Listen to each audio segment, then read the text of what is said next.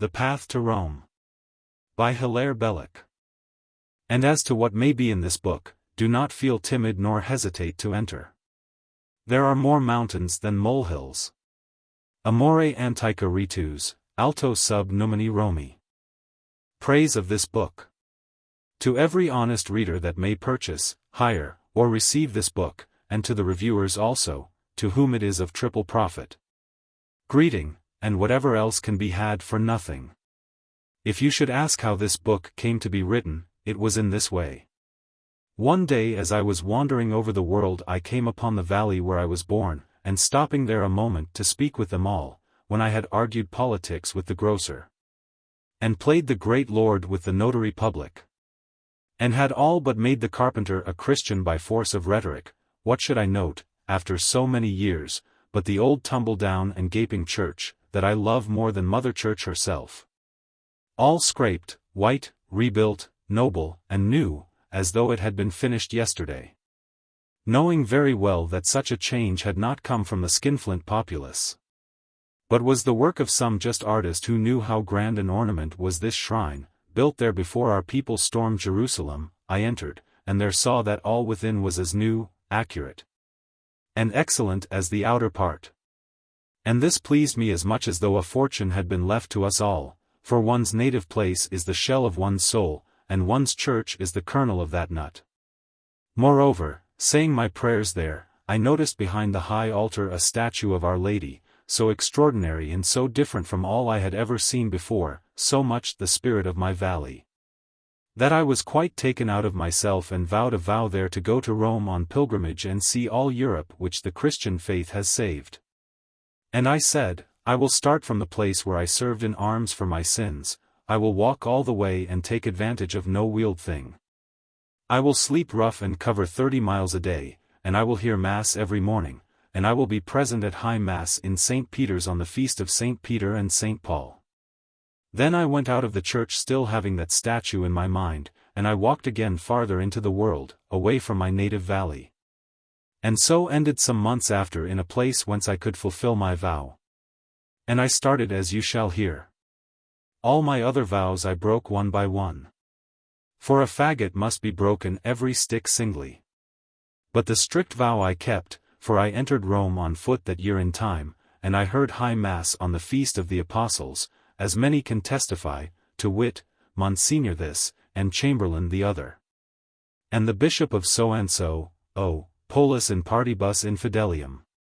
For we were all there together. And why, you will say, is all this put by itself in what Anglo-Saxons call a foreword, but gentlemen a preface? Why, it is because I have noticed that no book can appear without some such thing tied on before it. And as it is folly to neglect the fashion, be certain that I read some 8 or 9,000 of them to be sure of how they were written and to be safe from generalizing on too frail a basis. And having read them and discovered first, that it was the custom of my contemporaries to belaud themselves in this prolegomeniacal ritual, some saying in a few words that they supplied a want, others boasting in 100 that they were too grand to do any such thing, but most of them baritoning their apologies and chanting their excuses till one knew that their pride was toppling over, since, I say, it seemed a necessity to extol one's work. I wrote simply on the lintel of my diary, praise of this book, so as to end the matter at a blow. But whether there will be praise or blame I really cannot tell, for I am writing my pen on the snaffle, and it has a mouth of iron. Now there is another thing book writers do in their prefaces, which is to introduce a mass of nincompoops of whom no one ever heard, and to say, my thanks are due to such and such, all in a litany. As though anyone cared a farthing for the rats. If I omit this, believe me, it is but on account of the multitude and splendor of those who have attended at the production of this volume. For the stories in it are copied straight from the best authors of the Renaissance, the music was written by the masters of the 18th century, the Latin is Erasmus' own.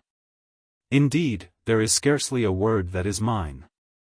I must also mention the 9 Muses, the 3 Graces, Bacchus, the Maenads, the Panthers, the Fauns, and I owe very hearty thanks to Apollo.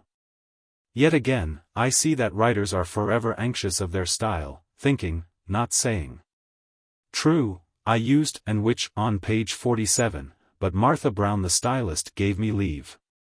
Or, what if I do end a sentence with a preposition? I always follow the rules of Mr. Twist in his, 'tis is thus, 'twas spoke, odds body, and I do not.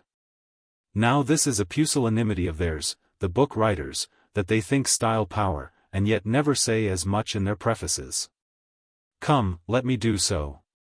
Where are you? Let me marshal you, my regiments of words. Rabelais. Master of all happy men. Are you sleeping there pressed into desecrated earth under the doss house of the Rue St. Paul, or do you not rather drink cool wine in some Elysian Chinon looking on the Vienne where it rises in paradise?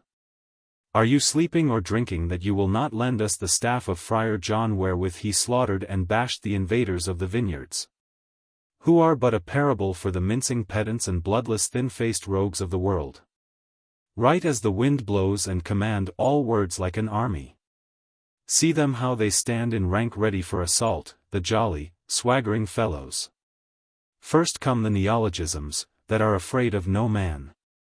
Fresh, young, hardy, and for the most part very long-limbed, though some few short and strong. There also are the misprints to confuse the enemy at his onrush. Then see upon the flank a company of picked ambiguities covering what shall be a feint by the squadron of anachronisms led by old Anachronos himself. A terrible chap with nigglers and a great murderer of fools. But here see more deeply massed the 10,000 egotisms shining in their armor and roaring for battle. They care for no one. They stormed convention yesterday and looted the seller of good manners, who died of fear without a wound. So they drank his wine and are today as strong as lions and as careless, saving only their captain, Monologue, who is lantern-jawed. Here are the Aposiopegian auxiliaries, and Dithyram that killed punctuation in open fight. Parenthesis the giant and champion of the host, and Anacleuthon that never learned to read or write but is very handy with his sword, and Metathesis and Hendiadys, 2 Greeks. And last come the noble Gallicisms prancing about on their light horses, cavalry so sudden that the enemy sicken at the mere sight of them and are overcome without a blow. Come then my hearties, my lads, my indefatigable repetitions, seize you each his own trumpet that hangs at his side and blow the charge. We shall soon drive them all before us headlong, howling down together to the Picrocholian sea. So. That was an interlude. Forget the clamor. But there is another matter. Written as yet in no other preface, peculiar to this book. For without rhyme or reason, pictures of an uncertain kind stand in the pages of the Chronicle. Why? Because it has become so cheap to photograph on zinc. In old time a man that drew ill drew not at all. He did well. Then either there were no pictures in his book, or, if there were any, they were done by some other man that loved him not a groat and would not have walked half a mile to see him hanged. But now it is so easy for a man to scratch down what he sees and put it in his book that any fool may do it and be none the worse, many others shall follow. This is the first. Before you blame too much, consider the alternative. Shall a man march through Europe dragging an artist on a cord? God forbid. Shall an artist write a book? Why no, the remedy is worse than the disease. Let us agree then, that, if he will, any pilgrim may for the future draw, if he likes, that most difficult subject, snow hills beyond a grove of trees. That he may draw whatever he comes across in order to enliven his mind, for who saw it if not he? And was it not his loneliness that enabled him to see it? And that he may draw what he never saw, with as much freedom as you readers so very continually see what you never draw. He may draw the morning mist on the Grimsel, 6 months afterwards. When he has forgotten what it was like, and he may frame it for a masterpiece to make the good draftsman rage. The world has grown a boy again this long time past, and they are building hotels, I hear, in the place where Aestes discovered the water of youth in a hollow of the hill Epistomonoskopts. Then let us love one another and laugh. Time passes, and we shall soon laugh no longer, and meanwhile common living is a burden, and earnest men are at siege upon us all around. Let us suffer absurdities, for that is only to suffer one another. Nor let us be too hard upon the just but anxious fellow that sat down dutifully to paint the soul of Switzerland upon a fan. How do you find this book? Any thoughts about the book or the author? Any suggestion for improvement? Please take a moment to share your thoughts in a comment. If you like it, share it with your friends who might enjoy it as well. Subscribe to keep in touch. Visit completeaudiobooks.com for more quality content. The Path to Rome. The difficulty of beginning. When that first proverb maker who has imposed upon all peoples by his epigrams and his fallacious half-truths, his empiricism and his wanton appeals to popular ignorance. I say when this man, for I take it he was a man, and a wicked one, was passing through France, he launched among the French one of his pestiferous phrases, "Ce n'est que le premier pas que coûte." And this in a rolling-in-the-mouth self-satisfied kind of a manner has been repeated since his day at least 17,362,504 times by a great mass of ushers, parents, company officers, elder brothers, parish priests, and authorities in general, whose office it may be and whose pleasure it certainly is to jog up and disturb that native slumber and inertia of the mind which is the true breeding soil of revelation. For when boys or soldiers or poets, or any other blossoms and prides of nature, are for lying steady in the shade and letting the mind commune with its immortal comrades, up comes authority busking about and eager as though it were a duty to force the said mind to burrow and sweat in the matter of this very perishable world, its temporary habitation. Up, says authority, and let me see that mind of yours doing something practical. Let me see him mixing painfully with circumstance, and botching up some imperfection or other that shall at least be a reality and not a silly fantasy. Then the poor mind comes back to prison again, and the boy takes his horrible Homer in the real Greek, not Church's book, alas. The poet his rough hairy paper, his headache, and his cross-nibbed pen, the soldier abandons his inner picture of swaggering about in ordinary clothes, and sees the dusty road and feels the hard places in his boot, and shakes down again to the steady pressure of his pack, and authority is satisfied, knowing that he will get a smattering from the boy, a rubbishy verse from the poet, and from the soldier a long and thirsty march. And authority, when it does this, commonly sets to work by one of these formulae, as, in England north of Trent, by the manifestly false and boastful phrase, "A thing begun is half ended." And in the South by, "The beginning is half the battle," but in France by the words I have attributed to the proverb maker, "Ce n'est que le premier pas que coûte." Character of proverb maker. By this you may perceive that the proverb maker, like every other demagogue, energumen, and disturber, dealt largely in metaphor, but this I need hardly insist upon. For in his vast collection of published and unpublished works it is amply evident that he took the silly pride of the half-educated in a constant abuse of metaphor. There was a sturdy boy at my school who, when the master had carefully explained to us the nature of metaphor, said that so far as he could see a metaphor was nothing but a long Greek word for a lie. And certainly men who know that the mere truth would be distasteful or tedious commonly have recourse to metaphor. And so do those false men who desire to acquire a subtle and unjust influence over their fellows, and chief among them, the proverb maker. For though his name is lost in the great space of time that has passed since he flourished, yet his character can be very clearly deduced from the many literary fragments he has left. And that is found to be the character of a pusillanimous and ill-bred usurer, wholly lacking in foresight, in generous enterprise, and chivalrous enthusiasm, in matters of the faith a prig or a doubter, in matters of adventure a poltroon, in matters of science an ignorant parrot, and in letters a wretchedly bad rhymester, with a vice for alliteration. A wilful liar, as, for instance, the longest way round is the shortest way home, a startling miser, as, a penny saved is a penny earned, one ignorant of largesse and human charity, as, waste not, want not, and a shocking boor in the point of honor, as, hard words break no bones, he never fought, I see, but with a cudgel. His partial success. But he had just that touch of slinking humor which the peasants have, and there is in all he said that exasperating quality for which we have no name. Which certainly is not accuracy, and which is quite the opposite of judgment, yet which catches the mind as brambles do our clothes, causing us continually to pause and swear. For he mixes up unanswerable things with false conclusions, he is perpetually letting the cat out of the bag and exposing our tricks, putting a color to our actions, disturbing us with our own memory, indecently revealing corners of the soul. He is like those men who say one unpleasant and rude thing about a friend, and then take refuge from their disloyal and false action by pleading that this single accusation is true. And it is perhaps for this abominable logicality of his and for his malicious cunning that I chiefly hate him, and since he himself evidently hated the human race, he must not complain if he is hated in return. The shame of indolence. Take, for instance, this phrase that set me writing, "Ce n'est que le premier pas que coûte." It is false. Much after a beginning is difficult, as everybody knows who has crossed the sea, and as for the first step a man never so much as remembers it.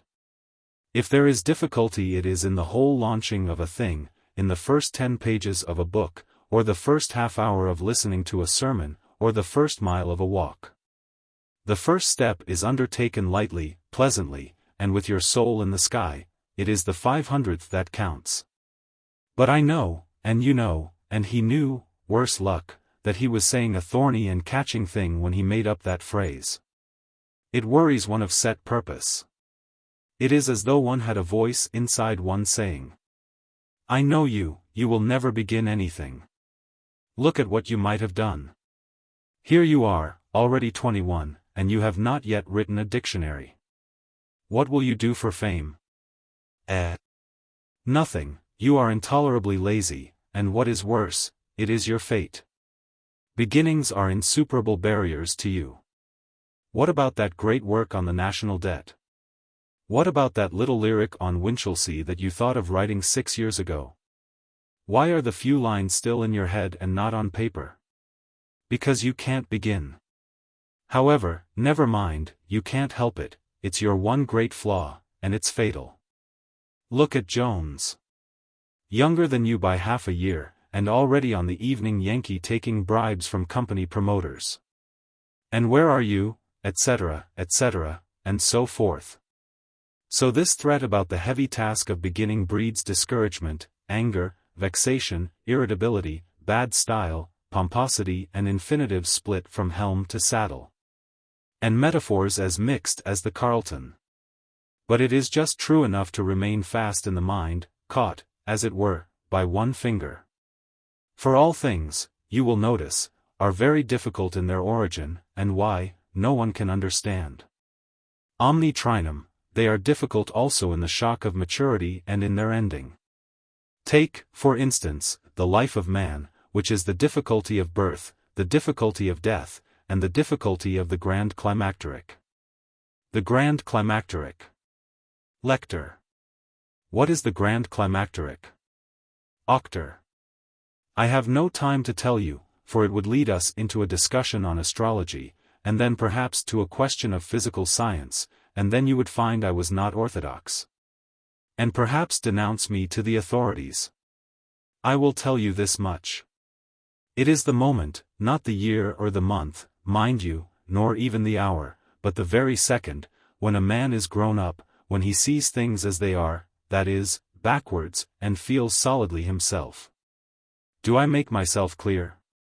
No matter, it is the shock of maturity, and that must suffice for you. The grand climacteric in a book. But perhaps you have been reading little brown books on evolution, and you don't believe in catastrophes, or climaxes, or definitions? Tell me, do you believe in the peak of the Matterhorn, and have you doubts on the points of needles? Can the sun be said truly to rise or set, and is there any exact meaning in the phrase, done to a turn, as applied to omelets? You know there is. And so also you must believe in categories, and you must admit differences of kind as well as of degree, and you must accept exact definition and believe in all that your fathers did. That were wiser men than you, as is easily proved if you will but imagine yourself for but one moment introduced into the presence of your ancestors, and ask yourself which would look the fool. Especially must you believe in moments and their importance, and avoid with the utmost care the comparative method and the argument of the slowly accumulating heap. I hear that some scientists are already beginning to admit the reality of birth and death. Let but some brave few make an act of faith in the grand climacteric and all shall yet be well. Difficulty of ending a book. Well, as I was saying, this difficulty of beginning is but one of three, and is inexplicable, and is in the nature of things. And it is very especially noticeable in the art of letters. There is in every book the difficulty of beginning, the difficulty of the turning point, which is the grand climacteric of a book. Lector. What is that in a book? Auctor. Why, it is the point where the reader has caught on, enters into the book and desires to continue reading it. Lector. It comes earlier in some books than in others. Auctor. As you say. And finally there is the difficulty of ending. Lector. I do not see how there can be any difficulty in ending a book. Auctor.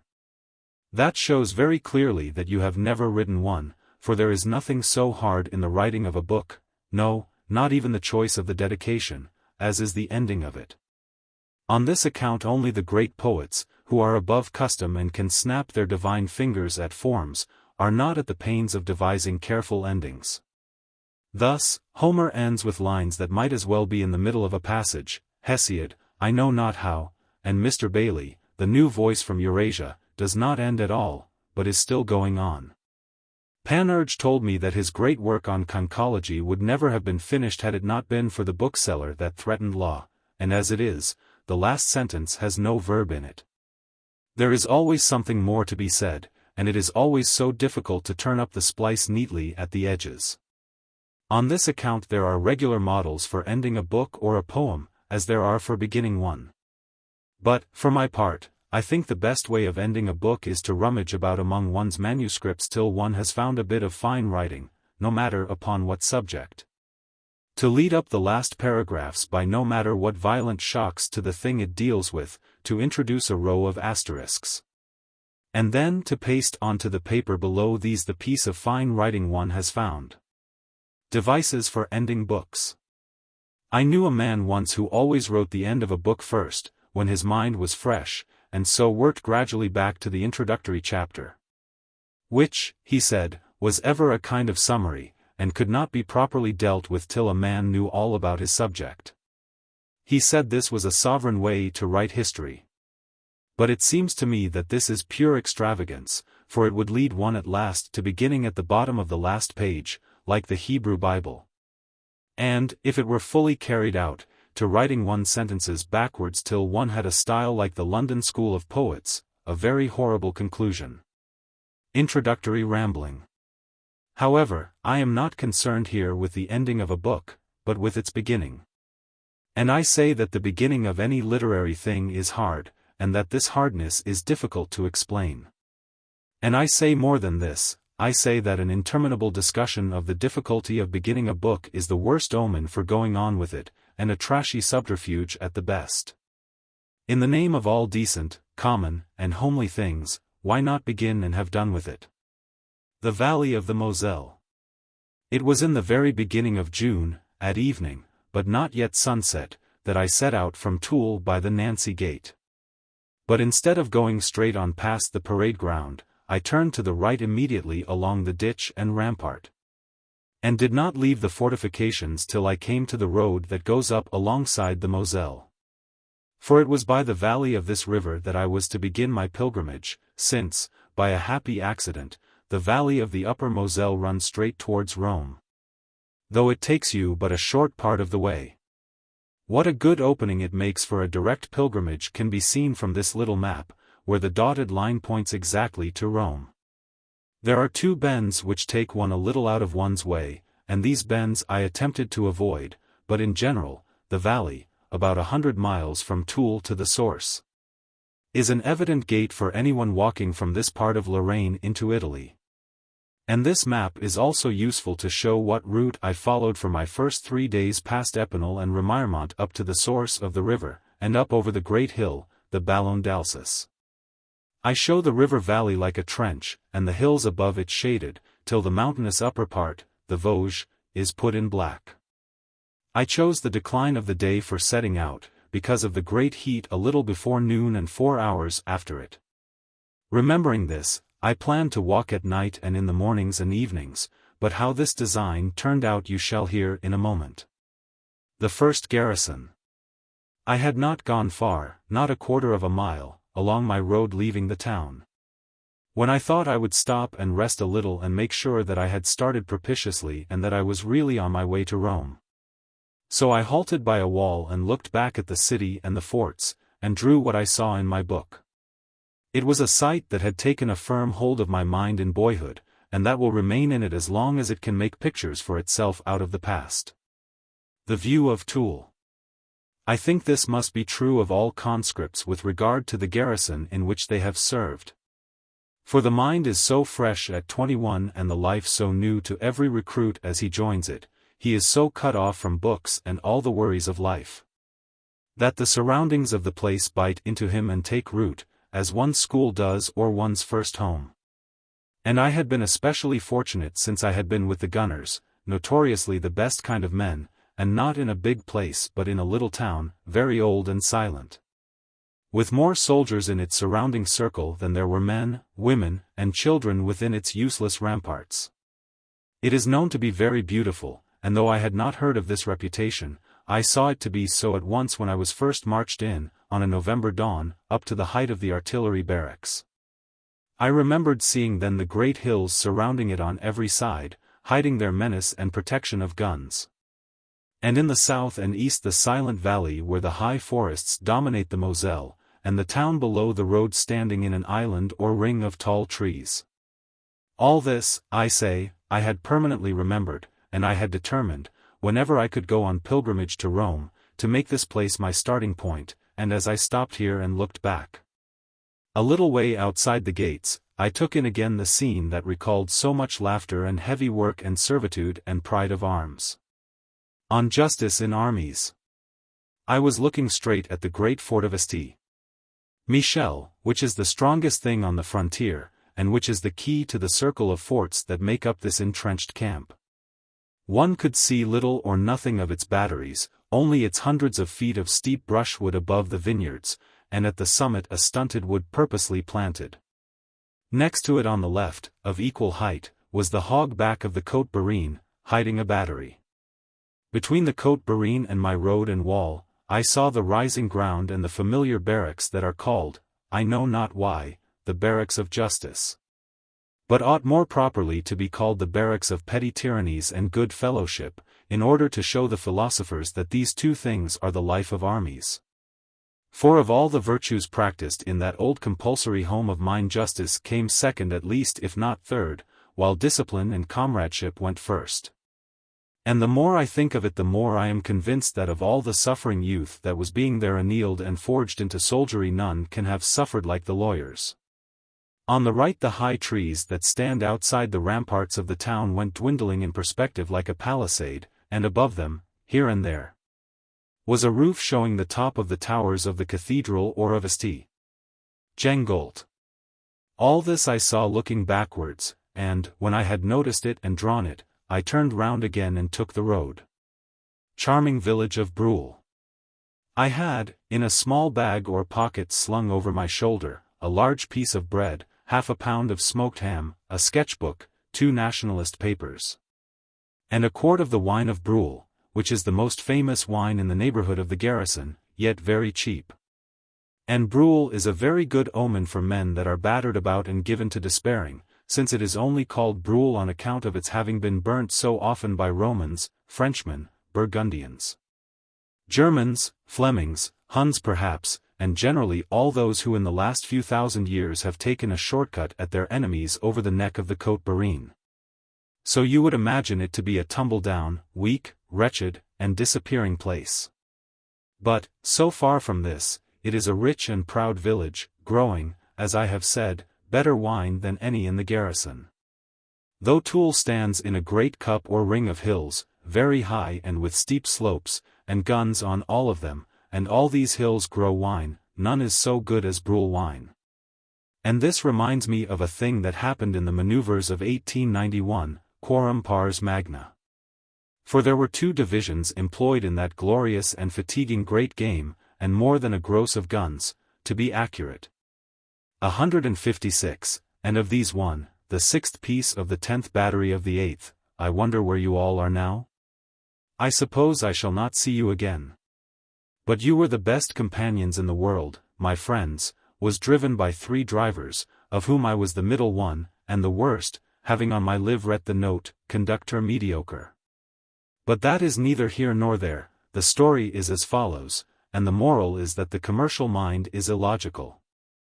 Story of the Great Barrel. When we had gone some way, clattering through the dust, and were well on the Commercy road, there was a short halt. And during this halt there passed us the largest tun or barrel that ever went on wheels. You talk of the great tun of Heidelberg, or of those monstrous vats that stand in cool sheds in the Napa Valley, or of the vast barrels in the catacombs of Reims. But all these are built in situ and meant to remain steady, and there is no limit to the size of a barrel that has not to travel. The point about this enormous receptacle of Bacchus and cavernous huge prison of laughter, was that it could move, though cumbrously, and it was drawn very slowly by stupid, patient oxen, who would not be hurried. On the top of it sat a strong peasant, with a face of determination, as though he were at war with his kind, and he kept on calling to his oxen, Han, and Hu, in the tones of a sullen challenge, as he went creaking past. Then the soldiers began calling out to him singly, "Where are you off to, father, with that battery, and why carry cold water to Commercy? They have only too much as it is. And what have you got in the little barrel kin, the barrelette, the cantonier's brandy flask, the gourd, the firkin?" He stopped his oxen fiercely and turned round to us and said, "I will tell you what I have here. I have so many hectoliters of Brule wine which I made myself, and which I know to be the best wine there is. And I am taking it about to see if I cannot tame and break these proud fellows who are forever beating down prices and mocking me. It is worth 8 scutcheons the hectoliter, that is, 8 sols the liter, what do I say? It is worth a louis a cup, but I will sell it at the price I name, and not a penny less. But whenever I come to a village the innkeeper begins bargaining and chaffering and offering 6 sols and 7 sols, and I answer, 8 sols, take it or leave it. And when he seems for haggling again I get up and drive away. I know the worth of my wine, and I will not be beaten down though I have to go out of Lorraine into the Barois to sell it."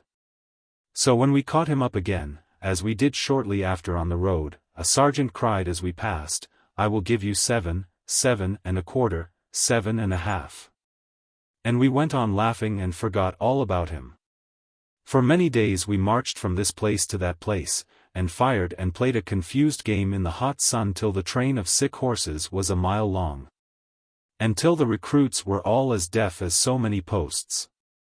And at last, one evening, we came to a place called Halfs-le-Morupt, which was like heaven after the hot plain and the dust, and whose inhabitants are as good and hospitable as angels. It is just where the champagne begins. When we had groomed and watered our horses, and the stable guard had been set, and we had all an hour or so's leisure to stroll about in the cool darkness before sleeping in the barns, we had a sudden lesson in the smallness of the world, for what should come up the village street but that monstrous barrel, and we could see by its movements that it was still quite full.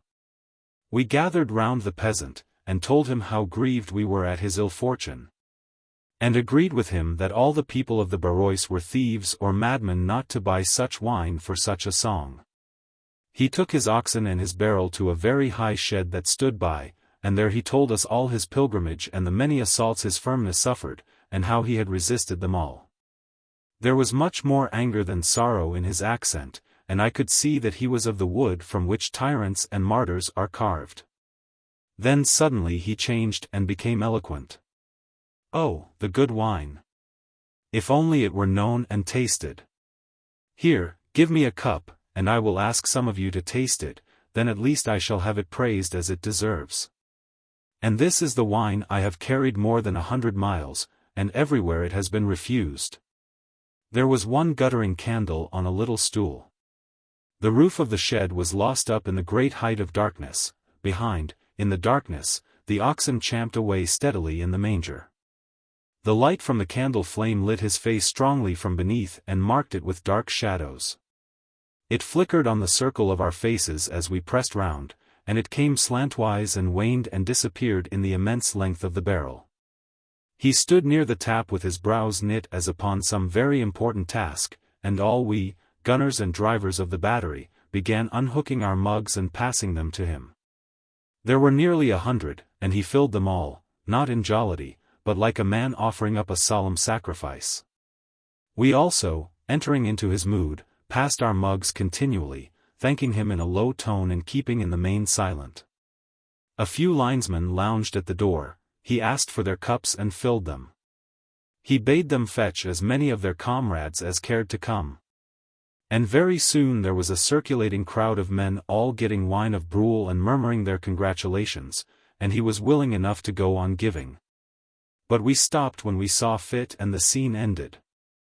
I cannot tell what prodigious measure of wine he gave away to us all that night, but when he struck the roof of the cask it already sounded hollow. And when we had made a collection which he had refused, he went to sleep by his oxen, and we to our straw in other barns. Next day we started before dawn, and I never saw him again. This is the story of the wine of Brule, and it shows that what men love is never money itself but their own way, and that human beings love sympathy and pageant above all things.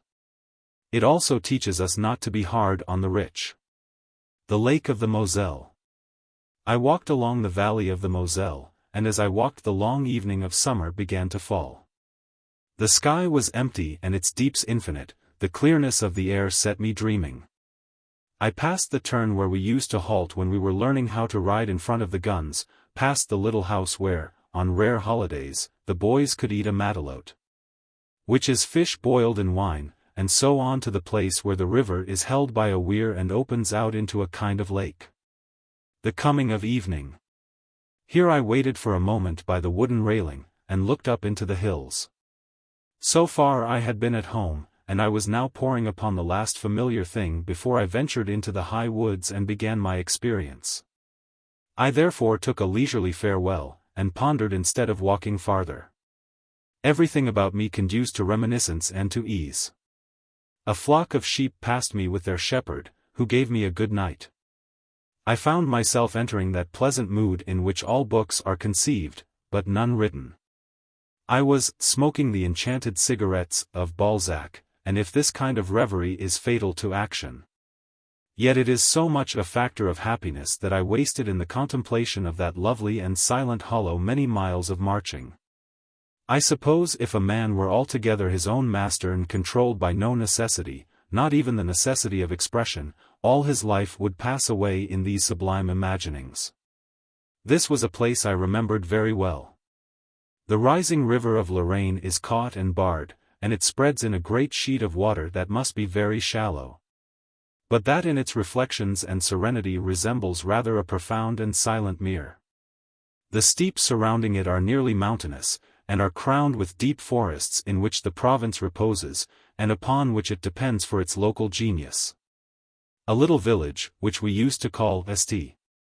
Peter of the Quarries, lies up on the right between the steep and the water, and just where the hills end a flat that was once marshy and is now half fields, half ponds, but broken with luxuriant trees, marks the great age of its civilization.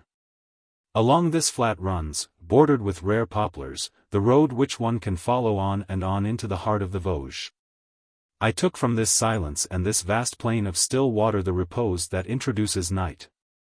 It was all consonant with what the peasants were about, the return from labor, the bleeding folds, and the lighting of lamps under the eaves. In such a spirit I passed along the upper valley to the spring of the hills. The good night in the valley. In Saint Pierre it was just that passing of daylight when a man thinks he can still read. When the buildings and the bridges are great masses of purple that deceive one, recalling the details of daylight, but when the night birds surer than men and less troubled by this illusion of memory, have discovered that their darkness has conquered. The peasants sat outside their houses in the twilight accepting the cool air. Everyone spoke to me as I marched through, and I answered them all, nor was there in any of their salutations the omission of good fellowship or of the name of God. Saving with one man, who was a sergeant of artillery on leave, and who cried out to me in an accent that was very familiar and asked me to drink. But I told him I had to go up into the forest to take advantage of the night, since the days were so warm for walking. As I left the last house of the village I was not secure from loneliness, and when the road began to climb up the hill into the wild and the trees I was wondering how the night would pass. The night in the forest. With every step upward a greater mystery surrounded me. A few stars were out, and the brown night mist was creeping along the water below, but there was still light enough to see the road, and even to distinguish the bracken in the deserted hollows. The highway became little better than a lane. At the top of the hill it plunged under tall pines, and was vaulted over with darkness. The kingdoms that have no walls, and are built up of shadows, began to oppress me as the night hardened. Had I had companions, still we would only have spoken in a whisper, and in that dungeon of trees even my own self would not raise its voice within me. It was full night when I had reached a vague clearing in the woods, right up on the height of that flat hill. This clearing was called the Fountain of Magdalen. I was so far relieved by the broader sky of the open field that I could wait and rest a little, and there, at last, separate from men, I thought of 1,000 things. The air was full of midsummer, and its mixture of exaltation and fear cut me off from ordinary living. I now understood why our religion has made sacred this season of the year. Why we have, a little later, the night of St. John, the fires in the villages, and the old perception of fairies dancing in the rings of the summer grass. A general communion of all things conspires at this crisis of summer against us reasoning men that should live in the daylight. And something fantastic possesses those who are foolish enough to watch upon such nights. So I, watching, was cut off. There were huge, vague summits, all wooded, peering above the field I sat in, but they merged into a confused horizon. I was on a high plateau, yet I felt myself to be alone with the immensity that properly belongs to plains alone. I saw the stars, and remembered how I had looked up at them on just such a night when I was close to the Pacific, bereft of friends and possessed with solitude. There was no noise. It was full darkness. The woods before and behind me made a square frame of silence, and I was enchased here in the clearing, thinking of all things. Then a little wind passed over the vast forests of Lorraine. It seemed to wake an indefinite sly life proper to this seclusion, a life to which I was strange, and which thought me an invader. Yet I heard nothing. There were no adders in the long grass, nor any frogs in that dry square of land, nor crickets on the high part of the hill. But I knew that little creatures in league with every nocturnal influence, enemies of the sun, occupied the air and the land about me. Nor will I deny that I felt a rebel, knowing well that men were made to work in happy dawns and to sleep in the night. And everything in that short and sacred darkness multiplied my attentiveness and my illusion. Perhaps the instincts of the sentry, the necessities of guard, come back to us out of the ages unawares during such experiments. At any rate the night oppressed and exalted me. Then I suddenly attributed such exaltation to the need of food. If we must try this bookish plan of sleeping by day and walking by night, I thought, at least one must arrange night meals to suit it. I therefore, with my mind still full of the forest, sat down and lit a match and peered into my sack, taking out therefrom bread and ham and chocolate and Brule wine. For seat and table there was a heathery bank still full of the warmth and savour of the last daylight, for companions these great inimical influences of the night which I had met and dreaded. And for occasion or excuse there was hunger. Of the many that debate what shall be done with travellers, it was the best and kindest spirit that prompted me to this salutary act. For as I drank the wine and dealt with the ham and bread, I felt more and more that I had a right to the road, the stars became familiar and the woods a plaything. It is quite clear that the body must be recognized and the soul kept in its place, since a little refreshing food and drink can do so much to make a man. The singing soldiers. On this repast I jumped up merrily, lit a pipe, and began singing, and heard, to my inexpressible joy, some way down the road, the sound of other voices. They were singing that old song of the French infantry which dates from Louis XIV, and is called Opers de ma Blonde. I answered their chorus, so that, by the time we met under the wood, we were already acquainted. They told me they had had a 48 hours leave into Nancy, the four of them, and had to be in by roll call at a place called Villy-the-Dry. I remembered it after all those years. The unhappy village. It is a village perched on the brow of one of these high hills above the river, and it found itself one day surrounded by earthworks. And a great fort raised just above the church. Then, before they knew where they were, they learnt that, 1. No one could go in or out between sunset and sunrise without leave of the officer in command. 2. That from being a village they had become the building situate within Fort No. 18, 3. That they were to be deluged with soldiers. And, 4. That they were liable to evacuate their tenements on mobilization. They had become a fort unwittingly as they slept, and all their streets were blocked with ramparts. A hard fate. But they should not have built their village just on the brow of a round hill. They did this in the old days, when men used stone instead of iron, because the top of a hill was a good place to hold against enemies. And so now, these 73,426 years after, they find the same advantage catching them again to their hurt. And so things go the round. The falling road. Anyway, Villy-the-Dry is a fort, and there my four brothers were going. It was miles off, and they had to be in by sunrise, so I offered them a pull of my wine, which, to my great joy, they refused, and we parted courteously. Then I found the road beginning to fall, and knew that I had crossed the hills.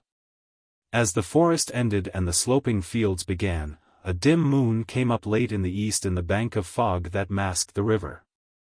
So by a sloping road, now free from the woods, and at the mouth of a fine untenanted valley under the moon, I came down again to the Moselle. Having saved a great elbow by this excursion over the high land. As I swung round the bend of the hills downwards and looked up the sloping dell, I remembered that these heathery hollows were called Valens by the people of Lorraine. And this set me singing the song of the hunters, Entends tu don nos Valens, le chasseur sonner du clairon, which I sang loudly till I reached the river bank. And lost the exhilaration of the hills. The cry for a bed. I had now come some 12 miles from my starting place, and it was midnight. The plain, the level road, which often rose a little, and the dank air of the river began to oppress me with fatigue. I was not disturbed by this, for I had intended to break these nights of marching by occasional repose. And while I was in the comfort of cities, especially in the false hopes that one got by reading books, I had imagined that it was a light matter to sleep in the open. Indeed, I had often so slept when I had been compelled to it in maneuvers, but I had forgotten how essential was a rug of some kind, and what a difference a fire and comradeship could make. Thinking over it all, feeling my tiredness, and shivering a little in the chill under the moon and the clear sky, I was very ready to capitulate and to sleep in bed like a Christian at the next opportunity. But there is some influence in vows or plans that escapes our power of rejudgment. All false calculations must be paid for, and I found, as you will see, that having said I would sleep in the open, I had to keep to it in spite of all my second thoughts. I passed one village and then another in which everything was dark, and in which I could waken nothing but dogs, who thought me an enemy. Till at last I saw a great belt of light in the fog above the Moselle. Here there was a kind of town or large settlement where there were ironworks, and where, as I thought, there would be houses open, even after midnight. I first found the old town, where just 2 men were awake at some cooking work or other. I found them by a chink of light streaming through their door. But they gave me no hope, only advising me to go across the river and try in the new town where the forges and the ironworks were. There, they said, should certainly find a bed. The suspicious lion tamer. I crossed the bridge, being now much too weary to notice anything, even the shadowy hills. And the first thing I found was a lot of wagons that belonged to a caravan or fair. Here some men were awake, but when I suggested that they should let me sleep in their little houses on wheels, they told me it was never done, that it was all they could do to pack in themselves. That they had no straw, that they were guarded by dogs. And generally gave me to understand, though without violence or unpoliteness, that I looked as though I were the man to steal their lions and tigers. They told me, however, that without doubt I should find something open in the center of the workmen's quarter, where the great electric lamps now made a glare over the factory. I trudged on unwillingly, and at the very last house of this detestable industrial slavery, a high house with a gable, I saw a window wide open, and a blond man smoking a cigarette at a balcony. I called to him at once, and asked him to let me a bed. He put to me all the questions he could think of. Why was I there? Where had I come from? Where, if I was honest, had I intended to sleep? How came I at such an hour on foot? And other examinations. I thought a little what excuse to give him, and then, determining that I was too tired to make up anything plausible, I told him the full truth. That I had meant to sleep rough, but had been overcome by fatigue, and that I had walked from Toul, starting at evening. I conjured him by our common faith to let me in. He told me that it was impossible, as he had but one room in which he and his family slept, and assured me he had asked all these questions out of sympathy and charity alone. Then he wished me good night, honestly and kindly, and went in. The full curse. By this time I was very much put out, and began to be angry. These straggling French towns give no opportunity for a shelter. I saw that I should have to get out beyond the market gardens, and that it might be a mile or two before I found any rest. A clock struck 1. I looked up and saw it was from the belfry of one of those new chapels which the monks are building everywhere, nor did I forget to curse the monks in my heart for building them. I cursed also those who started smelting works in the Moselle Valley, those who gave false advice to travelers. Those who kept lions and tigers in caravans, and for a small sum I would have cursed the whole human race, when I saw that my bile had hurried me out of the street well into the countryside. And that above me, on a bank, was a patch of orchard and a lane leading up to it. Into this I turned, and, finding a good deal of dry hay lying under the trees, I soon made myself an excellent bed, first building a little mattress, and then piling on hay as warm as a blanket. I did not lie awake, as when I planned my pilgrimage I had promised myself I would do, looking at the sky through the branches of trees, but I slept at once without dreaming. And woke up to find it was broad daylight, and the sun ready to rise. Then, stiff and but little rested by 2 hours of exhaustion, I took up my staff and my sack and regained the road. On breakfasts. I should very much like to know what those who have an answer to everything can say about the food requisite to breakfast. Those great men Marlowe and Johnson, Shakespeare, and Spencer before him, drank beer at rising, and tamed it with a little bread. In the regiment we used to drink black coffee without sugar, and cut off a great hunk of stale crust, and eat nothing more till the halt, for the matter of that. The great victories of '93 were fought upon such unsubstantial meals. For the Republicans fought first and ate afterwards, being in this quite unlike the 10,000. Sailors I know eat nothing for some hours, I mean those who turn out at 4 in the morning. I could give the name of the watch, but that I forget it and will not be plagued to look up technicalities. Dogs eat the first thing they come across, cats take a little milk, and gentlemen are accustomed to get up at 9 and eat eggs, bacon, kidneys, ham, cold pheasant, toast, coffee, tea, scones, and honey, after which they will boast that their race is the hardiest in the world and ready to bear every fatigue in the pursuit of empire. But what rule governs all this? Why is breakfast different from all other things, so that the Greeks called it the best thing in the world? And so that each of us in a vague way knows that he would eat at breakfast nothing but one special kind of food, and that he could not imagine breakfast at any other hour in the day? On early wine. The provocation to this inquiry, which I have here no time to pursue, lies in the extraordinary distaste that I conceived that morning for Brule wine. My ham and bread and chocolate I had consumed overnight. I thought, in my folly, that I could break my fast on a swig of what had seemed to me, only the night before, the best revivifier and sustenance possible. In the harsh dawn it turned out to be nothing but a bitter and intolerable vinegar. I make no attempt to explain this, nor to say why the very same wine that had seemed so good in the forest, and was to seem so good again later on by the canal, should now repel me. I can only tell you that this heavy disappointment convinced me of a great truth that a politician once let slip in my hearing, and that I have never since forgotten. Man, said the director of the state, man is but the creature of circumstance. The further valley. As it was, I lit a pipe of tobacco and hobbled blindly along for miles under and towards the brightening east. Just before the sun rose I turned and looked backward from a high bridge that recrossed the river. The long effort of the night had taken me well on my way. I was out of the familiar region of the garrison. The great forest hills that I had traversed stood up opposite the dawn, catching the new light. Heavy, drifting, but white clouds, rare at such an hour, sailed above them. The valley of the Moselle, which I had never thought of save as a half-mountainous region, had fallen, to become a kind of long garden, whose walls were regular, low, and cultivated slopes. The main waterway of the valley was now not the river but the canal that fed from it. Entry into Flavigny. The tall grasses, the leaves, and poplars bordering the river and the canal seemed dark close to me, but the valley as a whole was vague. A mass of trees with one Lorraine church tower showing, and the delicate slopes bounding it on either side. Descending from this bridge I found a signpost, that told me I had walked 32 kilometers, which is 20 miles, from Toul. That it was 1 kilometer to Flavigny, and heaven knows how much to a place called Charmes.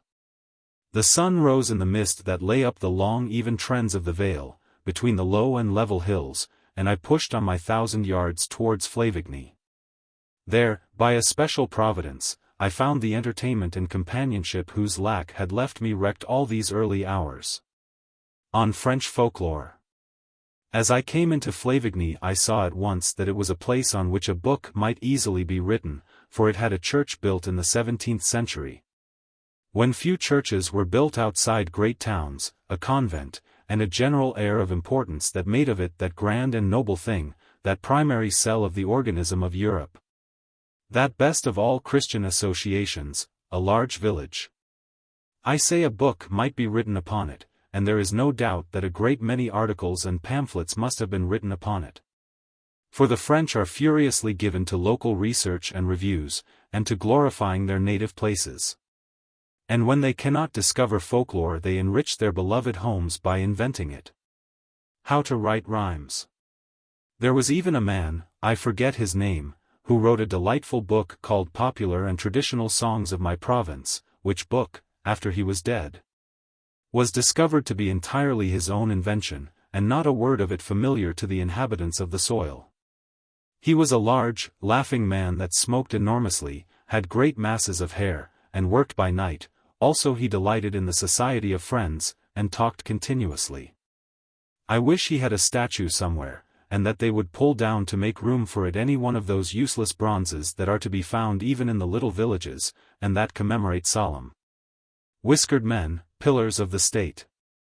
For surely this is the habit of the true poet, and marks the vigor and recurrent origin of poetry, that a man should get his head full of rhythms and catches, and that they should jumble up somehow into short songs of his own. What could more suggest, for instance, a whole troop of dancing words and lovely thoughts than this refrain from the Tourdenois? Sun beau corps est en terre. Sun aime en paradis. Tu ris. Iti ris, tu ris, ma bergera. Ris, ma bergera, tu ris. That was the way they set to work in England before the Puritans came, when men were not afraid to steal verses from one another, and when no one imagined that he could live by letters. But when every poet took a patron, or begged or robbed the churches.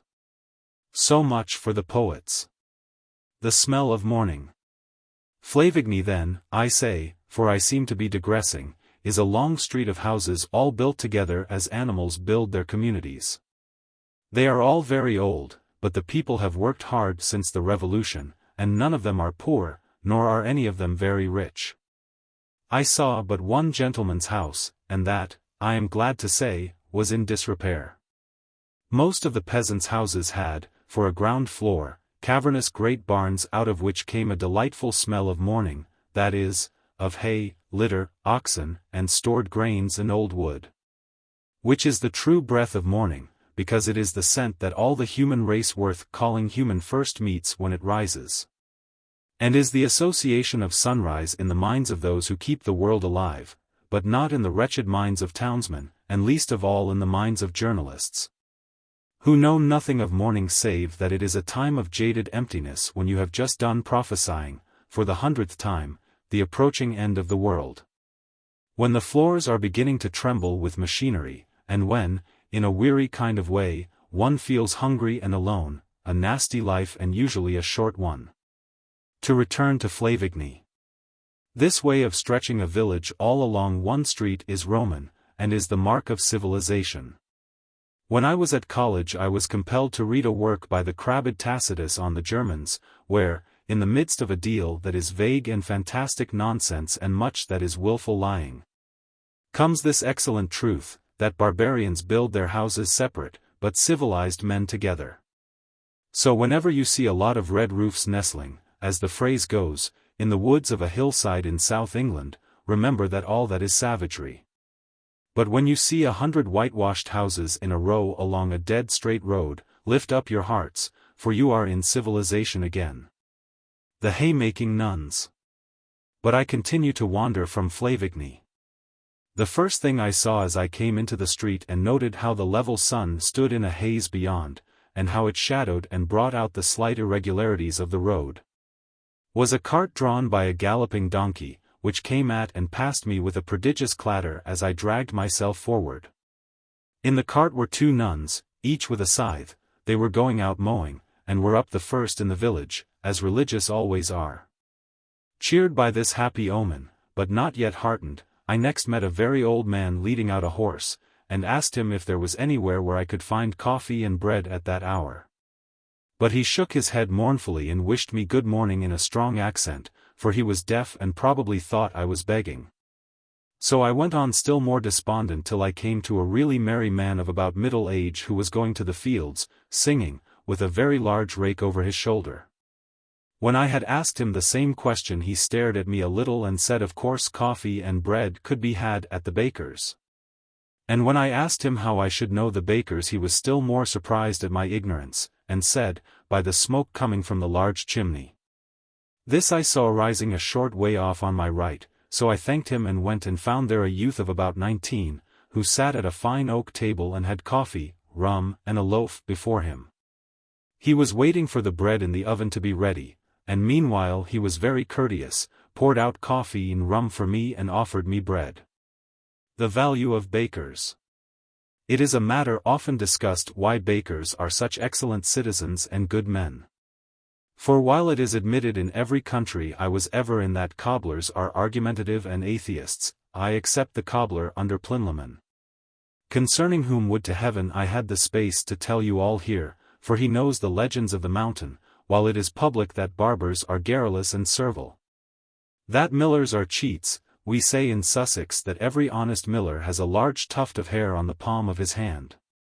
Yet, with every trade in the world having some bad quality attached to it, bakers alone are exempt, and everyone takes it for granted that they are sterling, indeed. There are some societies in which, no matter how gloomy and churlish the conversation may have become, you have but to mention bakers for voices to brighten suddenly and for a good influence to pervade everyone. I say this is known for a fact, but not usually explained. The explanation is, that bakers are always up early in the morning and can watch the dawn, and that in this occupation they live in lonely contemplation enjoying the early hours. The baker boy. So it was with this baker of mine in Flavigny, who was a boy. When he heard that I had served at Toul he was delighted beyond measure. He told me of a brother of his that had been in the same regiment, and he assured me that he was himself going into the artillery by special enlistment, having got his father's leave. You know very little if you think I missed the opportunity of making the gun seem terrible and glorious in his eyes. I told him stories enough to waken a century of reserve, and if it had been possible, with my youth so obvious, I would have woven in a few anecdotes of active service. And described great shells bursting under my horses and the teams shot down, and the gunners all the while impassive. But as I saw I should not be believed, I did not speak of such things, but confined myself to what he would see and hear when he joined the ridiculous town hall. Meanwhile the good warm food and the rising morning had done two things. They had put much more vigor into me than I had had when I slunk in half an hour before. But at the same time, and this is a thing that often comes with food and with rest, they had made me feel the fatigue of so long a night. I rose up, therefore, determined to find some place where I could sleep. I asked this friend of mine how much there was to pay, and he said, 4d. Then we exchanged ritual salutations, and I took the road. I did not leave the town or village without noticing one extraordinary thing at the far end of it, which was that, whereas most places in France are proud of their town hall and make a great show of it, here in Flavigny they had taken a great house and written over it École Communale in great letters. And then they had written over a kind of lean-to or outhouse of this big place the words, Hôtel de Ville, in very small letters. So small that I had a doubt for a moment if the citizens here were good republicans, a treasonable thought on all this frontier. Then, a mile onward, I saw the road cross the canal and run parallel to it. I saw the canal run another mile or so under a fine bank of deep woods. I saw an old bridge leading over it to that inviting shade, and as it was now nearly 6 and the sun was gathering strength, I went, with slumber overpowering me and my feet turning heavy beneath me, along the towpath, over the bridge, and lay down on the moss under these delightful trees. Forgetful of the penalty that such an early repose would bring, and of the great heat that was to follow at midday, I quickly became part of the life of that forest and fell asleep. The heat of morning. When I awoke it was full 8 o'clock, and the sun had gained great power. I saw him shining at me through the branches of my trees like a patient enemy outside a city that one watches through the loopholes of a tower, and I began to be afraid of taking the road. I looked below me down the steep bank between the trunks and saw the canal looking like black marble, and I heard the buzzing of the flies above it, and I noted that all the mist had gone. A very long way off, the noise of its ripples coming clearly along the floor of the water, was a lazy barge and a horse drawing it. From time to time the tow rope slackened into the still surface, and I heard it dripping as it rose. The rest of the valley was silent except for that underhumming of insects which marks the strength of the sun. Now I saw clearly how difficult it was to turn night into day, for I found myself condemned either to waste many hours that ought to be consumed on my pilgrimage, or else to march on under the extreme heat. And when I had drunk what was left of my Brule wine, which then seemed delicious, and had eaten a piece of bread, I stiffly jolted down the bank and regained the highway. The morning Mass. In the first village I came to I found that Mass was over, and this justly annoyed me, for what is a pilgrimage in which a man cannot hear Mass every morning? Of all the things I have read about St. Louis which make me wish I had known him to speak to, nothing seems to me more delightful than his habit of getting Mass daily whenever he marched down south. But why this should be so delightful I cannot tell. Of course there is a grace and influence belonging to such a custom.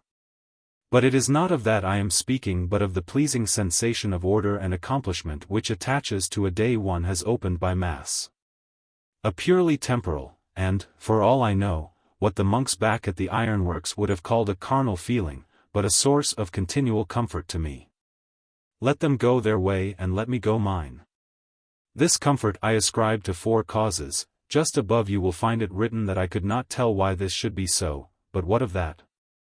And these causes are: 1. That for half an hour just at the opening of the day you are silent and recollected, and have to put off cares, interests, and passions in the repetition of a familiar action. This must certainly be a great benefit to the body and give it tone. 2. That the Mass is a careful and rapid ritual. Now it is the function of all ritual, as we see in games, social arrangements and so forth, to relieve the mind by so much of responsibility and initiative and to catch you up, as it were, into itself, leading your life for you during the time it lasts. In this way you experience a singular repose, after which fallowness I am sure one is fitter for action and judgment.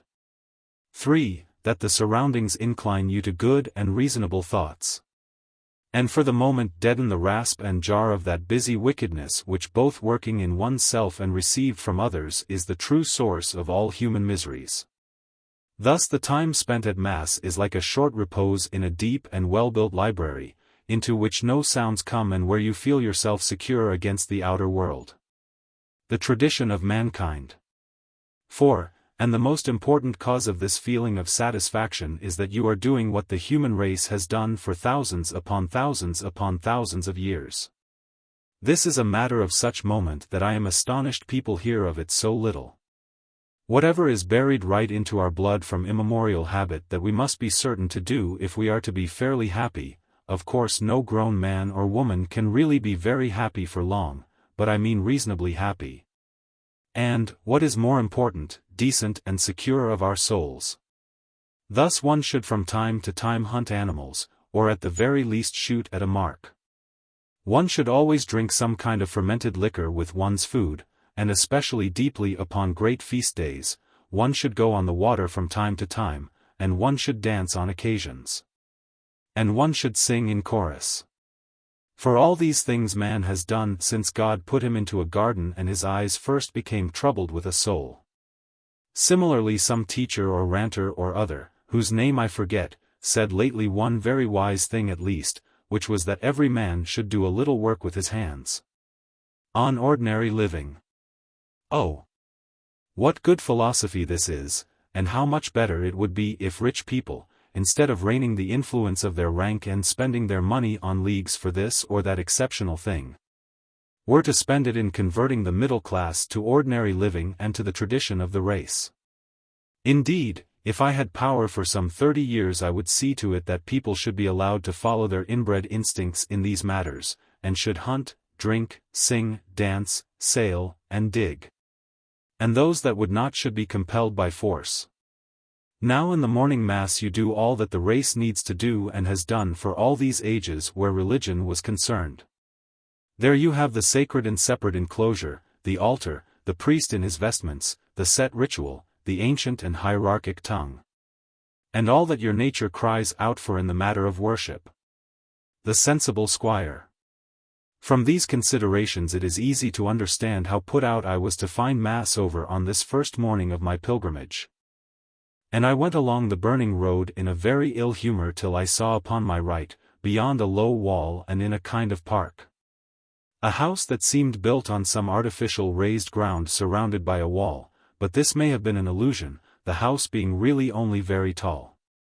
At any rate I drew it, and in the village just beyond it I learnt something curious about the man that owned it.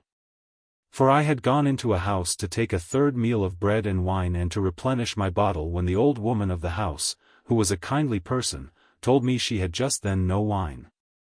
But, said she, Mr. So-and-so that lives in the big house sells it to anyone who cares to buy even in the smallest quantities, and you will see his shed standing by the side of the road.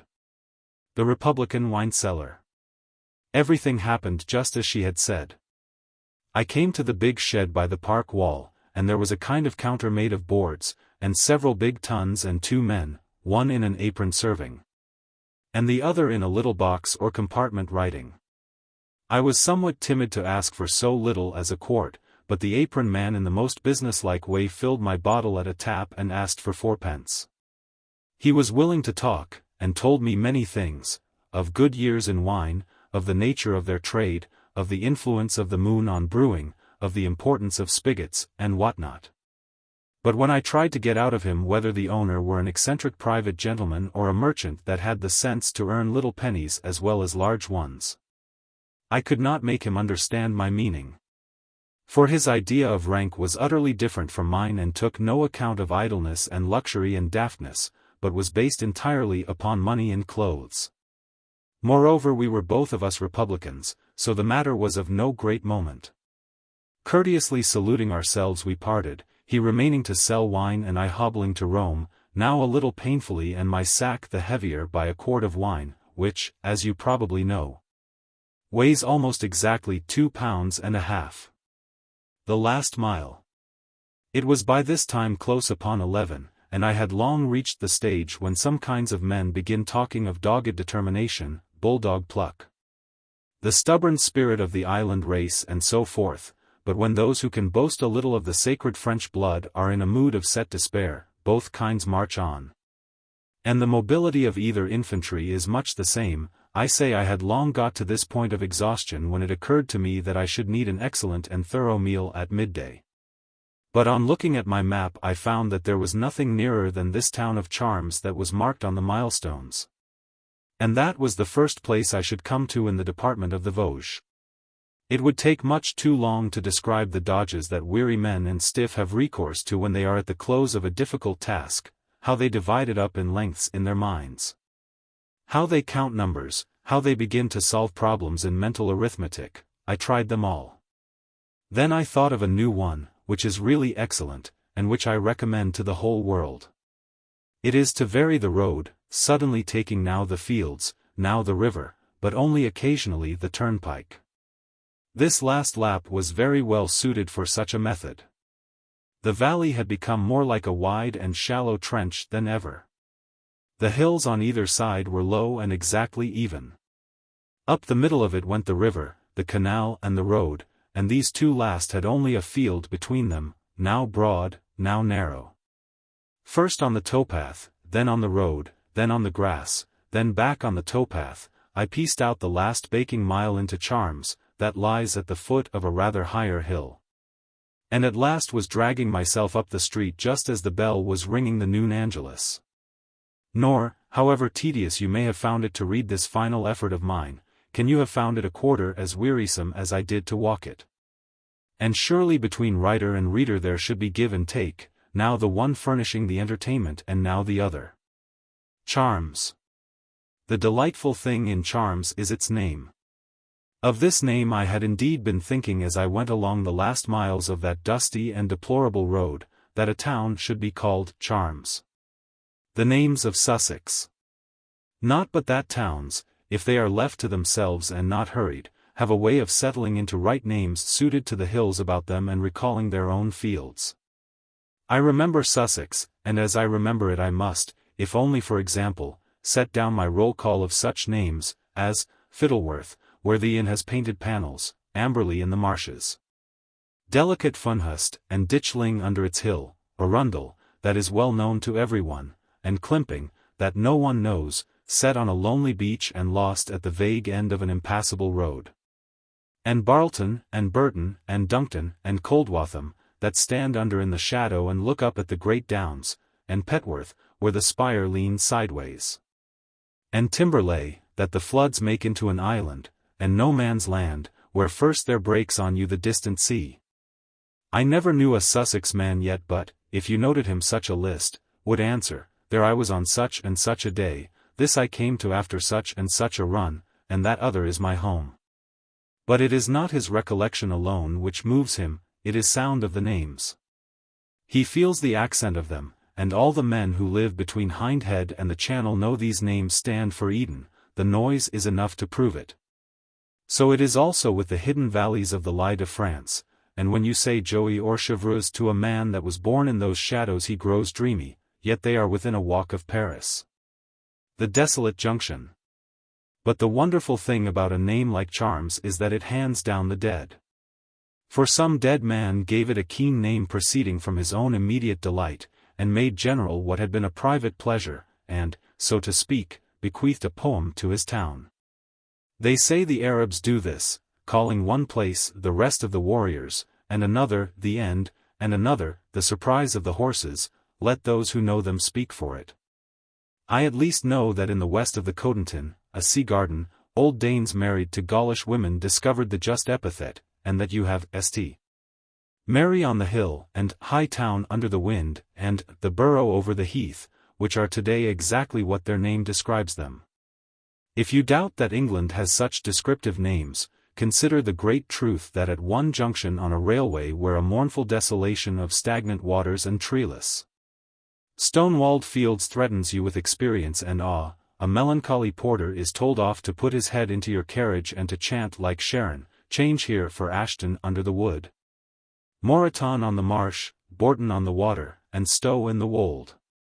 Charms does not fulfill its name nor preserve what its forgotten son found so wonderful in it. For at luncheon there a great commercial traveller told me fiercely that it was chiefly known for its breweries, and that he thought it of little account.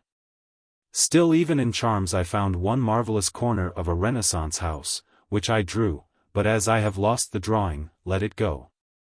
When I came out from the Inn of Charms the heat was more terrible than ever, and the prospect of a march in it more intolerable.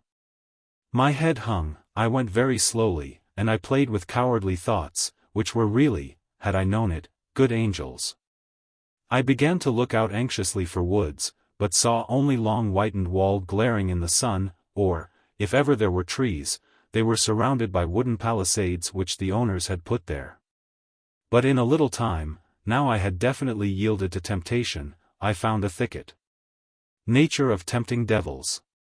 You must know that if you yield to entertaining a temptation, there is the opportunity presented to you like lightning. A theologian told me this, and it is partly true, but not of Mammon or Belphegor, or whatever devil it is that overlooks the currency. I can see his face from here, for how many have yielded to the desire of riches and professed themselves very willing to revel in them, yet did not get an opportunity worth a farthing till they died? Like those two beggars that Rabelais tells of, one of whom wished for all the gold that would pay for all the merchandise that had ever been sold in Paris since its first foundation, and the other for as much gold as would go into all the sacks that could be sewn by all the needles, and those of the smallest size, that could be crammed into Notre Dame from the floor to the ceiling, filling the smallest crannies. Yet neither had a crust that night to rub his gums with. The devil indolence. Whatever devil it is, however, that tempts men to repose, and for my part one believe him to be rather an aeon than a devil, that is, a good-natured fellow working on his own account, neither good nor ill, whatever being it is, it certainly suits one's mood. For I never yet knew a man determined to be lazy that had not ample opportunity afforded him, though he were poorer than the cure of Mager, who formed a syndicate to sell at a scutcheon a gross such souls as were too insignificant to sell singly. A man can always find a chance for doing nothing as amply and with as ecstatic a satisfaction as the world allows, and so to me, whether it was there before I cannot tell, and if it came miraculously, so much the more amusing, appeared this thicket. It was to the left of the road, a stream ran through it in a little ravine. The undergrowth was thick beneath its birches, and just beyond, on the plain that bordered it, were reapers reaping in a field. I went into it contentedly and slept till evening, my third sleep. Then, refreshed by the cool wind that went before the twilight, I rose and took the road again, but I knew I could not go far. I fall lame. I was now past my 40th mile, and though the heat had gone, yet my dead slumber had raised 1,000 evils. I had stiffened to lameness, and had fallen into the mood when a man desires companionship and the talk of travelers rather than the open plain. But, unless I went backward, which was out of the question, there was nowhere to rest in for a long time to come. The next considerable village was the Yonne, which is called the Yonne of the Vosges, because one is nearing the big hills, and thither therefore I crawled mile after mile. But my heart sank. First my foot limped, and then my left knee oppressed me with a sudden pain. I attempted to relieve it by leaning on my right leg, and so discovered a singular new law in medicine which I will propose to the scientists. For when those excellent men have done investigating the twirligigs of the brain to find out where the soul is, let them consider this much more practical matter: that you cannot relieve the pain in one limb without driving it into some other. And so I exchanged twinges in the left knee for a horrible great pain in the right. I sat down on a bridge, and wondered. I saw before me hundreds upon hundreds of miles, painful and exhausted, and I asked heaven if this was necessary to a pilgrimage. But, as you shall hear, a pilgrimage is not wholly subject to material laws, for when I came to Epinal next day I went into a shop which, whatever it was to the profane, appeared to me as a chemist's shop, where I bought a bottle of some stuff called balm, and rubbing myself with it was instantly cured. Religion of the laundry. Then I looked down from the bridge across the plain, and saw, a long way off beyond the railway, the very ugly factory village of the Yonne, and reached it at last. Not without noticing that the people were standing branches of trees before their doors, and the little children noisily helping to tread the stems firmly into the earth. They told me it was for the coming of Corpus Christi, and so proved to me that religion, which is as old as these valleys, would last out their inhabiting men. Even here, in a place made by a great laundry, a modern industrial row of tenements, all the world was putting out green branches to welcome the procession and the sacrament and the priest. Vows thoroughly broken. Comforted by this evident refutation of the sad nonsense I had read in cities from the pen of intellectuals, nonsense I had known to be nonsense, but that had none the less tarnished my mind, I happily entered the inn, ate and drank, praised God, and lay down to sleep in a great bed. I mingled with my prayers a firm intention of doing the ordinary things, and not attempting impossibilities, such as marching by night, nor following out any other vanities of this world. Then, having cast away all theories of how a pilgrimage should be conducted, and broken 5 or 6 vows, I slept steadily till the middle of the morning. I had covered 50 miles in 25 hours, and if you imagine this to be but 2 miles an hour, you must have a very mathematical mind, and know little of the realities of living. I woke and threw my shutters open to the bright morning and the masterful sun, took my coffee, and set out once more towards Epinal. The stronghold a few miles away, delighted to see that my shadow was so short and the road so hot to the feet and eyes. For I said, this at least proves that I am doing like all the world, and walking during the day. It was but a couple of hours to the great garrison. In a little time I passed a battery. Then a captain went by on a horse, with his orderly behind him. Where the deep lock stands by the roadside, the only suggestion of coolness, I first heard the bugles. Then I came into the long street and determined to explore Epinal, and to cast aside all haste and folly of mountain towns. There are many wonderful things in Epinal. As, for instance, that it was evidently once, like Paris and Melun and a dozen other strongholds of the Gauls, an island city. For the rivers of France are full of long, habitable islands, and these were once the rallying places of clans. Then there are the forts which are placed on high hills round the town and make it even stronger than Toul, for Epinal stands just where the hills begin to be very high. Again, it is the capital of a mountain district, and this character always does something peculiar and impressive to a town. You may watch its effect in Grenoble, in Little Aubusson, and, rather less, in Geneva. For in such towns 3 quite different kinds of men meet. First there are the old plain men, who despise the Highlanders and think themselves much grander and more civilized, these are the burgesses. Then there are the peasants and woodcutters, who come in from the hill country to market, and who are suspicious of the plain men and yet proud to depend upon a real town with a bishop and paved streets.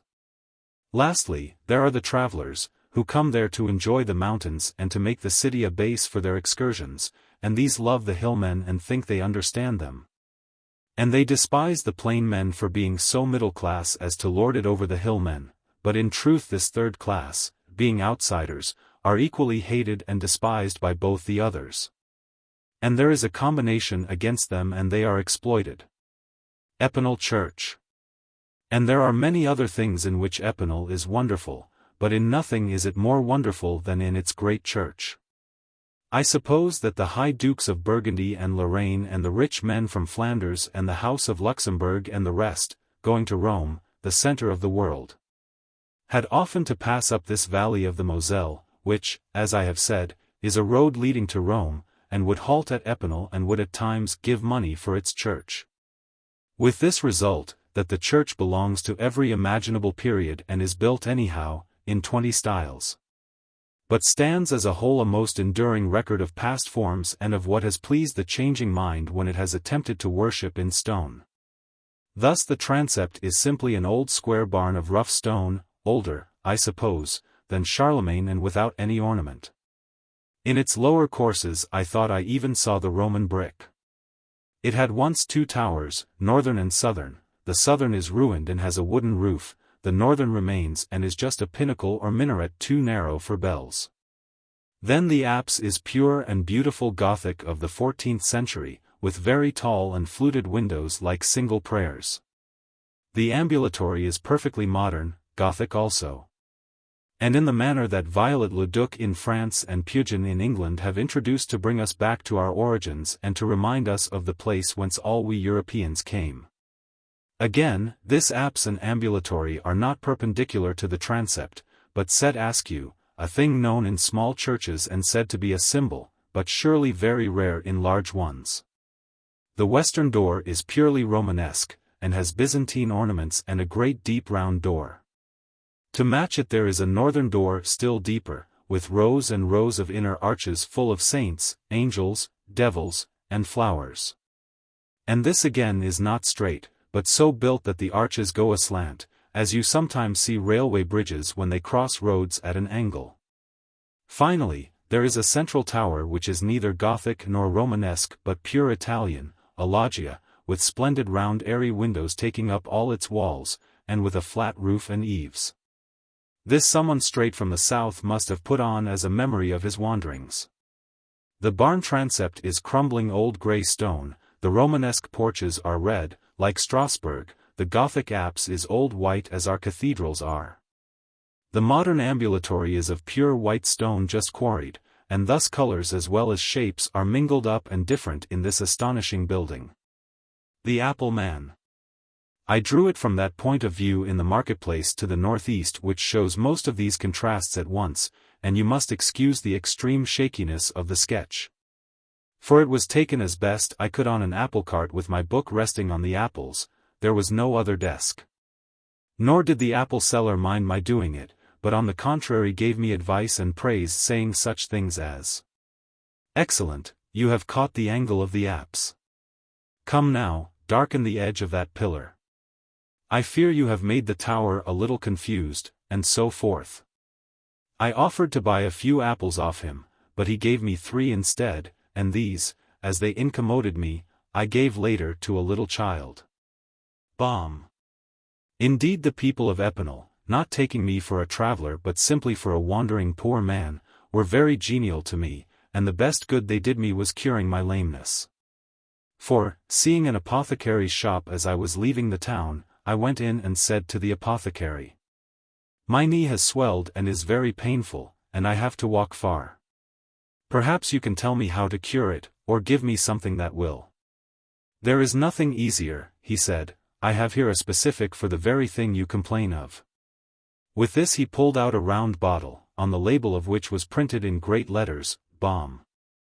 "You have but to rub your knee strongly and long with this ointment of mine," he said, "and you will be cured." Nor did he mention any special form of words to be repeated as one did it. Everything happened just as he had said. When I was some little way above the town I sat down on a low wall and rubbed my knee strongly and long with this balm, and the pain instantly disappeared. Then, with a heart renewed by this prodigy, I took the road again and began walking very rapidly and high, swinging on to Rome.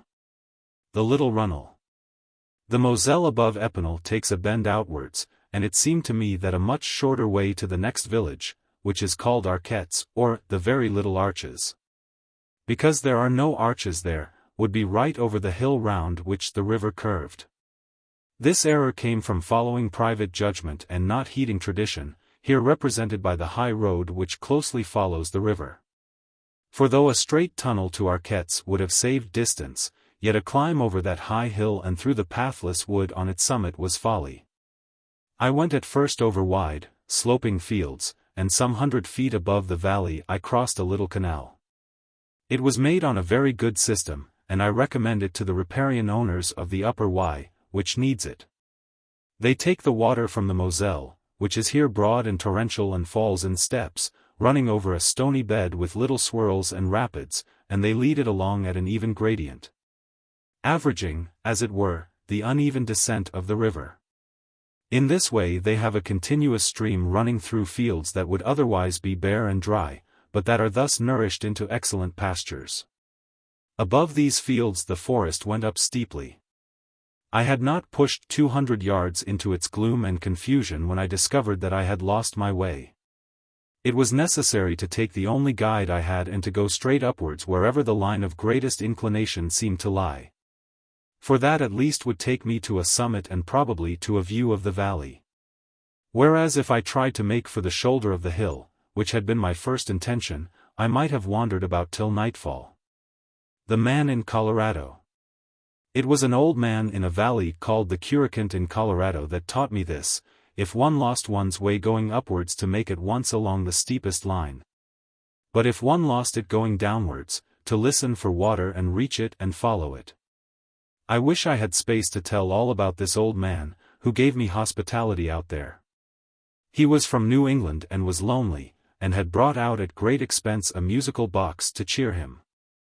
Of this he was very proud, and though it only played 4 silly hymn tunes, yet, as he and I listened to it, heavy tears came into his eyes and light tears into mine. Because these tunes reminded him of his home. But I have no time to do more than mention him, and must return to my forest. The False Battery. I climbed, then, over slippery pine needles and under the charged air of those trees, which was full of dim, slanting light from the afternoon sun, till, nearly at the summit, I came upon a clearing which I at once recognized as a military road, leading to what we used to call a false battery, that is, a dugout with embrasures into which guns could be placed but in which no guns were. For ever since the French managed to produce a really mobile heavy gun, they have constructed any amount of such auxiliary works between the permanent forts. These need no fixed guns to be emplaced, since the French can use now one such parapet, now another, as occasion serves, and the advantage is that your guns are never useless, but can always be brought round where they are needed, and that thus 6 guns will do more work than 20 used to do. This false battery was on the brow of the hill, and when I reached it I looked down the slope, over the brushwood that hid the wire entanglements. And there was the whole valley of the Moselle at my feet. The great view. As this was the first really great height, so this was the first really great view that I met with on my pilgrimage.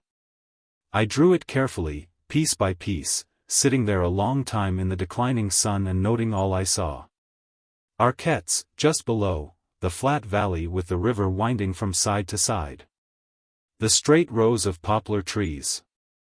The dark pines on the hills, and the rounded mountains rising farther and higher into the distance until the last I saw, far off to the southeast, must have been the Ballon d'Alsace at the sources of the Moselle, the hill that marked the first full stage in my journey and that overlooked Switzerland. Indeed, this is the peculiar virtue of walking to a far place, and especially of walking there in a straight line, that one gets these visions of the world from hilltops. When I call up for myself this great march I see it all mapped out in landscapes, each of which I caught from some mountain, and each of which joins on to that before and to that after it, till I can piece together the whole road. The view here from the hill of Arquettes, the view from the Ballon d'Alsace, from Glovelier Hill, from the Weissenstein, from the Brienz-sur-Gratte, from the Grimsel, from above Bellinzona, from the Principessa, from Tizzano, from the ridge of the Apennines, from the wall of Siena, from San Carico, from Radicofani, from San Lorenzo, from Montefiascone, from above Viterbo, from Ronciglione, and at last from that lift in the Via Cassia, whence one suddenly perceives the city. They unroll themselves all in their order till I can see Europe, and Rome shining at the end. But you who go in railways are necessarily shut up in long valleys and even sometimes by the walls of the earth. Even those who bicycle or drive see these sights but rarely and with no consecution, since roads also avoid climbing save where they are forced to it, as over certain passes. It is only by following the straight line onwards that anyone can pass from ridge to ridge and have this full picture of the way he has been. The Trout Inn. So much for views. I clambered down the hill to Arquettes and saw, almost the first house, a swinging board, at the sign of the Trout of the Vosges, and as it was now evening I turned in there to dine. Two things I noticed at once when I sat down to meat. First, that the people seated at that inn table were of the middle class of society, and secondly, that I, though of their rank, was an impediment to their enjoyment. For to sleep in woods, to march some 70 miles, the latter part in a dazzling sun, and to end by sliding down an earthy steep into the road, stamps a man with all that this kind of people least desire to have thrust upon them. And those who blame the middle class for their conventions in such matters, and who profess to be above the care for cleanliness and clothes and social ritual which marks the middle class, are either anarchists by nature, or fools who take what is but an effect of their wealth for a natural virtue. Apology for the middle class. I say it roundly, if it were not for the punctiliousness of the middle class in these matters all our civilization would go to pieces. They are the conservators and the maintainers of the standard, the moderators of Europe, the salt of society. For the kind of man who boasts that he does not mind dirty clothes or roughing it, is either a man who cares nothing for all that civilization has built up and who rather hates it, or else, and this is much more common, he is a rich man, or accustomed to live among the rich, and can afford to waste energy in stuff because he feels in a vague way that more clothes can always be bought, that at the end of his vagabondism he can get excellent dinners, and that London and Paris are full of luxurious baths and barber shops. Of all the corrupting effects of wealth there is none worse than this, that it makes the wealthy, and their parasites, think in some way divine, or at least a lovely character of the mind. What is in truth nothing but their power of luxurious living. Heaven keep us all from great riches, I mean from very great riches. Now the middle class cannot afford to buy new clothes whenever they feel inclined, neither can they end up a jaunt by a Turkish bath and a great feast with wine. So their care is always to preserve intact what they happen to have, to exceed in nothing, to study cleanliness, order, decency, sobriety, and a steady temper. And they fence all this round and preserve it in the only way it can be preserved, to wit, with conventions, and they are quite right. I find it very hard to keep up to the demands of these my colleagues, but I recognize that they are on the just side in the quarrel. Let none of them go about pretending that I have not defended them in this book. So I thought of how I should put myself right with these people. I saw that an elaborate story, that I had been set upon by a tramp who forced me to change clothes, that I dressed thus for a bet, that I was an officer employed as a spy, and was about to cross the frontier into Germany in the guise of a laborer, that my doctor forbade me to shave, or any other such rhodomontade I saw. I say that by venturing upon any such excuses I might unwittingly offend some other unknown canon of theirs deeper and more sacred than their rule on clothes. It had happened to me before now to do this in the course of explanations. Appeasement of middle class. So I took another method, and said, as I sat down, "Pray excuse this appearance of mine. I have had a most unfortunate adventure in the hills, losing my way and being compelled to sleep out all night, nor can I remain to get tidy, as it is essential that I should reach my luggage, which is at Remiremont, before midnight.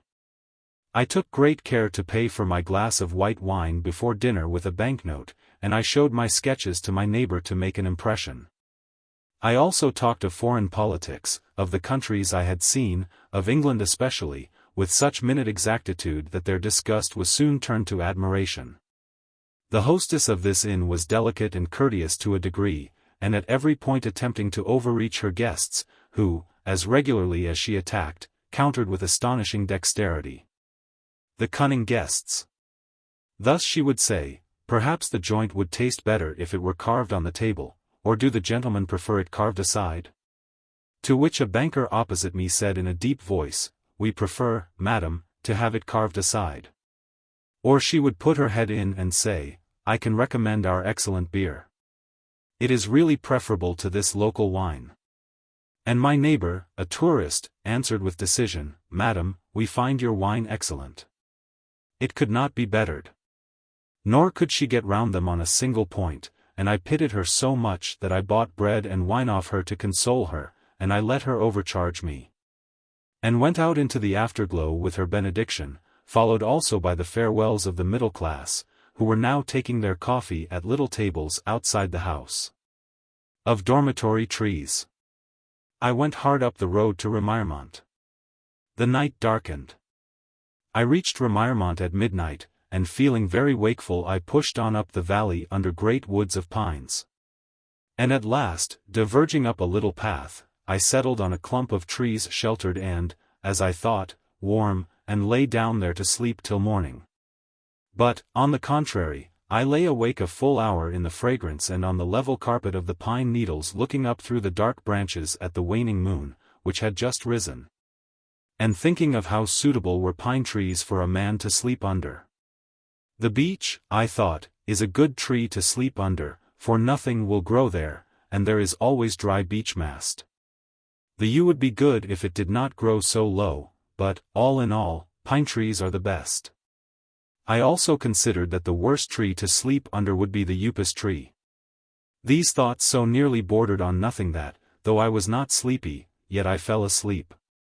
Long before day, the moon being still lustrous against a sky that yet contained a few faint stars, I awoke shivering with cold. The cold of sleep. In sleep there is something diminishes us. This everyone has noticed, for whoever suffered a nightmare awake, or felt in full consciousness those awful impotencies which lie on the other side of slumber? When we lie down we give ourselves voluntarily, yet by the force of nature, to powers before which we melt and are nothing. And among the strange frailties of sleep I have noticed cold. Here was a warm place under the pines where I could rest in great comfort on pine needles still full of the day.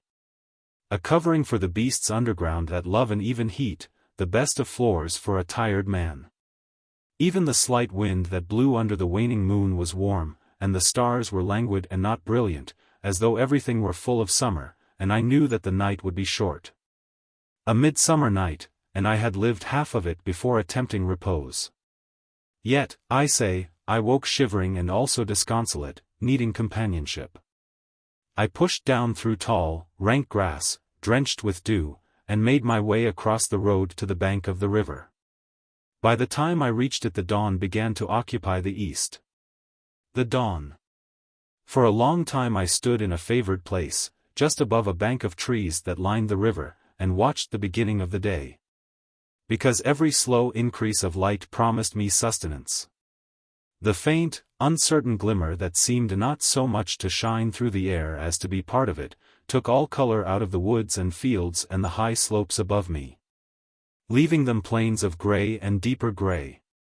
The woods near me were a silhouette, black and motionless, emphasizing the east beyond. The river was white and dead, not even a steam rose from it, but out of the further pastures a gentle mist had lifted up and lay all even along the flanks of the hills, so that they rose out of it. Indistinct at their bases, clear-cut above against the brightening sky. And the farther they were the more their moldings showed in the early light, and the most distant edges of all caught the morning. At this wonderful sight I gazed for quite half an hour without moving, and took in vigor from it as a man takes in food and wine. When I stirred and looked about me it had become easy to see the separate grasses. A bird or two had begun little interrupted chirrups in the bushes, a day breeze broke from up the valley ruffling the silence, the moon was dead against the sky, and the stars had disappeared. In a solemn mood I regained the road and turned my face towards the neighboring sources of the river. The hillmen. I easily perceived with each laborious mile that I was approaching the end of my companionship with the Moselle, which had become part of my adventure for the last 80 miles. It was now a small stream, mountainous and uncertain, though in parts still placid and slow. There appeared also that which I take to be an infallible accompaniment of secluded glens and of the head waters of rivers, however canalized or even overbuilt they are. I mean a certain roughness all about them and the stout protest of the hillmen, their stone cottages and their lonely paths off the road. The special chapels. So it was here. The hills had grown much higher and come closer to the river plain. Up the gullies I would catch now and then an aged and uncouth bridge with a hut near it all built of enduring stone, part of the hills. Then again there were present here and there on the spurs lonely chapels, and these in Catholic countries are a mark of the mountains and of the end of the riches of a valley. Why this should be so I cannot tell.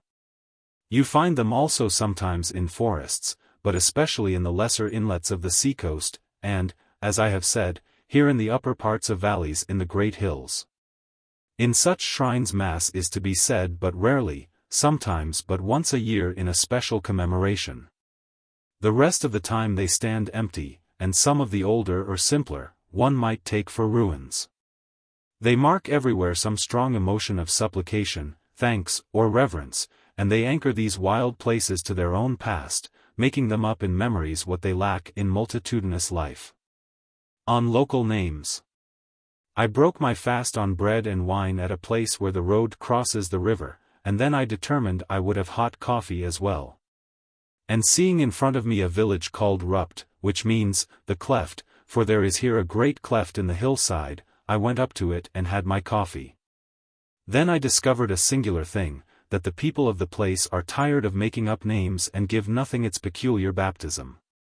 This I thought really very wonderful indeed, for I have noticed wherever I have been that in proportion as men are remote and have little to distract them, in that proportion they produce a great crop of peculiar local names for every stream, reach, tuft, hummock, glen, copse, and gully for miles around. And often when I have lost my way and asked it of a peasant in some lonely part one have grown impatient as he wandered on about, leaving on your left the stone we call the Nuggin, and bearing round what some call Holy Dyke till you come to what they call Mary's Ferry, and so forth. Longshoremen and the riparian inhabitants of dreadful and lonely rivers near the sea have just such a habit. And I have in my mind's eye now a short stretch of tidal water in which there are but 5 shoals, yet they all have names, and are called the House, the Knoll, Goodman's Plot, Mall, and the Patch. But here in Rupt, to my extreme astonishment, there was no such universal and human instinct.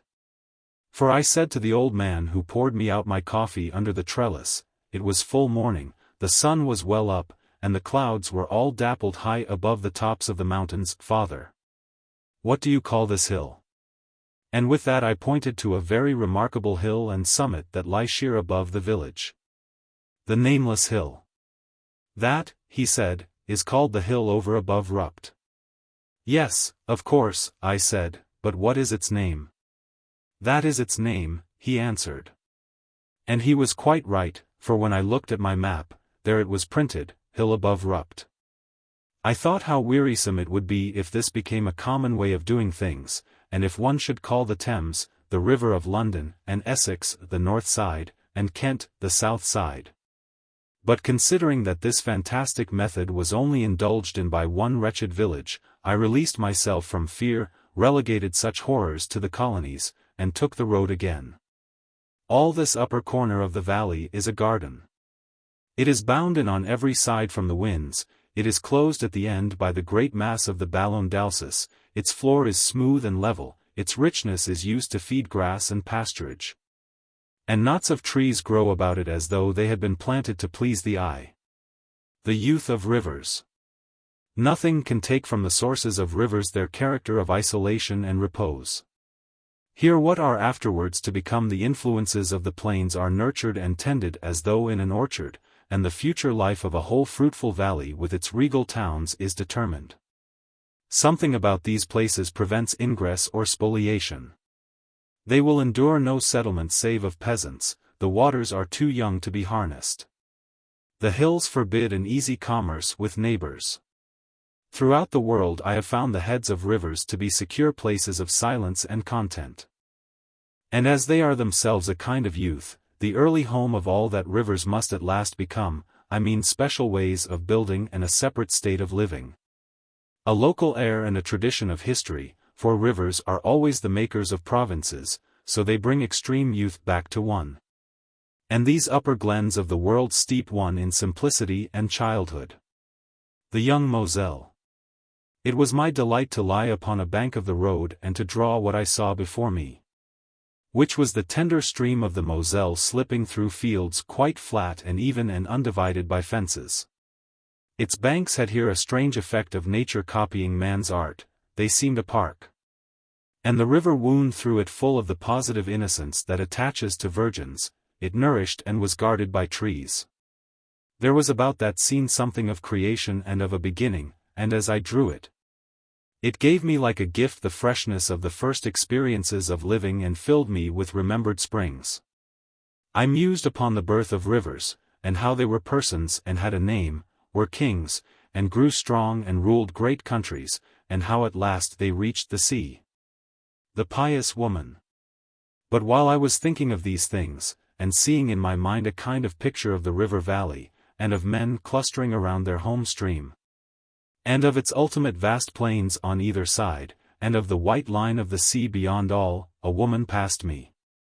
She was very ugly, and was dressed in black. Her dress was stiff and shining, and, as I imagined, valuable. She had in her hand a book known to the French as the Roman Parishioner, which is a prayer book. Her hair was hidden in a stiff cap or bonnet, she walked rapidly, with her eyes on the ground. When I saw this sight it reminded me suddenly, and I cried out profanely, "Devil take me! It is Corpus Christi, and my third day out. It would be a wicked pilgrimage if I did not get Mass at last." For my first day, if you remember, I had slept in a wood beyond Mass time, and my second, if you remember, I had slept in a bed. But this third day, a great feast into the bargain, I was bound to hear Mass, and this woman hurrying along to the next village proved that I was not too late. The Jews in the hills. So I hurried in her wake and came to the village, and went into the church, which was very full. And came down out of it, the Mass was low and short, they are a Christian people, through an avenue of small trees and large branches set up in front of the houses to welcome the procession that was to be held near noon.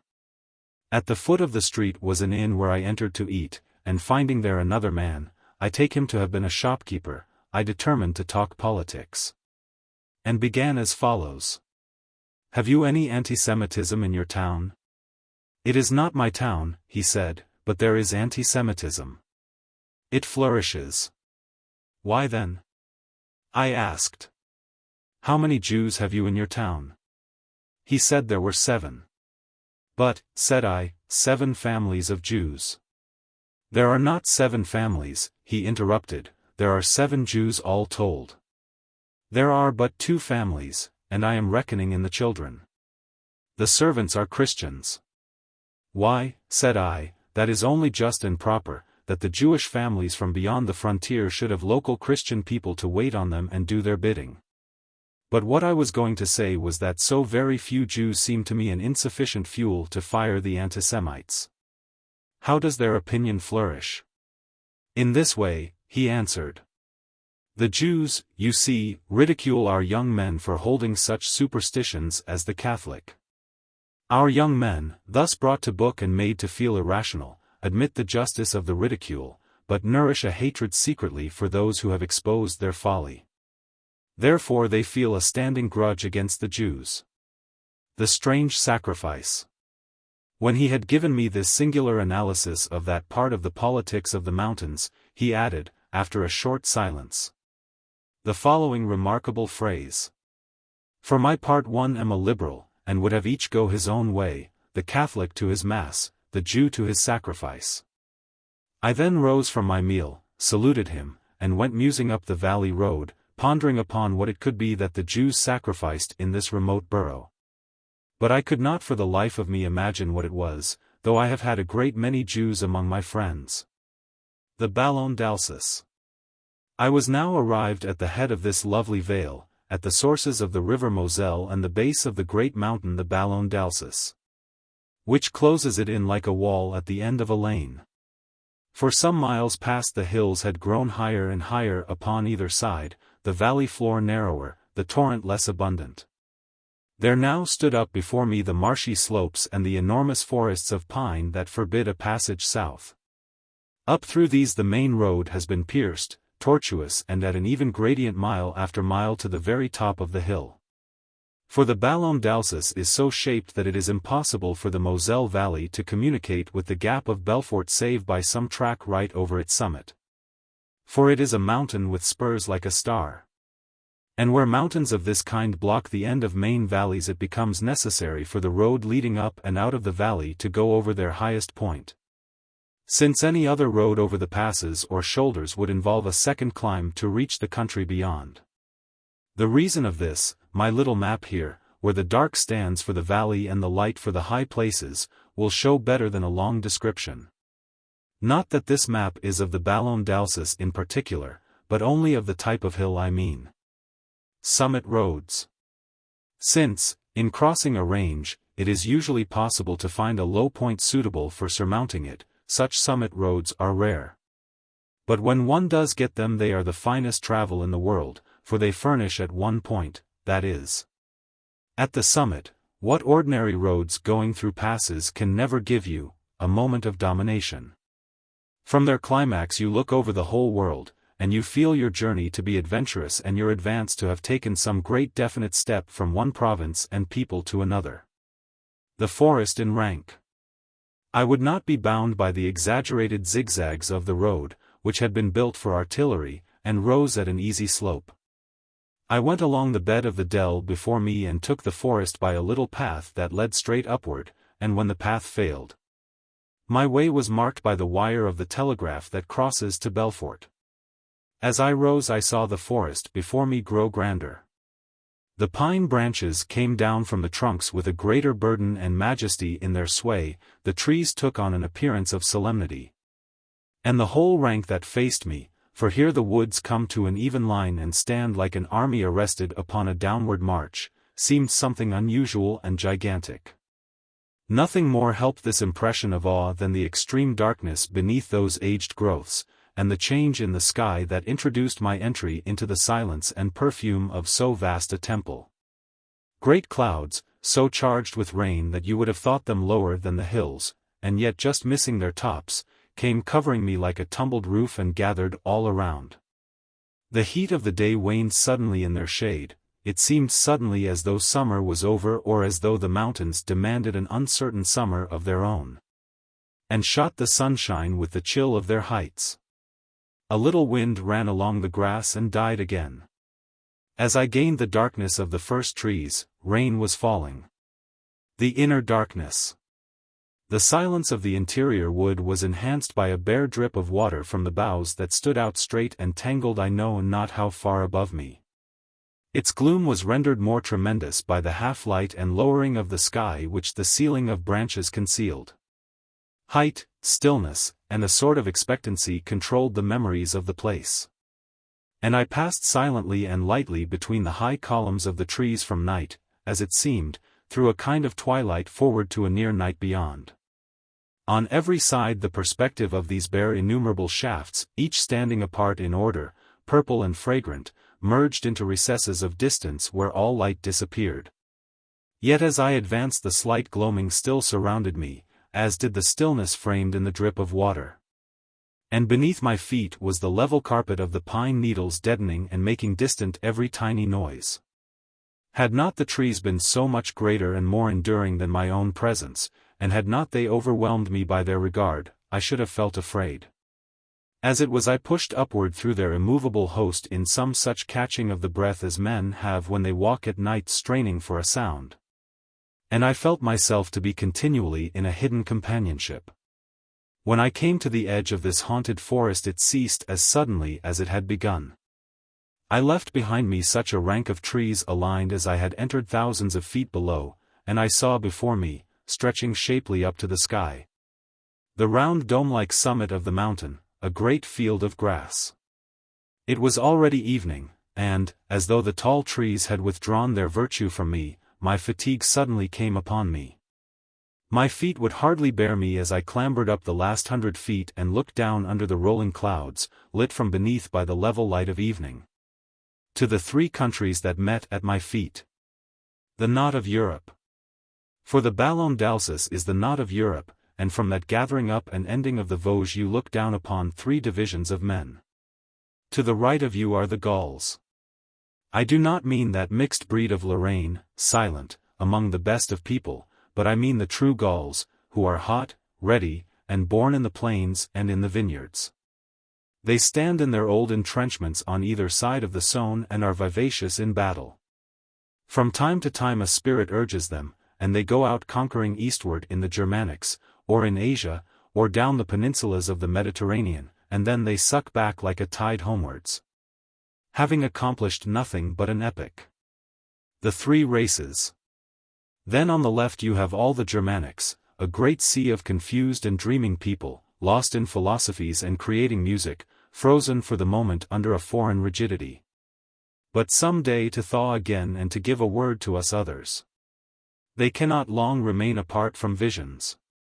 Then in front of you southward and eastward, if you are marching to Rome, come the Highlanders. I had never been among them, and I was to see them in a day. The people of the high hills, the race whom we all feel to be enemies, and who run straight across the world from the Atlantic to the Pacific, understanding each other, not understood by us. I saw their first rampart, the mountains called the Jura, on the horizon, and above my great field of view the clouds still tumbled, lit from beneath with evening. The inn at evening. I tired of these immensities, and, feeling now my feet more broken than ever, I very slowly and in sharp shoots of pain dragged down the slope towards the main road. I saw just below me the frontier stones of the Prussians, and immediately within them a hut. To this I addressed myself. It was an inn. The door opened of itself, and I found there a pleasant woman of middle age, but frowning. She had 3 daughters, all of great strength, and she was upbraiding them loudly in the German of Alsace and making them scour and scrub. On the wall above her head was a great placard which I read very tactfully, and in a distant manner, until she had restored the discipline of her family. This great placard was framed in the 3 colors which once brought a little hope to the oppressed, and at the head of it in broad black letters were the 3 words, freedom, brotherhood, and an equal law. Underneath these was the emblematic figure of a cock, which I took to be the Gallic bird. And underneath him again was printed in enormous italics, Quant ce coq chantera. Ici I credit Elan Fera. Which means, when you hear him crowing, then's the time for owing. Till that day, pay. The thrifty Democrats. While I was still wondering at this epitome of the French people, and was attempting to combine the French military tradition with the French temper in the affairs of economics, while I was also delighting in the memory of the solid coin that I carried in a little leathern bag in my pocket, the hard-working, God-fearing, and honest woman that governs the little house and the 3 great daughters, within a yard of the frontier, and on the top of this huge hill, had brought back all her troops into line and had the time to attend to me. This she did with the utmost politeness, though cold by race, and through her politeness ran a sense of what Teutons called duty, which would once have repelled me. But I have wandered over a great part of the world, and I know it now to be a distorted kind of virtue. The common faith.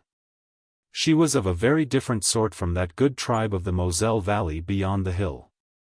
Yet she also was Catholic. She had a little tree set up before her door for the Corpus Christi. See what religion is, that makes people of utterly different races understand each other. For when I saw that tree I knew precisely where I stood. So once all we Europeans understood each other, but now we are divided by the worst malignancies of nations and classes, and a man does not so much love his own nation as hate his neighbors. And even the twilight of chivalry is mixed up with a detestable patronage of the poor. But as I was saying, she also was a Catholic, and I knew myself to be with friends. She was moreover not exactly of, what shall I say? The words Celtic and Latin mean nothing, not of those who delight in a delicate manner, and her good heart prompted her to say, very loudly, "What do you want?" "I want a bed," I said, and I pulled out a silver coin. "I must lie down at once." Then I added, "Can you make omelettes?" The conflicting minds. Now it is a curious thing, and one I will not dwell on. Lector. You do nothing but dwell. Auctor. It is the essence of lonely travel. And if you have come to this book for literature, you have come to the wrong booth and counter. As I was saying, it is a curious thing that some people, or races, jump from one subject to another naturally, as some animals, I mean the noble deer, go by bounds. While there are other races, or individuals, heaven forgive me. I am no ethnologist, who think you a criminal or a lunatic unless you carefully plod along from step to step like a hippopotamus out of water. When, therefore, I asked this family drilling, house managing, mountain living woman whether she could make omelets, she shook her head at me slowly, keeping her eyes fixed on mine, and said in what was the corpse of French with a German ghost in it, "The bed is a franc." "Motherkin," I answered, "what I mean is that I would sleep until I wake, for I have come a prodigious distance and have last slept in the woods. But when I wake I shall need food, for which," I added, pulling out yet another coin, "I will pay whatever your charge may be, for a more delightful house I have rarely met with. I know most people do not sleep before sunset, but I am particularly tired and broken. The single beverage." She showed me my bed then much more kindly, and when I woke, which was long after dusk, she gave me in the living room of the hut eggs beaten up with ham. And I ate brown bread and said grace. Then, my wine was not yet finished, but it is an abominable thing to drink your own wine in another person's house. I asked whether I could have something to drink. "What you like," she said. "What have you?" said I. "Beer," said she. "Anything else?" said I. "No," said she. "Why, then, give me some of that excellent beer." I drank this with delight, paid all my bill, which was that of a laborer, and said good night to them. The sharp morning. In good nights they had a ceremony. For they all rose together and curtsied. Upon my soul I believe such people to be the salt of the earth.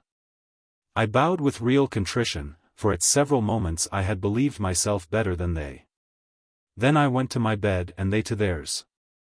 The wind howled outside, my boots were stiff like wood and I could hardly take them off. My feet were so martyrized that I doubted if I could walk at all on the morrow. Nevertheless I was so wrapped round with the repose of this family's virtues that I fell asleep at once. Next day the sun was rising in angry glory over the very distant hills of Germany. His new light running between the pinnacles of the clouds as the commands of a conqueror might come trumpeted down the defile of mountains.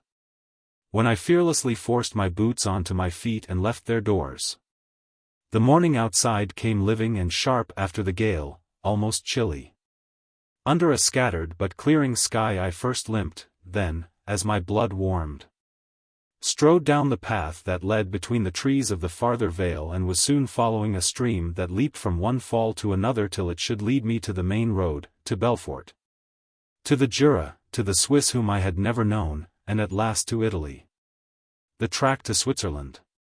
But before I call up the recollection of that hidden valley, I must describe with a map the curious features of the road that lay before me into Switzerland. I was standing on the summit of that knot of hills which rise up from every side to form the Ballon d'Alsace, and make an abrupt ending to the Vosges. Before me, southward and eastward, was a great plain with the fortress of Belfort in the midst of it. This plain is called by soldiers the Gap of Belfort, and is the only break in the hill frontier that covers France all the way from the Mediterranean to Flanders. On the farther side of this plain ran the Jura Mountains, which are like a northern wall to Switzerland, and just before you reach them is the frontier. The Jura are fold on fold of high limestone ridges, thousands of feet high, all parallel, with deep valleys, thousands of feet deep, between them. And beyond their last abrupt escarpment is the wide plain of the river Ar. Now the straight line to Rome ran from where I stood, right across that plain of Belfort, right across the ridges of the Jura, and cut the plain of the Aar a few miles to the west of a town called Solothurn or Soleure, which stands upon that river. It was impossible to follow that line exactly, but one could average it closely enough by following the high road down the mountain through Belfort to a Swiss town called Porrentruy or Portrut. So far one was a little to the west of the direct line. From Portrut, by picking one's way through forests, up steep banks, over open downs, along mule paths, and so forth, one could cross the first ridge called the Terrible Hill, and so reach the profound gorge of the River Doubs, and a town called St-Ursanne. From St-Ursanne, by following a mountain road and then climbing some rocks and tracking through a wood, one could get straight over the second ridge to Glovelier. From Glovelier a high road took one through a gap to Undervilliers and on to a town called Moutier or Munster. Then from Munster, the road, still following more or less the line to Rome but now somewhat to the east of it, went on southward till an abrupt turn in it forced one to leave it. Then there was another rough climb by a difficult path up over the last ridge, called the Weissenstein, and from its high edge and summit it was but a straight fall of a mile or two on to Soleure.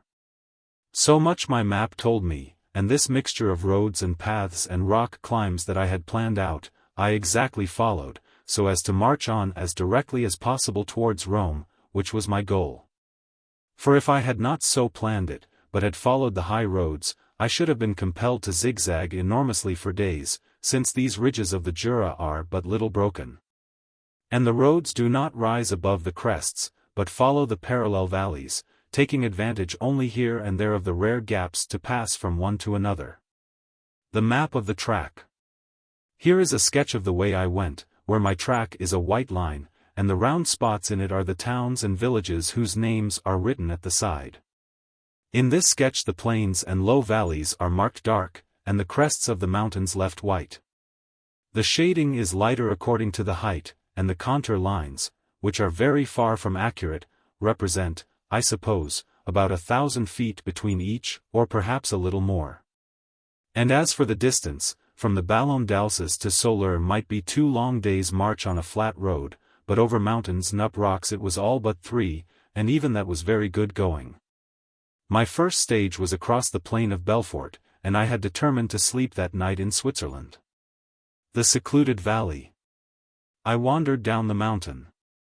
A little secret path, one of many, saved me the long windings of the road. It followed down the central hollow of the great cleft and accompanied the stream.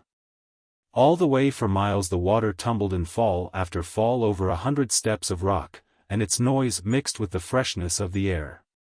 And its splashing weighted the overhanging branches of the trees. A little rain that fell from time to time through the clear morning seemed like a sister to the spray of the waterfalls. And what with all this moisture and greenery, and the surrounding silence, all the valley was inspired with content.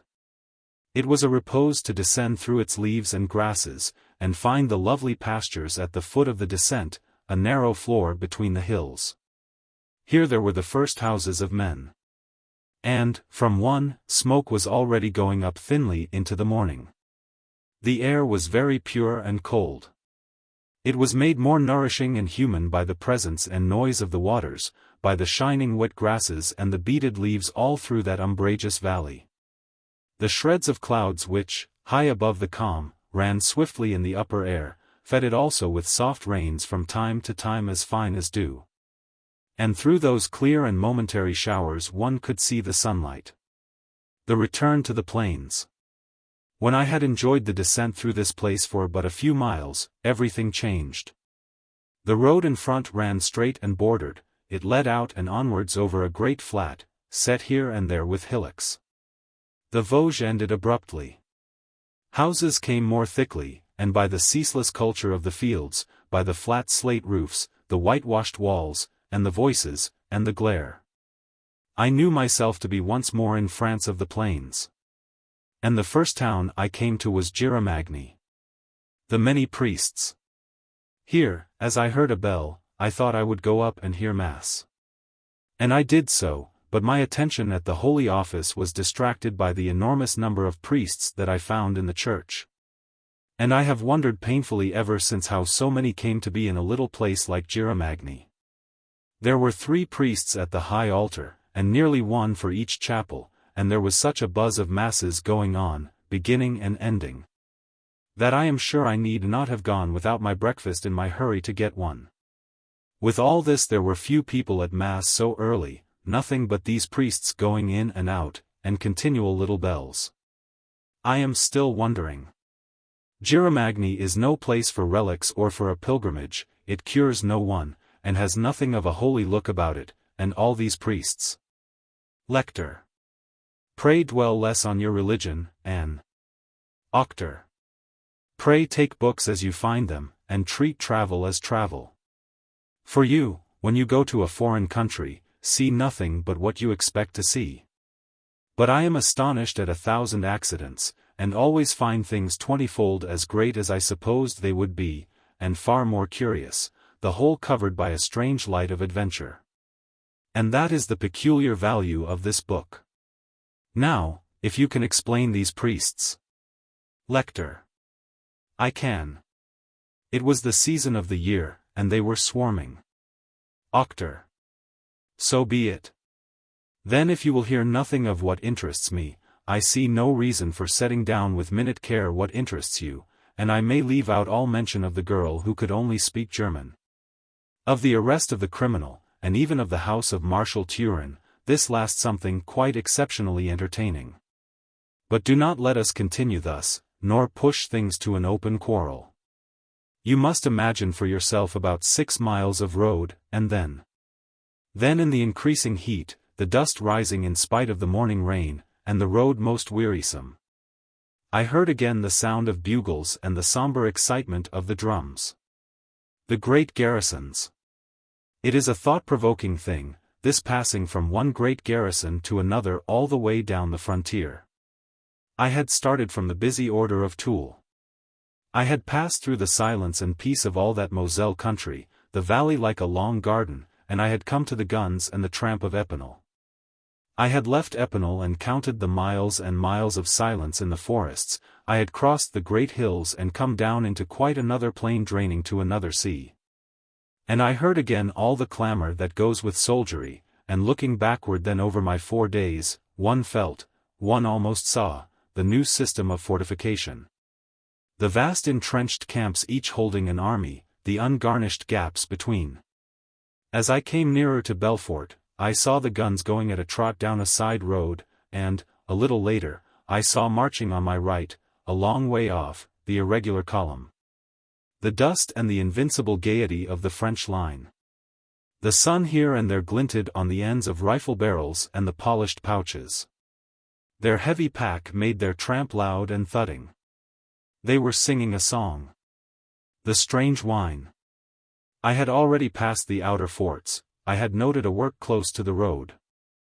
I had gone on a mile or so and had entered the long and ugly suburb where the tramway lines began, when, on one of the ramshackle houses of that burning, paved, and noisy endless street, I saw written up the words, "Wine. Shut or open." As it is a great rule to examine every new thing, and to suck honey out of every flower, I did not, as some would, think the phrase odd and pass on. I stood stock-still gazing at the house and imagining 100 explanations. I had never in my life heard wine divided into shut and open wine. I determined to acquire yet one more great experience, and going in I found a great number of tin cans, such as the French carry up water in, without covers, tapering to the top, and standing about 3 feet high. On these were pasted large printed labels, 30, 40, and 50, and they were brimming with wine. I spoke to the woman, and pointing at the tin cans, said, "Is this what you call open wine?" "Why, yes," said she. "Cannot you see for yourself that it is open?" That was true enough, and it explained a great deal.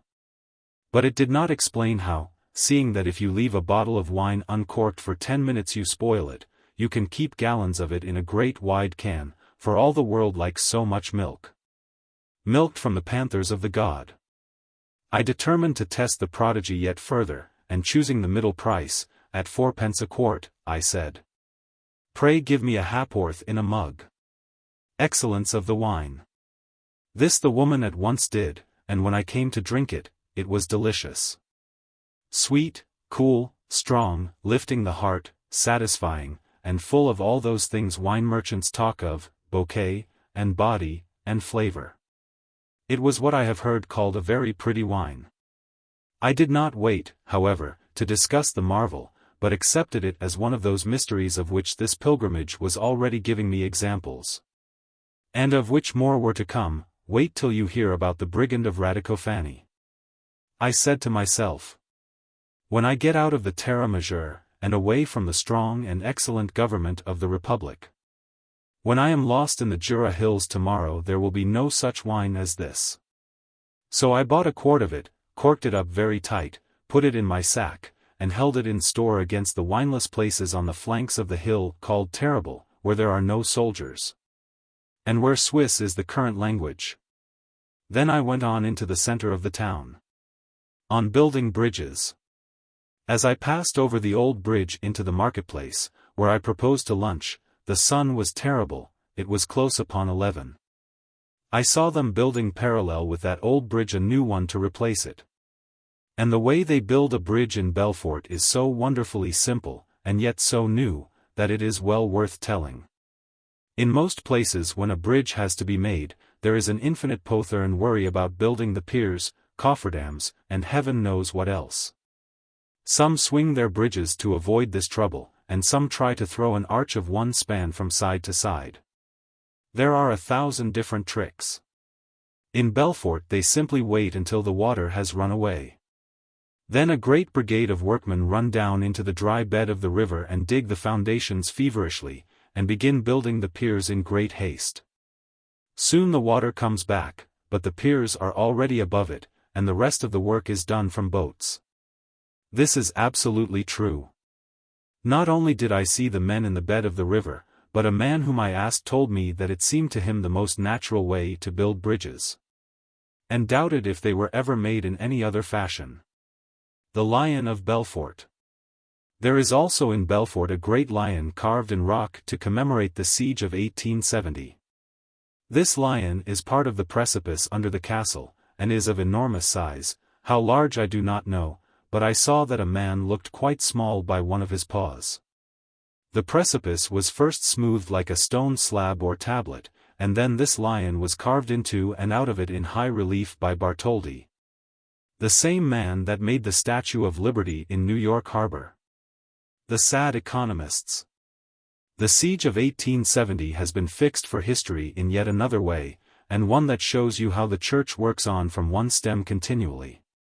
For there is a little church somewhere near or in Belfort, I do not know where, I only heard of it, which, a local mason and painter being told to decorate for so much, he amused himself by painting all round it little pictures of the siege, of the cold, and the wounds, and the heroism.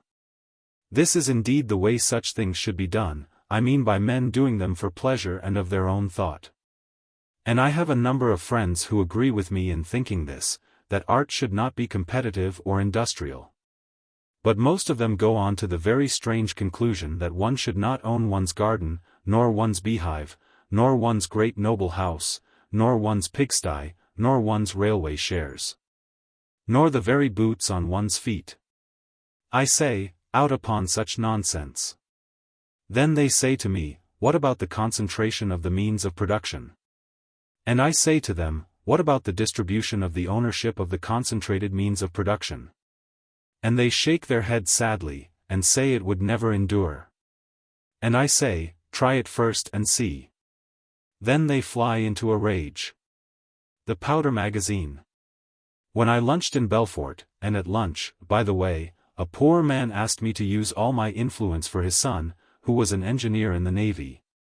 And this he did because I had been boasting of my travels, experiences, and grand acquaintances throughout the world, when, I say, I had lunched in a workman's café at Belfort. I set out again on my road, and was very much put out to find that showers still kept on falling. In the early morning, under such delightful trees, up in the mountains, the branches had given me a roof, the wild surroundings made me part of the out-of-doors. And the rain had seemed to marry itself to the pastures and the foaming beck. But here, on a road and in a town, all its tradition of discomfort came upon me. I was angry, therefore, with the weather and the road for some miles, till two things came to comfort me. First it cleared, and a glorious sun showed me from a little eminence the plain of Alsace and the mountains of the Vosges all in line. Secondly, I came to a vast powder magazine. To most people there is nothing more subtle or pleasing in a powder magazine than in a reservoir. They are both much the same in the mere exterior, for each is a flat platform, sloping at the sides and covered with grass, and each has mysterious doors. But, for my part, I never see a powder magazine without being filled at once with two very good feelings, laughter and companionship. For it was my good fortune, years and years ago, to be companion and friend to two men who were on sentry at a powder magazine just after there had been some anarchist attempts, as they call them, upon such depots, and for the matter of that I can imagine nothing more luscious to the anarchist than 742 cases of powder and 50 cases of melinite all stored in one place. And to prevent the enormous noise, confusion, and waste that would have resulted from the over-attraction of this base of operations to the anarchists, my two friends, one of whom was a duty-doing Burgundian, but the other a loose Parisian man, were on sentry that night. They had strict orders to challenge once and then to fire. The joy of it! Now, can you imagine anything more exquisite to a poor devil of a conscript, fagged out with garrison duty and stale sham fighting, than an order of that kind? So my friends took it, and in one summer night they killed a donkey and wounded two mares, and broke the thin stem of a growing tree. This powder magazine was no exception to my rule, for as I approached it I saw a round-faced corporal and two round-faced men looking eagerly to see who might be attacking their treasure. And I became quite genial in my mind when I thought of how proud these boys felt, and of how I was of the class of '90. Rifled and mounted on its carriage, if you don't see the point of the allusion, I can't stop to explain it. It was a good gun in its time. Now they have the 75 that doesn't recoil, requiescat, and of how they were longing for the night, and a chance to shoot anything on the sky line. Full of these foolish thoughts, but smiling in spite of their folly, I went down the road.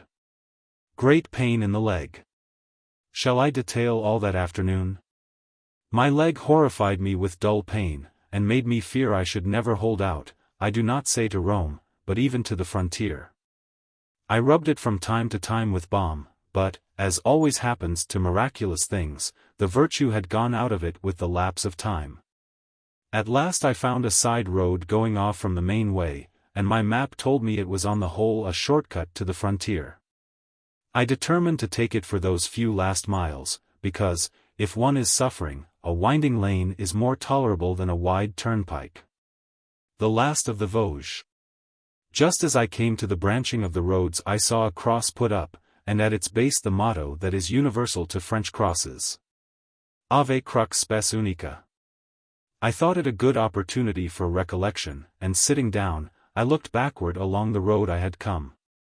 There were the high mountains of the Vosges standing up above the plain of Alsace like sloping cliffs above a sea. I drew them as they stood, and wondered if that frontier were really permanent. The mind of man is greater than such accidents, and can easily overleap even the high hills. Then having drawn them, and in that drawing said a kind of farewell to the influences that had followed me for so many miles, the solemn quiet, the steady industry, the self-control, the deep woods, of Lorraine, I rose up stiffly from the bank that had been my desk, and pushed along the lane that ran devious past neglected villages. The afternoon and the evening followed as I put 1 mile after another behind me. The frontier seemed so close that I would not rest. I left my open wine, the wine I had found outside Belfort, untasted, and I plodded on and on as the light dwindled. I was in a grand wonderment for Switzerland, and I wished by an immediate effort to conquer the last miles before night, in spite of my pain. Also, I will confess to a silly pride in distances, and a desire to be out of France on my 4th day. The Pons. The light still fell, and my resolution stood, though my exhaustion undermined it. The line of the mountains rose higher against the sky, and there entered into my pilgrimage for the first time the loneliness and the mystery of Mears. Something of what a man feels in East England belonged to this last of the plain under the Guardian Hills. Everywhere I passed ponds and reeds, and saw the level streaks of sunset reflected in stagnant waters. The marshy valley kept its character when I had left the lane and regained the high road. Its isolation dominated the last effort with which I made for the line of the Jura in that summer twilight. And as I blundered on, my whole spirit was caught or lifted in the influence of the waste waters and of the birds of evening. What is the soul? I wished, as I had often wished in such opportunities of recollection and of silence, for a complete barrier that might isolate the mind. With that wish came in a puzzling thought, very proper to a pilgrimage, which was, what do men mean by the desire to be dissolved and to enjoy the spirit free and without attachments?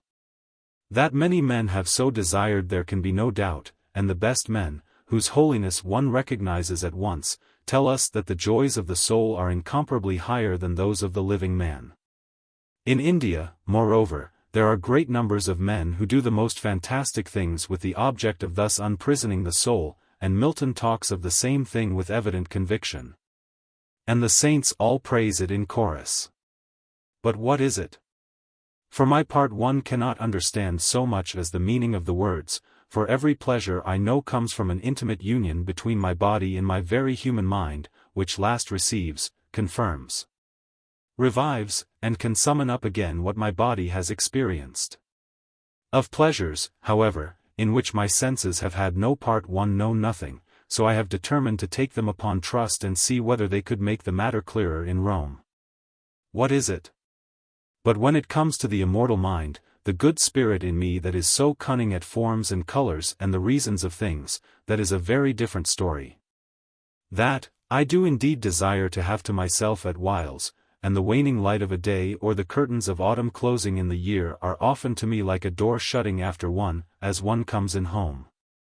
For I find that with less and less impression from without the mind seems to take on a power of creation. And by some mystery it can project songs and landscapes and faces much more desirable than the music or the shapes one really hears and sees. So also memory can create. But it is not the soul that does this, for the songs, the landscapes, and the faces are of a kind that have come in by the senses. Nor have I ever understood what could be higher than these pleasures, nor indeed how in anything formless and immaterial there could be pleasure at all. Yet the wisest people assure us that our souls are as superior to our minds as are our minds to our inert and merely material bodies. I cannot understand it at all. Disaster of the wine. As I was pondering on these things in this land of pastures and lonely ponds, with the wall of the Jura black against the narrow bars of evening, my pain seemed gone for a moment, yet I was hobbling slowly, I say, as I was considering this complex doctrine. I felt my sack suddenly much lighter, and I had hardly time to rejoice at the miracle when I heard immediately a very loud crash. And turning half round I saw on the blurred white of the twilit road my quart of open wine all broken to atoms. My disappointment was so great that I sat down on a milestone to consider the accident and to see if a little thought would not lighten my acute annoyance. Consider that I had carefully cherished this bottle and had not drunk throughout a painful march all that afternoon, thinking that there would be no wine worth drinking after I had passed the frontier. I consoled myself more or less by thinking about torments and evils to which even such a loss as this was nothing, and then I rose to go on into the night. As it turned out, I was to find beyond the frontier a wine in whose presence this wasted wine would have seemed a wretched jest, and whose wonderful taste was to color all my memories of the Mount Terrible. It is always thus with sorrows if one will only wait. Entry into Switzerland. So, lighter in the sack but heavier in the heart, I went forward to cross the frontier in the dark. I did not quite know where the point came, I only knew that it was about a mile from Del, the last French town. I supped there and held on my way. When I guessed that I had covered this mile, I saw a light in the windows on my left, a trellis and the marble tables of a café. I put my head in at the door and said, "Am I in Switzerland?" A German-looking girl, a large heavy man, a Bavarian commercial traveler, and a colleague of his from Marseilles, all said together in varying accents, "Yes." "Why then," I said, "I will come in and drink." The Phocian. This book would never end if I were to attempt to write down so much as the names of a quarter of the extraordinary things that I saw and heard on my enchanted pilgrimage. But let me at least mention the commercial traveler from Marseilles. He talked with extreme rapidity for 2 hours. He had seen all the cities in the world and he remembered their minutest details. He was extremely accurate, his taste was abominable, his patriotism large, his wit crude but continual, and to his German friend, to the host of the inn, and to the blonde serving girl. He was a familiar god. He came, it seems, once a year, and for a day would pour out the torrent of his travels like a waterfall of guidebooks, for he gloried in dates, dimensions, and the points of the compass in his descriptions. Then he disappeared for another year, and left them to feast on the memory of such a revelation. For my part one sat silent, crippled with fatigue, trying to forget my wounded feet, drinking stoup after stoup of beer and watching the Phocian. He was of the old race you see on vases in red and black. Slight, very wiry, with a sharp, eager, but well-set face, a small, black, pointed beard, brilliant eyes like those of lizards, rapid gestures, and a vivacity that played all over his features as sheet lightning does over the glow of midnight in June. That delta of the Rhone is something quite separate from the rest of France. It is a wedge of Greece and of the East thrust into the Gauls. It came north 100 years ago and killed the monarchy. It caught the value in, and created, the great war song of the Republic. I watched the Phocian. I thought of a man of his ancestry 3,000 years ago sitting here at the gates of these mountains talking of his travels to dull, patient, and admiring northerners, and traveling for gain up on into the Germanics, and I felt the changeless form of Europe under me like a rock. When he heard I was walking to Rome, this man of information turned off his flood into another channel, as a miller will send the racing water into a side sluice. And he poured out some such torrent as this. Do not omit to notice the famous view from the Villa so-and-so on Monte Mario, visit such and such a garden, and hear Mass in such and such a church. Note the curious illusion produced on the Piazza of St. Peter's by the interior measurements of the trapezium, which are so many years and so many yards, etc., and so forth, exactly like a mill. I meanwhile sat on still silent, still drinking beer and watching the Phocian, gradually suffering the fascination that had captured the villagers and the German friend. He was a very wonderful man. He was also kindly, for I found afterwards that he had arranged with the host to give me up his bed, seeing my weariness. For this, most unluckily, I was never able to thank him, since the next morning I was off before he or anyone else was awake. And I left on the table such money as I thought would very likely satisfy the innkeeper. The new country. It was broad day, but not yet sunrise. There were watery thin clouds left here and there from the day before. A cold wind drove them, when, with extreme pain, going slowly one step after the other and resting continually, I started for Porrentruy along a winding road, and pierced the gap in the Jura. The first turn cut me off from France, and I was fairly in a strange country. The valley through which I was now passing resembled that of the lovely river Jed where it runs down from the Cheviots, and leads like a road into the secret pastures of the lowlands. Here also, as there, steep cliffs of limestone bounded a very level dale, all green grass and plenty. The plateau above them was covered also with perpetual woods, only here, different from Scotland, the woods ran on and upwards till they became the slopes of high mountains. Indeed, this winding cleft was a natural passage through the first ridge of the Jura, the second stood up southward before me like a deep blue storm. Age in all things. I had, as I passed on along this turning way, all the pleasures of novelty. It was quite another country from the governed and ordered France which I had left. The road was more haphazard, less carefully tended, and evidently less used. The milestones were very old, and marked leagues instead of kilometers. There was age in everything. Moss grew along the walls, and it was very quiet under the high trees. I did not know the name of the little river that went slowly through the meadows, nor whether it followed the custom of its French neighbors on the watershed, and was called by some such epithet as hangs to all the waters in that gap of Belfort, that plain of ponds and marshes, for they are called the sluggish, the muddy, or the laggard. Even the name of the Saône, far off, meant once slow water.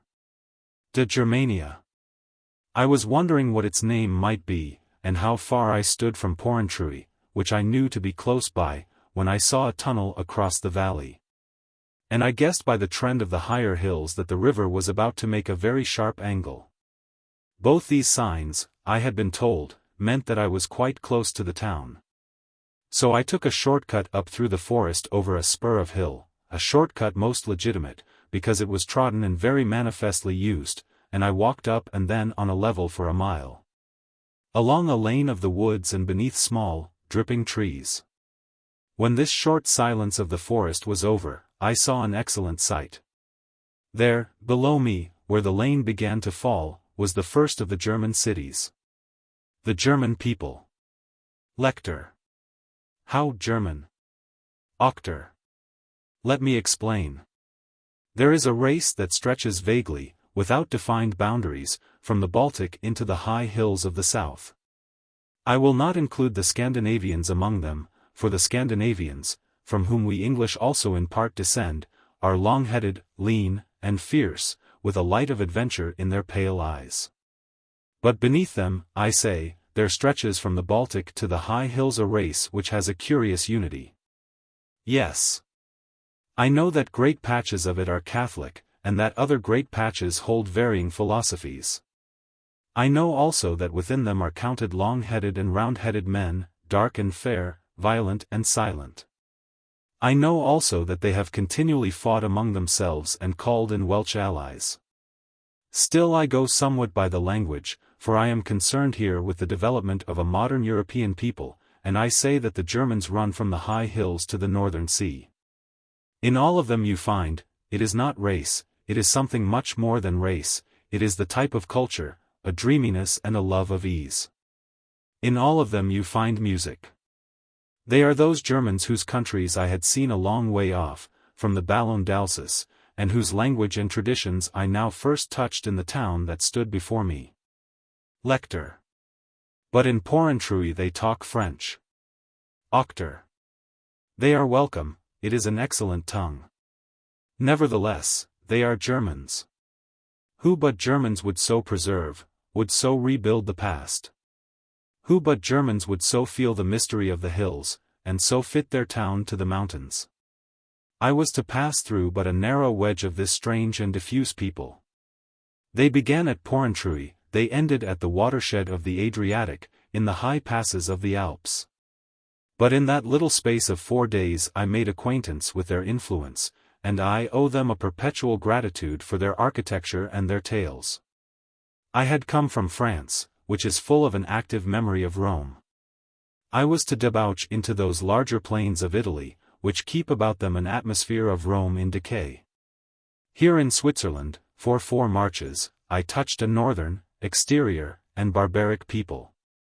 For though these mountains spoke a distorted Latin tongue, and only after the first day began to give me a Teutonic dialect, yet it was evident from the first that they had about them neither the Latin order or the Latin power to create, but were contemplative and easily absorbed by a little effort. The enormous tower. The German spirit is a marvel. There lay Porrentruy.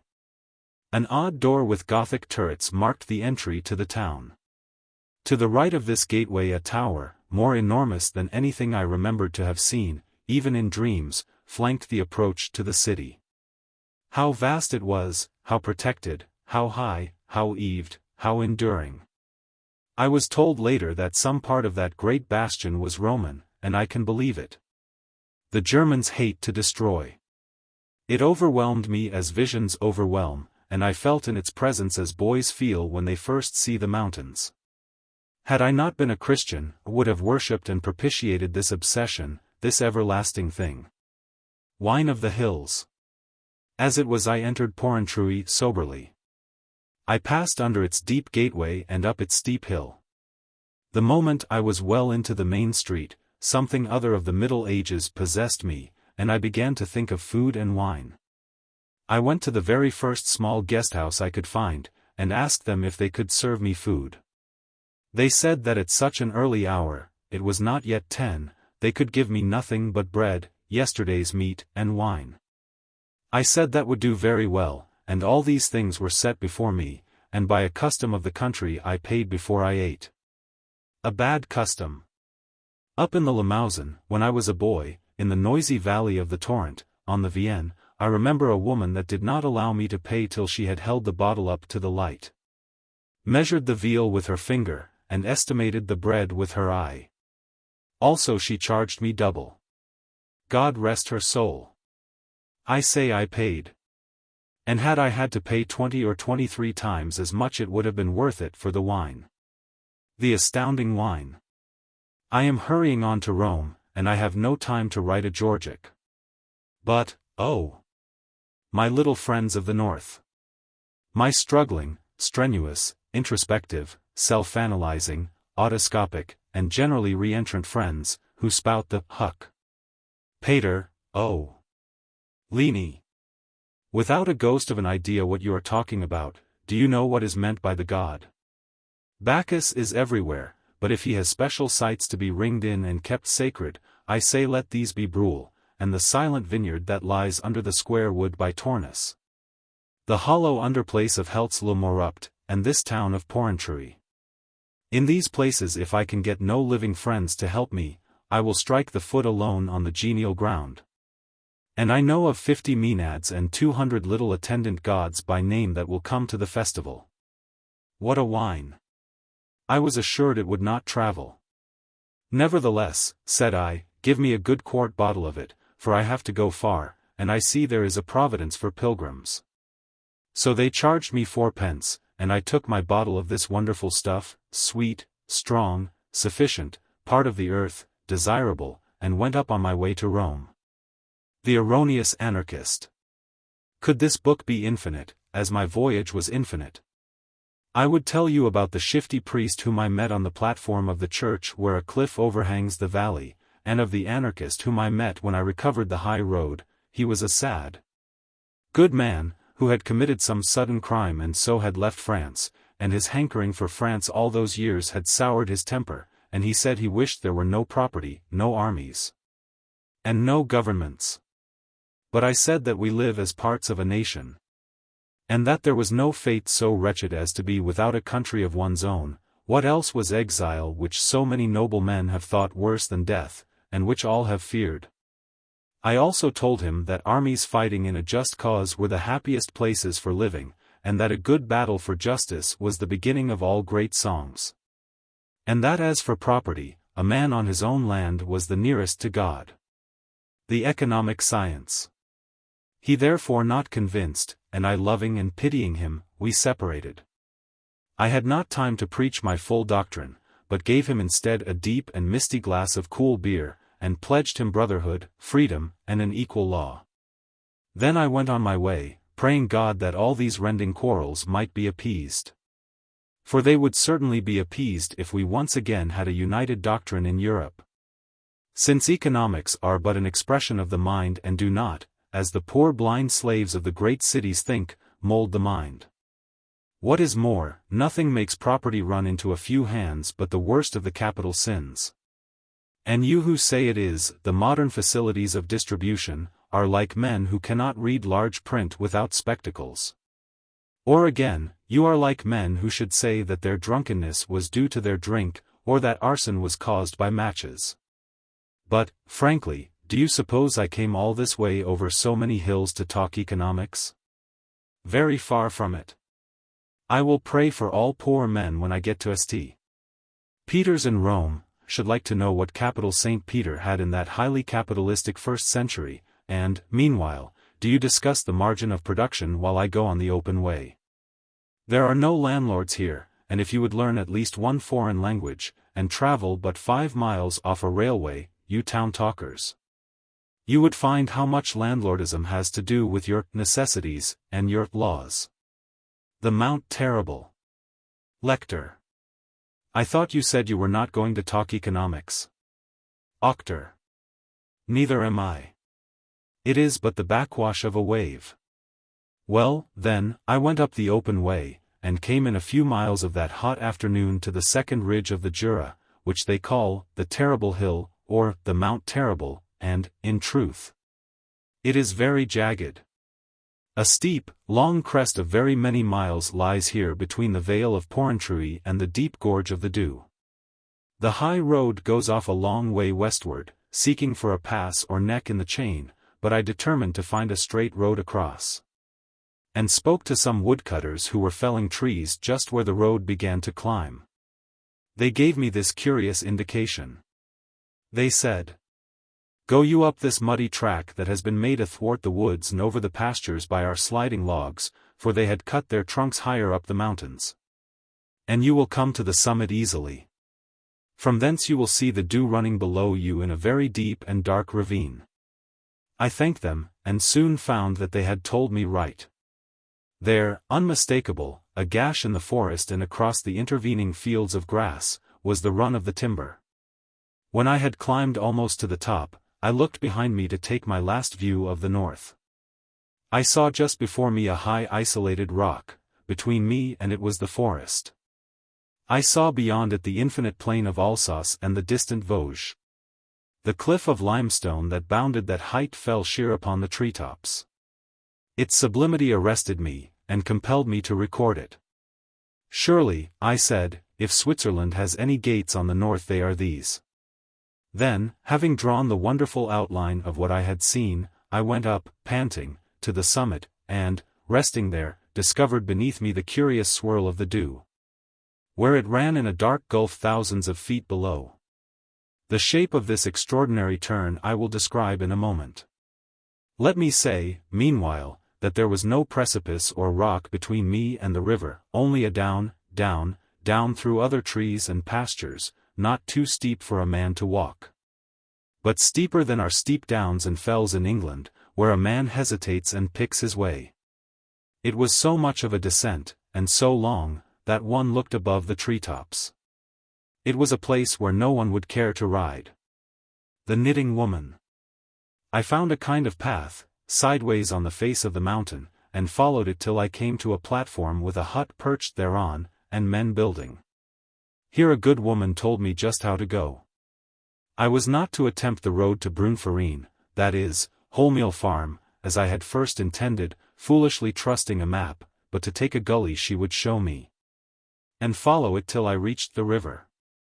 She came out, and led me steeply across a hanging pasture, all the while she had knitting in her hands, and I noticed that on the levels she went on with her knitting.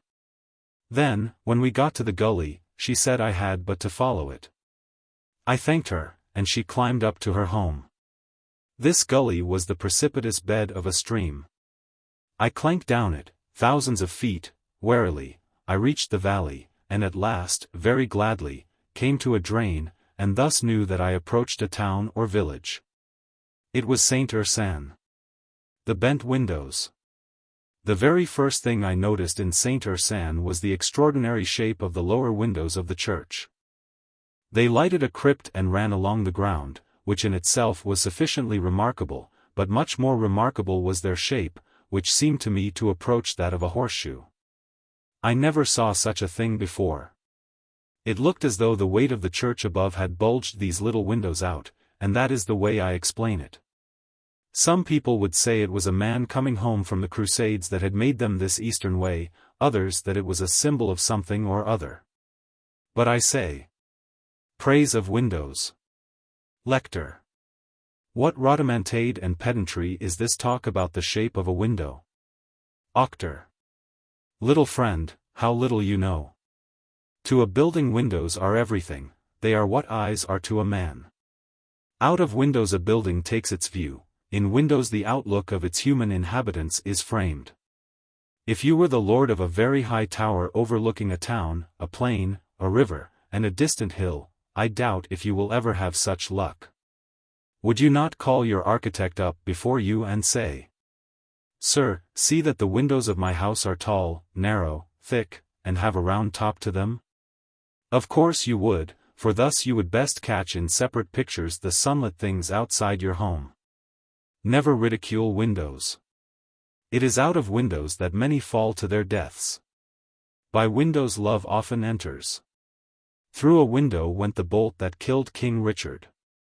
King William's father spied Arlette from a window. I have looked through it myself, but not a soul did I see washing below. When a mob would rule England, it breaks windows, and when a patriot would save her, he taxes them. Out of windows we walk on to lawns in summer and meet men and women, and in winter windows are drums for the splendid music of storms that makes us feel so masterly round our fires. The windows of the great cathedrals are all their meaning. But for windows we should have to go out of doors to see daylight. After the sun, which they serve, I know of nothing so beneficent as windows. Fie upon the ungrateful man that has no window god in his house, and thinks himself too great a philosopher to bow down to windows. May he live in a place without windows for a while to teach him the value of windows. As for me, I will keep up the high worship of windows till I come to the windowless grave. Talk to me of windows. The bare saint. Yes. There are other things in Saint-Ursanne. It is a little tiny town, and yet has gates. It is full of very old houses, people, and speech. It was founded, or named, by a bear saint, and the statue of the saint with his bear is carved on the top of a column in the marketplace. But the chief thing about it, so it seemed to me, was its remoteness. The Gorge of the Doubs. The Gorge of the Doubs, of which I said a word or two above, is of that very rare shape which isolates whatever may be found in such valleys. It turns right back upon itself, like a very narrow U, and thus cannot by any possibility lead anyone anywhere. For though in all times travelers have had to follow river valleys, yet when they come to such a long and sharp turn as this, they have always cut across the intervening bend. Here is the shape of this valley with the high hills round it and in its core, which will show better than description what I mean. The little picture also shows what the gorge looked like as I came down on it from the heights above. In the map the small white A shows where the railway bridge was, and in this map, as in the others, the dark is for the depth and the light is for the heights. As for the picture, it is what one sees when one is coming over the ridge at the north or top of the map, and when one first catches the river beneath one. The tempting bridge. I thought a good deal about what the Romans did to get through the Mont Terrible. And how they negotiated this crook in the Doubs, for they certainly passed into Gaul through the gates of Porrentruy, and by that obvious valley below it. I decided that they probably came round eastward by Delamont. But for my part, I was on a straight path to Rome, and as that line lay just along the top of the river bend I was bound to take it. Now outside St. Ursanne, if one would go along the top of the river bend and so up to the other side of the gorge, is a kind of subsidiary ravine, awful, deep, and narrow, and this was crossed, I could see, by a very high railway bridge. Not suspecting any evil, and desiring to avoid the long descent into the ravine, the looking for a bridge or ford, and the steep climb up the other side, I made in my folly for the station which stood just where the railway left solid ground to go over this high bridge. I asked leave of the station master to cross it, who said it was strictly forbidden, but that he was not a policeman, and that I might do it at my own risk. Thanking him, therefore, and considering how charming was the loose habit of small uncentralized societies, I went merrily on to the bridge, meaning to walk across it by stepping from sleeper to sleeper. But it was not to be so simple. The powers of the air, that hate to have their kingdom disturbed, watched me as I began. On terror. I had not been engaged upon it a dozen yards when I was seized with terror. I have much to say further on in this book concerning terror, the panic that haunts high places and the spell of many angry men. This horrible affection of the mind is the delight of our modern scribblers. It is half the plot of their insane, short stories, and is at the root of their worship of what they call strength, a cowardly craving for protection. Or the much more despicable fascination of brutality. For my part, one have always disregarded it as something impure and devilish, unworthy of a Christian. Fear, I think, indeed, to be in the nature of things, and it is as much part of my experience to be afraid of the sea or of an untried horse as it is to eat and sleep. But terror, which is a sudden madness and paralysis of the soul, that I say is from hell, and not to be played with or considered or put in pictures or described in stories. All this I say to preface what happened, and especially to point out how terror is in the nature of a possession and is unreasonable. The dreadful bridge. For in the crossing of this bridge there was nothing in itself perilous. The sleepers lay very close together. I doubt if a man could have slipped between them. But, I know not how many 100 feet below, was the flashing of the torrent, and it turned my brain. For the only parapet there was a light line or pipe, quite slender and low down, running from one spare iron upright to another. These rather emphasized than encouraged my mood. And still as I resolutely put one foot in front of the other, and resolutely kept my eyes off the abyss and fixed on the opposing hill. And as the long curve before me was diminished by successive sharp advances, still my heart was caught halfway in every breath, and whatever it is that moves a man went uncertainly within me. Mechanical and half paralyzed. The great height with that narrow unprotected ribbon across it was more than I could bear. I dared not turn round and I dared not stop. Words and phrases began repeating themselves in my head as they will under a strain, so I know at sea a man perilously hanging on to the tiller makes a kind of litany of his instructions. The central part was past, the 3/4, the tension of that enduring effort had grown intolerable, and I doubted my ability to complete the task. Why? What could prevent me? I cannot say. It was all a bundle of imaginaries. Perhaps at bottom what I feared was sudden giddiness and the fall. Vow of a candle.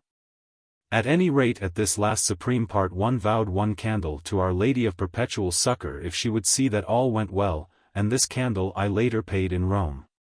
Finding Our Lady of Succor not hung up in a public place and known to all, as I thought she would be, but peculiar to a little church belonging to a Scotchman standing above his high altar. Yet it is a very famous picture, and extremely old. Well, then, having made this vow I still went on, with panic aiding me, till I saw that the bank beneath had risen to within a few feet of the bridge, and that dry land was not 20 yards away. Then my resolution left me and I ran, or rather stumbled, rapidly from sleeper to sleeper till I could take a deep breath on the solid earth beyond. I stood and gazed back over the abyss.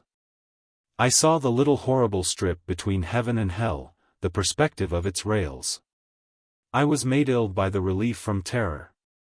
Yet I suppose railwaymen cross and recross it 20 times a day. Better for them than for me. There is the story of the awful bridge of the Mont Terrible, and it lies to a yard upon the straight line, quid dicam, the segment of the great circle uniting Toul and Rome. Safety beyond. The high bank or hillside before me was that which ends the gorge of the Doubs and looks down either limb of the sharp bend. I had here not to climb but to follow at one height round the curve. My way ran by a rather ill-made lane and past a village. Then it was my business to make straight up the farther wall of the gorge, and as there was wood upon this, it looked an easy matter. But when I came to it, it was not easy.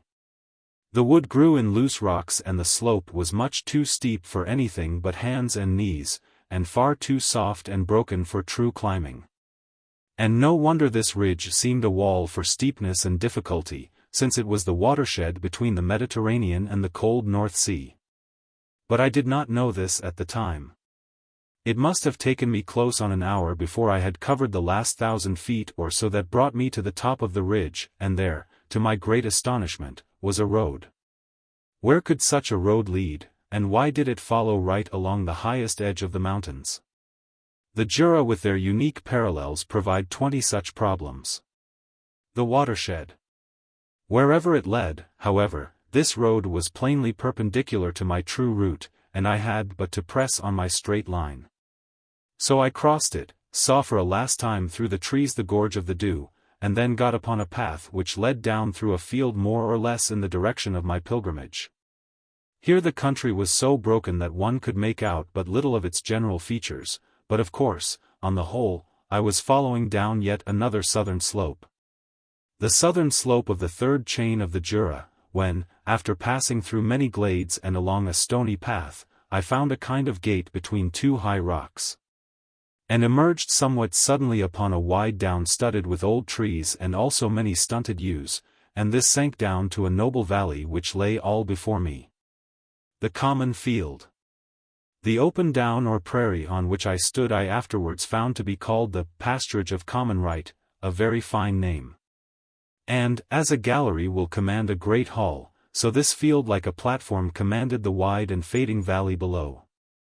It was a very glad surprise to see this sight suddenly unrolled as I stood on the crest of the down. The Jura had hitherto been either lonely, or somewhat awful, or naked and rocky, but here was a true vale in which one could imagine a spirit of its own. There were corn lands and no rocks. The mountains on either side did not rise so high as 3,000 feet. Though of limestone they were rounded in form, and the slanting sun of the late afternoon, all the storm had left the sky, took them full and warm. The valley remaining wide and fruitful went on out eastward till the hills became mixed up with broom and distance. As I did not know its name I called it after the village immediately below me for which I was making. And I still remember it as the valley of Glovelier, and it lies between the third and fourth ridges of the Jura. Before leaving the field I drew what I saw, but I was much too tired by the double and prodigious climb of the past hours to draw definitely or clearly. Such as it is, there it is. Then I went down over the smooth field. The human tide. There is something that distinguishes the rugged from the gracious in landscape, and in our Europe this something corresponds to the use and presence of men. Especially in mountainous places. For men's habits and civilization fill the valleys and wash up the base of the hills, making, as it were, a tide mark. Into this zone I had already passed. The turf was trodden fine, and was set firm as it can only become by thousands of years of pasturing. The moisture that oozed out of the earth was not the random bog of the high places but a human spring, caught in a stone trough. Attention had been given to the trees. Below me stood a wall, which, though rough, was not the haphazard thing men pile up in the last recesses of the hills, but formed of chosen stones, and these bound together with mortar.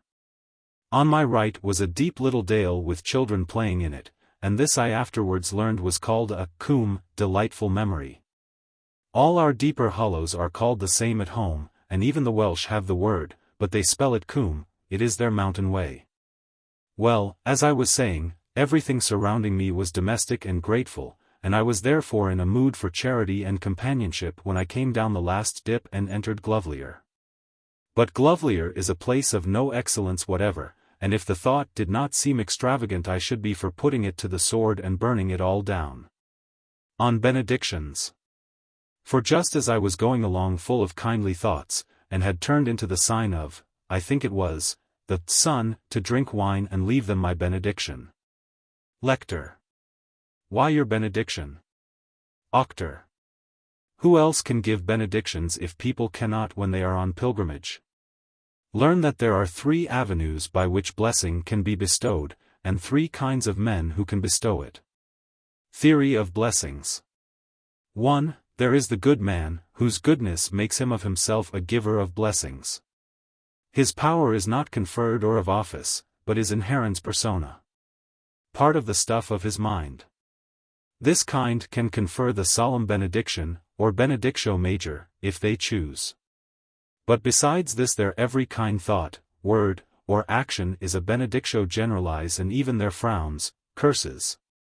Angry looks and irritable gestures may be called benedictions minores vel incerti.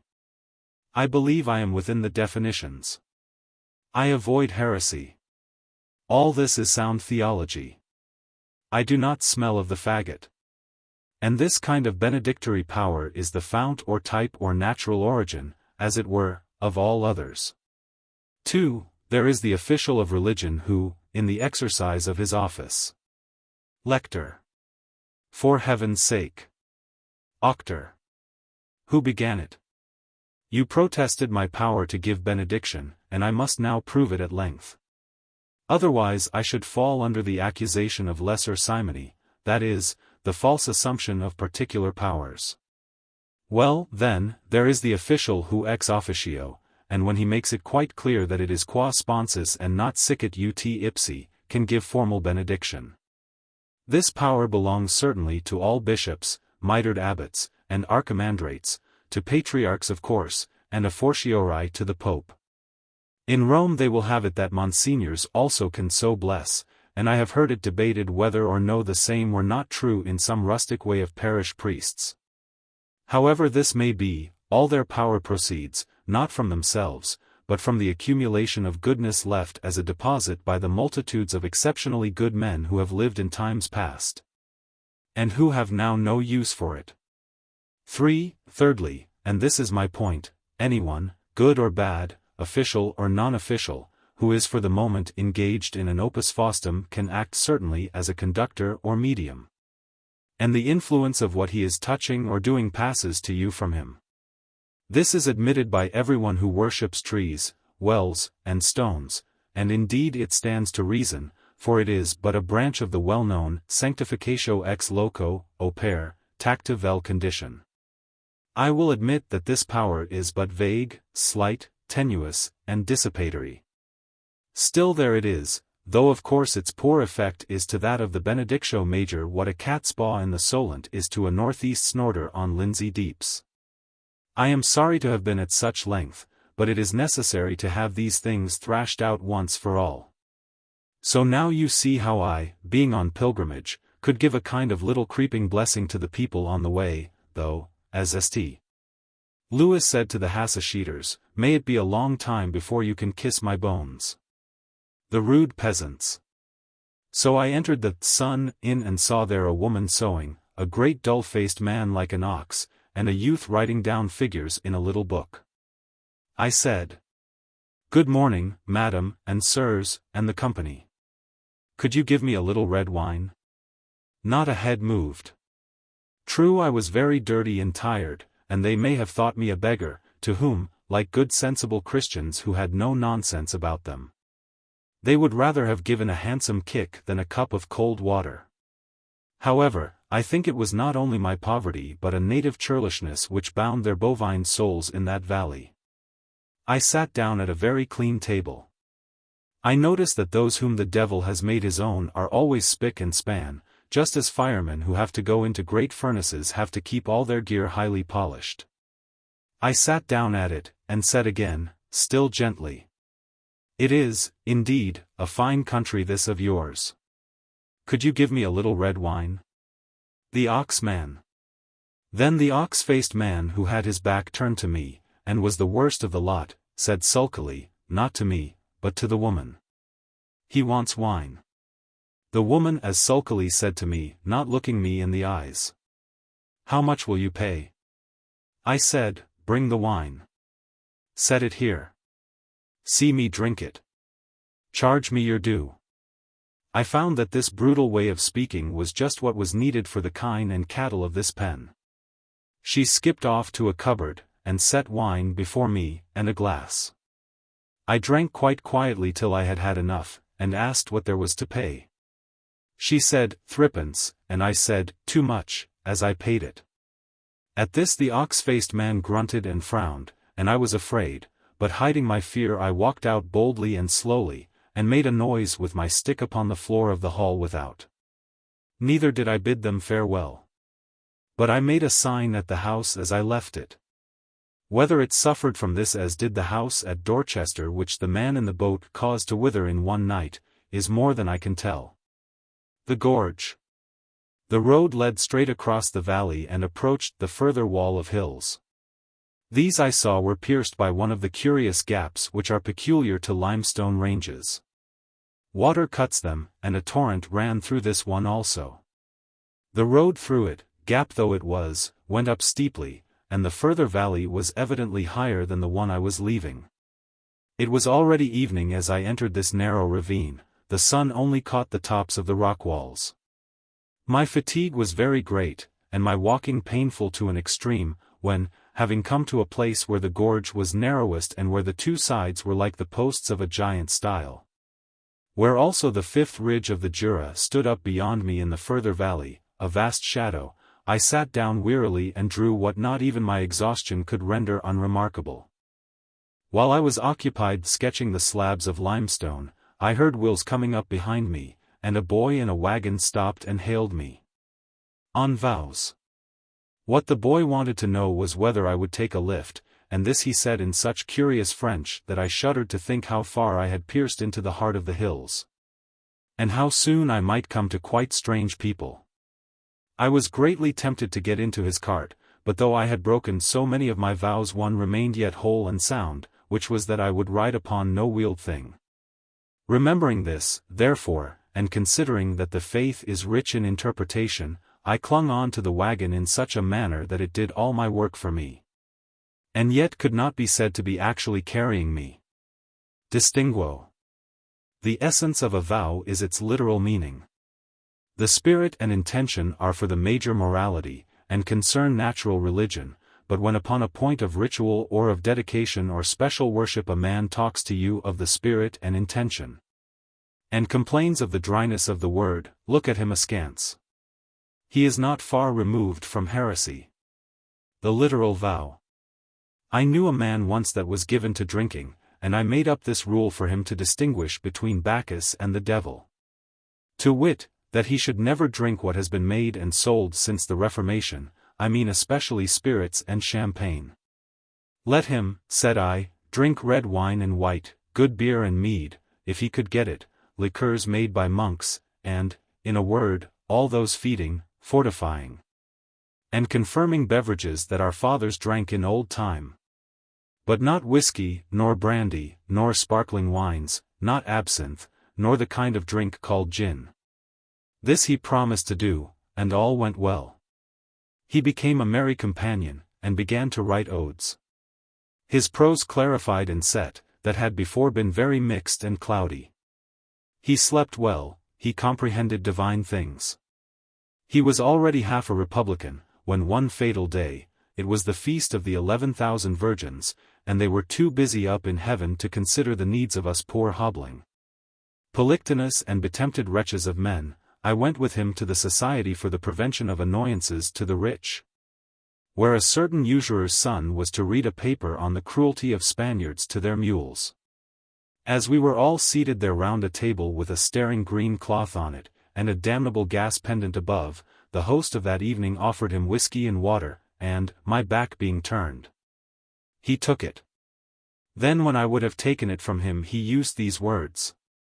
After all, it is the intention of a pledge that matters. And I saw that all was over, for he had abandoned definition, and was plunged back into the horrible mazes of conscience and natural religion. What do you think, then, was the consequence? Why, he had to take some nasty pledge or other to drink nothing whatever, and become a spectacle and a judgment, whereas if he had kept his exact word he might by this time have been a happy man. Remembering him and pondering upon the advantage of strict rule, I hung on to my cart, taking care to let my feet still feel the road, and so passed through the high limestone gates of the gorge, and was in the fourth valley of the Jura, with the fifth ridge standing up black and huge before me against the last of the daylight. There were as yet no stars. Undervilliers. There, in this silent place, was the little village of Undervilliers, and I thanked the boy, withdrew from his cart, and painfully approached the inn, where I asked the woman if she could give me something to eat, and she said that she could in about an hour, using, however, with regard to what it was I was to have, words which I did not understand. For the French had become quite barbaric, and I was now indeed lost in one of the inner places of the world. The cigar. A cigar is, however, even in Undervilliers, a cigar, and the best cost a penny. One of these, therefore, I bought, and then I went out smoking it into the village square, and, finding a low wall, leaned over it and contemplated the glorious clear green water tumbling and roaring along beneath it on the other side. For a little river ran through the village. Stones and water.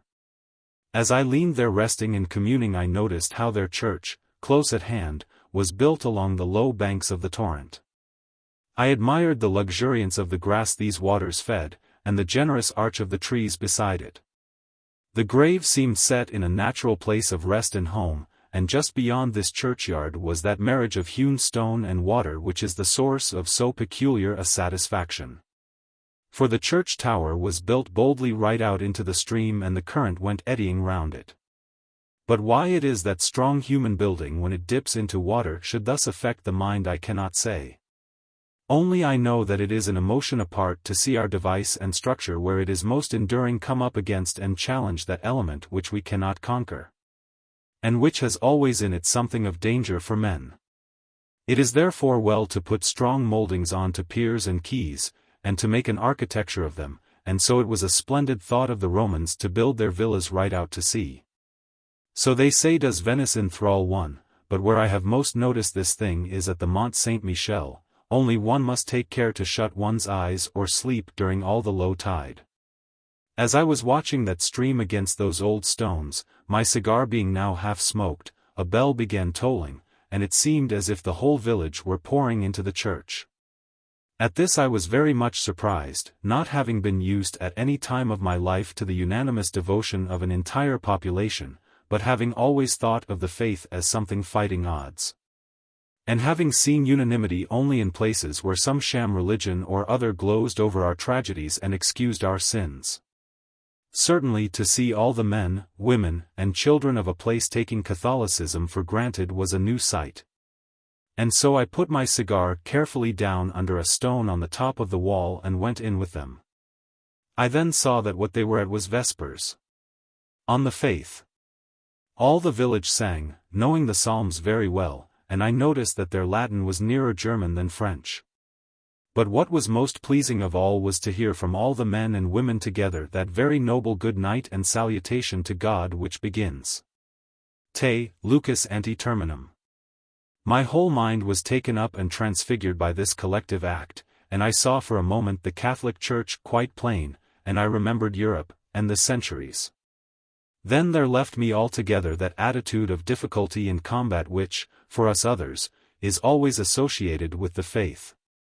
The cities dwindled in my imagination, and I took less heed of the modern noise. I went out with them into the clear evening and the cool. I found my cigar and lit it again, and musing much more deeply than before, not without tears, I considered the nature of belief. Of its nature it breeds a reaction and an indifference. Those who believe nothing but only think and judge cannot understand this. Of its nature it struggles with us. And we, when our youth is full on us, invariably reject it and set out in the sunlight content with natural things. Then for a long time we are like men who follow down the cleft of a mountain and the peaks are hidden from us and forgotten. It takes years to reach the dry plain, and then we look back and see our home. What is it, do you think, that causes the return? I think it is the problem of living. For every day, every experience of evil, demands a solution. That solution is provided by the memory of the great scheme which at last we remember. Our childhood pierces through again. But I will not attempt to explain it, for I have not the power, only I know that we who return suffer hard things, for there grows a gulf between us and many companions. We are perpetually thrust into minorities, and the world almost begins to talk a strange language. We are troubled by the human machinery of a perfect and superhuman revelation. We are over-anxious for its safety, alarmed, and in danger of violent decisions. And this is hard, that the faith begins to make one abandon the old way of judging. Averages and movements and the rest grow uncertain. We see things from within and consider one mind or a little group as a salt or leaven. The very nature of social force seems changed to us. And this is hard when a man has loved common views and is happy only with his fellows. And this again is very hard, that we must once more take up that awful struggle to reconcile two truths and to keep civic freedom sacred in spite of the organization of religion. And not to deny what is certainly true. It is hard to accept mysteries, and to be humble. We are tossed as the great schoolmen were tossed, and we dare not neglect the duty of that wrestling. But the hardest thing of all is that it leads us away, as by a command, from all that banquet of the intellect than which there is no keener joy known to man. I went slowly up the village place in the dusk, thinking of this deplorable weakness in men that the faith is too great for them, and accepting it as an inevitable burden. I continued to muse with my eyes upon the ground. There was to be no more of that studious content, that security in historic analysis, and that constant satisfaction of an appetite which never cloyed. A wisdom more imperative and more profound was to put a term to the comfortable wisdom of learning. All the balance of judgment, the easy, slow convictions, the broad grasp of things, the vision of their complexity, the pleasure in their innumerable life, all that had to be given up. Fanaticisms were no longer entirely to be despised, just appreciations and a strong grasp of reality no longer entirely to be admired. Still on faith. The Catholic Church will have no philosophies. She will permit no comforts, the cry of the martyrs is in her far voice. Her eyes that see beyond the world present us heaven and hell to the confusion of our human reconciliations, our happy blending of good and evil things. By the Lord! I begin to think this intimate religion as tragic as a great love. There came back into my mind a relic that I have in my house. It is a panel of the old door of my college, having carved on it my college arms. I remembered the lion and the shield, haec fuit, haec almi janua sacrodomus. Yes, certainly religion is as tragic as first love, and drags us out into the void away from our dear homes. It is a good thing to have loved one woman from a child, and it is a good thing not to have to return to the faith. On style. They cook worse in Undervilliers than any place I was ever in, with the possible exception of Omaha, Nebraska. Lector. Why do you use phrases like, possible exception? Auctor. Why not? I see that all the religion I have stuck into the book has no more effect on you than had Rousseau upon Sir Henry Maine. You are as full of pride as a minor devil. You would avoid the cliché and the commonplace, and the phrase tout fait. Why? Not because you naturally write odd prose, contrariwise, left to yourself you write pure journalese. But simply because you are swelled and puffed up with a desire to pose. You want what the Martha Brown School calls distinction in prose. My little friend, I know how it is done, and I find it contemptible. People write their articles at full speed, putting down their unstudied and valueless conclusions in English as pale as a film of dirty wax, sometimes even they dictate to a typewriter. Then they sit over it with a blue pencil and carefully transpose the split infinitives, and write alternative adjectives. And take words away out of their natural place in the sentence and generally put the Queen's English, yes, the Queen's English, on the rack. And who is a penny the better for it? The silly authors get no real praise, not even in the horrible stucco villas where their clique meet on Sundays. The poor public buys the marvel and gasps at the cleverness of the writing and despairs, and has to read what it can understand, and is driven back to toshy novels about problems, written by cooks.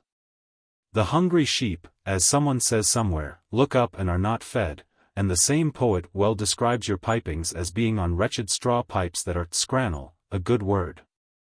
More on style. Oh, for one man who should write healthy, hearty, straightforward English. Oh, for Cobbett. There are indeed some great men who write twistedly simply because they cannot help it, but their honesty is proved by the mass they turn out. What do you turn out, you higglers and sticklers? Perhaps a bad trial every 6 months, and a book of criticism on something thoroughly threadbare once in 5 years. If I had my way. Lector. I am sorry to have provoked all this. Auctor. Not at all. Not at all. I trust one have made myself clear. Well, as I was saying, they cook worse at Undervilliers than any place I was ever in, with the possible exception of Omaha, Nebraska. However, I forgave them, because they were such good people, and after a short and bitter night I went out in the morning before the sun rose and took the Moutier road. The valley in which I was now engaged, the phrase seems familiar, was more or less like an H. That is, there were 2 high parallel ranges bounding it, but across the middle a low ridge of perhaps 1,000 feet. The road slowly climbed this ridge through pastures where cows with deep-toned bells were rising from the dew on the grass, and where 1 or 2 little cottages and a village already sent up smoke. All the way up I was thinking of the surfeit of religion I had had the night before, and also of how I had started that morning without bread or coffee, which was a folly. The German. When I got to the top of the ridge there was a young man chopping wood outside a house, and I asked him in French how far it was to Moutier. He answered in German, and I startled him by a loud cry, such as sailors give when they see land, for at last I had struck the boundary of the languages, and was with pure foreigners for the first time in my life. I also asked him for coffee, and as he refused it I took him to be a heretic and went down the road making up verses against all such, and singing them loudly through the forest that now arched over me and grew deeper as I descended. Heretics. And my first verse was: Heretics all, whoever you be, in Tarbes or Nîmes, or over the sea, you never shall have good words from me. Caritas non conturbit me. If you ask me why I put a Latin line at the end, it was because I had to show that it was a song connected with the universal fountain and with European culture, and with all that heresy combats. I sang it to a lively hymn tune that I had invented for the occasion. I then thought what a fine fellow I was, and how pleasant were my friends when I agreed with them. I made up this second verse, which I sang even more loudly than the first. And the forest grew deeper, sending back echoes. But Catholic men that live upon wine are deep in the water, and frank, and fine. Wherever I travel I find it so. Benedicamus Domino. There is no doubt, however, that if one is really doing a Catholic work, and expressing one's attitude to the world, charity, pity, and a great sense of fear should possess one, or, at least, appear. So I made up this third verse and sang it to suit. On childing women that are forlorn, and men that sweat in nothing but scorn. That is on all that ever were born. Miserere Domini. Then, as everything ends in death, and as that is just what heretics least like to be reminded of, I ended thus. To my poor self on my deathbed, and all my dear companions dead, because of the love that I bore them. Dona eis requiem. I say, I ended. But I did not really end there, for I also wrote in the spirit of the rest a verse of mea culpa and confession of sin, but I shall not print it here. So my song over and the woods now left behind, I passed up a dusty piece of road into Moutier, a detestable town, all whitewashed and orderly, down under the hills. I was tired, for the sun was now long risen and somewhat warm, and I had walked 10 miles, and that over a high ridge, and I had written a canticle and sung it, and all that without a sup or a bite. I therefore took bread, coffee, and soup in Moutier, and then going a little way out of the town I crossed a stream off the road, climbed a knoll, and, lying under a tree, I slept. Everyday life. I awoke and took the road. The road after Moutier was not a thing for lyrics, it stirred me in no way. It was bare in the sunlight, had fields on either side. And in the fields stood houses. In the houses were articulately speaking mortal men. There is a school of poets, I cannot read them myself, who treat of common things, and their admirers tell us that these men raise the things of everyday life to the plane of the supernatural. Note that phrase, for it is a shaft of light through a cloud revealing their disgusting minds. Horrors thereof. Everyday life. As Lacroix said in a famous leading article, La Presse? Pooh! I know that everyday life. It goes with sandals and pictures of lean ugly people all just like one another in brownie photographs on the wall, and these pictures are called, one the house of life, or another the place beautiful, or yet again a third, the lamp of the valley, and when you complain and shift about uneasily before these pictures, the scrub-minded and dusty-souled owners of them tell you that of course in photographs you lose the marvelous color of the original. This everyday life has mantelpieces made of the same stuff as café tables, so that by instinct I try to make rings on them with my wineglass. And the people who suffer this life get up every morning at 8, and the poor sad men of the house slave at wretched articles and come home to hear more literature and more appreciations. And the unholy women do nothing and attend to local government, that is, the oppression of the poor. And altogether this accursed everyday life of theirs is instinct with the four sins crying to heaven for vengeance, and there is no humanity in it, and no simplicity, and no recollection. I know whole quarters of the towns of that life where they have never heard of Virtus or Verecundia or Pietas. Lector. Then. Auctor. Alas! Alas! Dear Lector, in these houses there is no honest dust. Not a bottle of good wine or bad, no prints inherited from one's uncle, and no children's books by Mrs. Barbald or Miss Edgeworth. No human disorder, nothing of that organic comfort which makes a man's house like a bear's fur for him. They have no debts, they do not read in bed, and they will have difficulty in saving their souls. Examples. Lector. Then tell me, how would you treat of common things? Auctor. Why, I would leave them alone, but if I had to treat of them I will show you how I would do it. Let us have a dialogue about this road from Moutier. Lector. By all means. Auctor. What a terrible thing it is to miss one's sleep. I can hardly bear the heat of the road, and my mind is empty. Lector. Why, you have just slept in a wood. Auctor. Yes, but that is not enough. One must sleep at night. Lector. My brother often complains of insomnia. He is a policeman. Auctor. Indeed? It is a sad affliction. Lector. Yes, indeed. Auctor. Indeed, yes. Lector. I cannot go on like this. Auctor.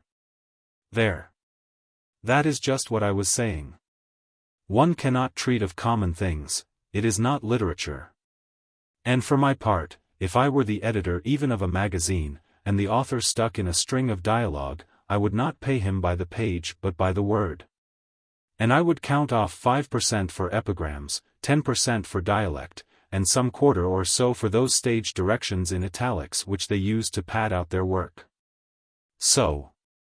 I will not repeat this experiment, but next time I come to a bit of road about which there is nothing to say, I will tell a story or sing a song, and to that I pledge myself. Plays without words. By the way, I am reminded of something. Do you know those books and stories in which parts of the dialogues often have no words at all?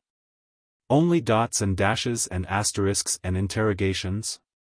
I wonder what the people are paid for it. If I knew I would earn a mint of money, for I believe I have a talent for it. Look at this. The Duchess. Charles. The Duchess.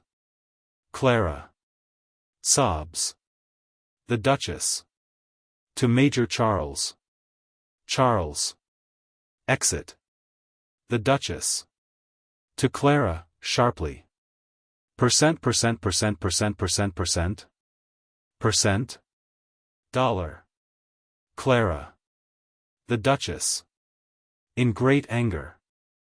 Hashtag. Clara. There. That seems to me worth a good deal more money than all the modern delineation of character and folk nonsense ever written. What verve! What terseness! And yet how clear! Lector. Let us be getting on. Auctor. By all means, and let us consider more enduring things. After a few miles the road going upwards, I passed through another gap in the hills and. Lector. Pardon me, but I am still ruminating upon that little tragedy of yours. Why was the guardian a duchess?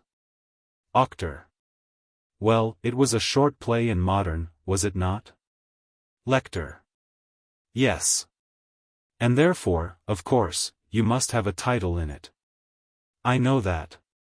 I do not object to it. What I want to know is, why a duchess? Auctor. On account of the reduction of scale, the concentration of the thing. You see, in the full play there would have been a lord, 2 baronets, and say 3 ladies, and I could have put suitable words into their mouths. As it was, I had to make absolutely sure of the element of nobility without any help, and, as it were, in one startling moment. Do you follow? Is it not art? The acolyte of Reims.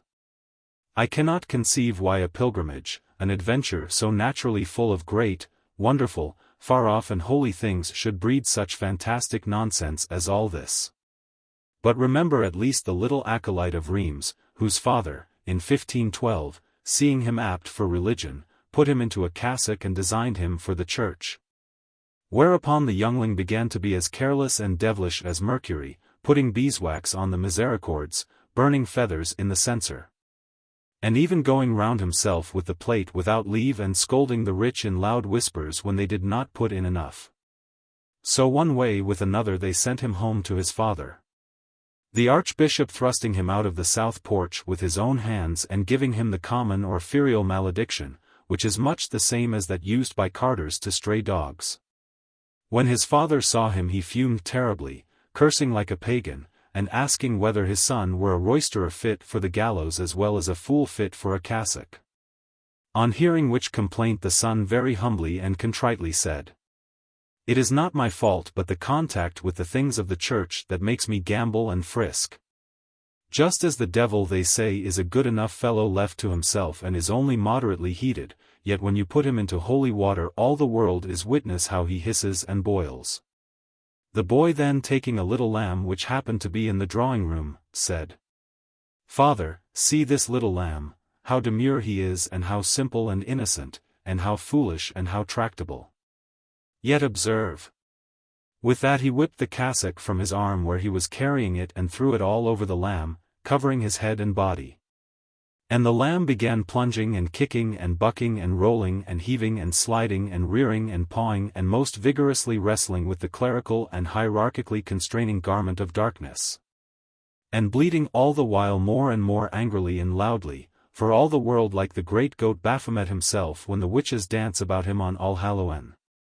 But when the boy suddenly plucked off the cassock again, the lamb, after sneezing a little and finding his feet, became quite gentle once more, and looked only a little confused and dazed. "There, father," said the boy, "is proof to you of how the meekest may be driven to desperation by the shackles I speak of, and which I pray you never lay upon me again." His father finding him so practical and wise made over his whole fortune and business to him, and thus escaped the very heavy heriot and death dues of those days, for he was a sockage tenant of St. Remy in double burgage. But we stopped all that here in England by the statute of uses, and I must be getting back to the road before the dark catches me. The Mills of God. As I was saying, I came to a gap in the hills, and there was there a house or two called Gansbrunnen, and one of the houses was an inn. Just by the inn the road turned away sharply up the valley. The very last slope of the Jura, the last parallel ridge, lay straight before me all solemn, dark, and wooded, and making a high feathery line against the noon. To cross this there was but a vague path rather misleading, and the name of the mountain was Weissenstein. So before that last effort which should lead me over those thousands of feet, and to nourish instinct, which would be of use to me when I got into that impenetrable wood, I turned into the inn for wine. A very old woman having the appearance of a witch sat at a dark table by the little crisscross window of the dark room. She was crooning to herself, and I made the sign of the evil eye and asked her in French for wine, but French she did not understand. Catching, however, two words which sounded like the English, white and red, I said, "Ja," after the last and nodded. And she brought up a glass of exceedingly good red wine which I drank in silence, she watching me uncannily. Then I paid her with a 5-franc piece, and she gave me a quantity of small change rapidly, which, as I counted it, I found to contain 1 Greek piece of 50 lepta very manifestly of lead.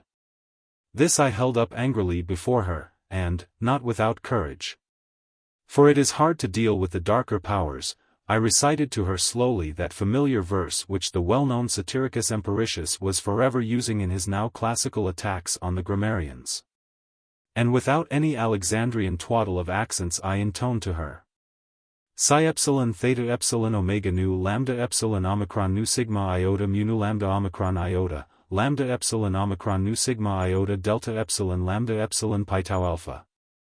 And so left her astounded to repentance or to shame.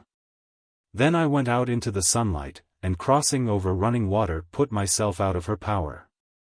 Edge of the Jura.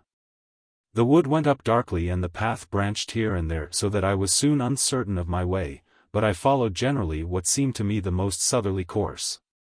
And so came at last up steeply through a dip or ravine that ended high on the crest of the ridge. Just as I came to the end of the rise, after perhaps an hour, perhaps two, of that great curtain of forest which had held the mountain side, the trees fell away to brushwood, there was a gate. And then the path was lost upon a fine open sward which was the very top of the Jura and the coping of that multiple wall which defends the Swiss plain.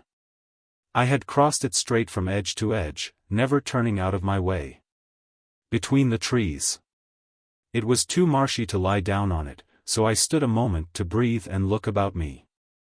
It was evident that nothing higher remained, for though a new line of wood, firs and beeches, stood before me, yet nothing appeared above them. And I knew that they must be the fringe of the descent. I approached this edge of wood, and saw that it had a rough fence of post and rails bounding it, and as I was looking for the entry of a path, for my original path was lost, as such tracks are. In the damp grass of the little down, there came to me one of those great revelations which betray to us suddenly the higher things and stand afterwards firm in our minds. There, on this upper meadow, where so far I had felt nothing but the ordinary gladness of the summit, I had a vision. What was it I saw? If you think I saw this or that, and if you think I am inventing the words, you know nothing of men. The vision of the Alps. I saw between the branches of the trees in front of me a sight in the sky that made me stop breathing, just as great danger at sea, or great surprise in love, or a great deliverance will make a man stop breathing. I saw something I had known in the West as a boy, something I had never seen so grandly discovered as was this. In between the branches of the trees was a great promise of unexpected lights beyond. I pushed left and right along that edge of the forest and along the fence that bound it, until I found a place where the pine trees stopped, leaving a gap, and where on the right, beyond the gap, was a tree whose leaves had failed. There the ground broke away steeply below me, and the beeches fell, one below the other, like a vast cascade, towards the limestone cliffs that dipped down still further, beyond my sight. I looked through this framing hollow and praised God. For there below me, thousands of feet below me, was what seemed an illimitable plain. At the end of that world was an horizon, and the dim bluish sky that overhangs an horizon. There was brume in it and thickness. One saw the sky beyond the edge of the world getting purer as the vault rose. But right up, a belt in that empyrean, ran peak and field and needle of intense ice, remote, remote from the world. Sky beneath them and sky above them, a steadfast legion, they glittered as though with the armor of the immovable armies of heaven. 2 days' march, 3 days' march away, they stood up like the walls of Eden. I say it again, they stopped my breath. I had seen them. So little are we men, so much are we immersed in our muddy and immediate interests that we think, by numbers and recitals, to comprehend distance or time, or any of our limiting infinities. Here were these magnificent creatures of God, I mean the Alps, which now for the first time I saw from the height of the Jura. And because they were 50 or 60 miles away, and because they were a mile or two high, they were become something different from us others, and could strike one motionless with the awe of supernatural things. Up there in the sky, to which only clouds belong and birds and the last trembling colors of pure light, they stood fast and hard, not moving as do the things of the sky. They were as distant as the little upper clouds of summer, as fine and tenuous. But in their reflection and in their quality as it were of weapons, like spears and shields of an unknown array, they occupied the sky with a sublime invasion, and the things proper to the sky were forgotten by me in their presence as I gazed. To what emotion shall I compare this astonishment? So, in first love one finds that this can belong to me. Their sharp steadfastness and their clean uplifted lines compelled my adoration. Up there, the sky above and below them, part of the sky, but part of us.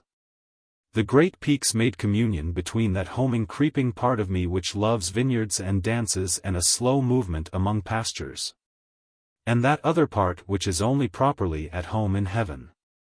I say that this kind of description is useless, and that it is better to address prayers to such things than to attempt to interpret them for others.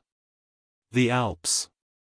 These, the great Alps, seen thus, link one in some way to one's immortality. Nor is it possible to convey, or even to suggest, those few 50 miles, and those few 1,000 feet. There is something more. Let me put it thus, that from the height of Weissenstein I saw, as it were, my religion. I mean, humility, the fear of death, the terror of height and of distance, the glory of God, the infinite potentiality of reception whence springs that divine thirst of the soul. My aspiration also towards completion, and my confidence in the dual destiny. For I know that we laughers have a gross cousinship with the Most High, and it is this contrast and perpetual quarrel which feeds a spring of merriment in the soul of a sane man.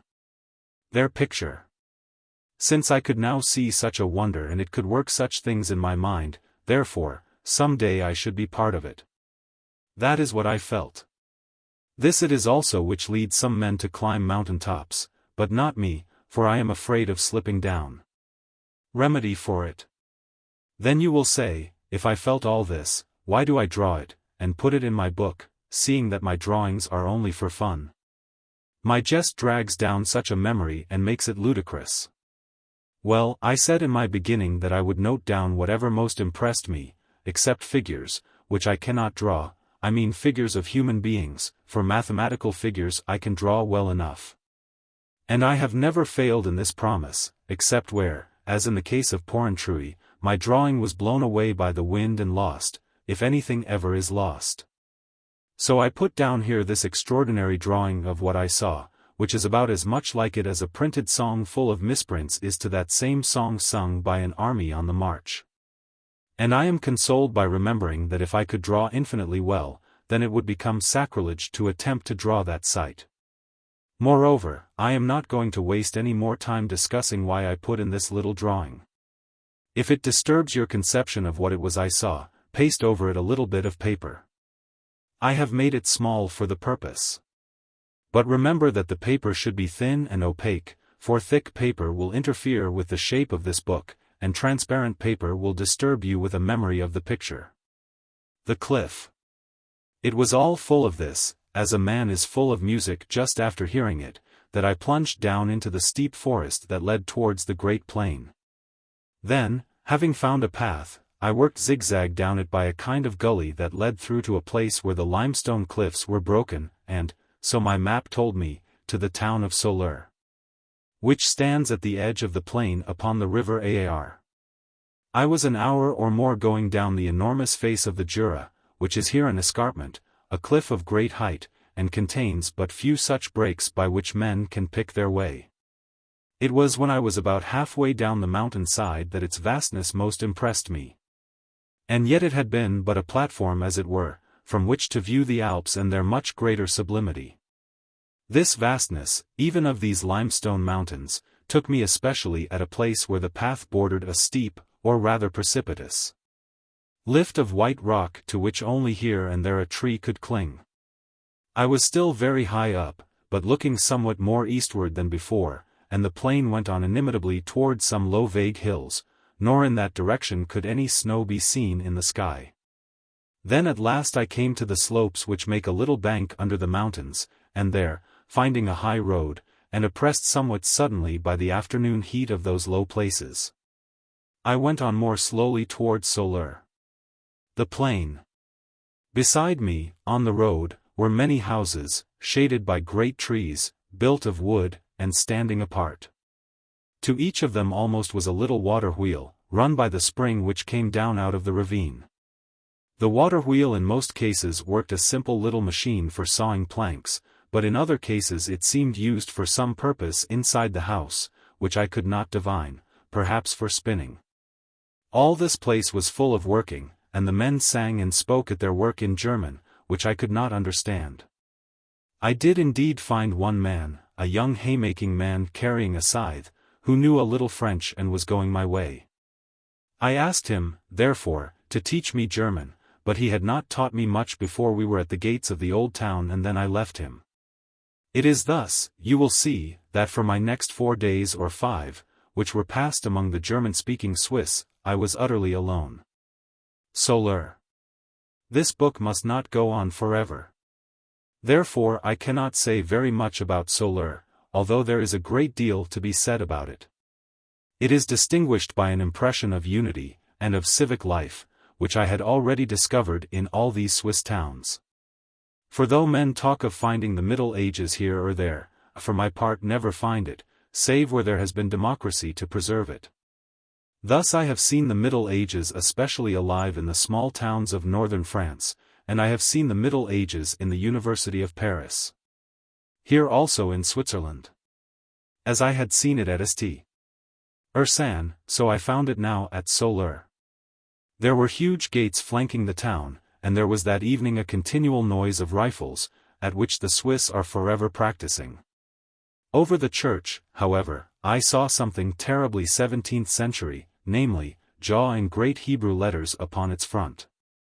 Well, dining there of the best they had to give me, for this was another milestone in my pilgrimage, I became foolishly refreshed and valiant, and instead of sleeping in Solar, as a wise man would have done, I determined, though it was now nearly dark, to push on upon the road to Bergdorf, the remote inn. I therefore crossed the river Aar, which is here magnificently broad and strong, and has bastions jutting out into it in a very bold fashion. I saw the last colorless light of evening making its waters seem like dull metal between the gloomy banks. I felt the beginnings of fatigue, and half regretted my determination. But as it is quite certain that one should never go back, I went on in the darkness, I do not know how many miles, till I reached some cross roads and an inn. This inn was very poor, and the people had never heard in their lives, apparently, that a poor man on foot might not be able to talk German, which seemed to me an astonishing thing. And as I sat there ordering beer for myself and for a number of peasants, who but for this would have me there and even as it was found something monstrous in me, I pondered during my continual attempts to converse with them, for I had picked up some 10 words of their language, upon the folly of those who imagine the world to be grown smaller by railways. The good savages. I suppose this place was more untouched, as the phrase goes, that is, more living, more intense, and more powerful to affect others, whenever it may be called to do so, than are even the dear villages of Sussex that lie under my downs. For those are haunted by a nearly cosmopolitan class of gentry, who will have actors, financiers, and what not to come and stay with them, and who read the paper, and from time to time address their village folk upon matters of politics.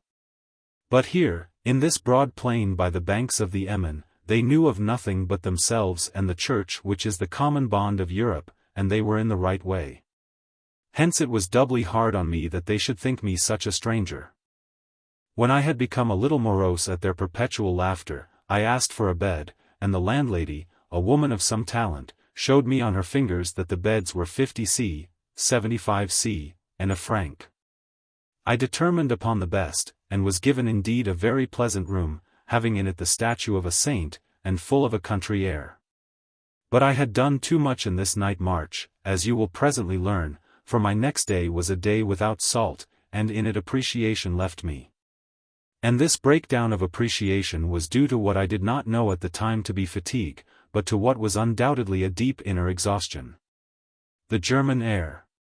When I awoke next morning it was as it always is, no one was awake, and I had the field to myself, to slip out as I chose.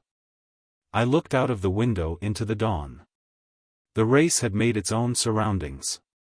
These people who suffocated with laughter at the idea of one's knowing no German, had produced, as it were, a German picture by the mere influence of years and years of similar thoughts. Out of my window I saw the eaves coming low down. I saw an apple tree against the grey light. The tangled grass in the little garden, the dog kennel, and the standing butt were all what I had seen in those German pictures which they put into books for children, and which are drawn in thick black lines, nor did I see any reason why tame faces should not appear in that framework. I expected the light lank hair and the heavy unlifting step of the people whose only emotions are in music. But it was too early for anyone to be about, and my German garden, Sijos emexprimer ainsi, had to suffice me for an impression of the Central Europeans. I gazed at it a little while as it grew lighter. Then I went downstairs and slipped the latch, which, being German, was of a quaint design.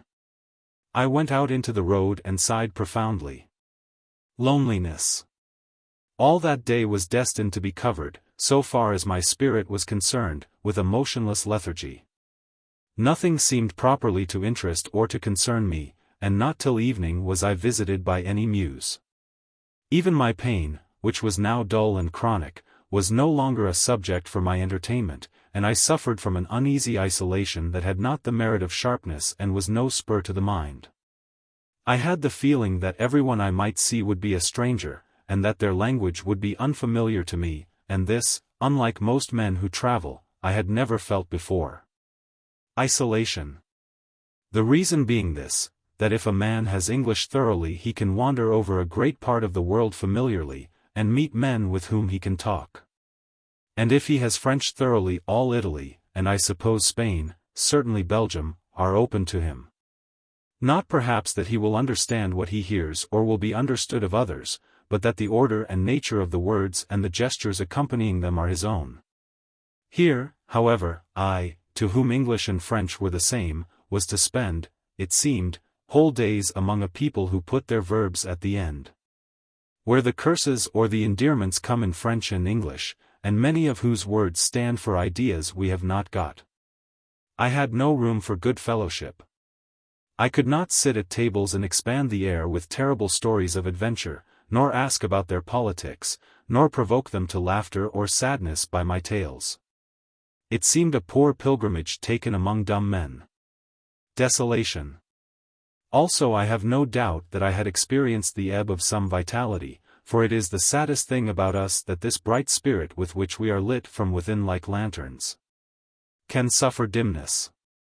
Such frailty makes one fear that extinction is our final destiny, and it saps us with numbness, and we are less than ourselves. 7 nights had I been on pilgrimage, and 2 of them had I passed in the open. 7 great heights had I climbed, the forest, Arquettes, the Ballon, the Mont Terrible, the Watershed, the Pass by Moutier, the Weissenstein. 7 depths had I fallen to, twice to the Moselle, the Gap of Belfort, the Gorge of the Doubs, Glovelier Valley, the whole of Moutier, and now this plain of the Aar. I had marched 180 miles.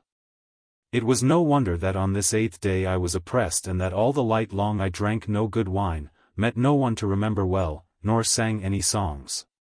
All this part of my way was full of what they call duty.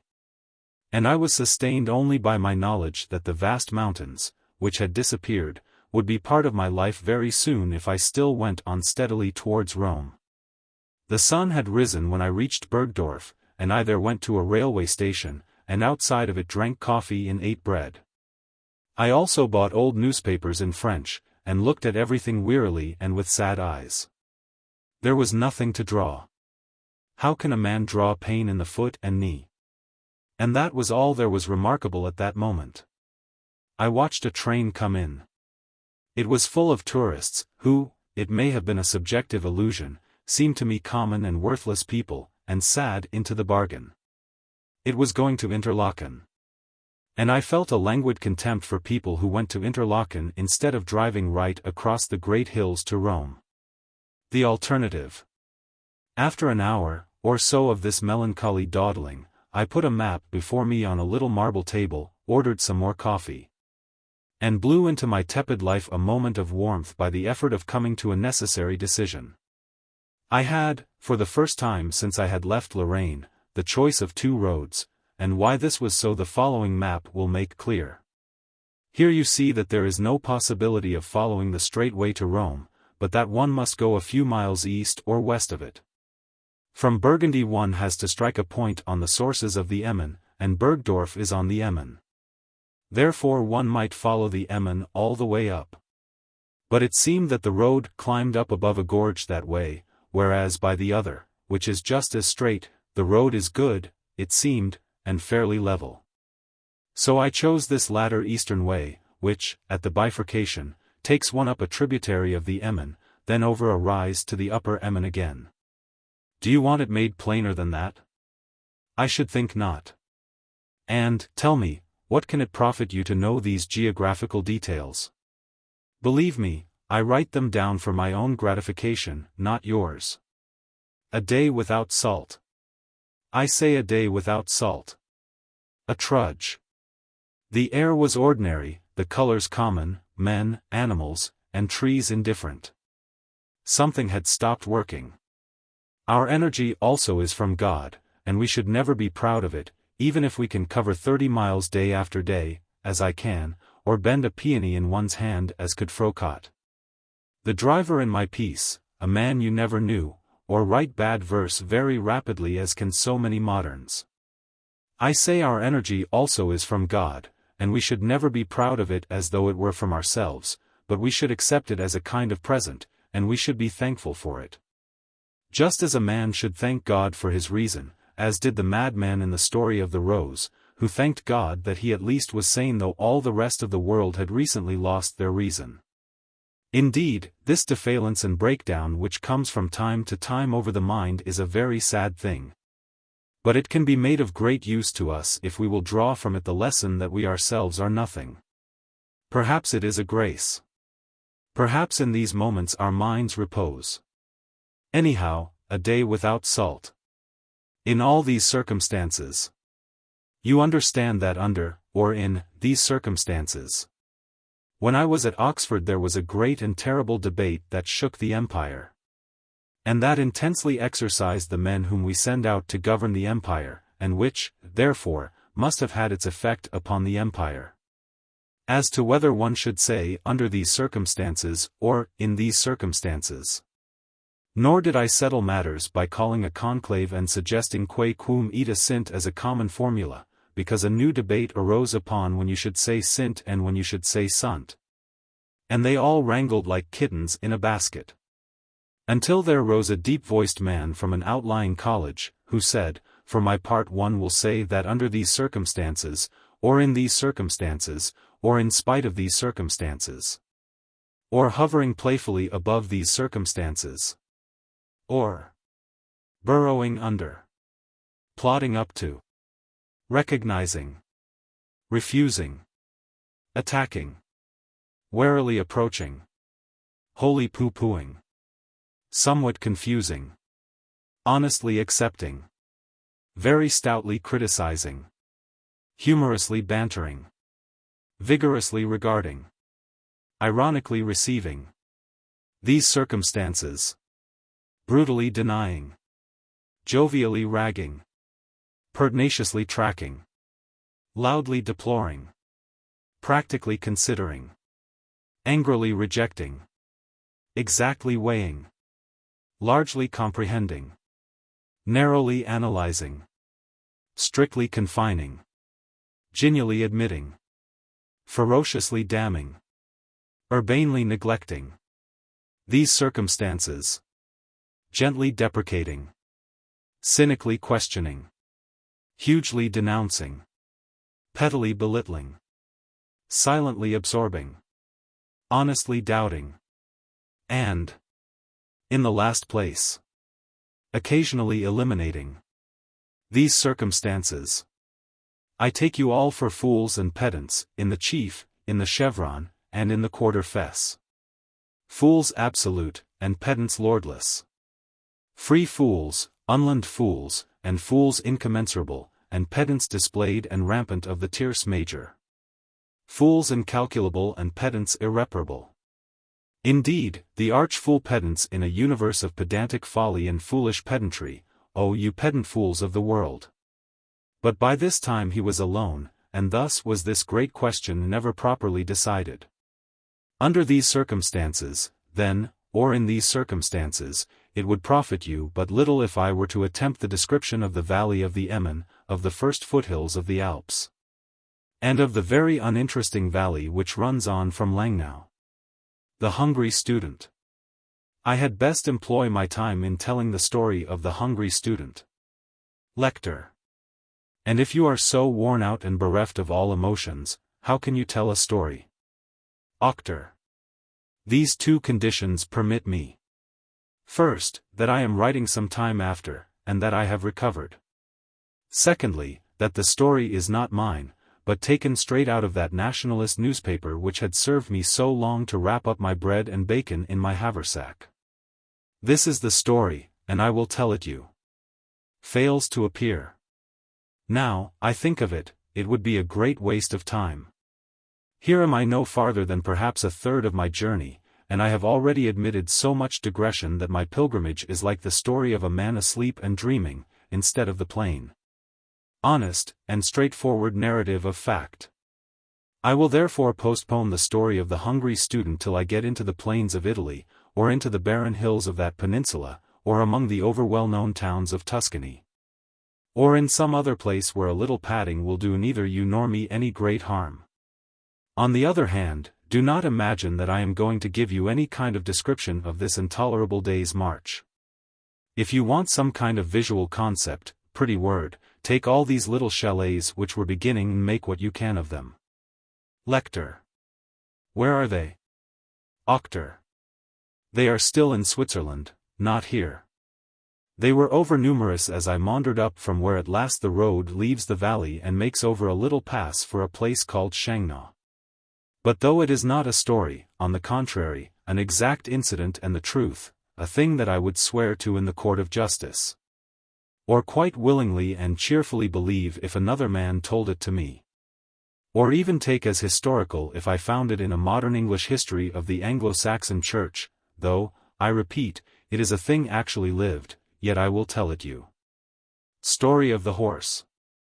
It was at the very end of the road, and when an enormous weariness had begun to add some kind of interest to this stuffless episode of the dull day, that a peasant with a brutal face, driving a cart very rapidly, came up with me. I said to him nothing, but he said to me some words in German which I did not understand. We were at that moment just opposite a little inn upon the right hand of the road, and the peasant began making signs to me to hold his horse for him while he went in and drank. How willing I was to do this you will not perhaps understand, unless you have that delicate and subtle pleasure in the holding of horses' heads, which is the boast and glory of some rare minds. And I was the more willing to do it from the fact that I have the habit of this kind of thing, acquired in the French maneuvers, and had once held a horse for no less a person than a general of division, who gave me a franc for it, and this franc I spent later with the men of my battery, purchasing wine. So to make a long story short, as the publisher said when he published the popular edition of Pamela, I held the horse for the peasant. Always, of course, under the implicit understanding that he should allow me when he came out to have a drink, which I, of course, expected him to bring in his own hands. Far from it. I can understand the anger which some people feel against the Swiss when they travel in that country, though I will always hold that it is monstrous to come into a man's country of your own accord, and especially into a country so free and so well governed as is Switzerland, and then to quarrel with the particular type of citizen that you find there. Let us not discuss politics. The point is that the peasant sat in there drinking with his friends for a good 3/4 of an hour. Now and then a man would come out and look at the sky, and cough and spit and turn round again and say something to the people within in German, and go off. But no one paid the least attention to me as I held this horse. I was already in a very angry and irritable mood, for the horse was restive and smelt his stable, and wished to break away from me. And all angry and irritable as I was, I turned around to see if this man were coming to relieve me, but I saw him laughing and joking with the people inside. And they were all looking my way out of their window as they laughed. I may have been wrong, but I thought they were laughing at me. A man who knows the Swiss intimately, and who has written a book upon the drink traffic, the example of Switzerland, tells me they certainly were not laughing at me. At any rate, I thought they were, and moved by a sudden anger I let go the reins, gave the horse a great clout, and set him off careering and galloping like a whirlwind down the road from which he had come, with the bit in his teeth and all the storms of heaven in his 4 feet. Instantly, as you may imagine, all the scoffers came tumbling out of the inn, hullabulling, gesticulating, and running like madmen after the horse, and one old man even turned to protest to me. But I, setting my teeth, grasping my staff, and remembering the purpose of my great journey, set on up the road again with my face towards Rome. Quality of books. I sincerely hope, trust, and pray that this part of my journey will not seem as dull to you as it did to me at the time, or as it does to me now while I write of it.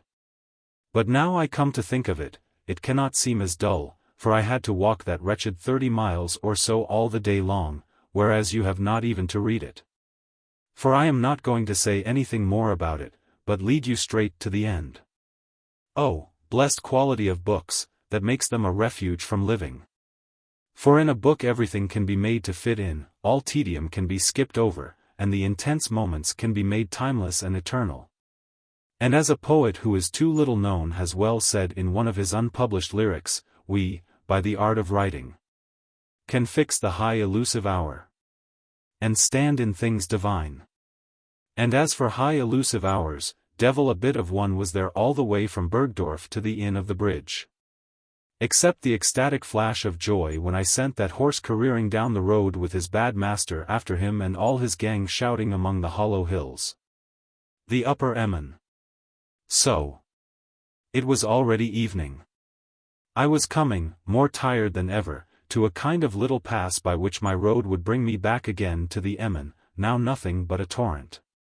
All the slope down the other side of the little pass, 300 or 400 feet perhaps, was covered by a village, called, if I remember right, Shangna.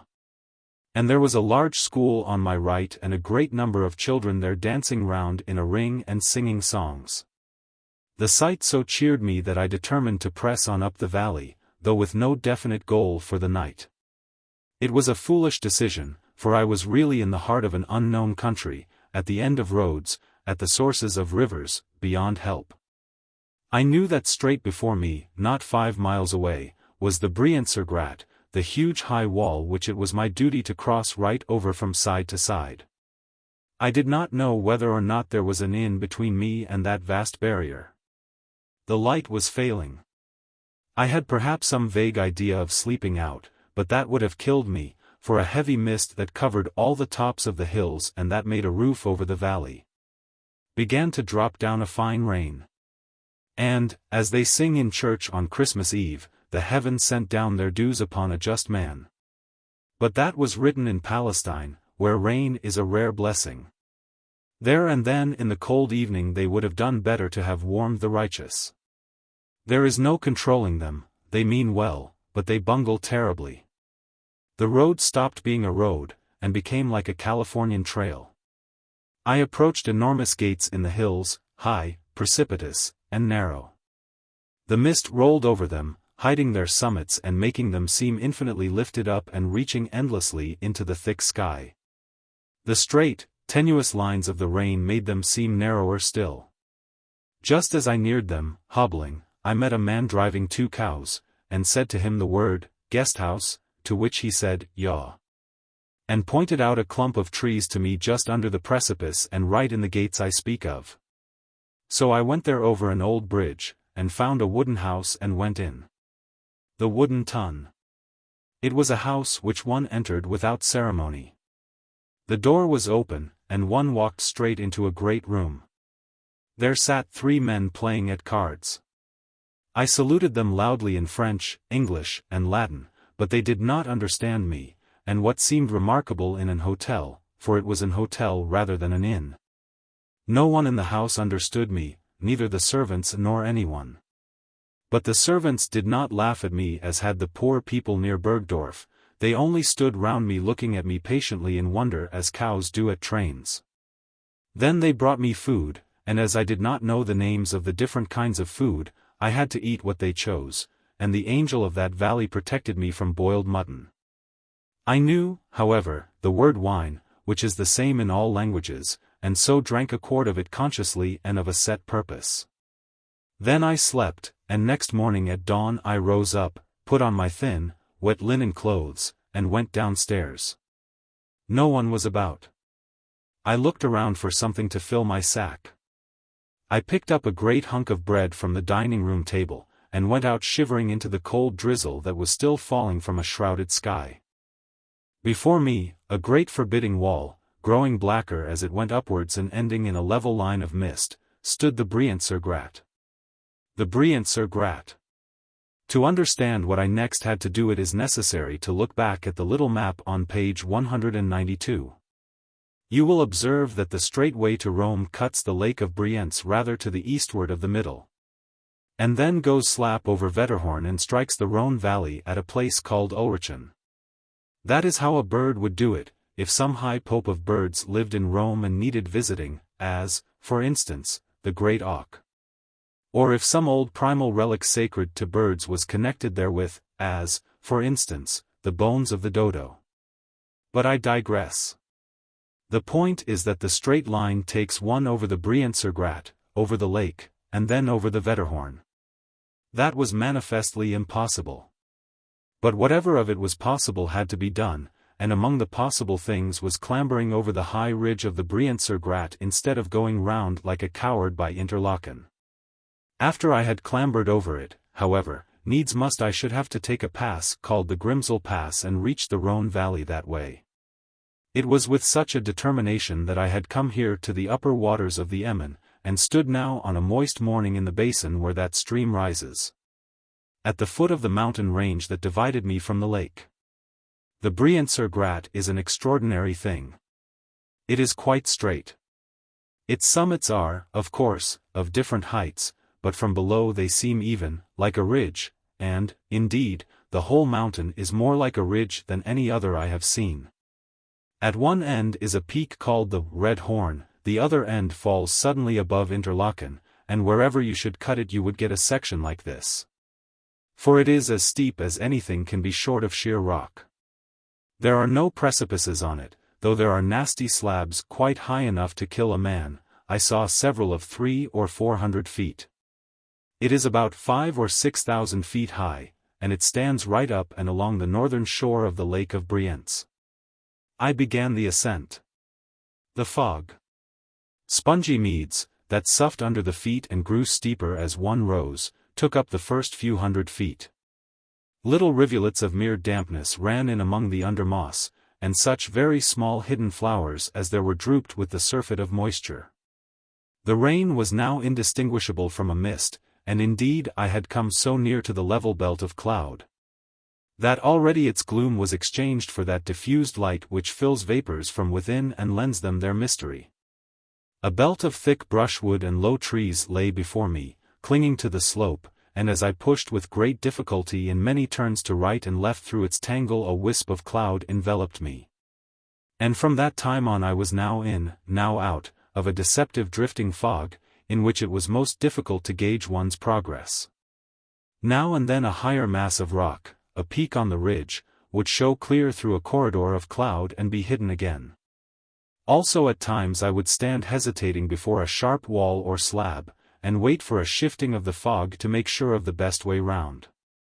I struck what might have been a loose path or perhaps only a gully, lost it again and found it again. In one place I climbed up a jagged surface for 50 feet, only to find when it cleared that it was no part of the general ascent, but a mere obstacle which might have been outflanked. At another time I stopped for a good quarter of an hour at an edge that might have been an indefinite fall of smooth rock, but that turned out to be a short drop, easy for a man, and not much longer than my body. So I went upwards always, drenched and doubting, and not sure of the height I had reached at any time. At last I came to a place where a smooth stone lay between two pillared monoliths, as though it had been put there for a bench. Though all around me was dense mist, yet I could see above me the vague shape of a summit looming quite near. So I said to myself, I will sit here and wait till it grows lighter and clearer, for I must now be within 200 or 300 feet of the top of the ridge. And as anything at all may be on the other side, I had best go carefully and knowing my way. The halt and the fog. So I sat down facing the way I had to go and looking upwards, till perhaps a movement of the air might show me against a clear sky the line of the ridge. And so let me estimate the work that remained to do. I kept my eyes fixed on the point where I judged that sky line to lie, lest I should miss some sudden gleam revealing it. And as I sat there I grew mournful and began to consider the folly of climbing this great height on an empty stomach. The soldiers of the Republic fought their battles often before breakfast, but never, I think, without having drunk warm coffee. And no one should attempt great efforts without some such refreshment before starting. Indeed, my fasting, and the rare thin air of the height, the chill and the dampness that had soaked my thin clothes through and through, quite lowered my blood and left it piano, whimpering and irresolute. I shivered and demanded the sun. Then I bethought me of the hunk of bread I had stolen, and pulling it out of my haversack I began to munch that ungrateful breakfast.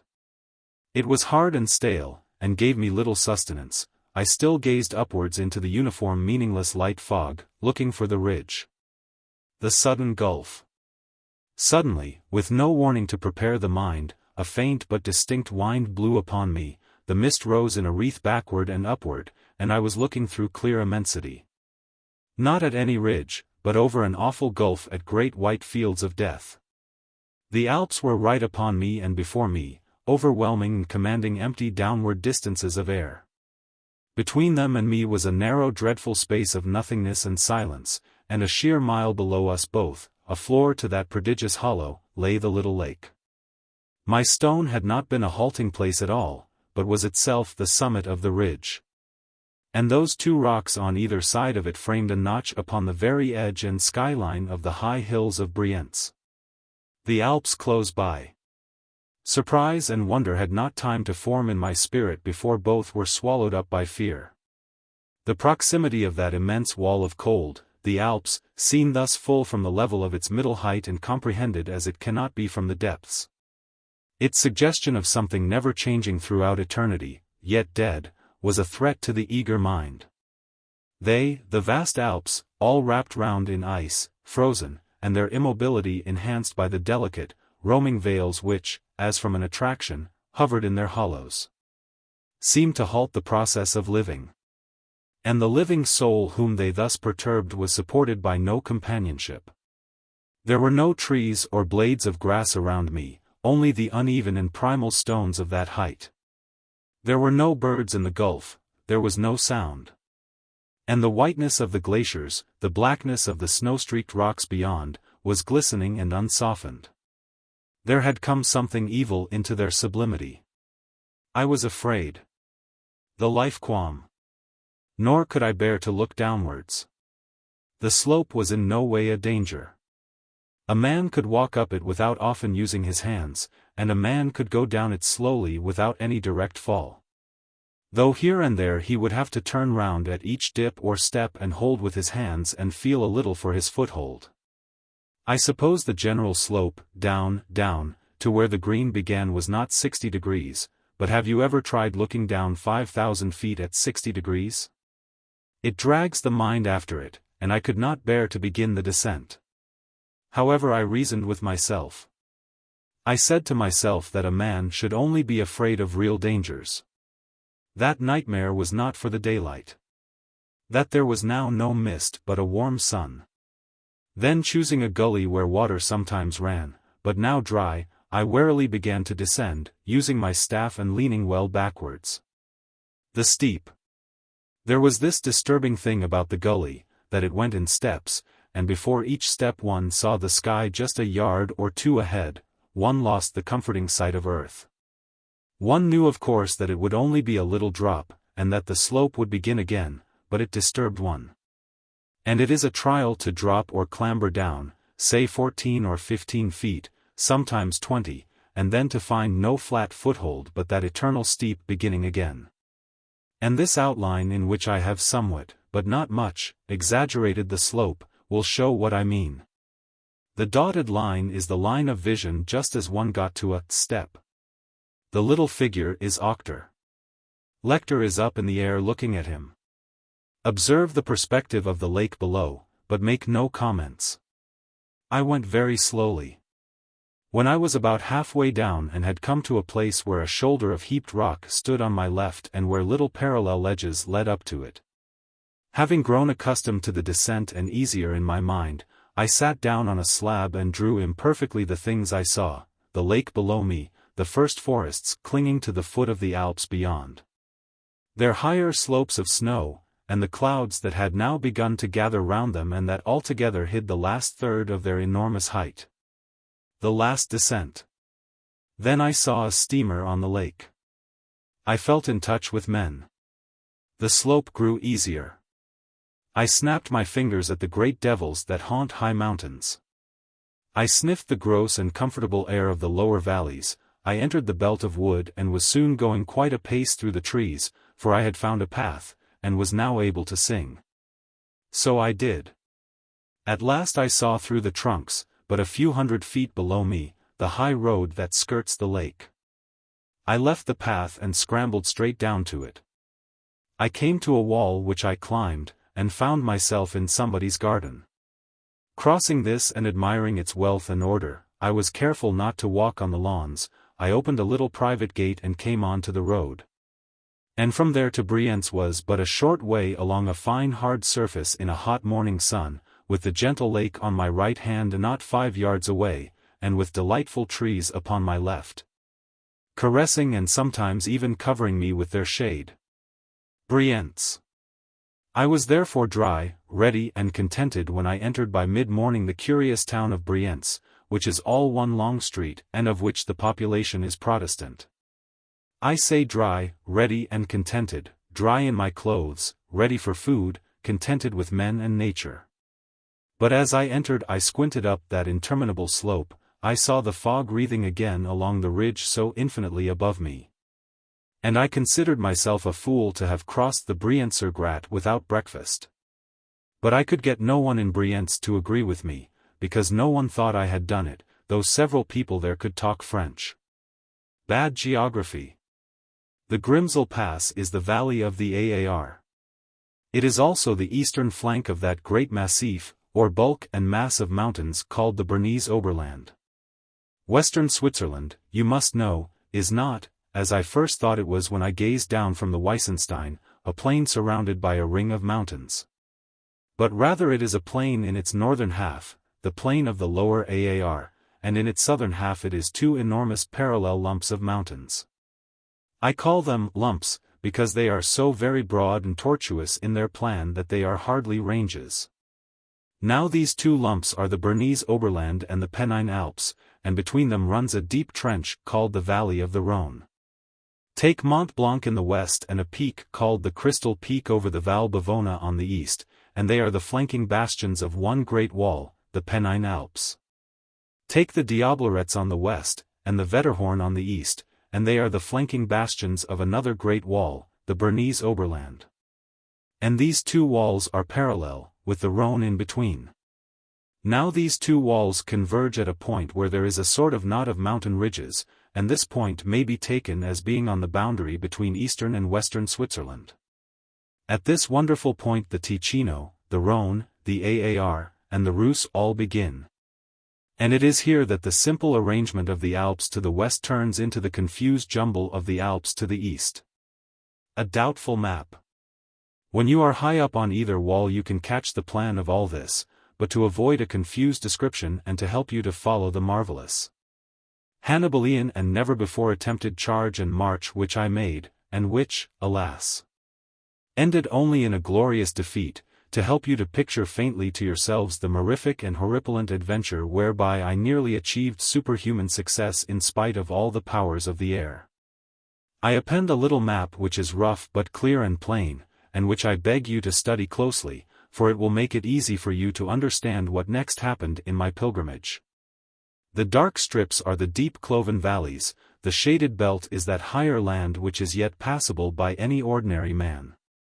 The part left white you may take to be the very high fields of ice and snow with great peaks which an ordinary man must regard as impassable, unless, indeed, he can wait for his weather and take guides and go on as a tourist instead of a pilgrim.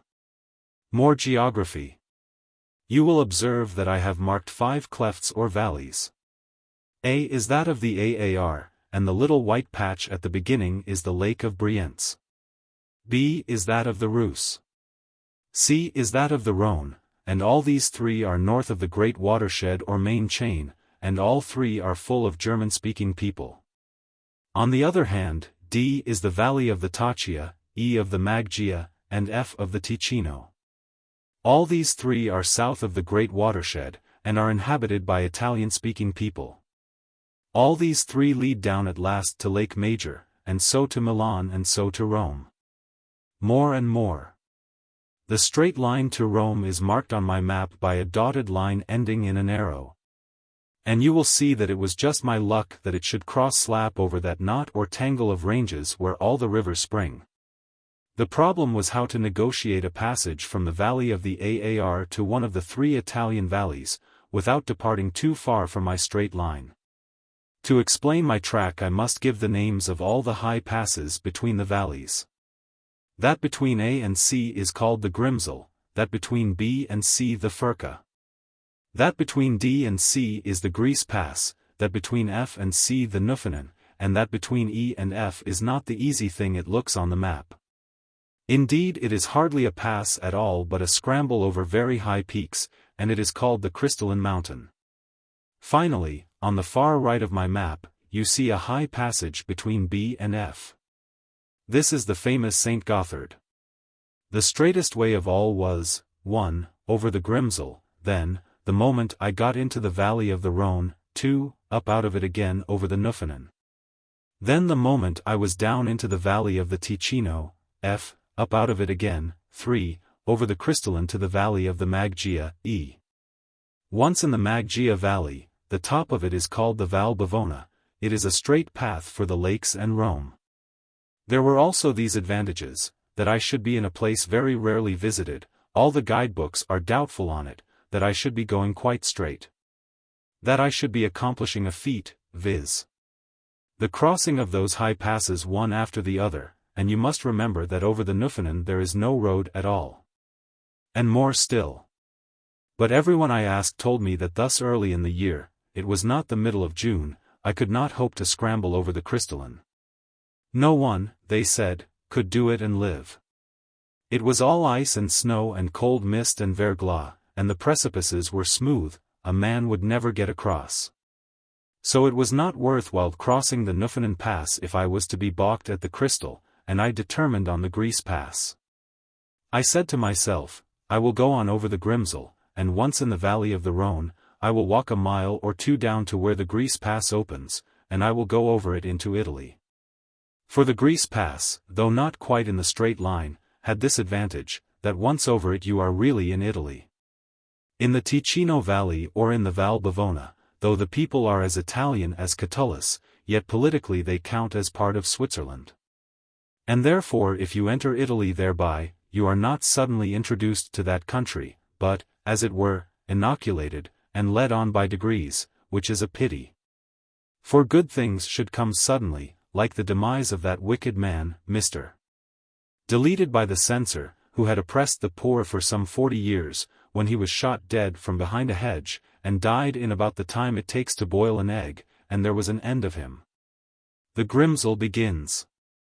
Having made myself quite clear that I had a formed plan to go over the Grimsel by the new road, then up over the Grease, where there is no road at all. And so down into the Vale of the Tosa, and having calculated that on the morrow I should be in Italy, I started out from Brienz after eating a great meal, it being then about midday. And I having already, as you know, crossed the Brienzer Grat since dawn.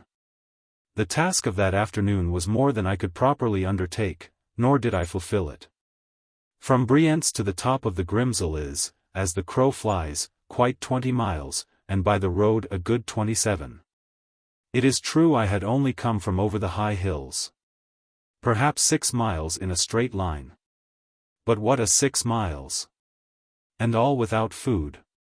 Not certain, therefore, how much of the pass I could really do that day, but aiming at crossing it, like a fool, I went on up the first miles. For an hour or more after Brienz the road runs round the base of and then away from a fine great rock. There is here an alluvial plain like a continuation of the lake, and the Aar runs through it, canalized and banked and straight, and at last the road also becomes straight. On either side rise gigantic cliffs enclosing the valley, and, on the day I passed there, going up into the clouds, which, though high, yet made a roof for the valley. From the great mountains on the left the noble rock jutted out alone and dominated the little plain. On the right the buttresses of the main Alps all stood in a row, and between them went whirls of vapor high up, just above the places where snow still clung to the slopes. These whirls made the utmost steeps more and more misty, till at last they were lost in a kind of great darkness, in which the last and highest banks of ice seemed to be swallowed up. I often stopped to gaze straight above me, and I marveled at the silence. Meandering. It was the first part of the afternoon when I got to a place called meandering, and I thought that there I would eat and drink a little more. So I steered into the main street, but there I found such a yelling and roaring as I had never heard before, and very damnable it was. As though men were determined to do common evil wherever God has given them a chance of living in awe and worship. The loud noise. For they were all bawling and howling, with great placards and tickets, and saying, "This way to the extraordinary waterfall, that way to the strange cave. Come with me and you shall see the never-to-be-forgotten falls of the Aar," and so forth. So that my illusion of being alone in the roots of the world dropped off me very quickly.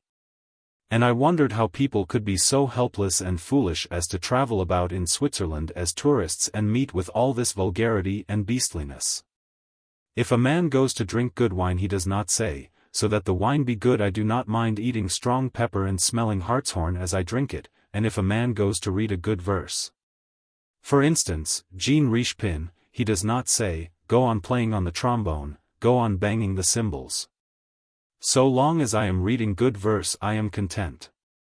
Yet men now go into the vast hills and sleep and live in their recesses, and pretend to be indifferent to all the touts and shouters and hurry and hotels and high prices and abominations.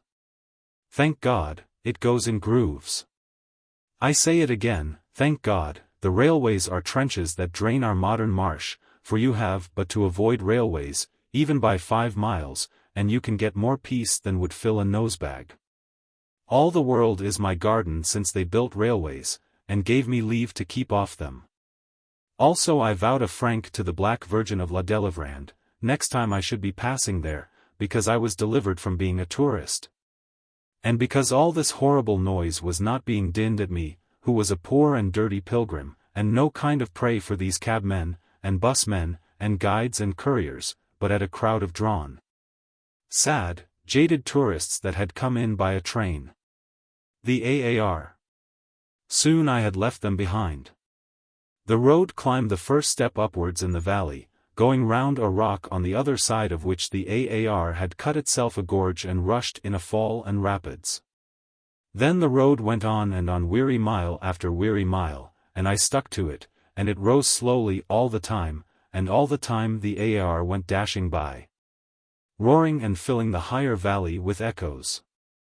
I got beyond the villages. The light shining suffused through the upper mist began to be the light of evening. Rain, very fine and slight, began to fall. It was cold.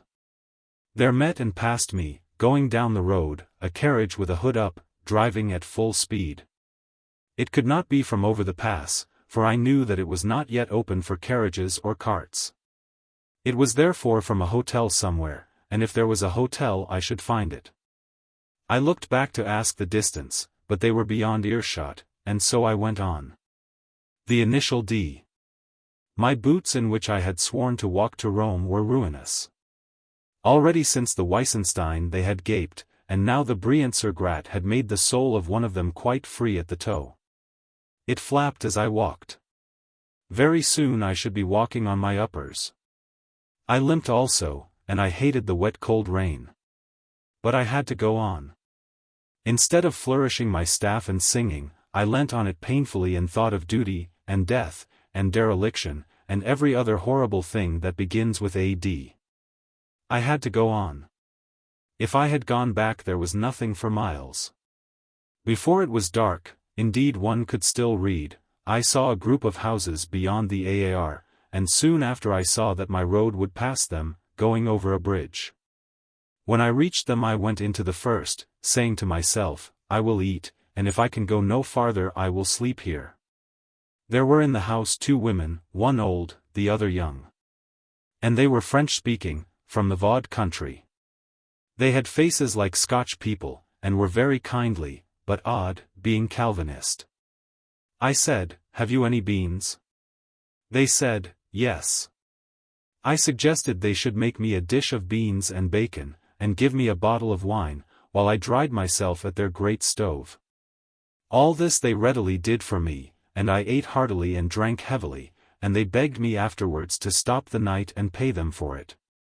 But I was so set up by my food and wine that I excused myself and went out again and took the road.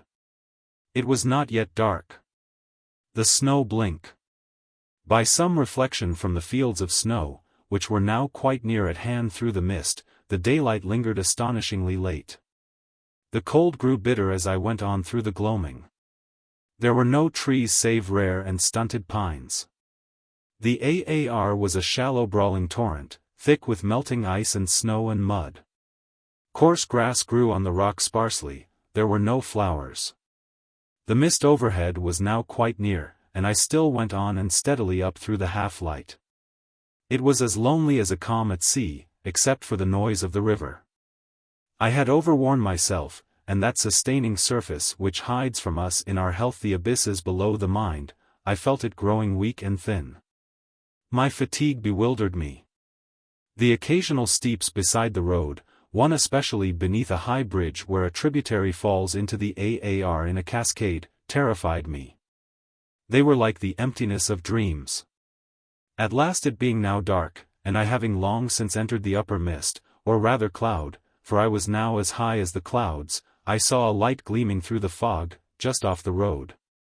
Through pine trees. It was time. I could not have gone much farther.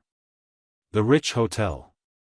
To this I turned and found there one of those new hotels, not very large, but very expensive. They knew me at once for what I was, and welcomed me with joy. They gave me hot rum and sugar, a fine warm bed, told me I was the first that had yet stopped there that year, and left me to sleep very deep and yet in pain, as men sleep who are stunned. But twice that night I woke suddenly, staring at darkness. I had outworn the physical network upon which the soul depends, and I was full of terrors. Next morning I had fine coffee and bread and butter and the rest, like a rich man, in a gilded dining room all set out for the rich, and served by a fellow that bowed and scraped. Also they made me pay a great deal, and kept their eyes off my boots, and were still courteous to me, and I to them. Then I bought wine of them, the first wine not of the country that I had drunk on this march, a Burgundy, and putting it in my haversack with a nice white roll, left them to wait for the next man whom the hills might send them. Head of the pass. The clouds, the mist, were denser than ever in that early morning, one could only see the immediate road. The cold was very great. My clothes were not quite dried, but my heart was high, and I pushed along well enough, though stiffly, till I came to what they call the hospice, which was once a monk house, I suppose, but is now an inn. I had brandy there, and on going out I found that it stood at the foot of a sharp ridge which was the true Grimsel Pass, the neck which joins the Bernese Oberland to the eastern group of high mountains.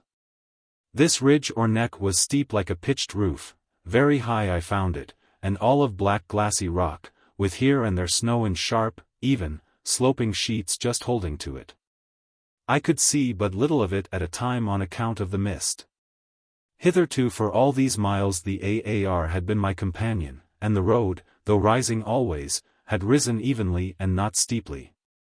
Now the Aar was left behind in the icy glen where it rises, and the road went in an artificial and carefully built set of zigzags up the face of the cliff. There is a shortcut, but I could not find it in the mist. It is the old mule path. Here and there, however, it was possible to cut off long corners by scrambling over the steep black rock and smooth ice, and all the while the cold, soft mist wisped in and out around me.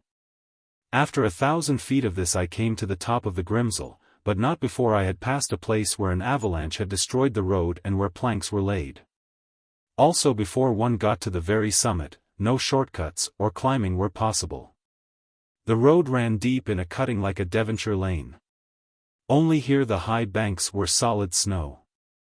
The Lake of the Dead. Some little way past the summit, on the first zigzag down, I passed the Lake of the Dead in its mournful hollow.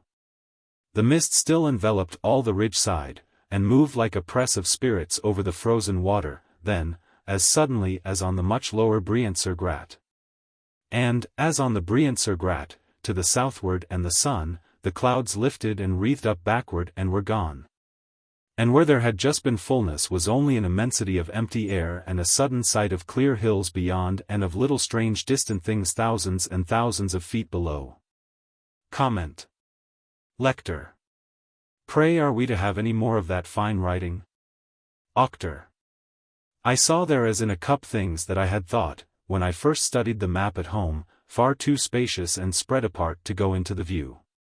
Yet here they were all quite contained and close together, on so vast a scale was the whole place conceived. It was the comb of mountains of which I have written, the meeting of all the valleys. Digression. There, from the height of a steep bank, as it were, but a bank many thousands of feet high, one looked down into a whole district or little world. On the map, I say, it had seemed so great that I had thought one would command but this or that portion of it, as it was, one saw it all. And this is a peculiar thing I have noticed in all mountains, and have never been able to understand, namely, that if you draw a plan or section to scale, your mountain does not seem a very important thing. One should not, in theory, be able to dominate from its height, nor to feel the world small below one, nor to hold a whole countryside in one's hand, yet one does.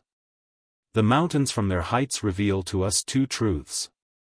They suddenly make us feel our insignificance, and at the same time they free the immortal mind, and let it feel its greatness, and they release it from the earth.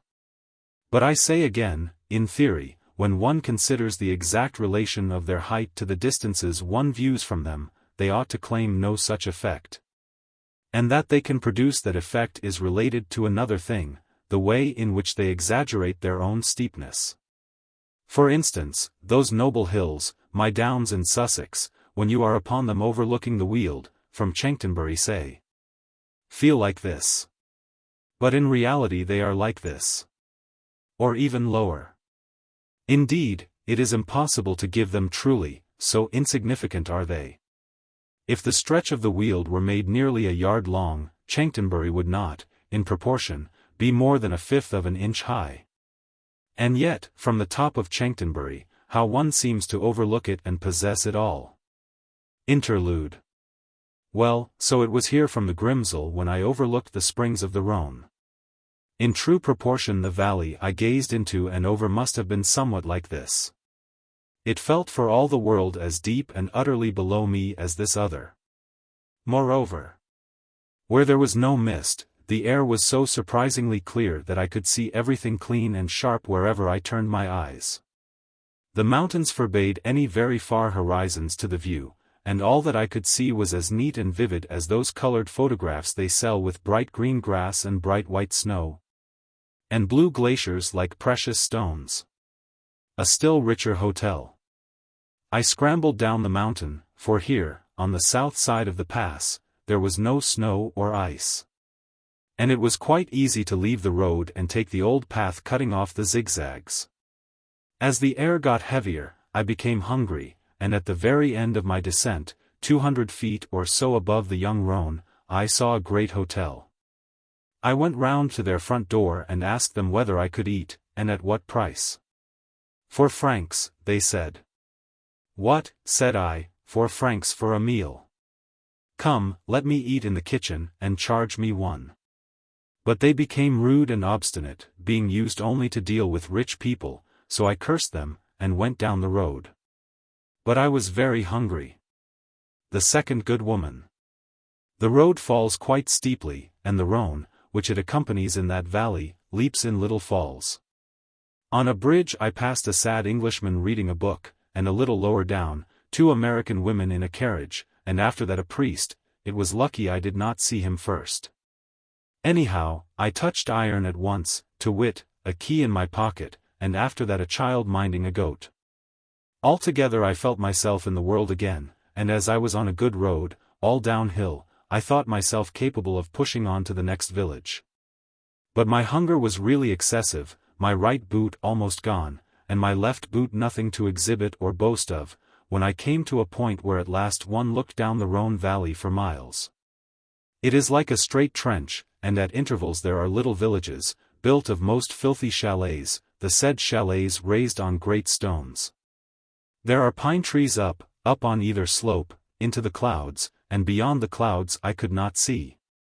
I left on my left a village called Between the Waters. I passed through another called Iringen, but it has no inn. At last, 2 miles farther, faint from lack of food, I got into Ulrichen, a village a little larger than the rest. And the place where I believed one should start to go either over the Gries or Nuffenen Pass. In Ulrichen was a warm, wooden, deep-eaved, frosty, comfortable, ramshackle, dark, anyhow kind of a little inn called the Bear. And entering, I saw one of the women whom God loves. She was of middle age, very honest and simple in the face, kindly and good. She was messing about with cooking and stuff, and she came up to me stooping a little, her eyes wide and innocent, and a great spoon in her hand. Her face was extremely broad and flat, and I have never seen eyes set so far apart.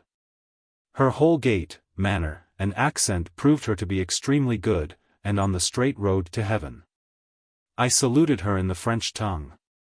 She answered me in the same, but very broken and rustic, for her natural speech was a kind of mountain German. She spoke very slowly, and had a nice soft voice, and she did what only good people do, I mean, looked you in the eyes as she spoke to you. On the mania of universities. Beware of shifty-eyed people. It is not only nervousness, it is also a kind of wickedness. Such people come to no good. I have 3 of them now in my mind as I write. One is a professor. And, by the way, would you like to know why universities suffer from this curse of nervous disease? Why the great personages stammer or have a vitus dance, or jabber at the lips, or hop in their walk, or have their heads screwed round, or tremble in the fingers, or go through life with great goggles like a motor car? I will tell you. It is the punishment of their intellectual pride, than which no sin is more offensive to the angels. What? Here are we with the jolly world of God all round us, able to sing, to draw, to paint, to hammer and build, to sail, to ride horses, to run, to leap. Having for our splendid inheritance love in youth and memory in old age, and we are to take one miserable little faculty, our one-legged, knock-kneed, gimcrack, purblind, rough-skinned, underfed, and perpetually irritated and grumpy intellect, or analytical curiosity rather, a diseased appetite, and let it swell till it eats up every other function? Away with such foolery. Lector. When shall we get on to Octor? Wait a moment. I say, away with such foolery. Note that pedants lose all proportion. They never can keep sane in a discussion. They will go wild on matters they are wholly unable to judge, such as Armenian religion or the politics of Paris or whatnot. Never do they use one of those 3 phrases which keep a man steady and balance his mind, I mean the words, 1, after all it is not my business. 2, tut. Tut. You don't say so. And, 3, credo in unum Deum patrem omnipotentem, factorem omnium visibilium atque invisibilium. In which last there is a power of synthesis that can jam all their analytical dust heap into such a fine, tight, and compact body as would make them stare to see. I understand that they need 6 months' holiday a year. Had I my way they should take 12, and an extra day on leap years. Lector. Pray return to the woman at the inn. Octor. I will, and by this road, to say that on the day of judgment, when St. Michael weighs souls in his scales, and the wicked are led off by the devil with a great rope, as you may see them over the main porch of Notre Dame, I will heave a stone after them myself I hope. All the souls of the pedants together will not weigh as heavy and sound as the one soul of this good woman at the inn. The frightful spice. She put food before me and wine. The wine was good, but in the food was some fearful herb or other I had never tasted before, a pure spice or scent, and a nasty one. One could taste nothing else, and it was revolting, but I ate it for her sake. Then, very much refreshed, I rose, seized my great staff, shook myself and said, "Now it is about noon, and I am off for the frontier. The impassable hills." At this she made a most fearful clamor, saying that it was madness, and imploring me not to think of it, and running out fetched from the stable a tall, sad, pale-eyed man who saluted me profoundly and told me that he knew more of the mountains than anyone for miles. And this by asking many afterwards I found out to be true. He said that he had crossed the Nuffinan and the Gris whenever they could be crossed since he was a child, and that if I attempted it that day I should sleep that night in paradise. The clouds on the mountain, the soft snow recently fallen, the rain that now occupied the valleys, the glacier on the Gris, and the pathless snow and the mist on the Nuffinan would make it sheer suicide for him, an experienced guide, and for me a worse madness. Also he spoke of my boots and wondered at my poor coat and trousers, and threatened me with intolerable cold. It seems that the books I had read at home, when they said that the Nuffinan had no snow on it, spoke of a later season of the year. It was all snow now, and soft snow, and hidden by a full mist in such a day from the first third of the ascent. As for the Gris, there was a glacier on the top which needed some kind of clearness in the weather. Hearing all this I said I would remain, but it was with a heavy heart. Already I felt a shadow of defeat over me. The loss of time was a thorn. I was already short of cash, and my next money was Milan. My return to England was fixed for a certain date. And stronger than either of these motives against delay was a burning restlessness that always takes men when they are on the way to great adventures. The schoolbooks. I made him promise to wake me next morning at 3 o'clock, and, short of a tempest, to try and get me across the Gris. As for the Nuffinan and crystalline passes which I had desired to attempt, and which were, as I have said, the straight line to Rome, he said, and he was right, that let alone the impassability of the Nuffinan just then, to climb the Crystal Mountain in that season would be as easy as flying to the moon. Now, to cross the Nuffinan alone, would simply land me in the upper valley of the Ticino, and take me a great bend out of my way by Bellinzona. Hence my bargain that at least he should show me over the Gris Pass, and this he said, if man could do it, he would do the next day. And I, sending my boots to be cobbled, and thereby breaking another vow, crept up to bed, and all afternoon read the schoolbooks of the children. They were in French, from lower down the valley, and very Genevese and heretical for so devout a household. But the Genevese civilization is the standard for these people, and they combat the Calvinism of it with missions, and have statues in their rooms, not to speak of holy water stoups. The rain beat on my window, the clouds came lower still down the mountain. Then, as is finely written in the Song of Roland, the day passed and the night came, and I slept. But with the coming of the small hours, and with my waking, prepare yourselves for the most extraordinary and terrible adventure that befell me out of all the marvels and perils of this pilgrimage. The most momentous and the most worthy of perpetual record, I think, of all that has ever happened since the beginning of the world. The start. At 3 o'clock the guide knocked at my door, and I rose and came out to him. We drank coffee and ate bread. We put into our sacks ham and bread, and he white wine and I brandy.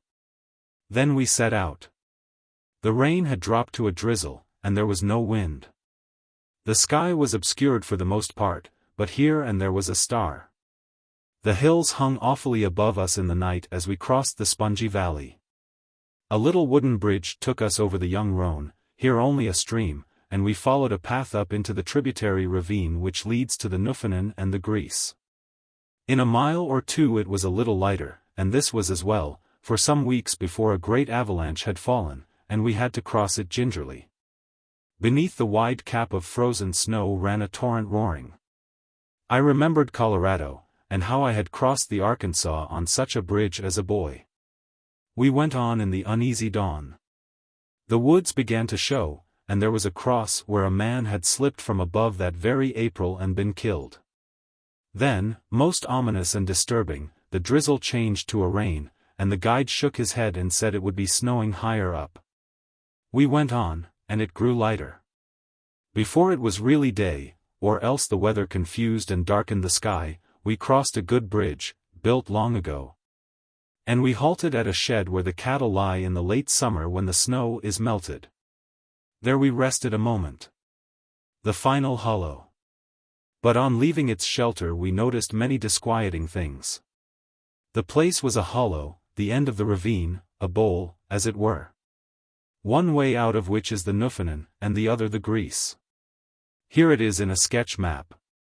The heights are marked lighter and lighter, from black in the valleys to white in the impassable mountains.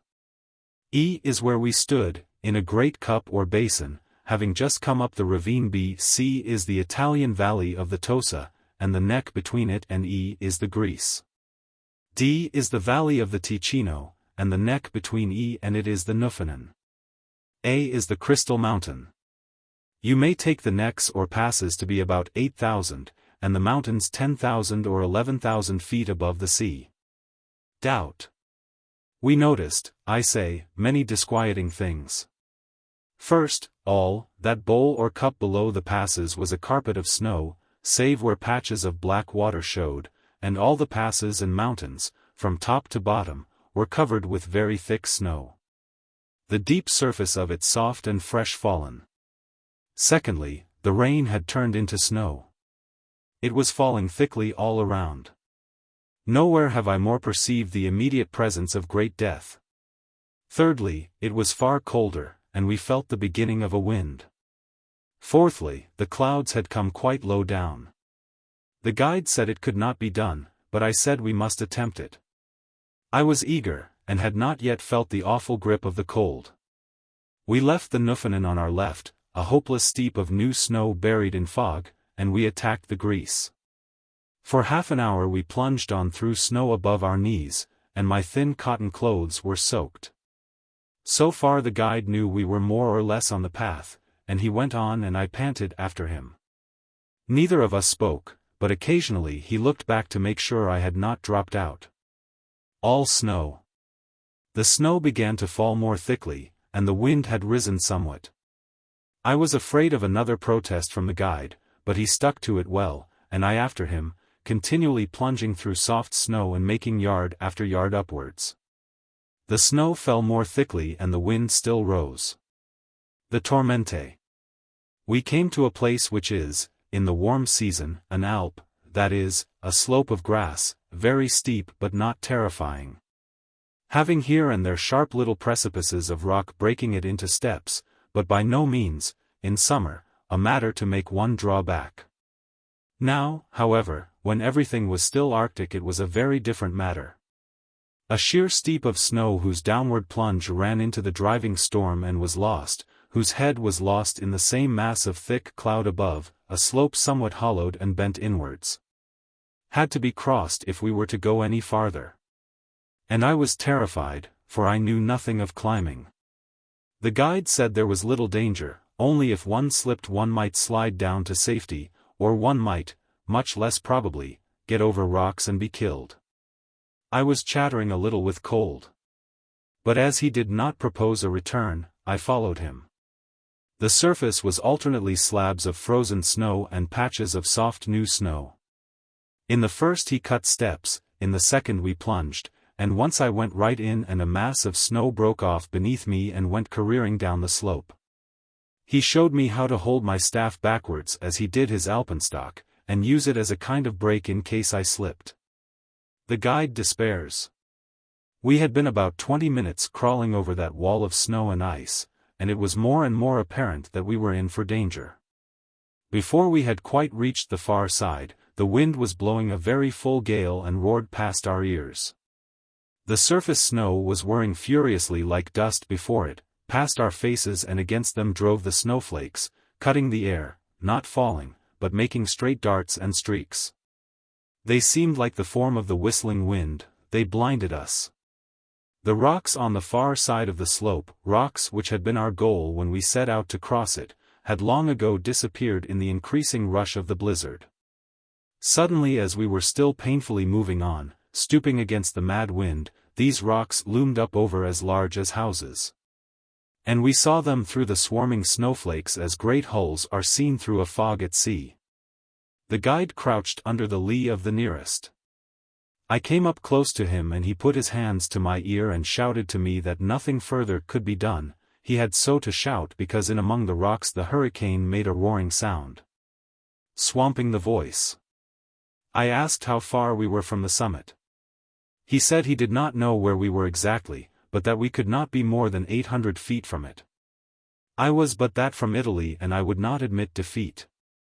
I offered him all I had in money to go on, but it was folly in me, because if I had had enough to tempt him and if he had yielded we should both have died. Luckily it was but a little sum. He shook his head. He would not go on, he broke out, for all the money there was in the world. He shouted me to eat and drink, and so we both did. His dilemma. Then I understood his wisdom, for in a little while the cold began to seize me in my thin clothes. My hands were numb, my face already gave me intolerable pain, and my legs suffered and felt heavy. I learnt another thing, which had I been used to mountains I should have known, that it was not a simple thing to return. The guide was hesitating whether to stay in this rough shelter, or to face the chances of the descent. This terror had not crossed my mind, and I thought as little of it as I could, needing my courage, and being near to breaking down from the intensity of the cold. It seems that in a tormente, for by that excellent name do the mountain people call such a storm, it is always a matter of doubt whether to halt or go back. If you go back through it and lose your way, you are done for. If you halt in some shelter, it may go on for 2 or 3 days, and then there is an end of you. Defeat. After a little he decided for a return, but he told me honestly what the chances were, and my suffering from cold mercifully mitigated my fear. But even in that moment, I felt in a confused but very conscious way that I was defeated. I had crossed so many great hills and rivers, and pressed so well on my undeviating arrow line to Rome. And I had charged this one great barrier manfully where the straight path of my pilgrimage crossed the Alps, and I had failed. Even in that fearful cold I felt it, and it ran through my doubt of return like another and deeper current of pain. Italy was there, just above, right to my hand. A lifting of a cloud, a little respite, and every downward step would have been towards the sunlight. As it was, I was being driven back northward, in retreat and ashamed. The Alps had conquered me. Let us always after this combat their immensity and their will, and always hate the inhuman guards that hold the gates of Italy, and the powers that lie in wait for men on those high places. But now I know that Italy will always stand apart. She is cut off by no ordinary wall, and death has all his army on her frontiers. The retreat. Well, we returned. Twice the guide rubbed my hands with brandy, and once I had to halt and recover for a moment, failing and losing my hold. Believe it or not, the deep footsteps of our ascent were already quite lost and covered by the new snow since our halt, and even had they been visible, the guide would not have retraced them. He did what I did not at first understand, but what I soon saw to be wise. He took a steep slant downward over the face of the snow slope, and though such a pitch of descent a little unnerved me, it was well in the end. For when we had gone down perhaps 900 feet, or 1,000, in perpendicular distance, even I, half numb and fainting, could feel that the storm was less violent.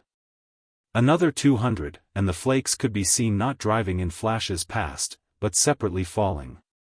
Then in some few minutes we could see the slope for a very long way downwards quite clearly. Then, soon after, we saw far below us the place where the mountainside merged easily into the plain of that cup or basin whence we had started. When we saw this, the guide said to me, "Hold your stick thus, if you are strong enough, and let yourself slide." I could just hold it, in spite of the cold. Life was returning to me with intolerable pain. We shot down the slope almost as quickly as falling, but it was evidently safe to do so, as the end was clearly visible, and had no break or rock in it. We reach our base. So we reached the plain below, and entered the little shed, and thence looking up, we saw the storm above us, but no one could have told it for what it was.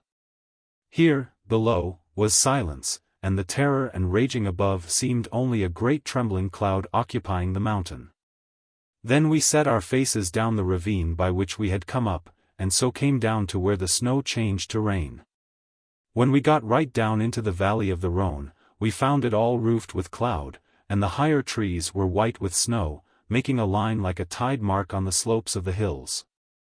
I re-entered the bear, silent and angered, and not accepting the humiliation of that failure. Then, having eaten, I determined in equal silence to take the road like any other fool. To cross the Furka by a fine high road, like any tourist, and to cross the St. Gothard by another fine high road, as millions had done before me, and not to look heaven in the face again till I was back after my long detour, on the straight road again for Rome. But to think of it! I who had all that planned out, and had so nearly done it. I who had cut a path across Europe like a shaft, and seen so many strange places. Now to have to recite all the litany of the vulgar, Bellinzona, Lugano, and this and that, which any railway travelling fellow can tell you. Not till Como should I feel a man again. Indeed, it is a bitter thing to have to give up one's sword. The common road. I had not the money to wait. My defeat had lowered me in purse as well as in heart. I started off to enter by the ordinary gates, not Italy even, but a half Italy, the canton of the Ticino. It was very hard. This book is not a tragedy, and I will not write at any length of such pain. That same day, in the latter half of it, I went sullenly over the Furka, exactly as easy a thing as going up a St. James Street and down Piccadilly. I found the same storm on its summit, but on a high road it was a different affair. I took no shortcuts. I drank at all the inns, at the base, halfway up, near the top, and at the top. I told them, as the snow beat past, how I had attacked and all but conquered the Greece that wild morning, and they took me for a liar, so I became silent even within my own mind. I looked sullenly at the white ground all the way. And when on the far side I had got low enough to be rid of the snow and wind and to be in the dripping rain again, I welcomed the rain. And let it soothe like a sodden friend my sodden uncongenial mind. The sullen hours. I will not write of Hospenthal. It has an old tower, and the road to it is straight and hideous. Much I cared for the old tower. The people of the inn, which I chose at random, cannot have loved me much. I will not write of the St. Gothard. Get it out of a guidebook. I rose when I felt inclined. I was delighted to find it still raining. A dense mist above the rain gave me still greater pleasure. I had started quite at my leisure late in the day, and I did the thing stolidly, and my heart was like a dully heated mass of coal or iron because I was acknowledging defeat.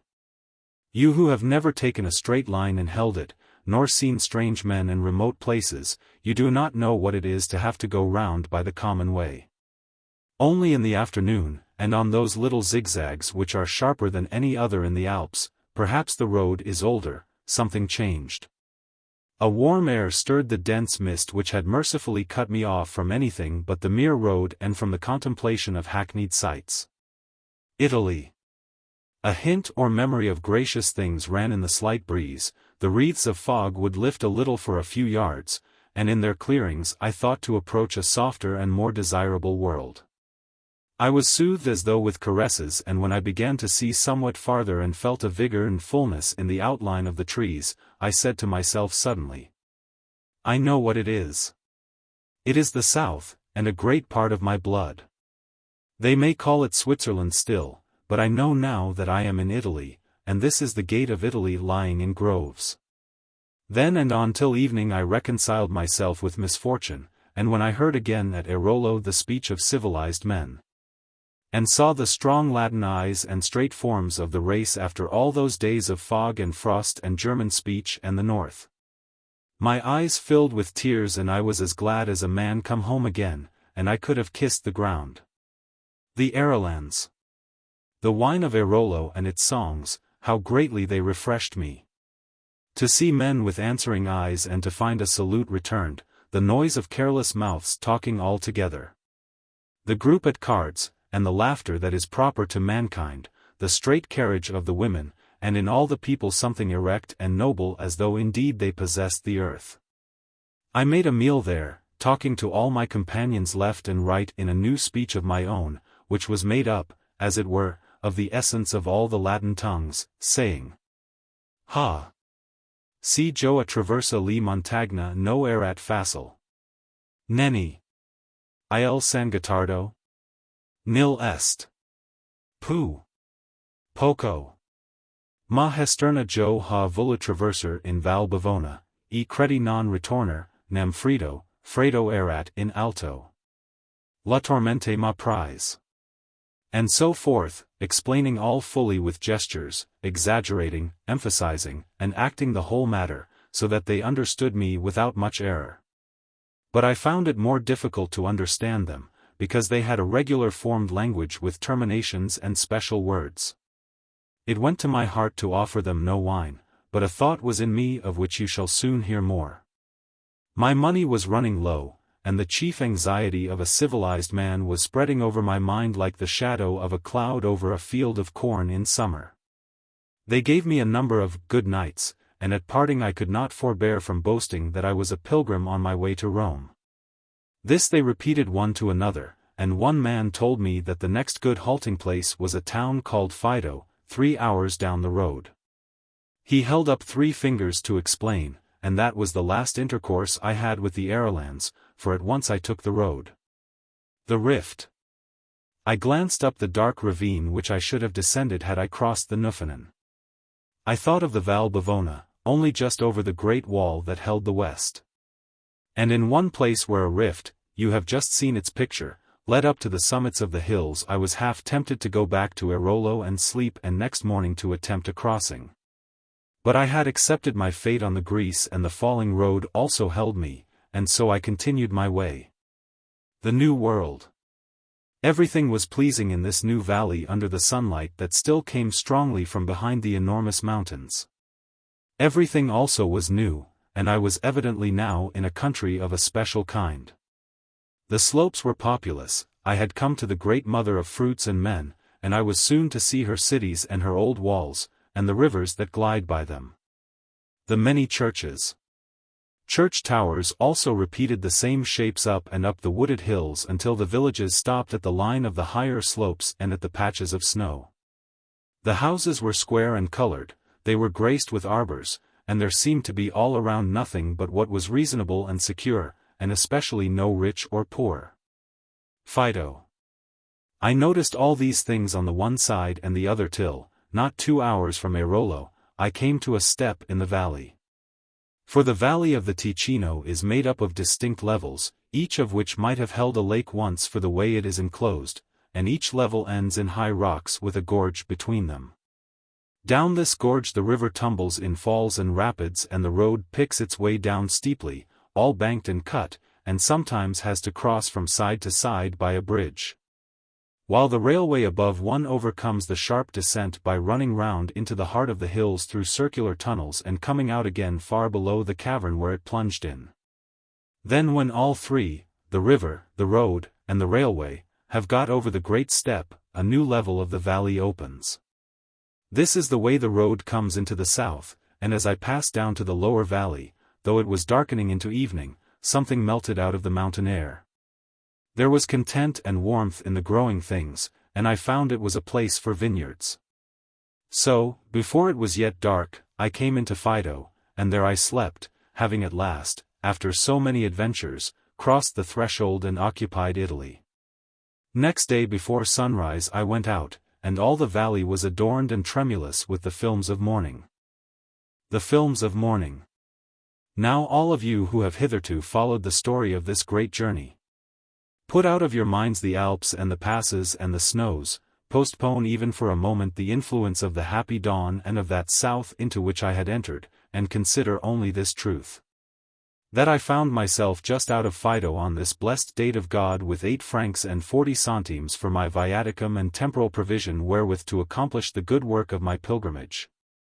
Now when you consider that coffee and bread was 2 and a penny for the maid. You may say without lying that I had left behind me the escarpment of the Alps and stood upon the downward slopes of the first Italian stream and at the summit of the entry road with 8 francs 10 centimes in my pocket, my body hearty and my spirit light. For the arriving sun shot glory into the sky. The air was keen, and a fresh day came radiant over the high eastern walls of the valley. 8 francs 10 centimes. And what of that? Why, one might make many things of it. For instance, 8 francs and 10 centimes is a very good day's wages. It is a lot to spend in cab fares but little for a coupe. It is a heavy price for Burgundy but a song for Tokay. It is 80 miles third class and more, it is 30 or less first class, it is a flash in a train de luxe, and a mere fleabite as a bribe to a journalist.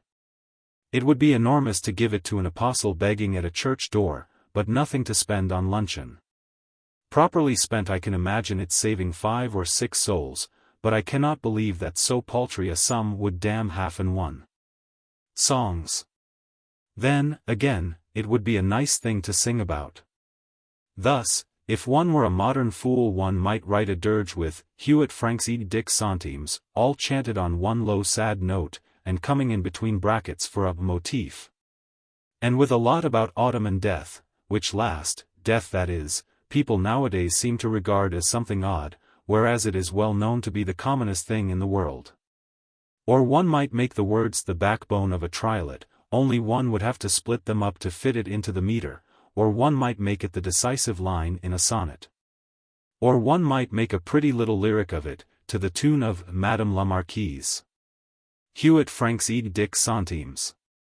Tra-la-la, la-la-la. Or one might put it rhetorically, fiercely, stoically, finely, republicanly into the heroics of the great school. Thus.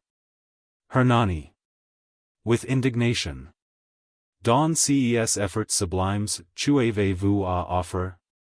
Ruy Blas. Simply. Hewitt francs et 10 centimes. Or finally, for this kind of thing cannot go on forever, one might curl one's hair and dye it black. And cock a dirty slouch hat over one ear and take a guitar and sit on a flat stone by the roadside and cross one's legs, and, after a few pings and pongs on the strings, strike up a ballad with the refrain. Car j'ai toujours Hewitt francs et 10 centimes. A jocular, subsardonic, a triumphant refrain. Forced marches. But all this is by the way. The point is, why was the 8 francs and 10 centimes of such importance just there and then? For this reason, that I could get no more money before Milan, and I think a little reflection will show you what a meaning lies in that phrase. Milan was nearer 90 miles than 80 miles off. By the strict road it was over 90. And so I was forced to consider and to be anxious, for how would this money hold out? There was nothing for it but forced marches, and little prospect of luxuries. But could it be done? I thought it could, and I reasoned this way. It is true I need a good deal of food, and that if a man is to cover great distances he must keep fit. It is also true that many men have done more on less. On the other hand, they were men who were not pressed for time. I am, and I do not know the habits of the country. 90 miles is 3 good days, 2 very heavy days. Indeed, whether it can be done at all in 2 is doubtful. But it can be done in 2 days, 2 nights, and half the 3rd day. So if I plan it thus I shall achieve it. Namely, to march say 45 miles or more today, and to sleep rough at the end of it. My food may cost me altogether 3 francs. I march the next day 25 to 30, my food costing me another 3 francs. Then with the remaining 2 francs and 10 centimes I will take a bed at the end of the day, and coffee and bread next morning. And will march the remaining 20 miles or less, as they may be, into Milan with a copper or 2 in my pocket. Then in Milan, having obtained my money, I will eat. So I planned with very careful and exact precision, but many accidents and unexpected things, diverting my plans, lay in wait for me among the hills. Story of the old sailor. And to cut a long story short, as the old sailor said to the young fool. Lector. What did the old sailor say to the young fool? Auctor. Why, the old sailor was teaching the young fool his compass, and he said, "Here we go from north, making round by west, and then by south round by east again to north. There are 32 points of the compass, namely, first these four, N, W, S, and E, and these are halved, making four more, viz., N, W, S, E, and N, E. I trust one make myself clear," said the old sailor. "That makes 8 divisions, as we call them. So look smart and follow. Each of these 8 is divided into 2 symbolically and symmetrically divided parts, as is most evident in the nomenclature of the same," said the old sailor. "Thus between N and N, E is N, N, E. Between N, E and E is E, N, E, between E and S, E is." "I see," said the young fool. The old sailor, frowning at him, continued. "Smart you there. Heels together, and note you well. Each of these 16 divisions is separated quite reasonably and precisely into 2. Thus between N and N, N, E, we get N by E," said the old sailor, "and between N, N, E and N, E, we get N, E by E, and between N, E and E, N, E, we get N, E by E," said the old sailor, "and between E, N, E and E, we get E by N, and then between E and E, S, E. We get." But here he noticed something dangerous in the young fool's eyes, and having read all his life Admiral Grill's notes on discipline, and knowing that discipline is a subtle bond depending not on force but on an attitude of the mind, he continued. "And so to cut a long story short we come round to the north again." Then he added, "It is customary also to divide each of these points into quarters. Thus N, N, E 3/4 E signifies." But at this point the young fool, whose hands were clasped behind him and concealed a marlinspike, up and killed the old sailor, and so rounded off this fascinating tale. Long story cut short. Well then, to cut a long story short, I had to make forced marches. With 8 francs and 10 centimes, and nearer 90 than 85 miles before the next relief, it was necessary to plan and then to urge on heroically. Said I to myself, the thing can be done quite easily. What is 90 miles? 2 long days. Who cannot live on 4 francs a day? Why, lots of men do it on 2 francs a day. But my guardian angel said to me, "You are an ass. 90 miles is a great deal more than twice 45. Besides which," said he, "a great effort needs largeness and ease. Men who live on 2 francs a day or less are not men who attempt to march 45 miles a day. Indeed, my friend, you are pushing it very close." Well, thought I, at least in such a glorious air, with such hills all about one, and such a race, one can come to no great harm. But I knew within me that Latins are hard where money is concerned, and I feared for my strength.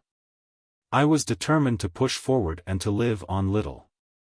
I filled my lungs and put on the spirit of an attempt and swung down the valley. Bodio. Alas! I may not linger on that charge, for if I did I should not give you any measure of its determination and rapidity. Many little places passed me off the road on the flanks of that valley, and mostly to the left. While the morning was yet young, I came to the packed little town of Bodio, and passed the 8-franc limit by taking coffee, brandy, and bread. There also were a gentleman and a lady in a carriage who wondered where I was going, and I told them, in French, to Rome. It was 9 in the morning when I came to Biasca. The sun was glorious, and not yet warm, it was too early for a meal. They gave me a little cold meat and bread and wine, and 7 francs stood out dry above the falling tide of my money. Here at Biasca the valley took on a different aspect. It became wider and more of a countryside. The vast hills, receding, took on an appearance of less familiar majesty, and because the trend of the Ticino turned southerly some miles ahead the whole place seemed enclosed from the world. One would have said that a high mountain before me closed it in and rendered it unique and unknown, had not a wide cleft in the east argued another pass over the hills, and reminded me that there were various routes over the crest of the Alps. The enclosed valley. Indeed, this hackneyed approach to Italy which I had dreaded and despised and accepted only after a defeat was very marvelous. And this valley of the Ticino ought to stand apart and be a commonwealth of its own like Andorra or the Grezavauden, the noble garden of the Isère within the first gates of the Dauphiné. I was fatigued, and my senses lost acuteness. Still I noticed with delight the new character of the miles I pursued. A low hill just before me, jutting out apparently from the high western mountains, forbade me to see beyond it. The plain was alluvial, while copses and wood and many cultivated fields now found room where, higher up, had been nothing but the bed of a torrent with bare banks and strips of grass immediately above them. It was a place worthy of a special name and of being one lordship and a countryside. Still I went on towards that near boundary of the mountain spur and towards the point where the river rounded it, the great barrier hill before me still seeming to shut in the valley. Lake Major. It was noon, or thereabouts, the heat was increasing, I did not feel it greatly, for I had eaten and drunk next to nothing, when, coming round the point, there opened out before me the great fan of the lower valley and the widening and fruitful plain through which the Ticino rolls in a full river to reach Lake Major, which is its sea. Weary as I was, the vision of this sudden expansion roused me and made me forget everything except the sight before me. The valley turned well southward as it broadened. The Alps spread out on either side like great arms welcoming the southern day. The wholesome and familiar haze that should accompany summer dimmed the more distant mountains of the lakes and turned them amethystine. And something of repose and of distance was added to the landscape. Something I had not seen for many days. There was room in that air and space for dreams and for many living men, for towns perhaps on the slopes, for the boats of happy men upon the waters, and everywhere for crowded and contented living. History might be in all this, and I remembered it was the entry and introduction of many armies. Singing therefore a song of Charlemagne, I swung on in a good effort to where, right under the sun, what seemed a wall and two towers on a sharp little hillock set in the bosom of the valley showed me Bellinzona. Within the central street of that city, and on its shaded side, I sank down upon a bench before the curtained door of a drinking booth and boasted that I had covered in that morning my 25 miles. Bellinzona. The woman of the place came out to greet me, and asked me a question. I did not catch it, for it was in a foreign language, but guessing her to mean that I should take something, I asked for vermouth, and seeing before me a strange door built of red stone, I drew it as I sipped my glass and the woman talked to me all the while in a language I could not understand. And as I drew I became so interested that I forgot my poverty and offered her husband a glass, and then gave another to a lounging man that had watched me at work. And so from less than 7 francs my money fell to 6 exactly, and my pencil fell from my hand, and I became afraid. I have done a foolish thing, said I to myself, and have endangered the success of my endeavor. Nevertheless, that cannot now be remedied, and I must eat. And as eating is best where one has friends, I will ask a meal of this woman. 4 francs 80 centimes. Now had they understood French I could have bargained and chosen. As it was I had to take what they were taking, and so I sat with them as they all came out and ate together at the little table. They had soup and flesh, wine and bread, and as we ate we talked, not understanding each other, and laughing heartily at our mutual ignorance. And they charged me a franc, which brought my 6 francs down to 5. But I, knowing my subtle duty to the world, put down 2d more, as I would have done anywhere else, for a poor boyer. And so with 4 francs and 80 centimes left, and with much less than a third of my task accomplished I rose, now drowsy with the food and wine, and saluting them, took the road once more. The proud stationer. But as I left Bellinzona there was a task before me which was to bring my poverty to the test. For you must know that my map was a bad one, and on a very small scale, and the road from Bellinzona to Lugano has a crook in it, and it was essential to find a shortcut. So I thought to myself, I will try to see a good map as cheaply as possible, and I slunk off to the right into a kind of main square, and there I found a proud stationer's shop, such as would deal with rich men only, or tourists of the coarser and less humble kind. I entered with some assurance, and said in French, "Sir, I wish to know the hills between here and Lugano, but I am too poor to buy a map. If you will let me look at one for a few moments, I will pay you what you think fit." The wicked stationer became like a devil for pride, and glaring at me, said, "Look! Look for yourself. I do not take pence. I sell maps, I do not hire them." Then I thought, shall I take a favor from such a man? But I yielded, and did. I went up to the wall and studied a large map for some moments. Then as I left, I said to him, "Sir, I shall always hold in remembrance the day on which you did me this signal kindness. Nor shall I forget your courtesy and goodwill." His transformation. And what do you think he did at that? Why, he burst into 20 smiles, and bowed and seemed beatified, and said, "Whatever I can do for my customers and for visitors to this town, I shall always be delighted to do. Pray, sir, will you not look at other maps for a moment?" Now, why did he say this and grin happily like a gargoyle appeased? Did something in my accent suggest wealth? Or was he naturally kindly?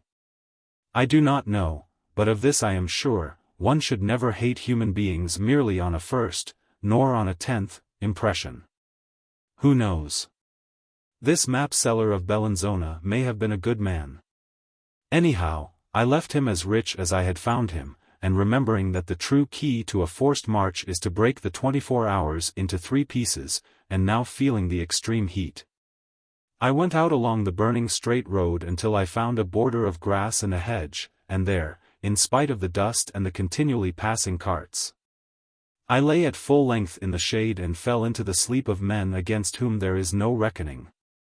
Just as I forgot the world I heard a clock strike 2. The afternoon.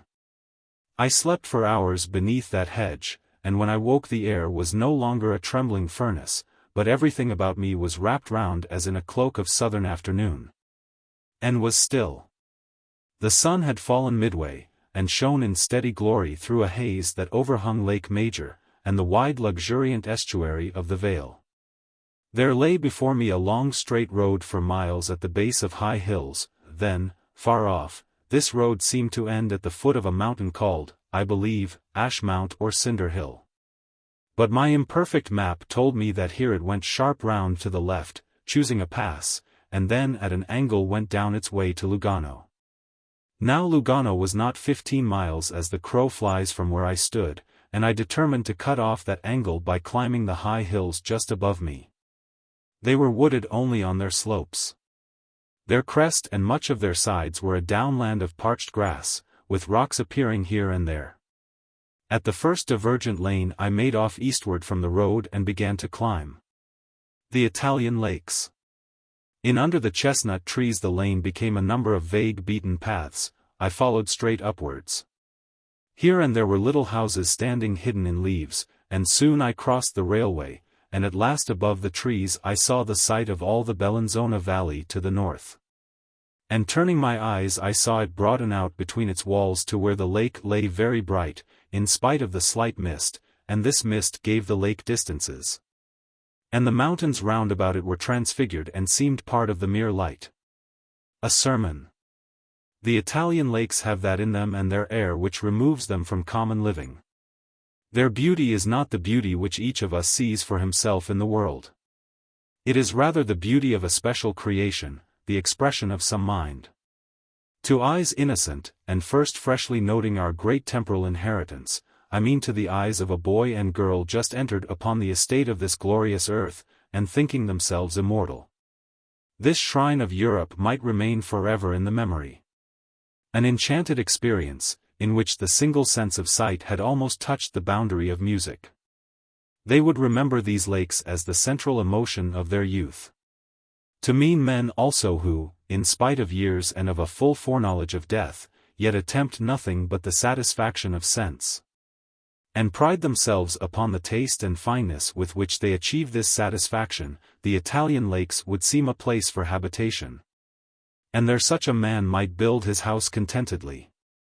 End of the sermon. But to ordinary Christians I am sure there is something unnatural in this beauty of theirs. And they find in it either a paradise only to be won by a much longer road to a bait and veil of sorcery, behind which lies great peril. Now, for all we know, beauty beyond the world may not really bear this double aspect, but to us on earth, if we are ordinary men, beauty of this kind has something evil. Have you not read in books how men when they see even divine visions are terrified? So as I looked at Lake Major in its halo I also was afraid, and I was glad to cross the ridge and crest of the hill and to shut out that picture framed all round with glory. The house of the gods. But on the other side of the hill I found, to my great disgust, not as I had hoped, a fine slope down leading to Lugano, but a second interior valley and another range just opposite me. I had not the patience to climb this, so I followed down the marshy land at the foot of it, passed round the end of the hill and came upon the railway, which had tunneled under the range I had crossed. I followed the railway for a little while and at last crossed it, penetrated through a thick brushwood, forded a nasty little stream, and found myself again on the main road, wishing heartily I had never left it. It was still at least 7 miles to Lugano, and though all the way was downhill, yet fatigue threatened me. These shortcuts over marshy land and through difficult thickets are not shortcuts at all, and I was just wondering whether, although it was already evening, I dared not rest a while, when there appeared at a turn in the road a little pink house with a yard all shaded over by a vast tree. There was also a trellis making a roof over a plain bench and table, and on the trellis grew vines. Into such houses, I thought, the gods walk when they come down and talk with men, and such houses are the scenes of adventures. I will go in and rest. The dishonest man. So I walked straight into the courtyard and found there a shriveled brown-faced man with kindly eyes, who was singing a song to himself. He could talk a little French, a little English, and his own Italian language. He had been to America and to Paris, he was full of memories. And when I had listened to these and asked for food and drink, and said I was extremely poor and would have to bargain, he made a kind of litany of, "I will not cheat you, I am an honest man. I also am poor," and so forth. Nevertheless I argued about every item, the bread, the sausage, and the beer. Seeing that I was in necessity, he charged me about 3 times their value, but I beat him down to double, and lower than that he would not go. Then we sat down together at the table and ate and drank and talked of far countries. And he would interject remarks on his honesty compared with the wickedness of his neighbors, and I parried with illustrations of my poverty and need, pulling out the 4 francs odd that remained to me, and jingling them sorrowfully in my hand. With these, I said, I must reach Milan. Then I left him, and as I went down the road a slight breeze came on, and brought with it the coolness of evening. The honest man. At last the falling plateau reached an edge, many little lights glittered below me, and I sat on a stone and looked down at the town of Lugano. It was nearly dark. The mountains all around had lost their moldings, and were marked in flat silhouettes against the sky. The new lake which had just appeared below me was bright as water is at dusk, and far away in the north and east the high Alps still stood up and received the large glow of evening. Everything else was full of the coming night, and a few stars shone. Up from the town came the distant noise of music, otherwise there was no sound. I could have rested there a long time, letting my tired body lapse into the advancing darkness, and catching in my spirit the inspiration of the silence, had it not been for hunger. I knew by experience that when it is very late one cannot be served in the eating houses of poor men, and I had not the money or any other. So I rose and shambled down the steep road into the town, and there I found a square with arcades, and in the southeastern corner of this square just such a little tavern as I required. Entering, therefore, and taking off my hat very low, I said in French to a man who was sitting there with friends, and who was the master, "Sir, what is the least price at which you can give me a meal?" He said, what do you want?" I answered, "Soup, meat, vegetables, bread, and a little wine." He counted on his fingers, while all his friends stared respectfully at him and me. He then gave orders, and a very young and beautiful girl set before me as excellent a meal as I had eaten for days on days, and he charged me but 1.50 francs. He gave me also coffee and a little cheese, and I, feeling hearty, gave 3 over for the service, and they all very genially wished me a good night. But their wishes were of no value to me, for the night was terrible. I sleep. I had gone over 40 miles, how much over I did not know. I should have slept at Lugano, but my lightning purse forbade me. I thought, I will push on and on, after all, I have already slept, and so broken the back of the day. I will push on till I am at the end of my tether, then I will find a wood and sleep. Within 4 miles my strength abandoned me. I was not even so far down the lake as to have lost the sound of the band at Lugano floating up the still water, when I was under an imperative necessity for repose. It was perhaps 10 o'clock, and the sky was open and glorious with stars. I climbed up a bank on my right, and searching for a place to lie found one under a tree near a great telegraph pole. Here was a little parched grass, and one could lie there and see the lake and wait for sleep. It was a benediction to stretch out all supported by the dry earth, with my little side bag for pillow, and to look at the clear night above the hills, and to listen to the very distant music. And to wonder whether or not, in this strange southern country, there might not be snakes gliding about in the undergrowth. Caught in such a skein of influence I was soothed and fell asleep. The underworld. For a little while I slept dreamlessly. Just so much of my living self remained as can know, without understanding, the air around. It is the life of trees. That underpart, the barely conscious base of nature which trees and sleeping men are sunk in, is not only dominated by an immeasurable calm, but is also beyond all expression contented. And in its very stuff there is a complete and changeless joy. This is surely what the great mind meant when it said to the Athenian judges that death must not be dreaded, since no experience in life was so pleasurable as a deep sleep. For being wise and seeing the intercommunion of things, he could not mean extinction, which is nonsense, but a lapse into that underpart of which I speak. For there are gods also below the earth. The dream. But a dream came into my sleep and disturbed me, increasing life, and therefore bringing pain. I dreamt that I was arguing, at first easily, then violently, with another man. More and more he pressed me, and at last in my dream there were clearly spoken words, and he said to me, "You must be wrong, because you are so cold, if you were right you would not be so cold." And this argument seemed quite reasonable to me in my foolish dream, and I muttered to him, "You are right, I must be in the wrong. It is very cold." Then I half opened my eyes and saw the telegraph pole, the trees, and the lake. Far up the lake, where the Italian frontier cuts it, the torpedo boats, looking for smugglers, were casting their searchlights. One of the roving beams fell full on me and I became broad awake. I stood up. It was indeed cold, with a kind of clinging and grasping chill that was not to be expressed in degrees of heat, but in dampness perhaps, or perhaps in some subtler influence of the air.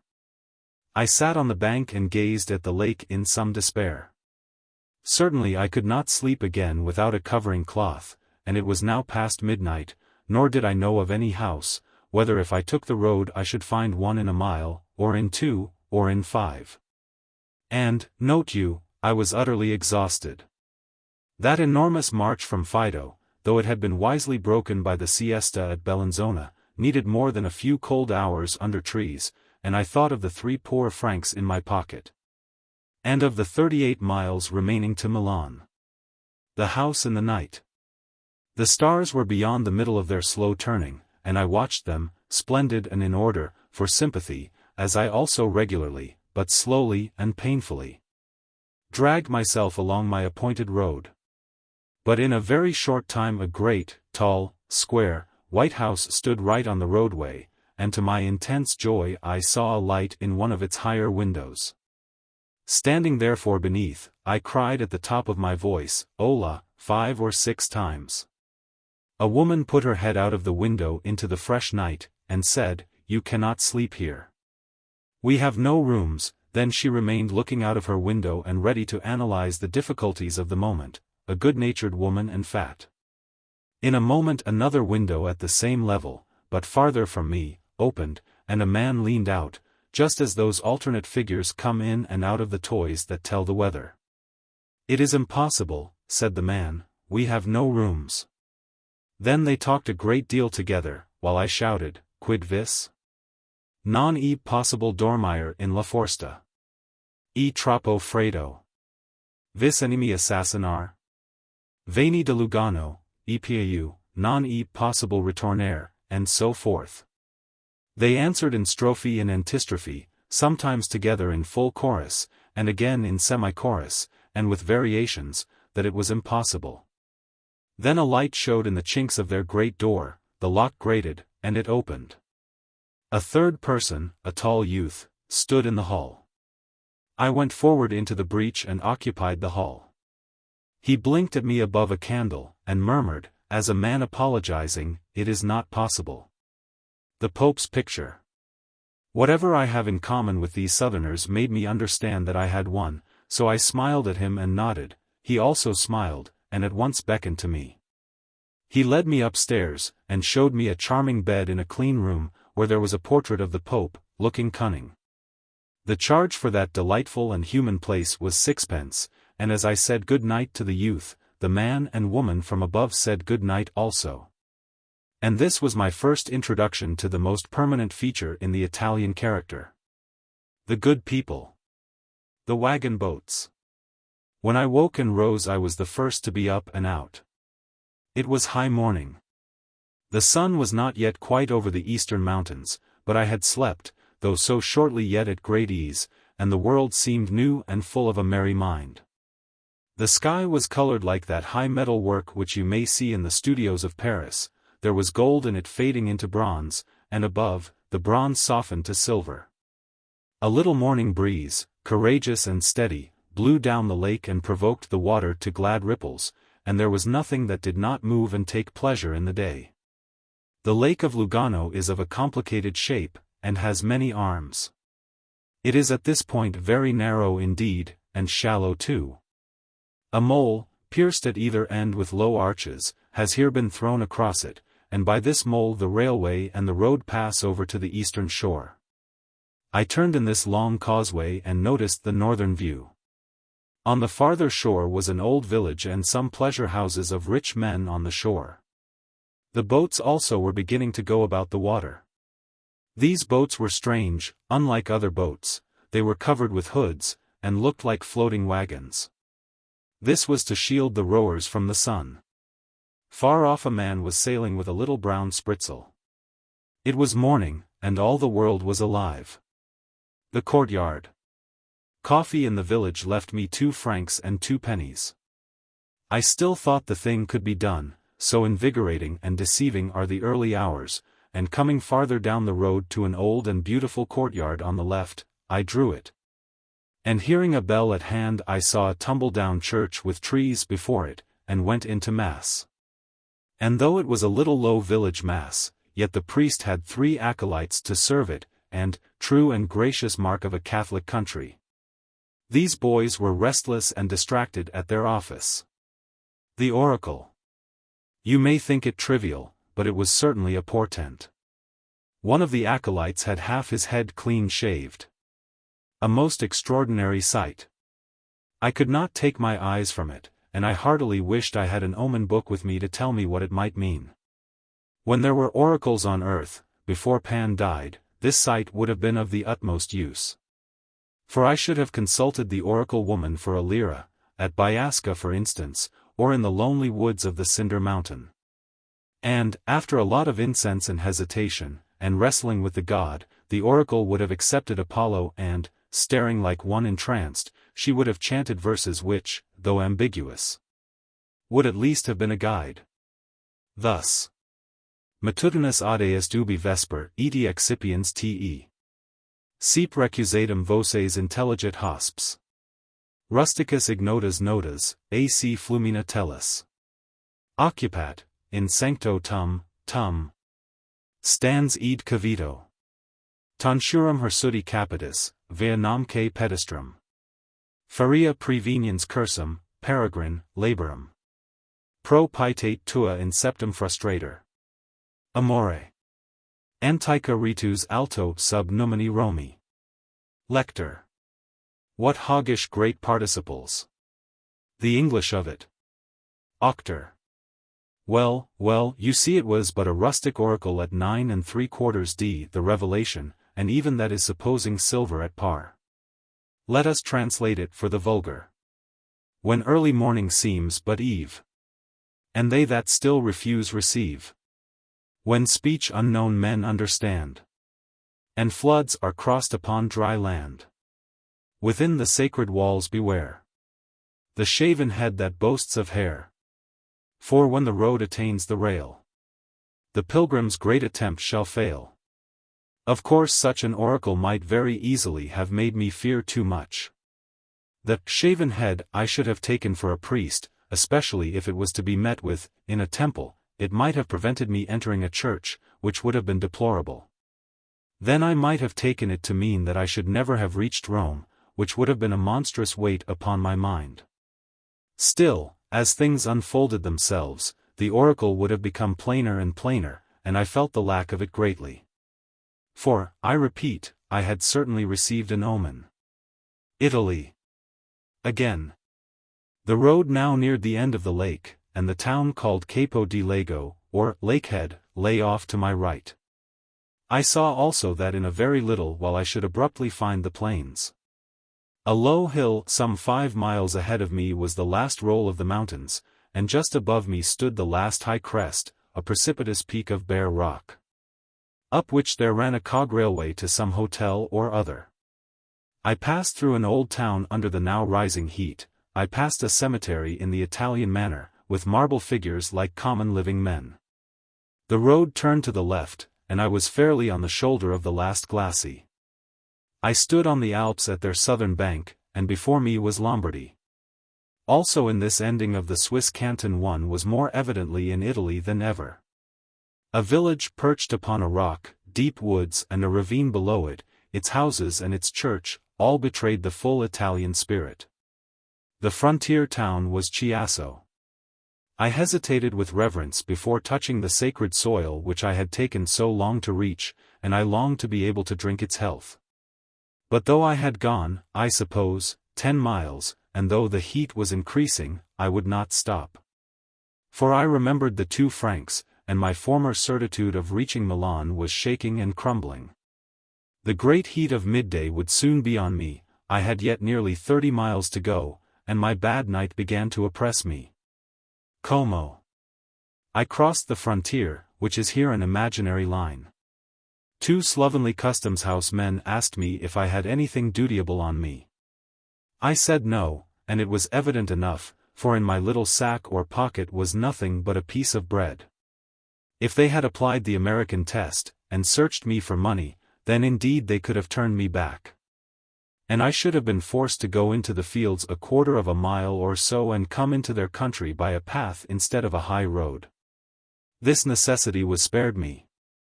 I climbed slowly up the long slope that hides Como, then I came down upon that lovely city and saw its frame of hills and its lake below me. These things are not like things seen by the eyes. I say it again, they are like what one feels when music is played. I entered Como between 10 and 11 faint for food, and then a new interest came to fill my mind with memories of this great adventure. The lake was in flood, and all the town was water. The rich and the poor. Como dry must be interesting enough, Como flooded is a marvel. What else is Venice? And here is a Venice at the foot of high mountains, and all in the water, no streets or squares. A fine even depth of 3 feet and a half or so for navigators, much what you have in the Spitway in London River at low spring tides. There were a few boats about, but the traffic and pleasure of Como was passing along planks laid on trestles over the water here and there like bridges. And for those who were in haste, and could afford it, such as take cabs in London, there were wheelbarrows, coster carts, and what not, pulled about by men for hire. And it was a sight to remember all one's life to see the rich men of Como squatting on these carts and barrows, and being pulled about over the water by the poor men of Como, being, indeed, an epitome of all modern sociology and economics and religion and organized charity and strenuousness and liberalism and sophistry generally. For my part, one was determined to explore this curious town in the water, and I especially desired to see it on the lake side, because there one would get the best impression of its being really an aquatic town. So I went northward, as I was directed, and came quite unexpectedly upon the astonishing cathedral. It seemed built of polished marble, and it was in every way so exquisite in proportion, so delicate in sculpture, and so triumphant in attitude, that I thought to myself, no wonder men praise Italy if this first Italian town has such a building as this. But, as you will learn later, many of the things praised are ugly, and are praised only by certain followers of charlatans. The little sea. So I went on till I got to the lake, and there I found a little port about as big as a dining room, for the Italian lakes play at being little seas. They have little ports, little lighthouses, little fleets for war, and little custom houses, and little storms and little lines of steamers.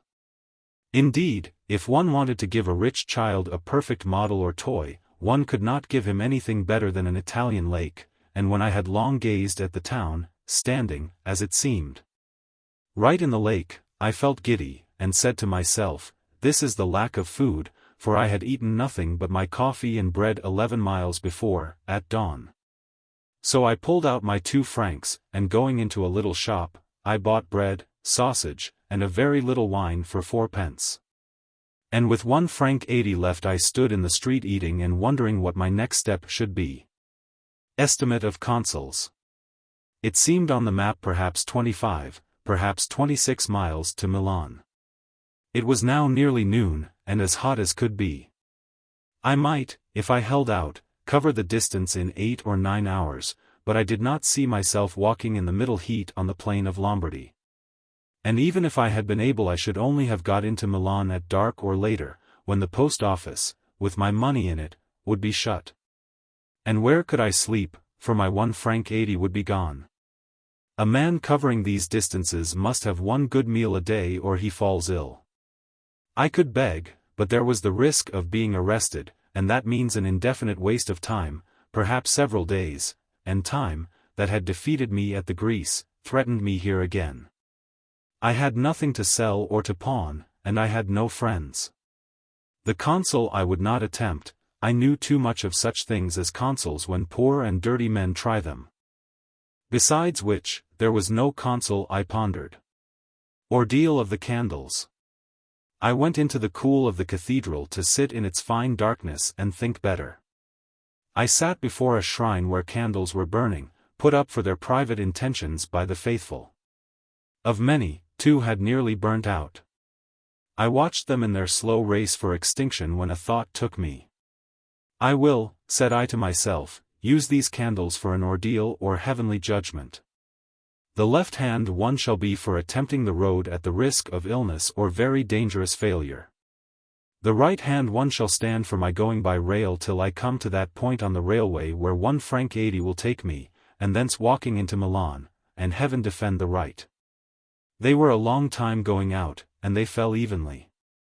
At last the right-hand one shot up the long flame that precedes the death of candles. The contest took on interest, and even excitement, when, just as I thought the left hand certain of winning, it went out without guess or warning. Like a second-rate person leaving this world for another. The right-hand candle waved its flame still higher, as though in triumph, outlived its colleague just the moment to enjoy glory. And then in its turn went fluttering down the dark way from which they say there is no return. None may protest against the voice of the gods. I went straight to the nearest railway station, for there are 2, and putting down 1 franc 80, asked in French for a ticket to whatever station that some would reach down the line. The ticket came out marked Milan, and I admitted the miracle and confessed the finger of Providence.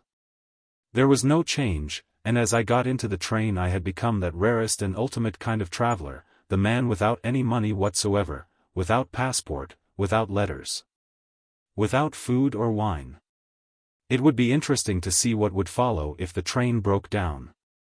I had marched 378 miles and some 3 furlongs, or thereabouts. The many selves.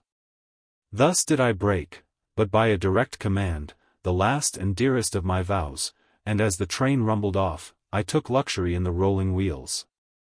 I thought of that other medieval and papistical pilgrim hobbling along rather than take advantage of any wheeled thing, and I laughed at him. Now if Moroso Malodoroso or any other non-Aryan, anti-Christian, over-inductive, statistical, brittle-minded man and scientist, sees anything remarkable in one self laughing at another self, let me tell him and all such for their wide-eyed edification and astonishment that I knew a man once that had 56 selves, there would have been 57.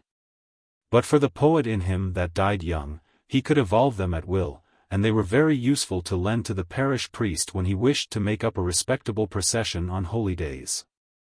And I knew another man that could make himself so tall as to look over the heads of the scientists as a pine tree looks over grasses.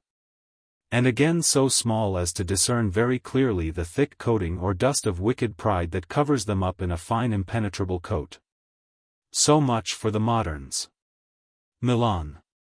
The train rolled on. I noticed Lombardy out of the windows. It is flat. I listened to the talk of the crowded peasants in the train. I did not understand it. I twice leaned out to see if Milan were not standing up before me out of the plain, but I saw nothing. Then I fell asleep, and when I woke suddenly it was because we were in the terminus of that noble great town, which I then set out to traverse in search of my necessary money and sustenance. It was yet but early in the afternoon. What a magnificent city is Milan! The great houses are all of stone, and stand regular and in order, along wide straight streets. There are swift cars, drawn by electricity, for such as can afford them. Men are brisk and alert even in the summer heats, and there are shops of a very good kind, though a trifle showy. There are many newspapers to help the Milanese to be better men and to cultivate charity and humility, there are banks full of paper money. There are soldiers, good pavements, and all that man requires to fulfill him, soul and body, cafes, arcades, mutoscopes, and every sign of the perfect state.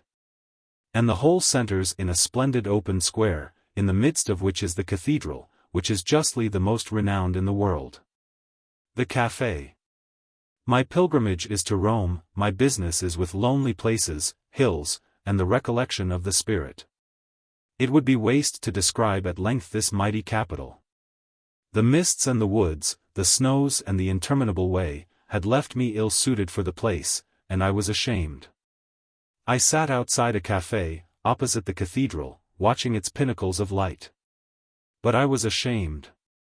Perhaps I did the master a hurt by sitting there in his fine great café, unkempt, in such clothes, like a tramp. But he was courteous in spite of his riches, and I ordered a very expensive drink for him also, in order to make amends.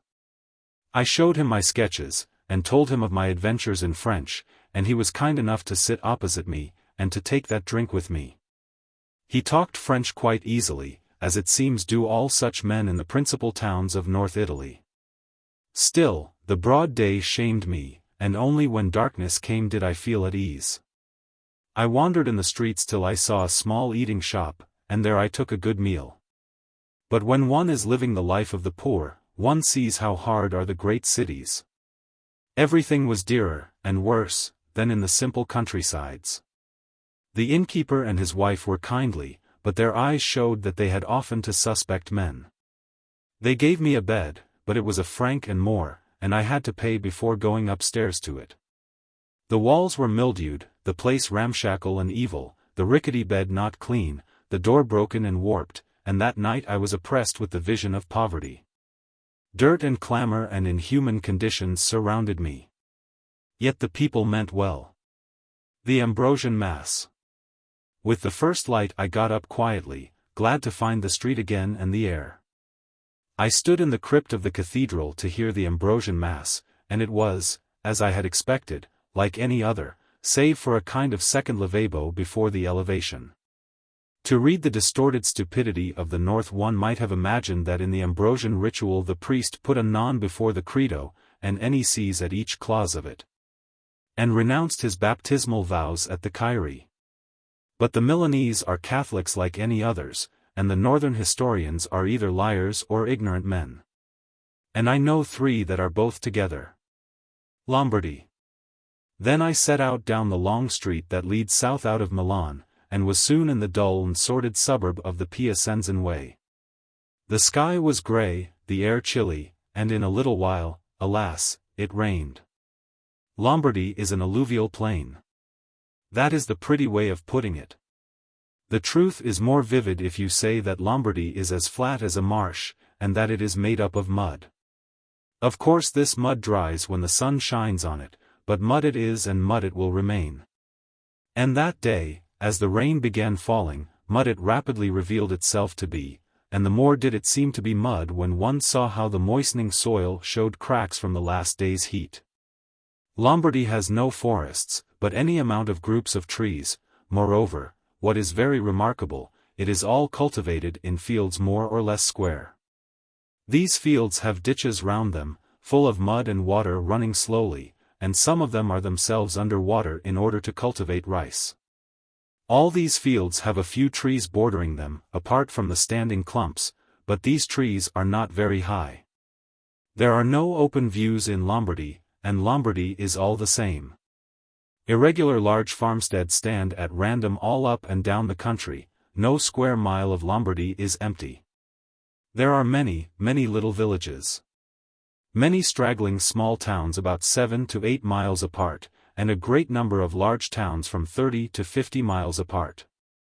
Indeed, this very road to Piacenza, which the rain now covered with a veil of despair, was among the longest stretches between any two large towns, although it was less than 50 miles. The Lambro. On the map, before coming to this desolate place, there seemed a straighter and a better way to Rome than this great road. There is a river called the Lambro, which comes east of Milan and cuts the Piacenzan road at a place called Melegnano. It seemed to lead straight down to a point on the Po, a little above Piacenza. This stream one could follow, so it seemed, and when it joined the Po get a boat or ferry, and see on the other side the famous Trebia, where Hannibal conquered and Joubert fell. And so make straight on for the Apennine. Since it is always said in books that Lombardy is a furnace in summer, and that whole great armies have died of the heat there, this river bank would make a fine refuge. Clear and delicious water, more limpid than glass, would reflect and echo the restless poplars, and would make tolerable or even pleasing the excessive summer. Not so. It was a northern mind judging by northern things that came to this conclusion. There is not in all Lombardy a clear stream, but every river and brook is rolling mud. In the rain, not heat, but a damp and penetrating chill was the danger. There is no walking on the banks of the rivers, they are cliffs of crumbling soil, jumbled anyhow. Man may, as Pinkerton, Sir Jonas Pinkerton, writes, be master of his fate, but he has a precious poor servant. It is easier to command a lapdog or a mule for a whole day than one's own fate for half an hour. Napoleon's road. Nevertheless, though it was apparent that I should have to follow the main road for a while, I determined to make at last to the right of it, and to pass through a place called Old Lodi, for I reasoned thus, Lodi is the famous town. How much more interesting must Old Lodi be, which is the mother town of Lodi. Also, Old Lodi brought me back again on the straight line to Rome. And I foolishly thought it might be possible to hear there of some straight path down the Lambro, for that river still possessed me somewhat. Therefore, after hours and hours of trudging miserably along the wide highway in the wretched and searching rain, after splashing through tortuous Melegnano, and not even stopping to wonder if it was the place of the battle, after noting in despair the impossible Lambro, I came, caring for nothing, to the place where a secondary road branches off to the right over a level crossing and makes for Lodi Vecchio. Old Lodi. It was not nearly midday, but I had walked perhaps 15 miles, and had only rested once in a miserable trattoria. In less than 3 miles I came to that unkempt and lengthy village, founded upon dirt and living in misery, and through the quiet, cold, persistent rain I splashed up the main street. I passed wretched, shivering dogs and mournful fowls that took a poor refuge against walls. Past a sad horse that hung its head in the wet and stood waiting for a master, till at last I reached the open square where the church stood. Then I knew that I had seen all old Lodi had to offer me. So, going into an eating house, or inn, opposite the church, I found a girl and her mother serving, and I saluted them, but there was no fire, and my heart sank to the level of that room, which was, I am sure, no more than 54 degrees. Its ugly church. Why should the less gracious part of a pilgrimage be specially remembered? In life we remember joy best, that is what makes us sad by contrast. Pain somewhat, especially if it is acute, but dullness never. And a book, which has it in its own power to choose and to emphasize, has no business to record dullness. What did I at Lodi Vecchio? I ate, I dried my clothes before a tepid stove in a kitchen. I tried to make myself understood by the girl and her mother. I sat at a window and drew the ugly church on principle. Oh, the vile sketch! Worthy of that Lombard plain, which they had told me was so full of wonderful things. I gave up all hope of byroads, and I determined to push back obliquely to the highway again, obliquely in order to save time. Nepios. These byroads of the map turned out in real life to be all manner of abominable tracks. Some few were metalled, some were cart ruts merely, some were open lanes of rank grass. And along most there went a horrible ditch, and in many fields the standing water proclaimed desolation. In so far as I can be said to have had a way at all, I lost it. I could not ask my way because my only ultimate goal was Piacenza, and that was far off. I did not know the name of any place between. 2 or 3 groups of houses I passed, and sometimes church towers glimmered through the rain. I passed a larger and wider road than the rest, but obviously not my road. I pressed on and passed another, and by this time, having ploughed up Lombardy for some 4 hours, I was utterly lost. I no longer felt the north, and, for all I knew, I might be going backwards. The only certain thing was that I was somewhere in the belt between the high road and the Lambro, and that was little enough to know at the close of such a day. Grown desperate, I clamored within my mind for a miracle. And it was not long before I saw a little bent man sitting on a crazy cart and going ahead of me at a pace much slower than a walk, the pace of a horse crawling. I caught him up, and, doubting much whether he would understand a word, I said to him repeatedly, La Grande Via? La Via a Piacenza? The miracle. He shook his head as though to indicate that this filthy lane was not the road. Just as I had despaired of learning anything, he pointed with his arm away to the right, perpendicularly to the road we were on, and nodded. He moved his hand up and down. I had been going north. On getting this sign I did not wait for a cross road, but jumped the little ditch and pushed through long grass, across further ditches, along the side of patches of growing corn. Heedless of the huge weight on my boots and of the oozing ground, till I saw against the rainy sky a line of telegraph poles. For the first time since they were made the sight of them gave a man joy. There was a long stagnant pond full of reeds between me and the railroad. But, as I outflanked it, I came upon a road that crossed the railway at a level and led me into the great Piacenza way. Almost immediately appeared a village. It was a hole called Secagnano, and there I entered a house where a bush hanging above the door promised entertainment, and an old hobbling woman gave me food and drink and a bed. The night had fallen, and upon the roof above me I could hear the steady rain. Nothing much. The next morning, heaven preserve the world from evil, it was still raining. Lector. It does not seem to me that this part of your book is very entertaining. Auctor. I know that, but what am I to do? Lector. Why, what was the next point in the pilgrimage that was even tolerably noteworthy? Auctor. I suppose the bridge of boats. Lector. And how far on was that? Auctor. About 14 miles, more or less. I passed through a town with a name as long as my arm, and I suppose the bridge of boats must have been 9 miles on after that. Lector. And it rained all the time, and there was mud? Auctor. Precisely. Lector. Well, then, let us skip it and tell stories. Auctor. With all my heart. And since you are such a good judge of literary poignancy, do you begin? Lector. I will, and I draw my inspiration from your style. Story of Charles Blake. Once upon a time there was a man who was born in Croydon, and whose name was Charles Amazon Blake. He went to Rugby at 12 and left it at 17. He fell in love twice and then went to Cambridge till he was 23. Having left Cambridge he fell in love more mildly, and was put by his father into a government office, where he began at £180 a year. At 35 he was earning £500 a year, and perquisites made £750 a year. He met a pleasant lady and fell in love quite a little compared with the other times.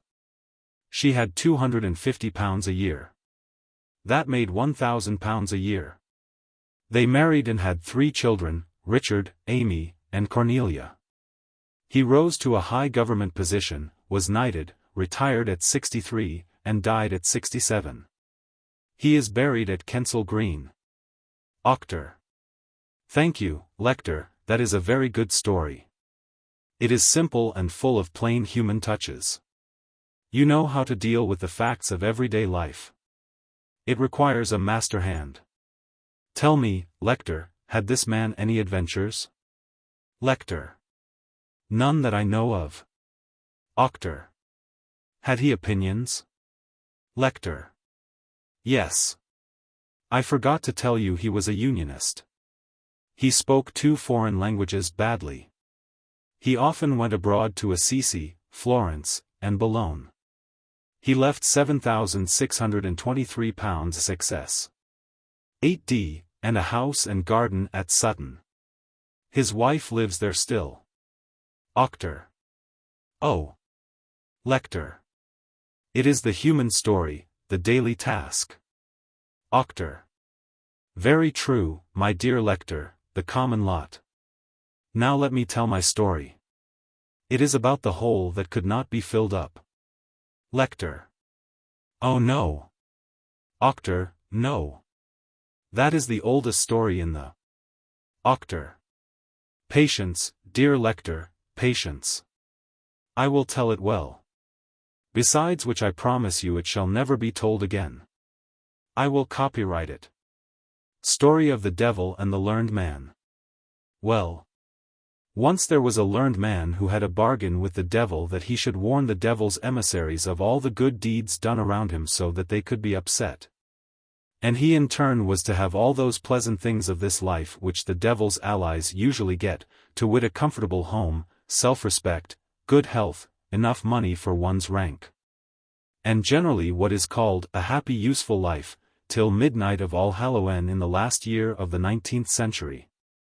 So this learned man did all he was required, and daily would inform the messenger imps of the good being done or prepared in the neighborhood, and they would upset it. So that the place he lived in from a nice country town became a great center of industry, full of wealth and desirable family mansions and street property.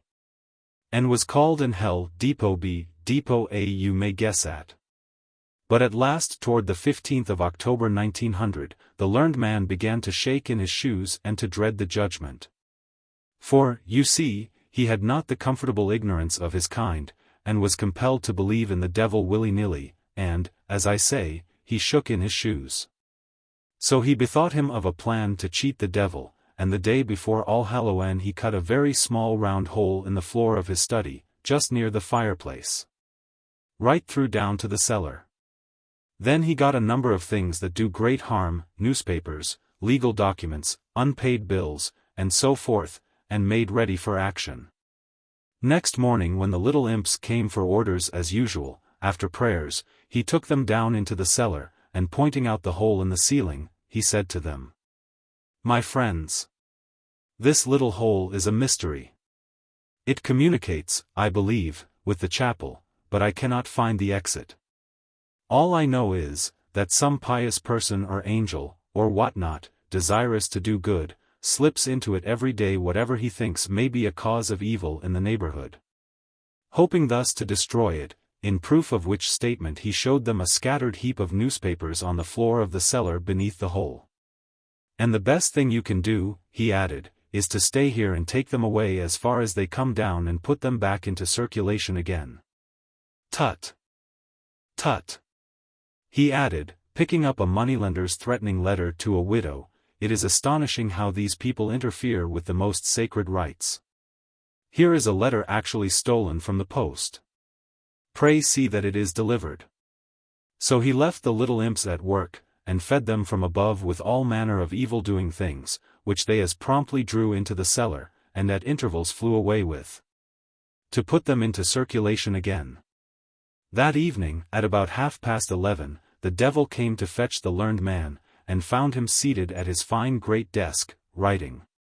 The learned man got up very affably to receive the devil, and offered him a chair by the fire, just near the little round hole. "Pray don't move," said the devil. "I came early on purpose not to disturb you." "You are very good," replied the learned man.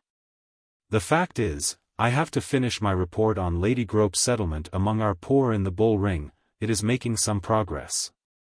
But their condition is heartbreaking, my dear sir, heartbreaking."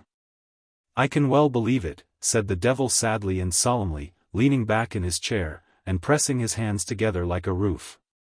"The poor in our great towns, Sir Charles," for the learned man had been made a baronet, "the condition, I say, of the, don't I feel a draught?" he added abruptly. "For the devil can't bear draughts." "Why," said the learned man, as though ashamed, "just near your chair there is a little hole that I have done my best to fill up.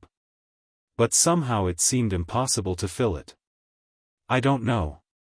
The devil hates excuses, and is above all practical, so he just whipped the soul of a lawyer out of his side pocket, tied a knot in it to stiffen it, and shoved it into the hole. "There," said the devil contentedly, "if you had taken a piece of rag, or whatnot, you might yourself." Hullo! He looked down and saw the hole still gaping, and he felt a furious draught coming up again. He wondered a little, and then muttered, "It's a pity I have on my best things. I never dare crease them, and I have nothing in my pockets to speak of, otherwise I might have brought something bigger."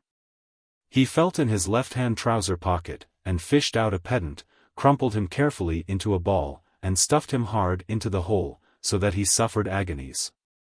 Then the devil watched carefully.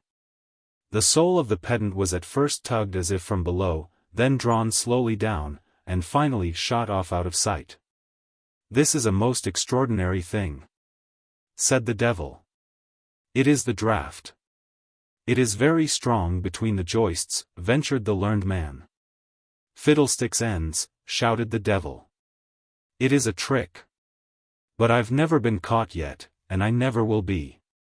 He clapped his hands, and a whole host of his followers poured in through the windows with mortgages, acts of parliament, legal decisions, declarations of war, charters to universities, patents for medicines, naturalization orders, shares in gold mines, specifications, prospectuses, water companies' reports, publishers' agreements, letters patent, freedoms of cities, and, in a word, all that the devil controls in the way of hole-stopping rubbish.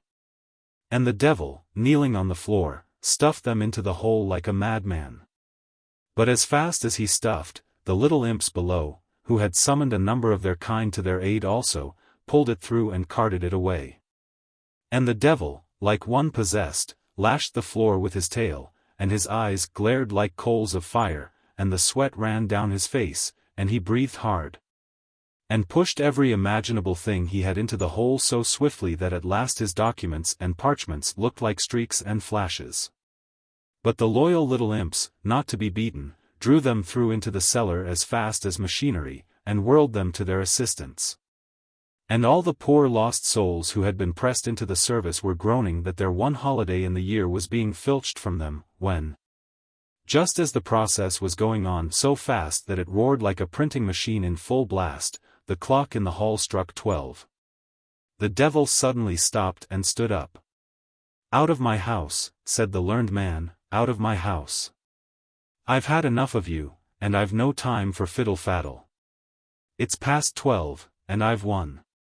The devil, though still panting, smiled a diabolical smile, and pulling out his repeater, which he had taken as a perquisite from the body of a member of Parliament, said, "I suppose you keep Greenwich time?" "Certainly," said Sir Charles. "Well," said the devil, "so much the worse for you to live in Suffolk. You're 4 minutes fast, so I'll trouble you to come along with me. And I warn you that any words you now say may be used against." Apparition of St. Charles Borromeo. At this point the learned man's patron saint, who thought things had gone far enough, materialized himself and coughed gently. They both looked round, and there was St. Charles sitting in the easy chair. "So far," murmured the saint to the devil suavely, "so far from being 4 minutes too early, you are exactly a year too late."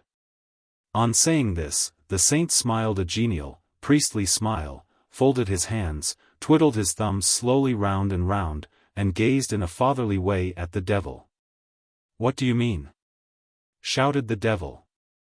"What I say," said St. Charles calmly, 1900 is not the last year of the 19th century, it is the first year of the 20th. "Oh!" sneered the devil, "are you an anti-vaccinationist as well?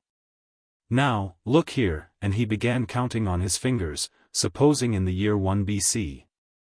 "I never argue," said St. Charles. "Well, all I know is," answered the devil with some heat, "that in this matter as in most others, thank the Lord, I have on my side all the historians and all the scientists, all the universities. All the—" "And I," interrupted St. Charles, waving his hand like a gentleman, "he is a Borromeo, I have the Pope." At this the devil gave a great howl, and disappeared in a clap of thunder, and was never seen again till his recent appearance at Brighton. So the learned man was saved, but hardly. For he had to spend 500 years in purgatory catechizing such heretics and pagans as got there, and instructing them in the true faith.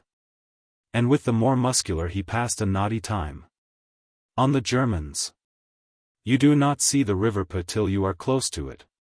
Then, a little crook in the road being passed, you come between high trees, and straight out before you, level with you, runs the road into and over a very wide mass of tumbling water. It does not look like a bridge, it looks like a quay. It does not rise, it has all the appearance of being a strip of road shaved off and floated on the water.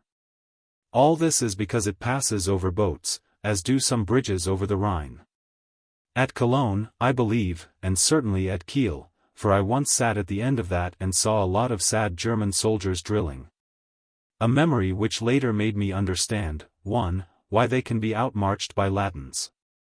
2. Why they impress travelers and civilians. 3. Why the governing class in Germany take care to avoid common service. 4. Why there is no promotion from the ranks. And 5. Why their artillery is too rigid and not quick enough. It also showed me something intimate and fundamental about the Germans which Tacitus never understood and which all our historians miss: they are of necessity histrionic. Note, I do not say it is a vice of theirs. It is a necessity of theirs, an appetite. They must see themselves on a stage. Whether they do things well or ill, whether it is their excellent army with its ridiculous parade, or their 18th-century Sans-Soucis with avenues and surprises, or their national legends with gods in wigs and strong men in tights, they must be play actors to be happy and therefore to be efficient.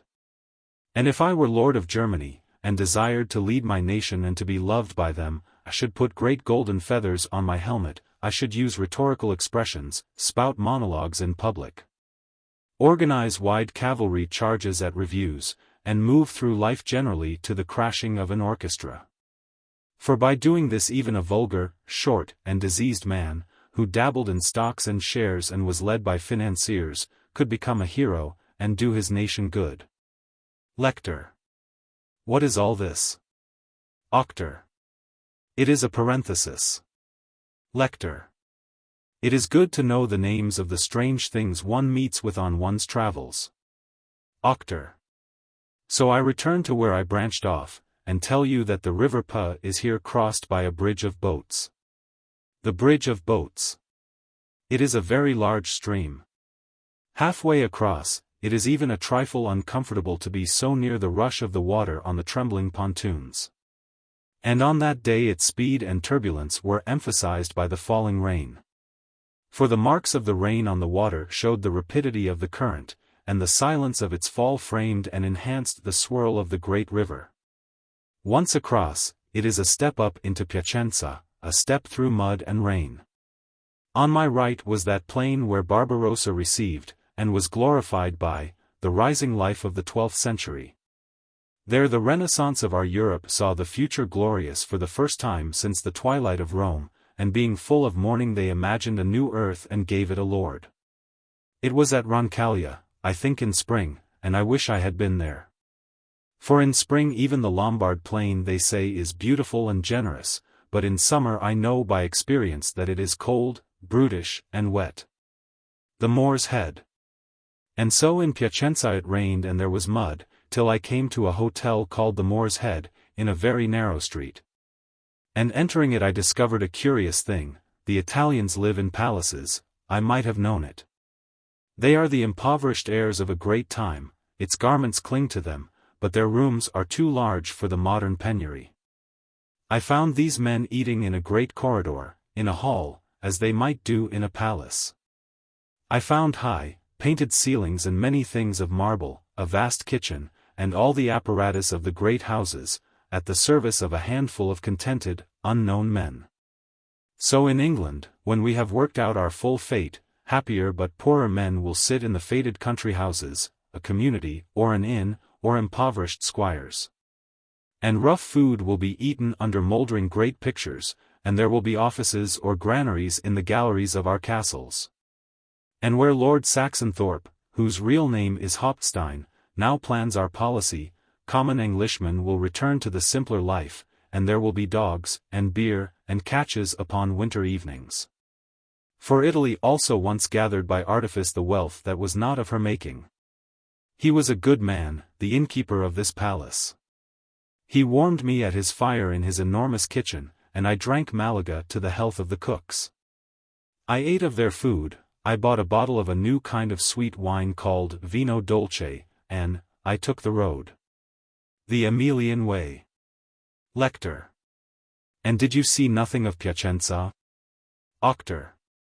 Nothing, Lector. It was raining, and there was mud. I stood in front of the cathedral on my way out, and watched it rain. It rained all along the broad and splendid Emilian Way. I had promised myself great visions of the Roman soldiery passing up that eternal road. It still was stamped with the imperial mark, but the rain washed out its interest, and left me cold. The Apennines also, rising abruptly from the plain, were to have given me revelations at sunset. They gave me none. Their foothills appeared continually on my right, they themselves were veiled. And all these miles of road fade into the confused memory of that intolerable plain. The night at Firenzuola, the morning, the second morning of this visitation, still cold, still heartless, and sodden with the abominable weather, shall form no part of this book. On perfect things.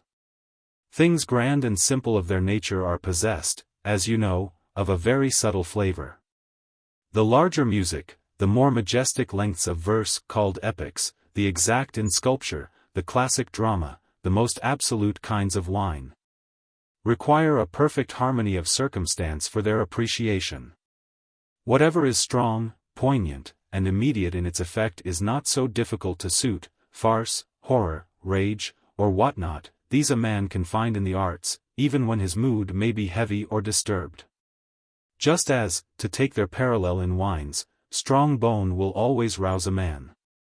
But that which is cousin to the immortal spirit, and which has, so to speak, no color but mere light, that needs for its recognition so serene an air of abstraction and of content as makes its pleasure seem rare in this troubled life, and causes us to recall it like a descent of the gods. For who, having noise around him, can strike the table with pleasure at reading the misanthrope, or in mere thirst or in fatigue praise Chinon wine? Who does not need for either of these perfect things recollection, a variety of according conditions, and a certain easy plenitude of the mind? So it is with the majesty of plains, and with the haunting power of their imperial roads. Fugue. All you that have had your souls touched at the innermost, and have attempted to release yourselves in verse and have ridden trash, and who know it, be comforted. You shall have satisfaction at last, and you shall attain fame in some other fashion, perhaps in private theatricals or perhaps in journalism. You will be granted a provision of complete success, and your hearts shall be filled, but you must not expect to find this mood on the Emilian Way when it is raining. All you that feel youth slipping past you and that are desolate at the approach of age, be merry, it is not what it looks like from in front and from outside. There is a glory in all completion, and all good endings are but shining transitions. There will come a sharp moment of revelation when you shall bless the effect of time. But this divine moment, it is not on the Emilian Way in the rain that you should seek it. All you that have loved passionately and have torn your hearts asunder in disillusions, do not imagine that things broken cannot be mended by the good angels.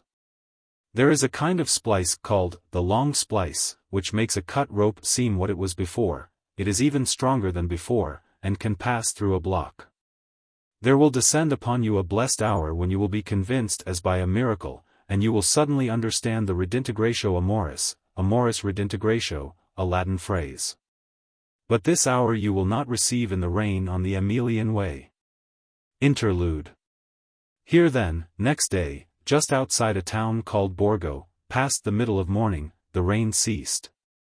Its effect was still upon the slippery and shining road, the sky was still fast and leaden, when, in a distaste for their towns, I skirted the place by a lane that runs westward of the houses.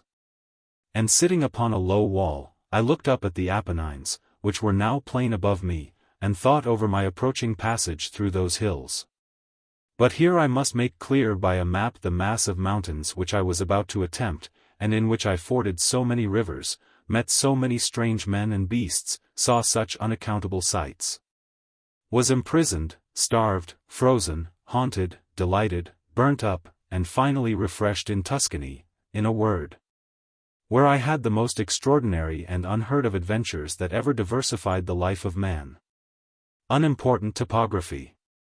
The straight line to Rome runs from Milan not quite through Piacenza, but within a mile or two of that city. Then it runs across the first folds of the Apennines, and gradually diverges from the Emilian Way. It was not possible to follow this part of the line exactly, for there was no kind of track. But by following the Emilian Way for several miles, as I had done, and by leaving it at the right moment, it was possible to strike the straight line again near a village called Medesano.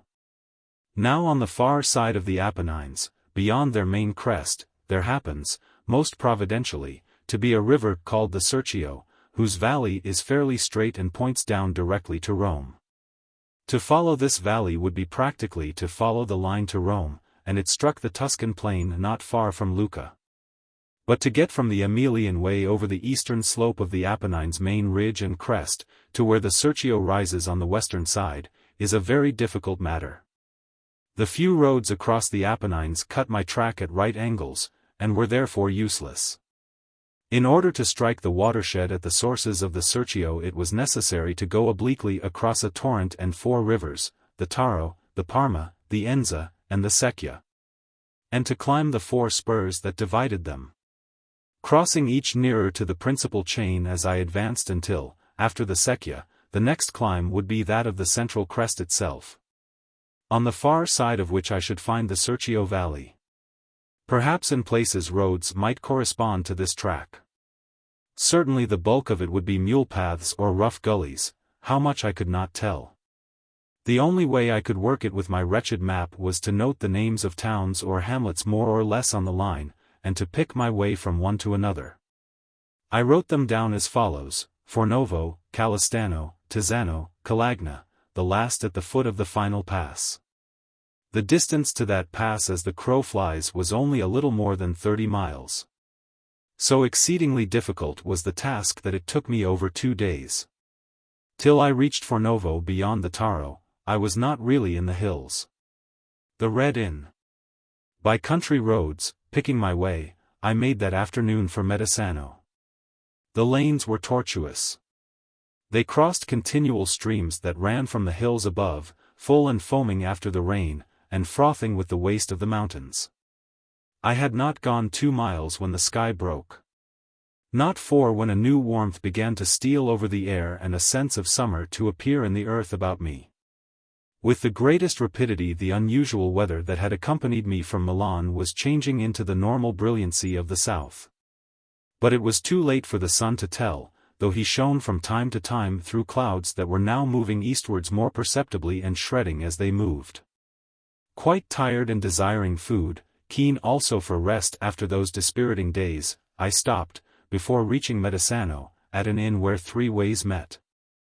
And there I purposed to eat and spend the night, for the next day, it was easy to see, would be tropical, and I should rise before dawn if I was to save the heat.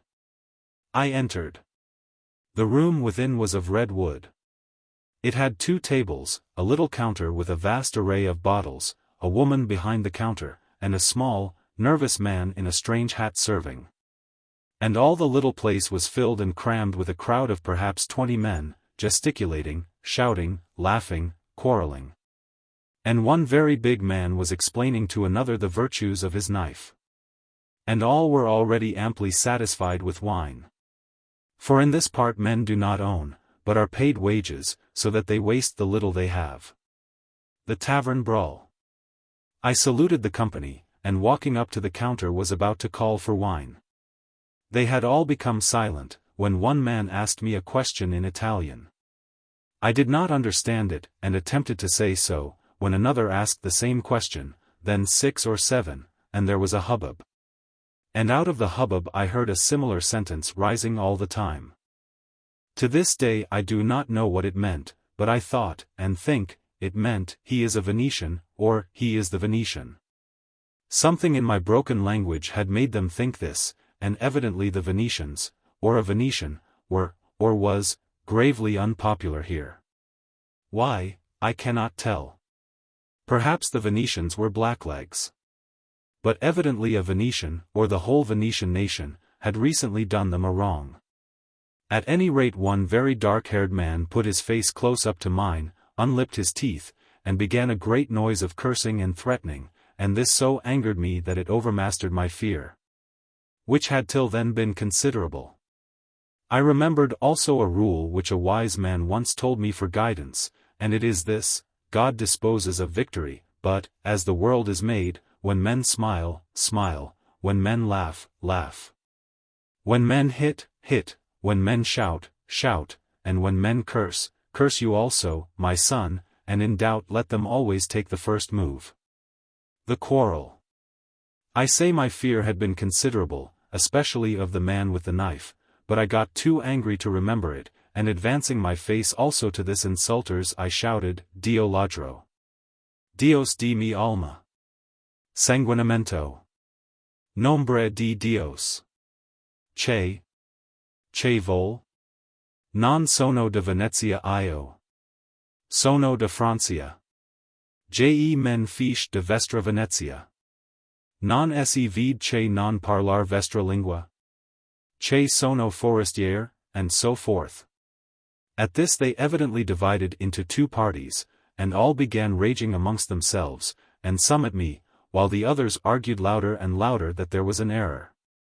The little innkeeper caught my arm over the counter, and I turned round sharply, thinking he was doing me a wrong, but I saw him nodding and winking at me, and he was on my side. This was probably because he was responsible if anything happened, and he alone could not fly from the police.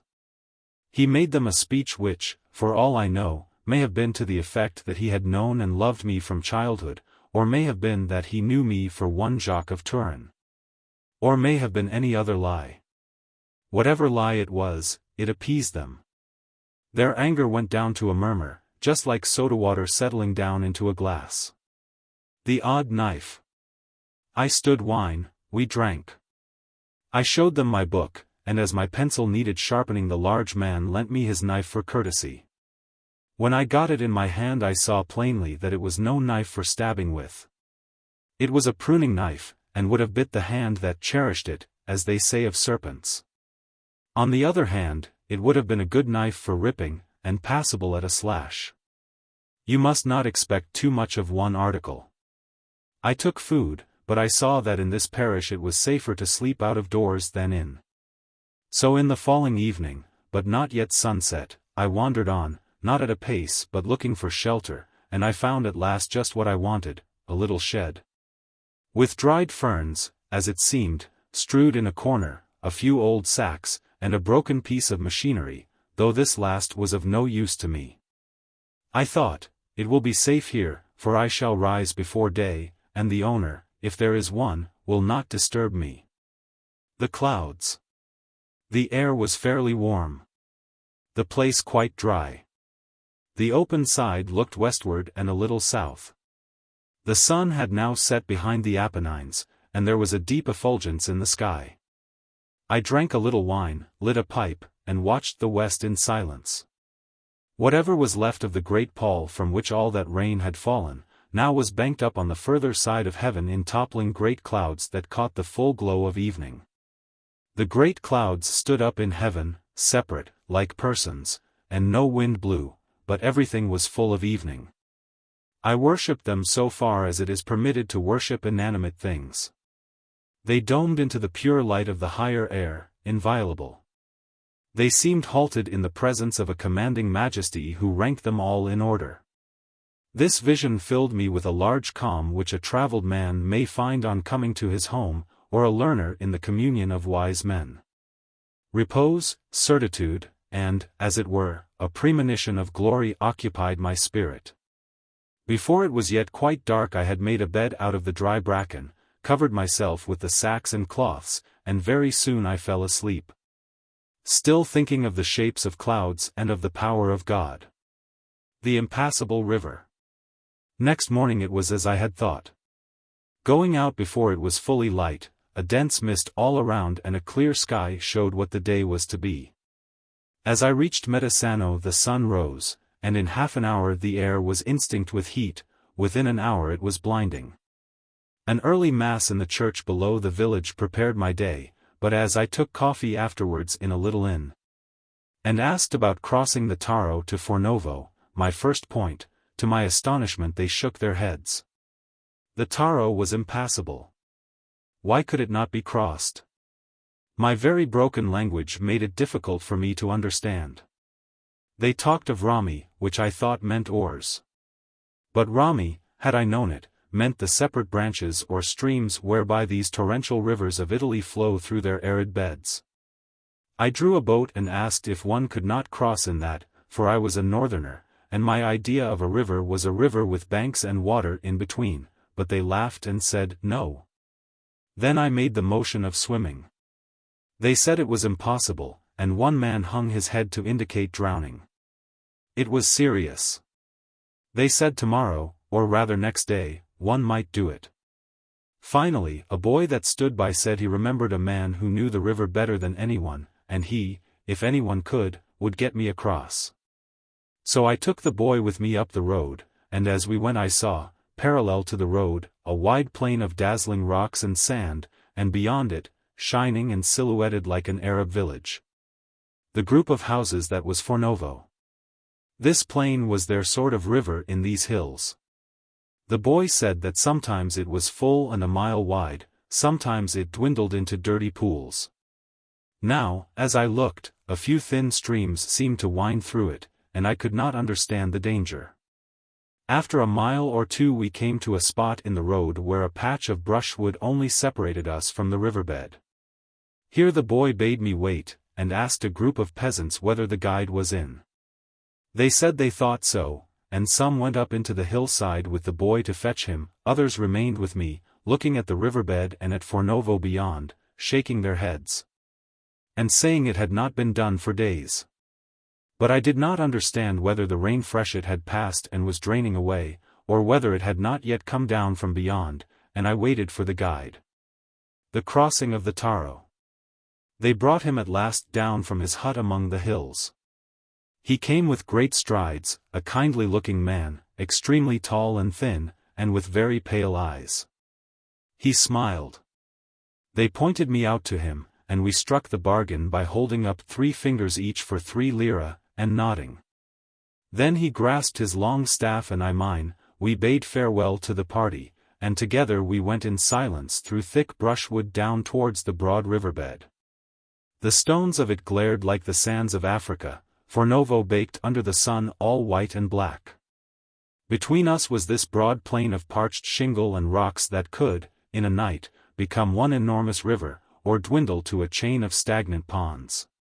Today some 7 narrow streams wandered in the expanse, and again they seemed so easy to cross that again I wondered at the need of a guide. We came to the edge of the first, and I climbed on the guide's back. He went barelegged into the stream deeper and deeper till my feet, though held up high, just touched the water. Then laboriously he climbed the further shore, and I got down upon dry land. It had been but 20 yards or so, and he knew the place well.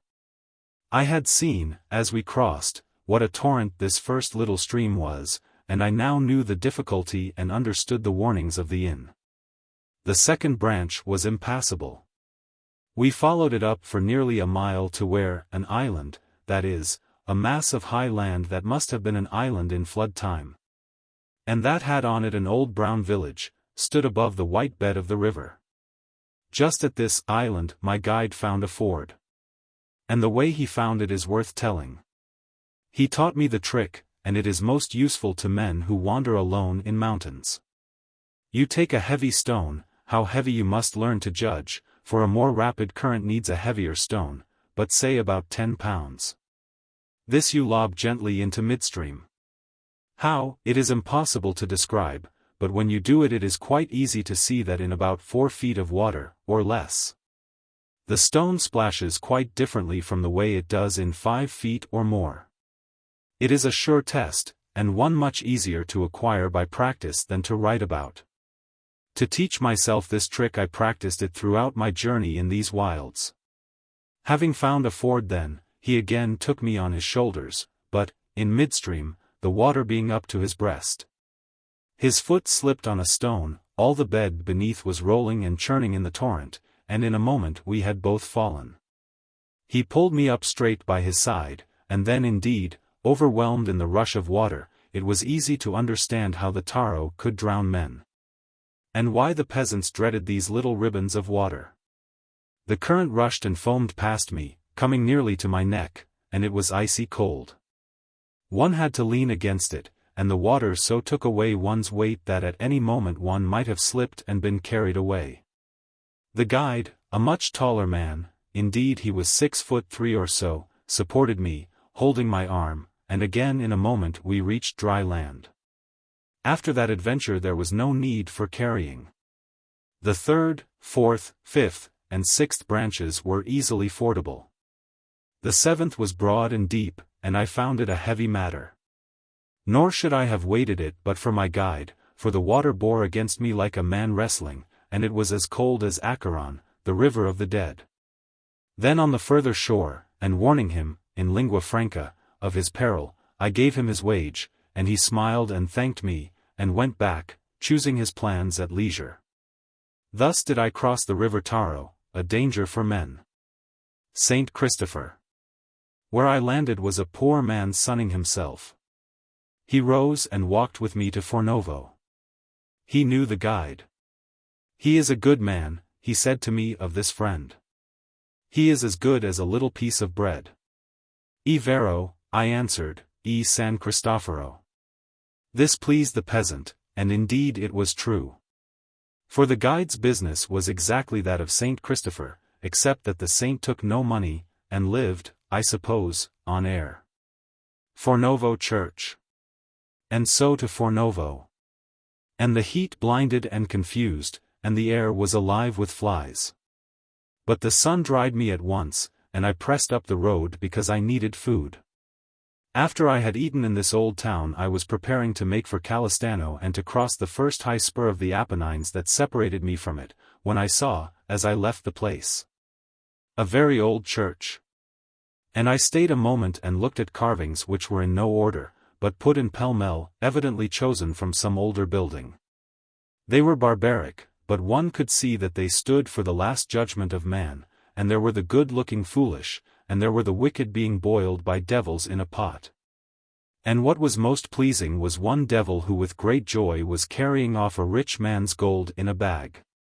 But now we are too wise to believe in such follies, and when we die we take our wealth with us. In the 9th century they had no way of doing this, for no system of credit yet obtained.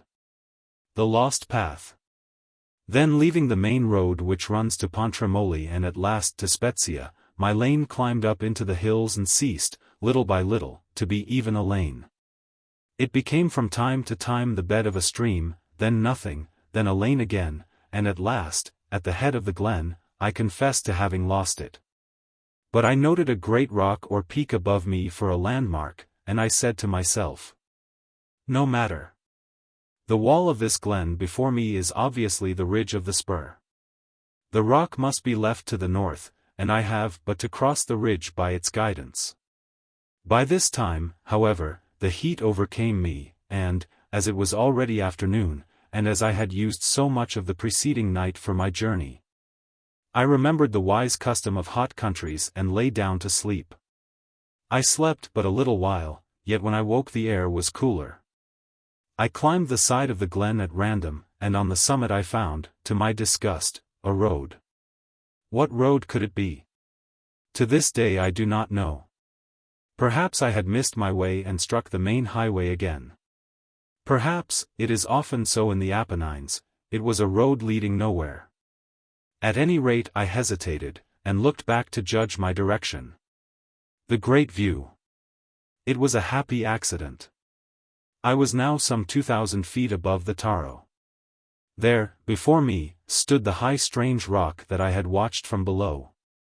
All around it and below me was the glen or cup of bare hills, slabs, and slopes of sand and stone calcined in the sun, and, beyond these near things, all the plain of Lombardy was at my feet. It was this which made it worth while to have toiled up that steep wall. And even to have lost my way, to see 100 miles of the great flat stretched out before me, all the kingdoms of the world. Nor was this all. There were sharp white clouds on the far northern horizon, low down above the uncertain edge of the world. I looked again and found they did not move. Then I knew they were the Alps. Believe it or not, I was looking back to a place of days before, over how many miles of road. The rare, white peaks and edges could not deceive me. They still stood to the sunlight, and sent me from that vast distance the memory of my passage, when their snows had seemed interminable and their height so monstrous. Their cold such a cloak of death. Now they were as far off as childhood, and I saw them for the last time. The lonely ford. All this I drew. Then finding a post directing me to a side road for Calistano, I followed it down and down into the valley beyond. And up the walls of this second valley as the evening fell I heard the noise of the water running, as the Taro had run, a net of torrents from the melting snows far off. These streams I soon saw below me, winding, as those of the Taro had wound, through a floor of dry shingle and rock. But when my road ceased suddenly some hundreds of feet above the bed of the river, and when, full of evening, I had scrambled down through trees to the brink of the water, I found I should have to repeat what I had done that morning and to ford these streams. For there was no track of any kind and no bridge, and Calistano stood opposite me, a purple cluster of houses in the dusk against the farther mountainside.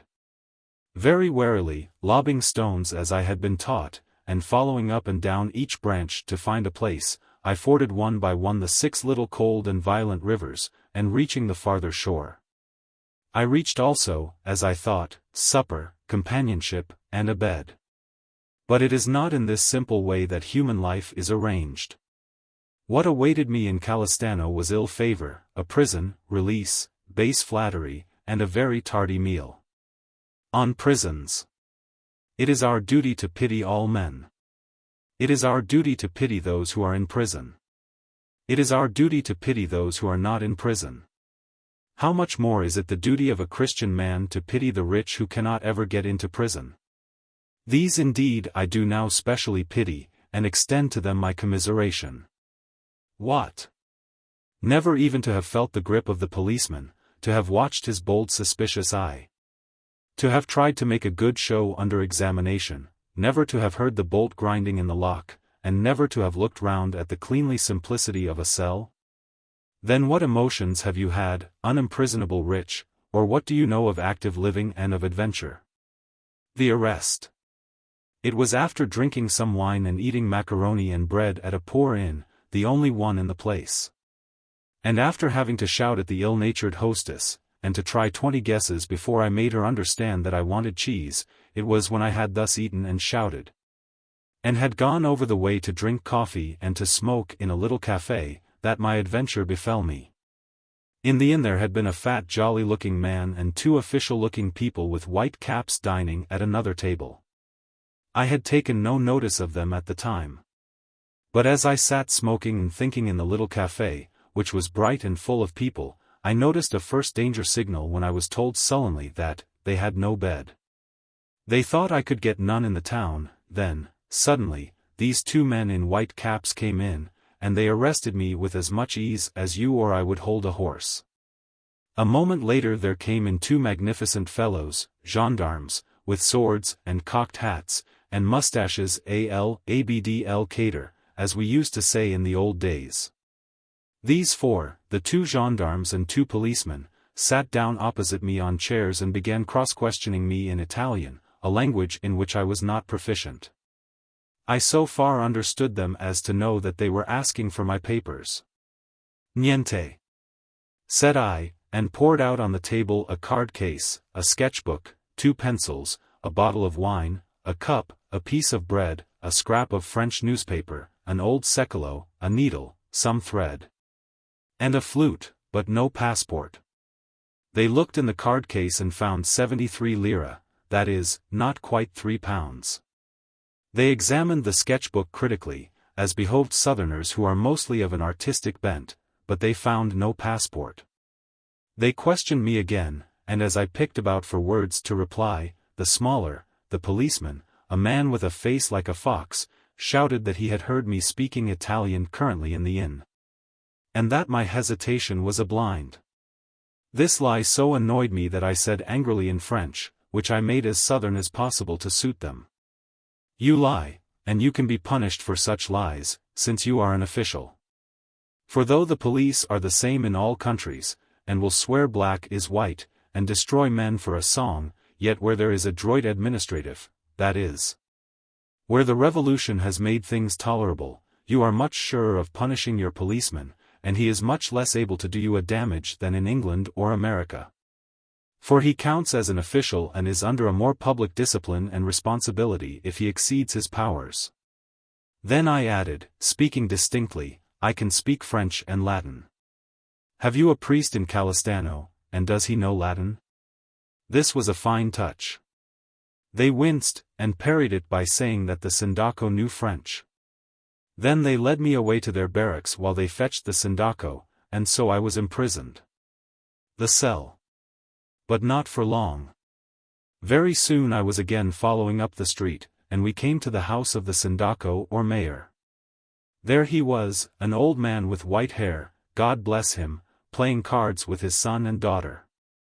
To him therefore, as understanding French, I was bidden address myself. I told him in clear and exact idiom that his policemen were fools, that his town was a rabbit warren, and his prison the only cleanly thing in it. That 6 telegrams to places I could indicate would show where I had passed. That I was a common tourist, not even an artist, as my sketchbook showed, and that my cards gave my exact address and description. The bilingual mayor. But the sindaco, the French-speaking sindaco, understood me not in the least, and it seemed a wicked thing in me to expose him in his old age, so I waited till he spoke. He spoke a word common to all languages, and one he had just caught from my lips. "Touristi," he said. I nodded. Then he told them to let me go. It was as simple as that. And to this day, I suppose, he passes for a very bilingual mayor. He did me a service, and I am willing to believe that in his youth he smacked his lips over the subtle flavor of Voltaire, but I fear today he would have a poor time with Anatole France. What a contrast was there between the hour when I had gone out of the café a prisoner and that when I returned rejoicing with a crowd about me, proclaiming my innocence, and shouting one to another that I was a tourist and had 73 lire on my person. The landlady smiled and bowed, she had before refused me a bed. The men at the tables made me a god. Nor did I think them worse for this. Why should I? A man unknown, unkempt, unshaven, in tatters, covered with weeks of travel and mud, and in a suit that originally cost not 10 shillings. Having slept in leaves and ferns, and forest places, crosses a river at dusk and enters a town furtively, not by the road. He is a foreigner, he carries a great club. Is it not much wiser to arrest such a man? Why yes, evidently. And when you have arrested him, can you do more than let him go without proof, on his own word? Hardly. The Morning Valley. Thus I loved the people of Calistano, especially for this strange adventure they had given me. And next day, having slept in a human room, I went at sunrise up the mountain sides beyond and above their town. And so climbed by a long cleft the second spur of the Apennines, the spur that separated me from the third river, the Parma. And my goal above the Parma, when I should have crossed it, was a place marked in the map, Tizzano. To climb this second spur, to reach and cross the Parma in the vale below, to find Tizzano, I left Calistano on that fragrant morning.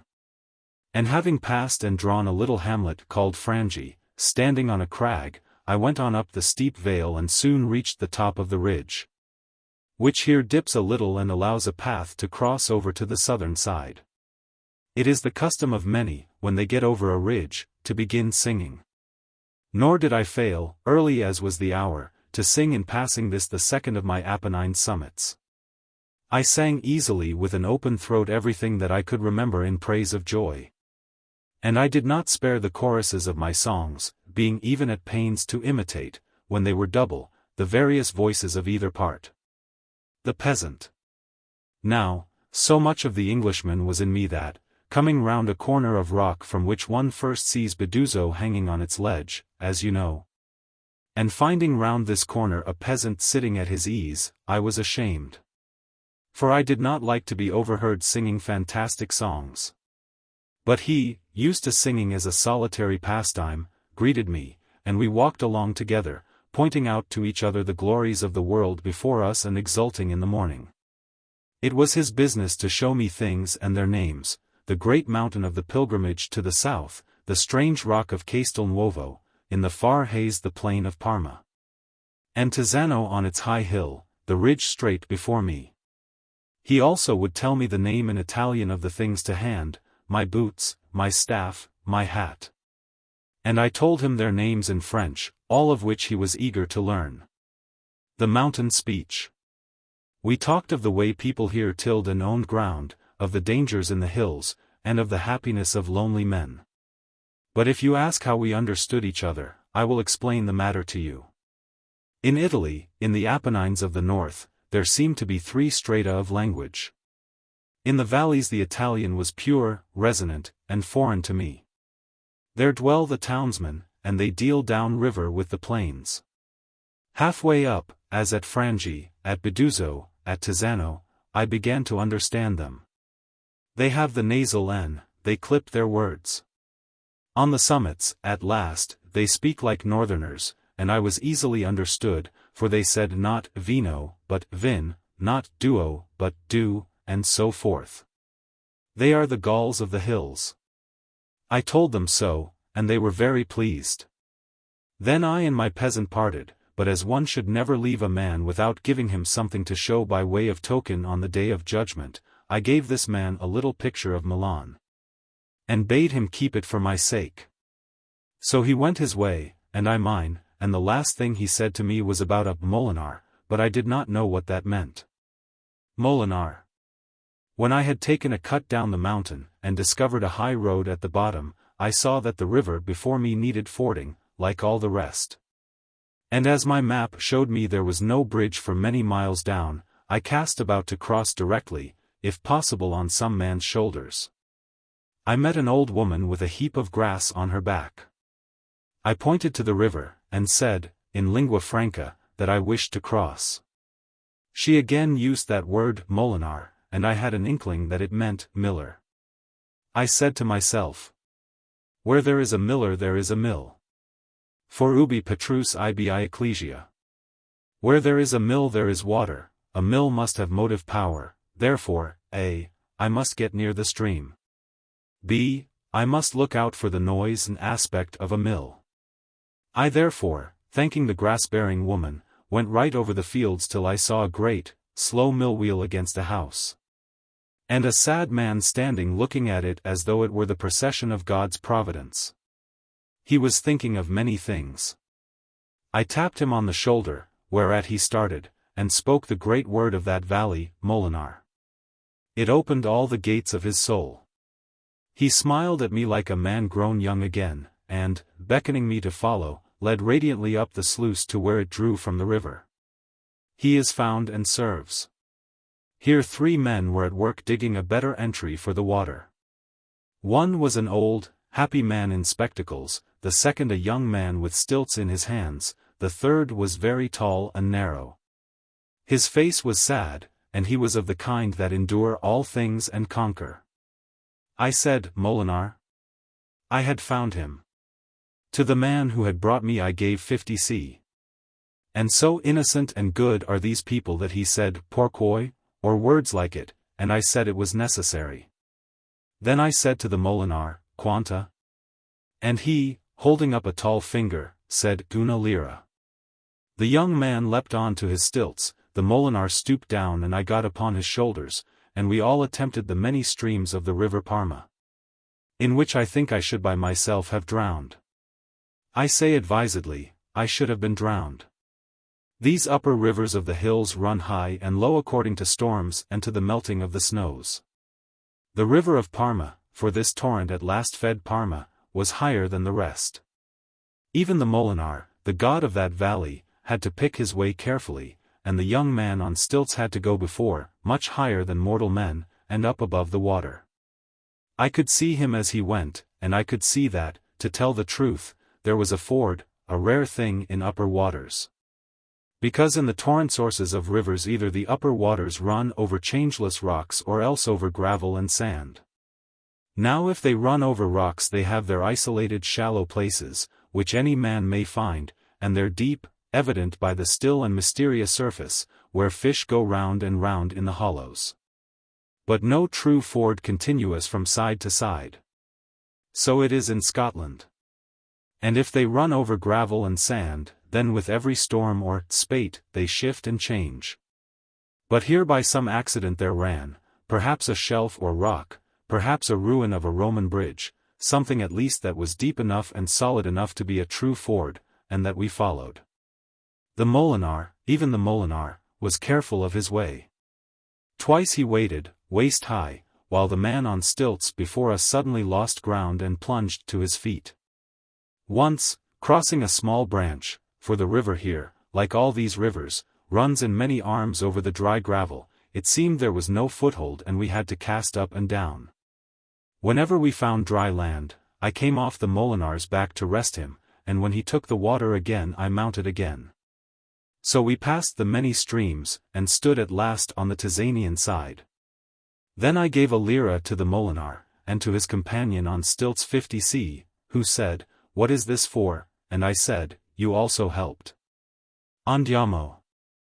The Molinar then, with gesticulations and expression of the eyes, gave me to understand that for this 50 the stilt man would take me up to Tisano on the high ridge and show me the path up the ridge, so the stilt man turned to me and said, Andiamo, which means, allons.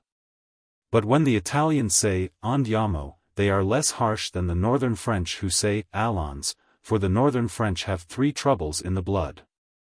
They are fighters. They will forever be seeking the perfect state, and they love furiously. Hence they ferment twice over, like wine subjected to movement and breeding acidity. Therefore is it that when they say allons, it is harsher than andiamo. My Italian said to me genially, andiamo. Theological digression. The Catholic Church makes men.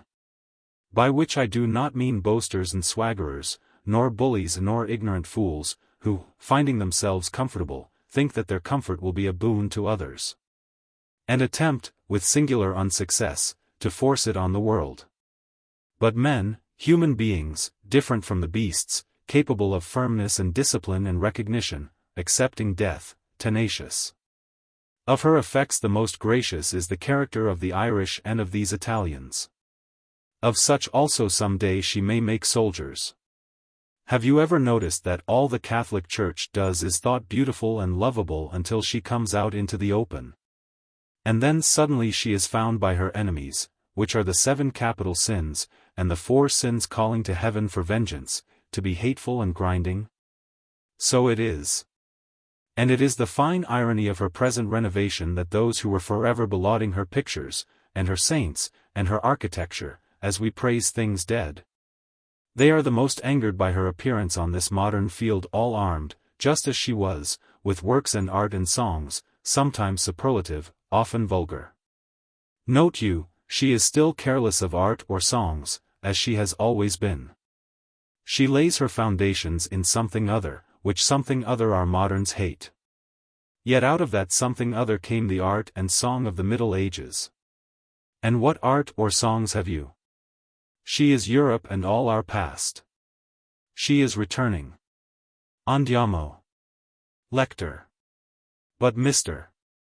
Deleted by the censor, does not think so. Octor. I last saw him supping at the Savoy. Andiamo. The many beasts. We went up the hill together over a burnt land, but shaded with trees. It was very hot. I could scarcely continue, so fast did my companion go, and so much did the heat oppress me.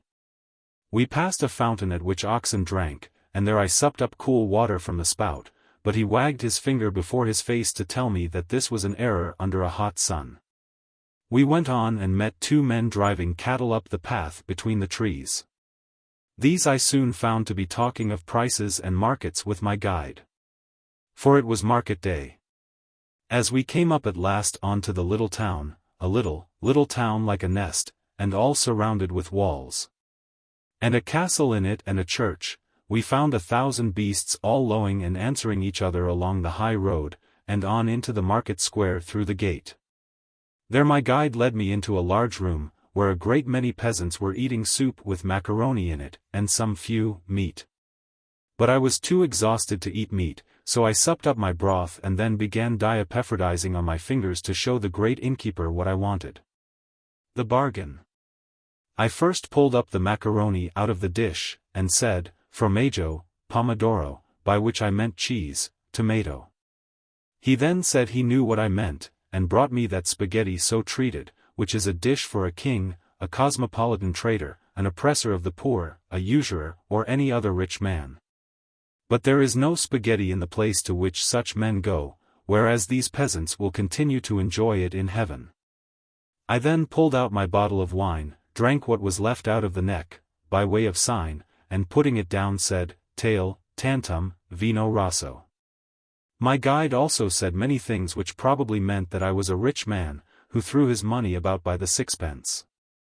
So the innkeeper went through a door and brought back a bottle all corked and sealed, and said on his fingers, and with his mouth and eyes, this kind of wine is something very special. Only in the foolish cities do men think it a fine thing to appear careless of money. So I, very narrowly watching him out of half-closed eyes, held up my 5 fingers interrogatively, and said, cinquante, meaning, dare you ask 5 pence? At which he and all the peasants around, even including my guide, laughed aloud as at an excellent joke, and said, cinquante, ho! Ho! And dug each other in the ribs. But the innkeeper of Tizzano Val Parments said in Italian a number of things which meant that I could but be joking, and added, in passing, that a lira made it a kind of gift to me. A lira was, as it were, but a token to prove that it had changed hands, a registration fee, a matter of record, at a lira it was pure charity. Then I said, 60 dix? Which meant nothing to him, so I held up 7 fingers. He waved his hand about genially, and said that as I was evidently a good fellow, a traveller, and as anyhow he was practically giving me the wine, he would make it 9 pence. It was hardly worth his while to stretch out his hand for so little money. So then I pulled out 80c. in coppers, and said, tutto, which means, all. Then he put the bottle before me, took the money, and an immense clamour rose from all those who had been watching the scene, and they applauded it as a ratified bargain. And this is the way in which bargains were struck of old time in these hills when your fathers and mine lived and shivered in a cave, hunted wolves, and bargained with clubs only. The corkscrew. So this being settled, and I eager for the wine, wished it to be opened, especially to stand drink to my guide. The innkeeper was in another room. The guide was too courteous to ask for a corkscrew, and I did not know the Italian for a corkscrew. I pointed to the cork, but all I got out of my guide was a remark that the wine was very good. Then I made the emblem and sign of a corkscrew in my sketchbook with a pencil, but he pretended not to understand, such was his breeding.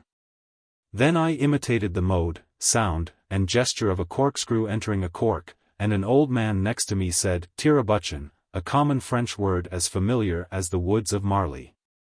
It was brought. The bottle was opened and we all drank together. As I rose to go out of Tizzano val Parments, my guide said to me, Se chiama tirabuchon perci e tira il buchon? And I said to him, Dominus vobiscum, and left him to his hills. Tizzano. I took the road downwards from the ridge into the next dip and valley, but after a mile or so in the great heat, it was now 1 o'clock, I was exhausted. So I went up to a little wooded bank, and lay there in the shade sketching Tizzano val Parments, where it stood not much above me. And then I lay down and slept for an hour and smoked a pipe and thought of many things. The Tower of Regino. From the ridge on which Tizzano stands, which is the third of these Apennine spurs, to the next, the fourth, is but a little way, one looks across from one to the other. Nevertheless it is a difficult piece of walking, because in the middle of the valley another ridge, almost as high as the principal spurs, runs down. And this has to be climbed at its lowest part before one can get down to the torrent of the Enza, where it runs with a hollow noise in the depths of the mountains. So the whole valley looks confused, and it appears, and is, laborious. Very high up above in a mass of trees stood the first of those many ruined towers and castles in which the Apennines abound, and of which Canossa, far off and indistinguishable in the haze, was the chief example. It was called the Tower of Regino. Beyond the deep trench of the Enza, poised as it seemed on its southern bank, but really much further off, in the Secchia valley, stood that strange high rock of Castelnuovo, which the peasant had shown me that morning and which was the landmark of this attempt. It seemed made rather by man than by nature, so square and exact was it and so cut off from the other hills. It was not till the later afternoon, when the air was already full of the golden dust that comes before the fall of the evening, that I stood above the Enza and saw it running thousands of feet below. Here I halted for a moment irresolute, and looked at the confusion of the hills. It had been my intention to make a straight line for Calagna, but I could not tell where Calagna lay save that it was somewhere behind the high mountain that was now darkening against the sky. Moreover, the Enza, as I could see down from where I stood, was not fordable. It did not run in streams but in one full current, and was a true river. All the scene was wild. I had come close to the central ridge of the Apennines. It stood above me but 5 or 6 clear miles away, and on its slopes there were patches and fields of snow which were beginning to glimmer in the diminishing light. The crossing of the Enza. 4 peasants sat on the edge of the road. They were preparing to go to their quiet homesteads, and they were gathering their scythes together, for they had been mowing in a field. Coming up to these, I asked them how I might reach Calagna. They told me that I could not go straight, as I had wished, on account of the impassable river, but that if I went down the steep directly below me I should find a bridge. That thence a path went up the opposite ridge to where a hamlet, called Cerigo, which they showed me beyond the valley, stood in trees on the crest. And once there, they said, I could be further directed. I understood all their speech except one fatal word. I thought they told me that Cerigo was half the way to Calagna, and what that error cost me you shall hear. They drank my wine, I ate their bread, and we parted, they to go to their accustomed place, and I to cross this unknown valley. But when I had left these grave and kindly men, the echo of their voices remained with me. The deep valley of the Enza seemed lonely, and as I went lower and lower down towards the noise of the river I lost the sun. The Enza was flooded. A rough bridge, made of stout logs resting on trunks of trees that were lashed together like tripods and supported a long plank, was afforded to cross it. But in the high water it did not quite reach to the hither bank. I rolled great stones into the water and made a short causeway, and so, somewhat perilously, I attained the farther shore, and went up by a little precipitous path till I reached the hamlet of Cerigo standing on its hill, blessed and secluded. For no road leads in or out of it, but only mule paths. Cerigo. The houses were all grouped together round a church, it was dim between them. But several men driving oxen took me to a house that was perhaps the inn, though there was no sign. And there in a twilight room we all sat down together like Christians in perfect harmony, and the woman of the house served us. Now when, after this communion, I asked the way to Calagna, they must have thought me foolish, and have wondered why I did not pass the night with them, for they knew how far off Calagna was.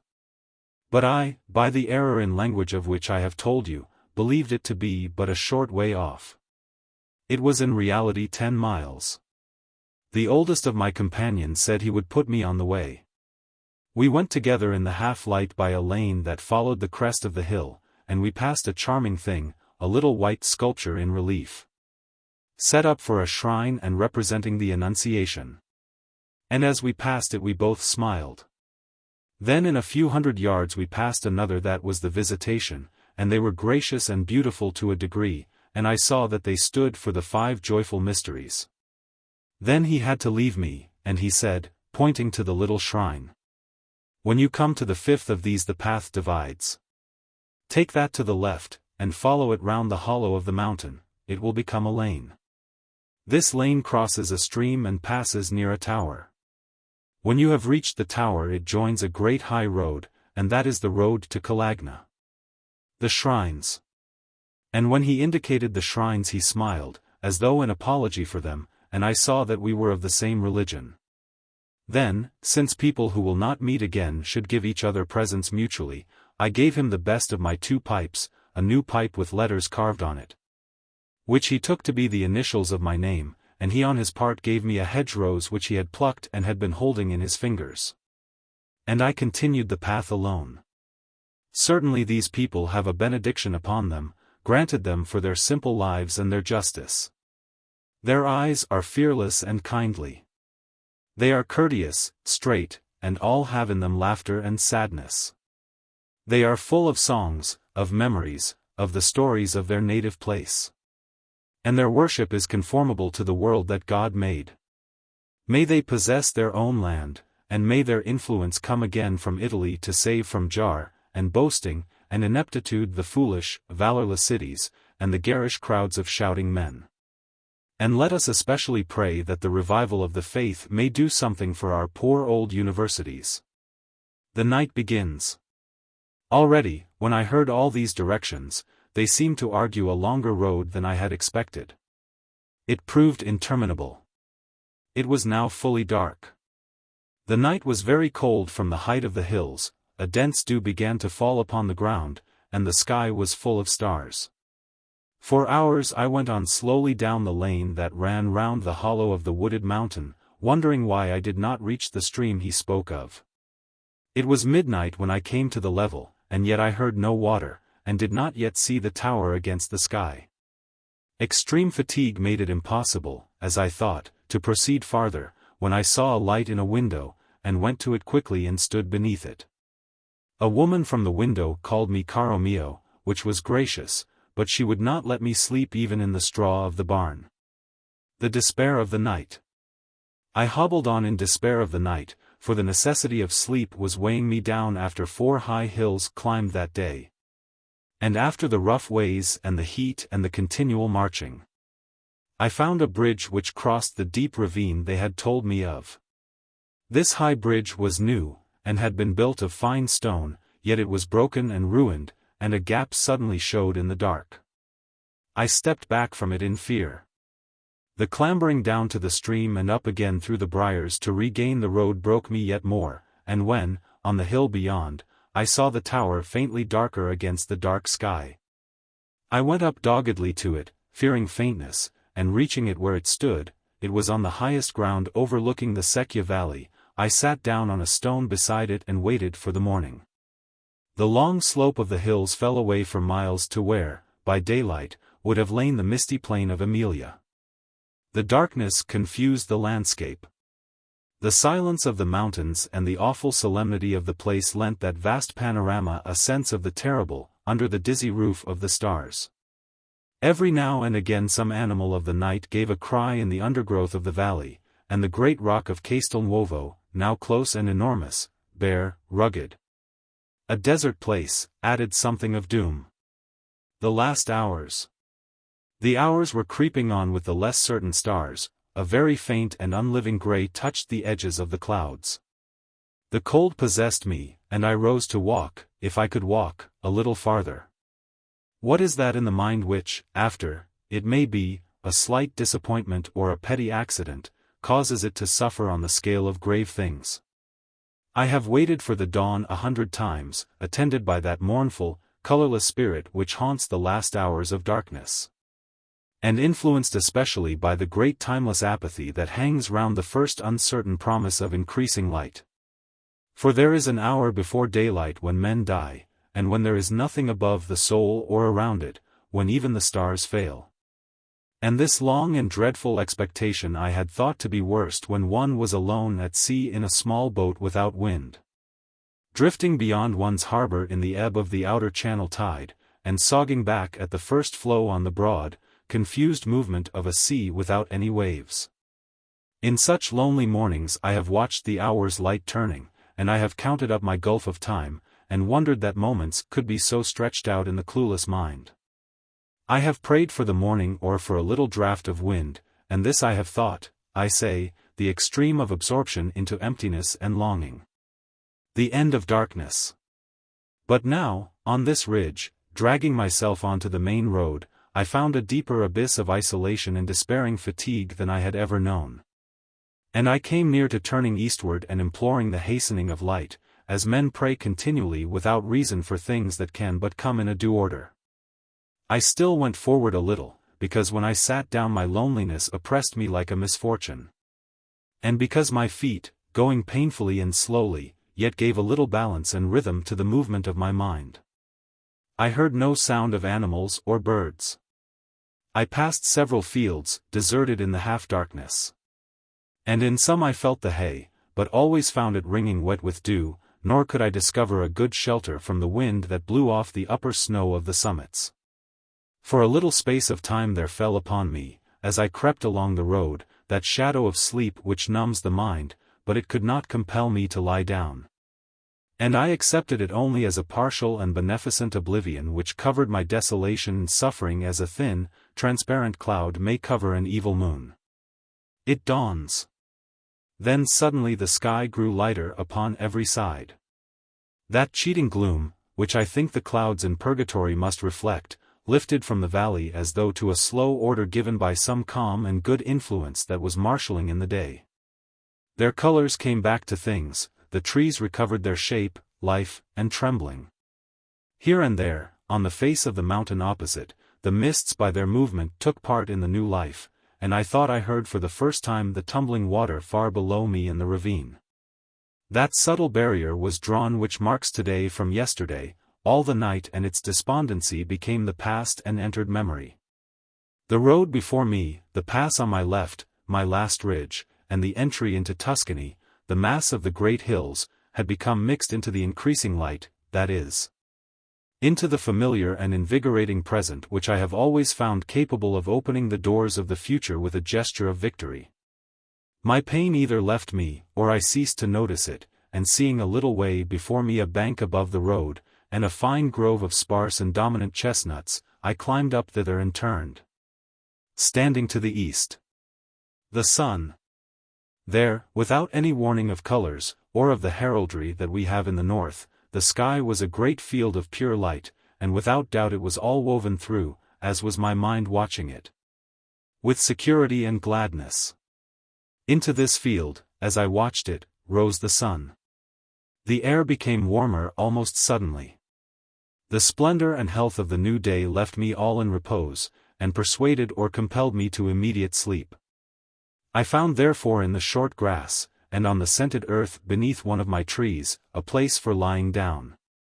I stretched myself out upon it, and lapsed into a profound slumber, which nothing but a vague and tenuous delight separated from complete forgetfulness. If the last confusion of thought, before sleep possessed me, was a kind of prayer, and certainly I was in the mood of gratitude and of adoration, this prayer was of course to God, from whom every good proceeds, but partly, idolatrously, to the sun, which, of all the things he has made, seems, of what we at least can discover, the most complete and glorious. The pass into Tuscany. Therefore the first hours of the sunlight, after I had wakened, made the place like a new country, for my mind which received it was new. I reached Calagna before the great heat, following the fine high road that went dipping and rising again along the mountainside. And then, leaving the road and crossing the little Secchia by a bridge, a path, soon lost in a grassy slope, gave me an indication of my way. For when I had gone an hour or so upwards along the shoulder of the hill, there opened gradually before me a silent and profound vale, hung with enormous woods, and sloping upwards to where it was closed by a high bank beneath and between two peaks. This bank I knew could be nothing else than the central ridge of the Apennines, the watershed, the boundary of Tuscany, and the end of all the main part of my journey. Beyond, the valleys would open on to the Tuscan plain, and at the southern limit of that, Siena was my mark. From Siena to Rome an eager man, if he is sound, may march in 3 long days. Nor was that calculation all. The satisfaction of the last lap, of the home run, went with the word Tuscany in my mind. These cities were the approaches and introduction of the end. When I had slept out the heat, I followed the woods upward through the afternoon. They stood tangled and huge, and the mosses under them were thick and silent, because in this last belt of the mountains height and coolness reproduced the north. A charcoal burner was making his furnace. After that for the last miles there was no sound. Even the floor of the vale was a depth of grass, and no torrent ran in it but only a little hidden stream, leafy like our streams at home. At last the steep bank, a wall at the end of the valley, rose immediately above me. It was very steep and bare, desolate with the many stumps of trees that had been cut down. But all its edge and fringe against the sky was the line of a deep forest.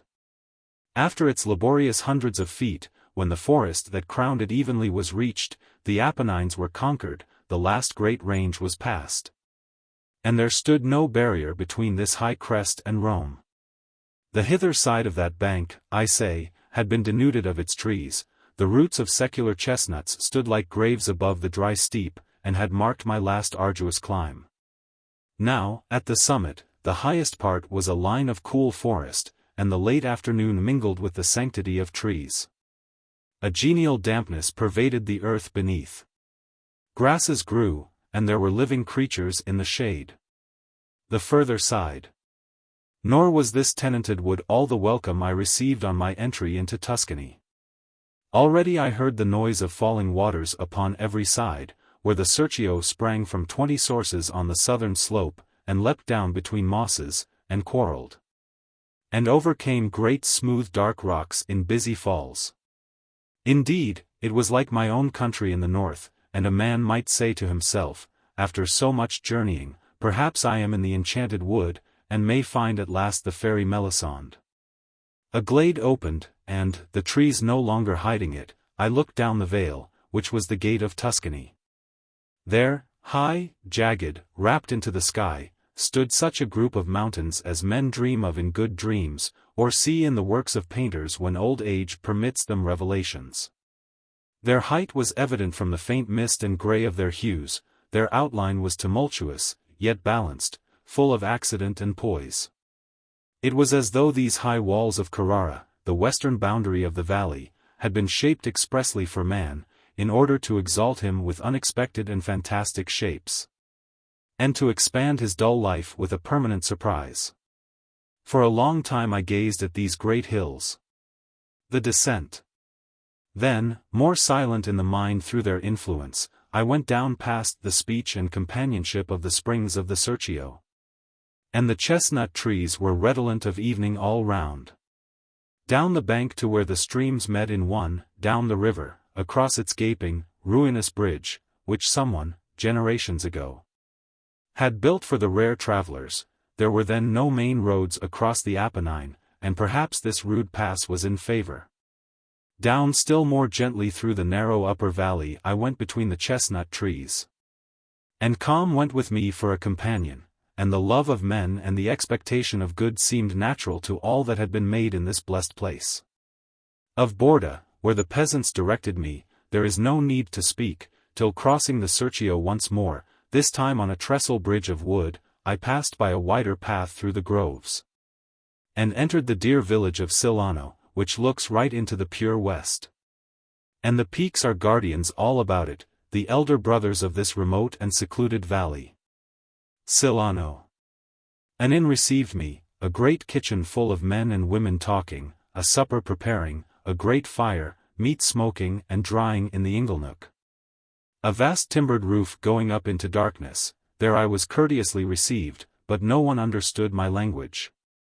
Seeing there a young priest, I said to him, Pater, habeo linguam Latinum, sed non habeo linguam Italicam. Vi me dare traductionem in istum linguam Toscanam non nullorum verborum? To this he replied, Lib enter, and the people revered us both. Thus he told me the name for a knife was coltello, for a room, camera par damire, for, what is it called? Come si kayama? For, what is the road to? Quella e la via, and other phrases wherein, no doubt, I am wrong, but I only learnt by ear.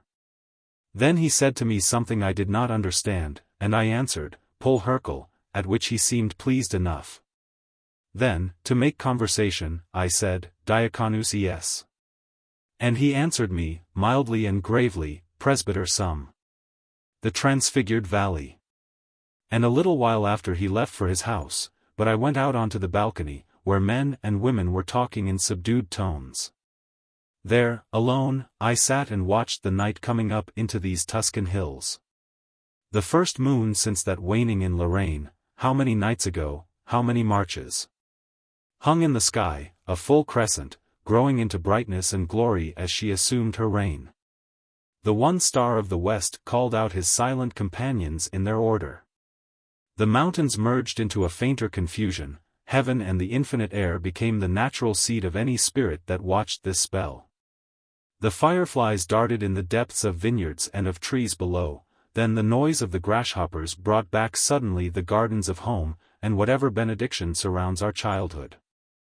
Some promise of eternal pleasures and of rest deserved haunted the village of Silano. On youth. In very early youth the soul can still remember its immortal habitation, and clouds and the edges of hills are of another kind from ours. And every scent and color has a savor of paradise. What that quality may be no language can tell, nor have men made any words, no, nor any music, to recall it, only in a transient way and elusive the recollection of what youth was, and purity flashes on us in phrases of the poets, and is gone before we can fix it in our minds. Oh, my friends, if we could but recall it. Whatever those sounds may be that are beyond our sounds, and whatever are those keen lives which remain alive there under memory, whatever is youth, youth came up that valley at evening, borne upon a southern air. If we deserve or attain beatitude, such things shall at last be our settled state. And their now sudden influence upon the soul in short ecstasies is the proof that they stand outside time, and are not subject to decay. This, then, was the blessing of Silano, and here was perhaps the highest moment of those 700 miles, or more. Do not therefore be astonished, reader, if I now press on much more hurriedly to Rome, for the goal is almost between my hands, and the chief moment has been enjoyed, until I shall see the city. Sudden excursion. Now I cry out and deplore me that this next 60 miles of way, but especially the heat of the days and the dank mists of the night, should have to be told as of a real journey in this very repetitive and sway-similar world. How much rather I wish that being free from mundane and wide awake, that is to say from perilously dusty, considerations and drowsy boredoms, I might wander forth at leisure through the air and visit the regions where everything is as the soul chooses, to be dropped at last in the ancient and famous town of Siena. Whence comes that kind of common brown paint wherewith men, however wicked, can produce, if they have but the art, very surprising effects of depth in painting, for so I read of it in a book by a fool, at 6 shillings. And even that was part of a series, but if you wish to know anything further of the matter, go you and read it, for I will do nothing of the kind. Oh, to be free for strange voyages even for a little while. I am tired of the road, and so are you, and small blame to you. Your father's also tired of the treadmill, and mine of the conquering marches of the Republic. Heaven bless you all. On anything. But I say that if it were not for the incredulity and doubt and agnostico-schismatical hesitation, and very cumbersome air of questioning and peering about, which is the bane of our moderns, very certainly I should now go on to tell of giants as big as cedars, living in mountains of precious stones, and drawn to battle by dragons in cars of gold. Or of towns where the customs of men were remote and unexpected, of countries not yet visited, and of the gods returning. For though it is permissible, and a pleasant thing, as Bacon says, to mix a little falsehood with one's truth, so St. Louis mixed water with his wine, and so does Sir John Growell mix vinegar with his, unless I am greatly mistaken, for if not, how does he give it that taste at his dinners? There, I think, is a question that would puzzle him. Yet is it much more delectable, and far worthier of the immortal spirit of man to soar into the empyrean of pure lying, that is, to lay the bridle on the neck of Pegasus and let him go forward. While in the saddle meanwhile one sits well back, grips with the knee, takes the race, and on the energy of that steed visits the wheeling stars. The Garfanana. This much, then, is worth telling of the valley of the Serchio, that it is narrow, garrulous with water brawling, wooded densely, and contained by fantastic mountains. That it has a splendid name, like the clashing of cymbals, Garfanana, that it leads to the Tuscan plain, and that it is over a day's march long. Also, it is an oven. Never since the early liars first cooked eggs in the sand was there such heat, and it was made hotter by the consciousness of folly, than which there is no more heating thing. For I think that not old Champion Net himself, with his division of iron, that fought 1 to 3 and crushed the aged enormities of the oppressors as we would crush an empty egg, and that found the summer a good time for fighting in Naples, I say that he himself would not have marched men up the Garfanana in such a sun. Folly planned it, pride held to it, and the devils lent their climate. Garfanana. Garfanana. To have such a pleasant name, and to be what you are. The bridges of Castelnuovo. Not that there were not old towers on the steep woods of the Apennine, nor glimpses of the higher peaks. Towns also, one castle surrounded by a fringe of humble roofs, there were all these things. But it was an oven. So imagine me, after having passed chapels built into rocks, and things most curious, but the whole under the strain of an intolerable sun, coming, something after midday, to a place called Castelnuovo, the first town, for Campogiamo is hardly a town. At Castelnuovo I sat upon a bridge and thought, not what good men think, there came into my memory no historical stuff, for all I know, liberty never went by that valley in arms. No appreciation of beauty filled me, I was indifferent to all save the intolerable heat, when I suddenly recognized the enormous number of bridges that bespattered the town. This is an odd thing, I mused. Here is a little worriment of a town up in the hills, and what a powerful lot of bridges. I cared not a fig for the 1,000 things I had been told to expect in Tuscany. Everything is in a mind, and as they were not in my mind they did not exist. But the bridges, they indeed were worthy of admiration. The bridge god. Here was a horrible little place on a torrent bank. One bridge was reasonable, for by it went the road leading south to Lucca and to Rome. It was common honor to let men escape. But as I sat on that main bridge I counted 7 others. Indeed there must have been a worship of a bridge god some time or other to account for such a necklace of bridges in such a neglected borough. You may say, I am off hard on the road to Borgo, drooping with the heat, but still going strongly. You may say that is explicable enough. First a thing is useful, you say, then it has to become routine, then the habit, being a habit, gets a sacred idea attached to it. So with bridges, e.g. Pontifex. Dervergilla, our Balasai saint that built a bridge, the devil that will hinder the building of bridges, cf. the Porphyry Bridge in the Malay cosmogony. Amerschikel, Bruckensbildung im Kulthistorischer. Passenmayer, Durat, Le Pont Antique, Etudes sur les origines toscanes, Mr. Dacres the Command of Bridges in Warfare. Bridges and Empire, by Captain Hole, USA. You may say all this, I shall not reply. If the heat has hindered me from saying a word of the fine open valley on the left, of the little railway and of the last of the hills. Do you suppose it will permit me to discuss the sanctity of bridges? If it did, I think there is a little question on why should habit turn sacred? Which would somewhat confound and pose also, for that matter, every pedant that ever went blind and crook-backed over books, or took ivory for horn. And there is an end of it. Argue it with whom you will. It is evening, and I am at Borgo, for if many towns are called Castelnuovo so are many called Borgo in Italy. And I desire to be free of interruption while I eat and sleep and reflect upon the error of that march and that heat, spoiling nearly 30 miles of road. Losing so many great and pleasurable emotions, all for haste and from a neglect of the Italian night. The new guidebook.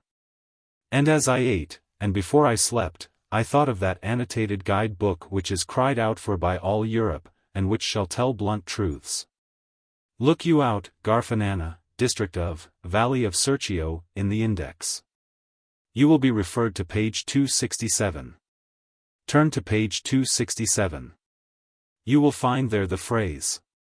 One can walk from the pretty little village of Silano, nestling in its chestnut groves, to the flourishing town of Borgo on the new Bagni railway in a day. You will find a mark 1 after that phrase. It refers to a footnote. Glance, or look, at the bottom of the page and you will find. 1 But if one does one is a fool. Decimo. So I slept late and uneasily, the insufficient sleep of men who have suffered. And in that uneasy sleep I discovered this great truth, that if in a southern summer you do not rest in the day the night will seem intolerably warm, but that, if you rest in the day, you will find coolness and energy at evening. The next morning with daylight I continued the road to Lucca, and of that also I will say nothing. Lector. Why on earth did you write this book? Auctor. For my amusement. Lector. And why do you suppose I got it? Auctor. I cannot conceive, however, I will give up this much. To tell you that at Decimo the mystery of cypress trees first came into my adventure and pilgrimage, of cypress trees which henceforward were to mark my Tuscan road. And I will tell you that there also I came across a thing peculiar, I suppose, to the region of Lucca, for I saw it there as at Decimo, and also some miles beyond. I mean fine mournful towers built thus, in the first story 1 arch, in the second 2, in the third 3, and so on, a very noble way of building. Why Decimo? And I will tell you something more. I will tell you something no one has yet heard. To wit, why this place is called Decimo, and why just below it is another little spot called Sexta. Lector. Auctor. I know what you are going to say. Do not say it. You are going to say, it is because they were at the 6th and 10th milestones from Lucca on the Roman road. Heaven help these scientists. Did you suppose that I thought it was called Decimo because the people had 10 toes? Tell me, why is not every place 10 miles out of a Roman town called by such a name? You are dumb. You cannot answer. Like most moderns, you have entirely missed the point. We all know that there was a Roman town at Lucca, because it was called Lucca, and if there had been no Roman town, the modern town would not be spelt with 2 C's. All Roman towns had milestones beyond them.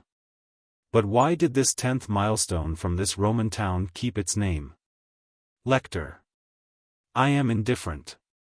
Because of this. Auctor. I will tell you. Up in the tangle of the Carrara Mountains, overhanging the Garfanana, was a wild tribe, whose name I forget, unless it were the Brutii, but which troubled the Romans not a little, defeating them horribly, and keeping the legionaries in some anxiety for years. So when the soldiers marched out north from Lucca about 6 miles, they could halt and smile at each other, and say, at Sextam, that's all right. All safe so far. And therefore only a little village grew up at this little rest and emotion. But as they got nearer the gates of the hills they began to be visibly perturbed, and they would say, the 8th mile. Cheer up. Then, the 9th mile. Sanctissima Madonna. Have you seen anything moving on the heights? But when they got to the 10th milestone, which stands before the very jaws of the defile, then indeed they said with terrible emphasis, ad decimam. And there was no restraining them, they would camp and entrench, or die in the venture, for they were Romans and stern fellows, and loved a good square camp and a ditch. And sentries and a clear moon, and plenty of sharp stakes, and all the panoply of war. That is the origin of Decimo. Lucca. For all my early start, the intolerable heat had again taken the ascendant before I had fairly entered the plain. Then, it being yet but morning, I entered from the north the town of Lucca, which is the neatest, the regularest, the exactest, the most flyinamber little town in the world.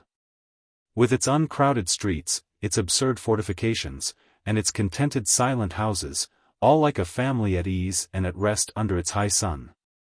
It is as sharp and trim as its own map, and that map is as clear as a geometrical problem. Everything in Lucca is good.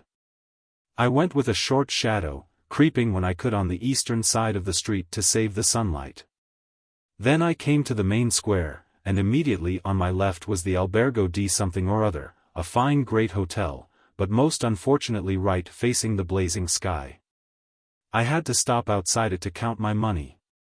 I counted it wrong and entered. There I saw the master, who talked French.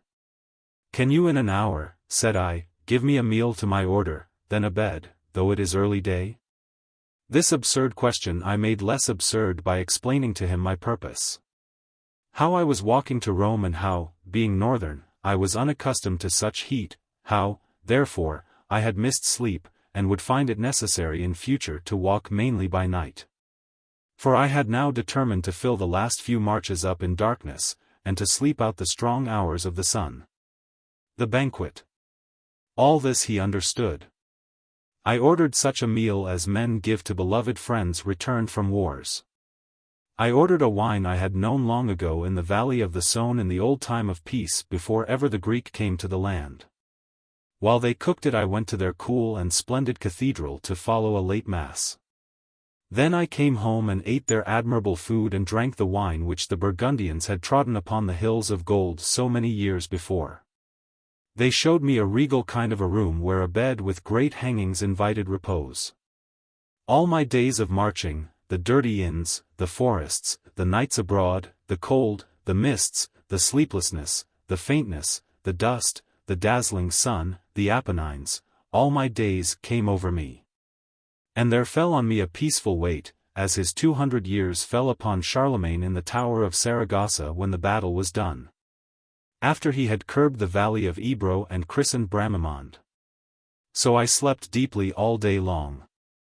And, outside, the glare made a silence upon the closed shutters, save that little insects darted in the outer air. When I woke it was evening. So well had they used me that I paid what they asked, and, not knowing what money remained over, I left their town by the southern gate, crossed the railway and took the road. The hill of Lucca. My way lay under the flank of that mountain whereby the Lucans cannot see Pisa, or the Pisans cannot see Lucca. It is all one to me, I shall not live in either town. God willing. And if they are so eager to squint at one another, in heaven's name, cannot they be at the pains to walk round the end of the hill? It is this laziness which is the ruin of many. But not of pilgrims, for here was I off to cross the plain of Arno in one night, and reach by morning the mouth and gate of that valley of the Elsa.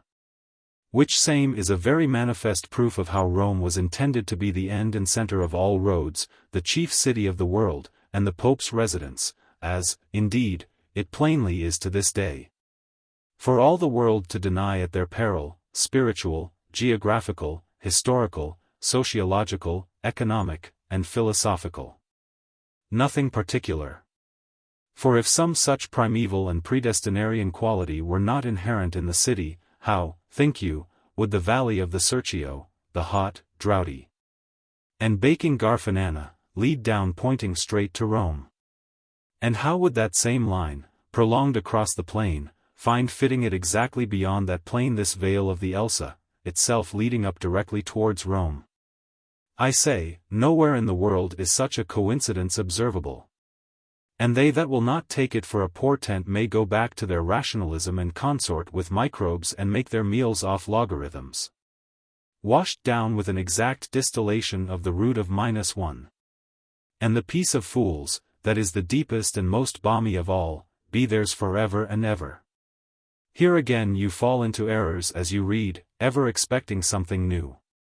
For of that night's march there is nothing to tell, save that it was cool, full of mist, and an easy matter after the royal entertainment and sleep of the princely albergo that dignifies Lucca.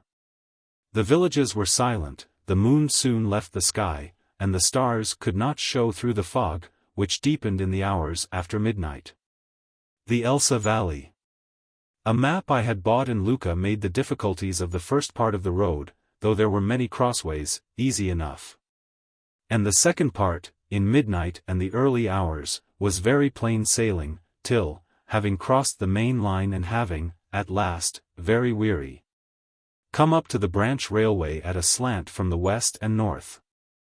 I crossed that also under the full light. I stood fairly in the Elsa Valley and on the high road which follows the railway straight to Siena. That long march, I say, had been easy enough in the coolness and in the dark, but I saw nothing. My interior thoughts alone would have afforded matter for this part. But of these if you have not had enough in near 600 miles of travel, you are a stouter fellow than I took you for. Though it was midsummer, the light had come quickly. Long after sunrise the mist dispersed, and the nature of the valley appeared. It was in no way mountainous, but easy, pleasant, and comfortable, bounded by low, rounded hills, having upon them here and there a row of cypresses against the sky. And it was populous with pleasant farms. Though the soil was baked and dry, as indeed it is everywhere in this south, yet little regular streams, or canals, irrigated it and nourished many trees, but the deep grass of the north was wanting. James Bell, poet. For an hour or more after sunrise I continued my way very briskly. Then what had been the warmth of the early sun turned into the violent heat of day, and remembering Merlin where he says that those who will walk by night must sleep by day, and having in my mind the severe verses of James Bell, sometime fellow of St. Anne's, that, in Tuscan summers as a general rule, the days are sultry but the nights are cool, he was no flamboyant poet. He loved the quiet diction of the right wing of English poetry, and imagining an owlish habit of sleeping by day could be acquired at once, I lay down under a tree of a kind I had never seen, and lulled under the pleasant fancy that this was a picture tree drawn before the Renaissance, and that I was reclining in some background landscape of the 15th century, for the scene was of that kind. I fell asleep. When I woke it was as though I had slept long, but I doubted the feeling. The young sun still low in the sky, and the shadows not yet shortened, puzzled me. I looked at my watch, but the dislocation of habit which night marches produce had left it unwound. It marked 2:45, which was absurd. I took the road somewhat stiffly and wondering. I passed several small white cottages, there was no clock in them, and their people were away. At last in a trattoria, as they served me with food, a woman told me it was just after 7.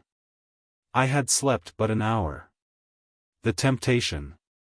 Outside, the day was intense, already flies had begun to annoy the darkened room within. Through the half-curtained door the road was white in the sun, and the railway ran just beyond. I paid my reckoning, and then, partly for an amusement, I ranged my remaining pence upon the table, first in the shape of a Maltese cross, then in a circle, interesting details. The road lay white in the sunlight outside, and the railway ran just beyond. I counted the pence and the silver, there was 3 francs and a little over. I remembered the imperial largesse at Lucca, the lordly spending of great sums, where, now in the pocket of an obsequious man, the pounds were taking care of themselves. I remembered how at Como I had been compelled by poverty to enter the train for Milan. How little was 3 francs for the remaining 25 miles to Siena. The road lay white in the sunlight, and the railway ran just beyond. I remembered the pleasing check in the post office of Siena. The banks of Siena, and the money changers at their counters changing money at the rate of change. The fall. If one man, thought I, may take 5% discount on a sum of money in the exchange, may not another man take discount off a walk of over 700 miles? May he not cut off it, as his due, 25 miserable little miles in the train? Sleep coming over me after my meal increased the temptation. Alas! How true is the great phrase of Averroes, or it may be Boa Din, anyhow, the Arabic escapes me, but the meaning is plain enough, that when one has once fallen, it is easy to fall again, saving always heavy falls from cliffs and high towers, for after these there is no more falling. Examine the horse's knees before you buy him, take no ticket of leave man into your house for charity. Touch no prospectus that has founders' shares, and do not play with firearms or knives, and never go near the water till you know how to swim. Oh! Blessed wisdom of the ages! Sole patrimony of the poor! The road lay white in the sun, and the railway ran just beyond. Siena. If the people of Milo did well to put up a statue in gold to the man that invented wheels, so should we also put one up in Portland stone or plaster to the man that invented rails. Whose property it is not only to increase the speed and ease of travel, but also to bring on slumber as can no drug, not even poppies gathered under a waning moon. The rails have a rhythm of slight falls and rises, they make a loud roar like a perpetual torrent, they cover up the mind with a veil. Once only, when a number of men were shouting Pagibon si, like a war cry to the clank of bronze, did I open my eyes sleepily to see a hill, a castle wall, many cypresses, and a strange tower bulging out at the top. Such towers I learned were the feature of Tuscany. Then in a moment, as it seemed, I awoke in the station of Siena, where the railway ends and goes no farther. It was still only morning. But the glare was beyond bearing as I passed through the enormous gate of the town, a gate pierced in high and stupendous walls that are here guarded by lions. In the narrow main street there was full shade, and it was made cooler by the contrast of the blaze on the higher stories of the northern side. The wonders of Siena kept sleep a moment from my mind. I saw their great square where a tower of vast height marks the Guildhall. I heard mass in a chapel of their cathedral, a chapel all frescoed, and built, as it were, out of doors, and right below the altar end or choir. I noted how the city stood like a queen of hills dominating all Tuscany, above the Elsa northward, southward above the province round Mount Amiato. And this great mountain I saw also hazily far off on the horizon. I suffered the vulgarities of the main street all in English and American, like a show. I took my money and changed it. Then, Having so passed not a full hour, and oppressed by weariness, I said to myself, after all, my business is not with cities. And already I have seen far off the great hill whence one can see far off the hills that overhang Rome. With this in my mind I wandered out for a quiet place, and found it in a desolate green to the north of the city, near a huge, old red brick church like a barn. A deep shadow beneath it invited me in spite of the scant and dusty grass, and in this country no one disturbs the wanderer. There, lying down, I slept without dreams till evening. A reference. Auctor. Turn to page 170. Lector. I have it.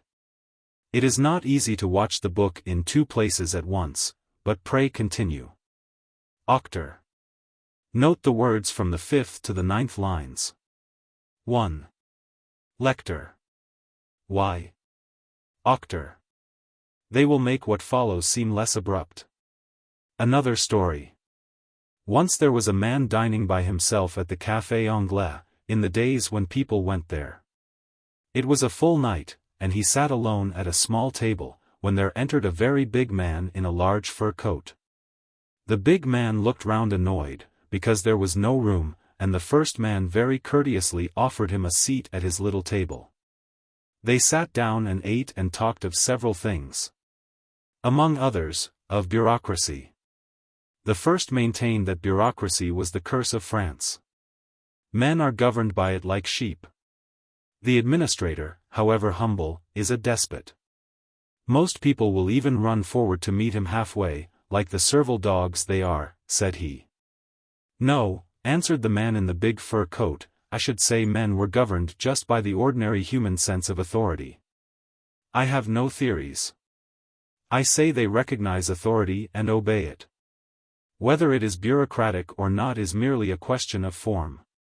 Story of the Duke of Sussex.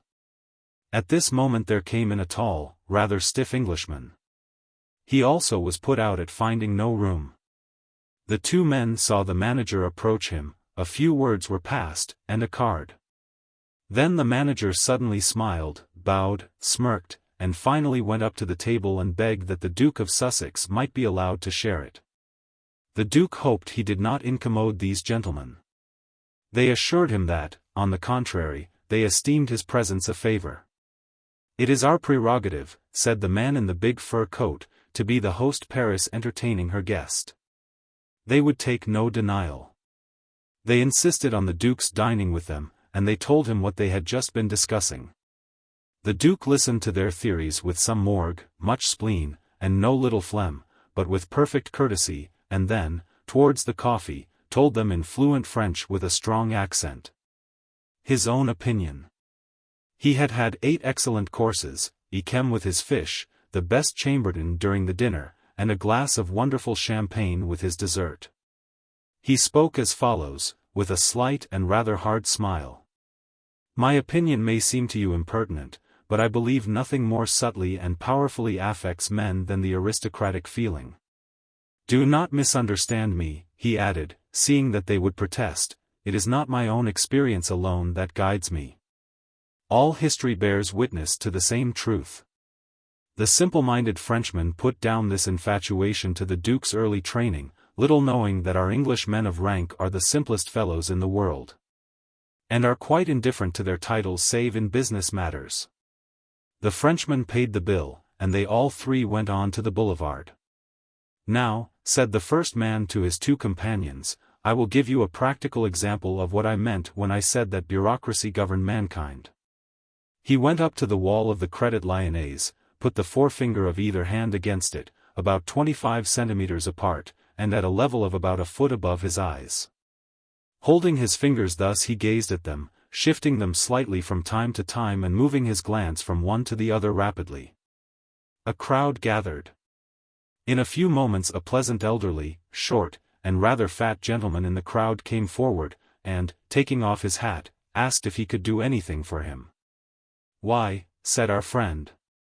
The fact is I am an engineer, Section D of the Public Works Department, and I have to make an important measurement in connection with the apothem of the bilateral which runs tonight precisely through this spot. My fingers now mark exactly the concentric of the secondary focus whence the radius vector should be drawn, but I find that, like a fool, I have left my double refractor in the café hard by. I dare not go for fear of losing the place I have marked, yet I can get no further without my double refractor. Do not let that trouble you, said the short, stout stranger. I will be delighted to keep the place exactly marked while you run for your instrument. The crowd was now swelled to a considerable size. It blocked up the pavement, and was swelled every moment by the arrival of the curious.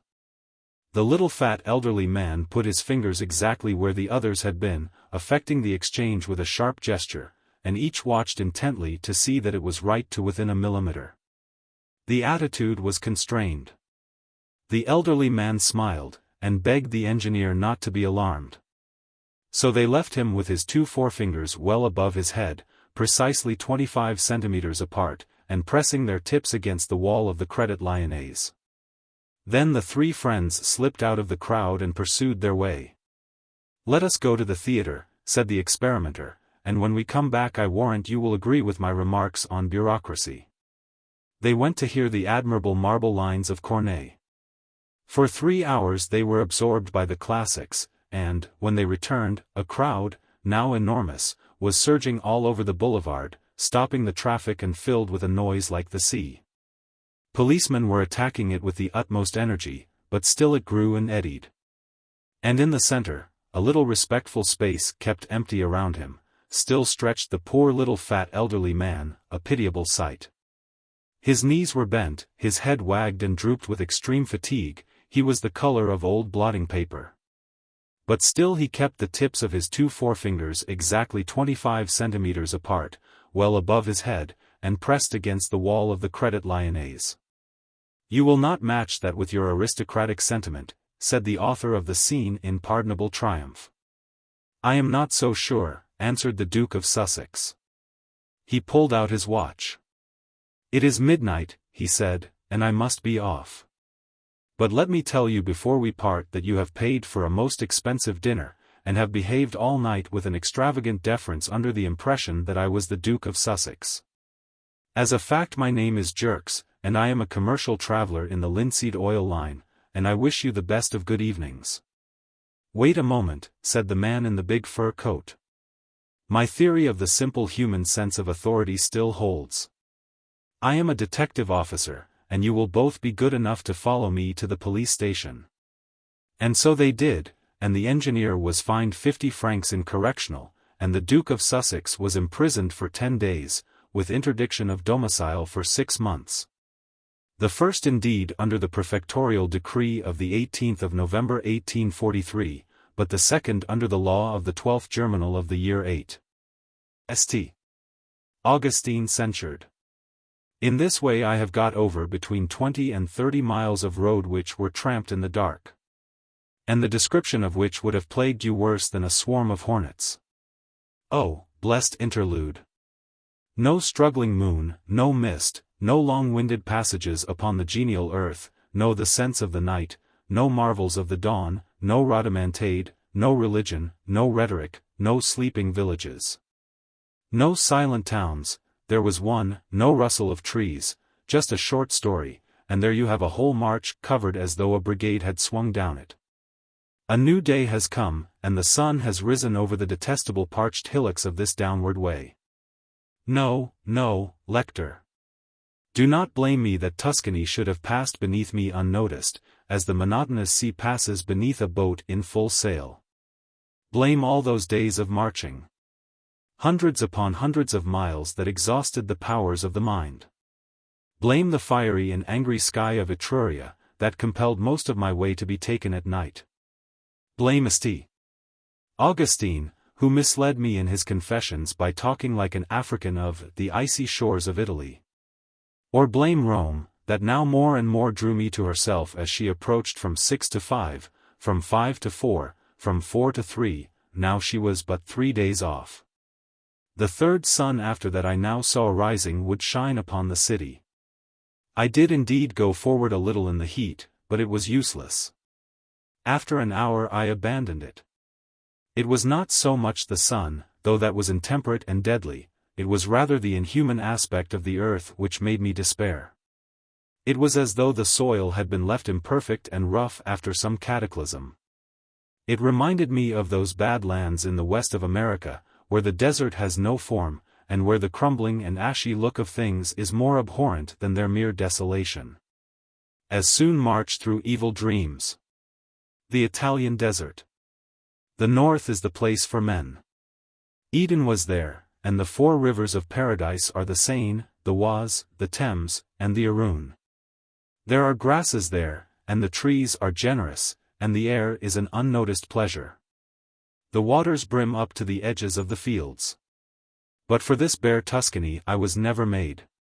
How far I had gone I could not tell, nor precisely how much farther San Carico, the neighboring town, might be. The imperfect map I had bought at Siena was too minute to give me clear indications. I was content to wait for evening, and then to go on till I found it. An hour or so in the shade of a row of parched and dusty bushes I lay and ate and drank my wine, and smoked, and then all day I slept, and woke a while, and slept again more deeply. But how people sleep and wake, if you do not yet know it after so much of this book you never will. It was perhaps 5 o'clock, or rather more, when I rose unhappily and took up the ceaseless road. San Carico. Even the goodness of the Italian nature seemed parched up in those dry hollows. At an inn where I ate they shouted at me, thinking in that way to make me understand. And their voices were as harsh as the grating of metal against stone. A mile farther I crossed a lonely line of railway. Then my map told me where I was, and I went wearily up an indefinite slope under the declining sun. And thought it outrageous that only when the light had gone was there any tolerable air in this country. Soon the walls of San Carico, partly ruinous, stood above the fields, for the smallest places here have walls. As I entered its gate the sun set, and as though the cool, coming suddenly, had a magic in it, everything turned kinder. A church that could wake interest stood at the entry of the town. It had stone lions on its steps, and the pillars were so carved as to resemble knotted ropes. There for the first time I saw in procession one of those confraternities which in Italy bury the dead. They had long and dreadful hoods over their heads, with slits for the eyes. I spoke to the people of San Carico, and they to me. They were upstanding, and very fine and noble in the lines of the face.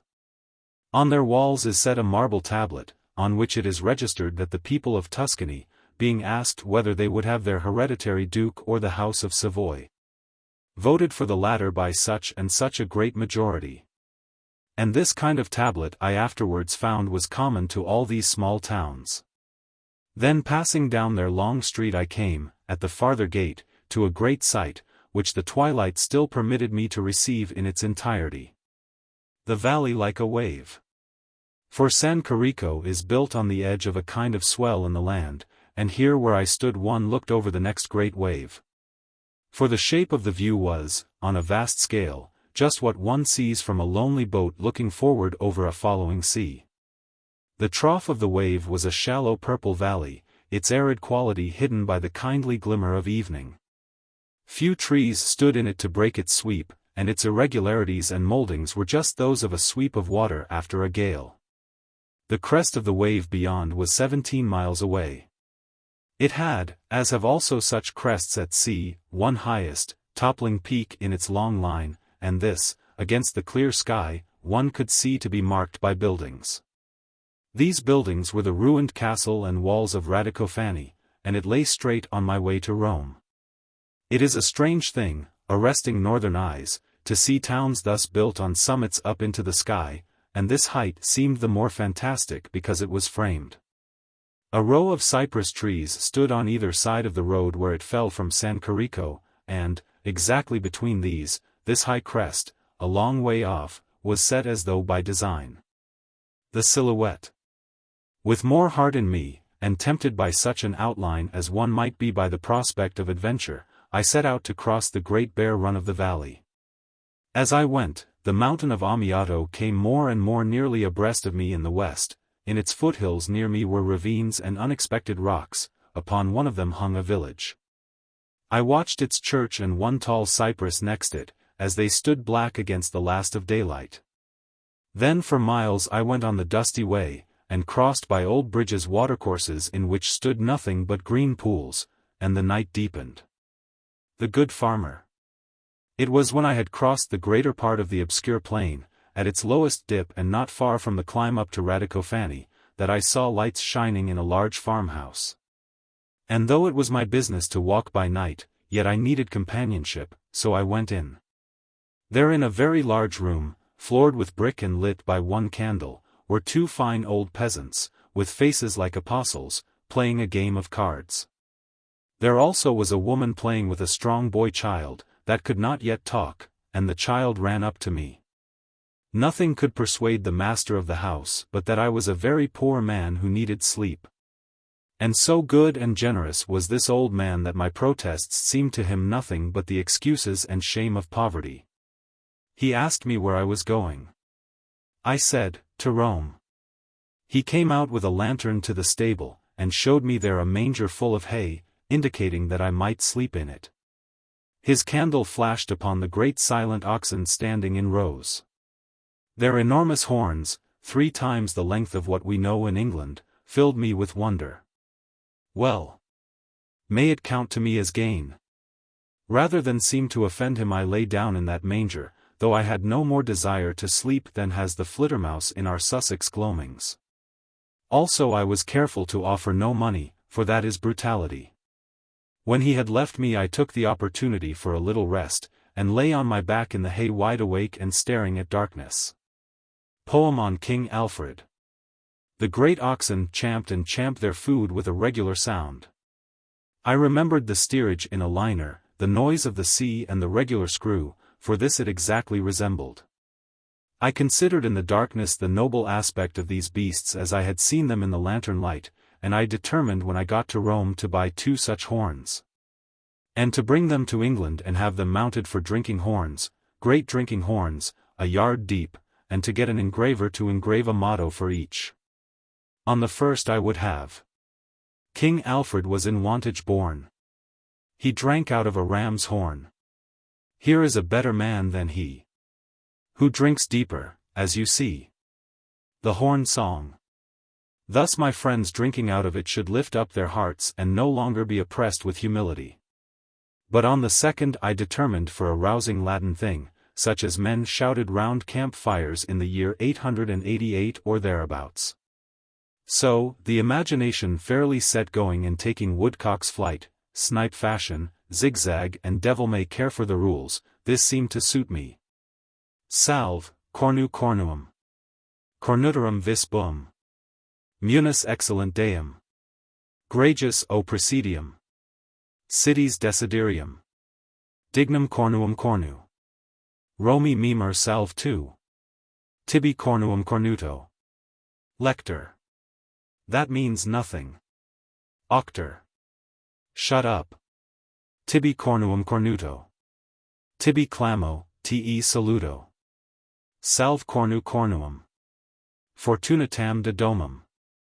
And after this cogitation and musing I got up quietly, so as not to offend the peasant, and I crept out, and so upwards on to the crest of the hill. Radicofani. But when, after several miles of climbing, I neared the summit, it was already beginning to be light.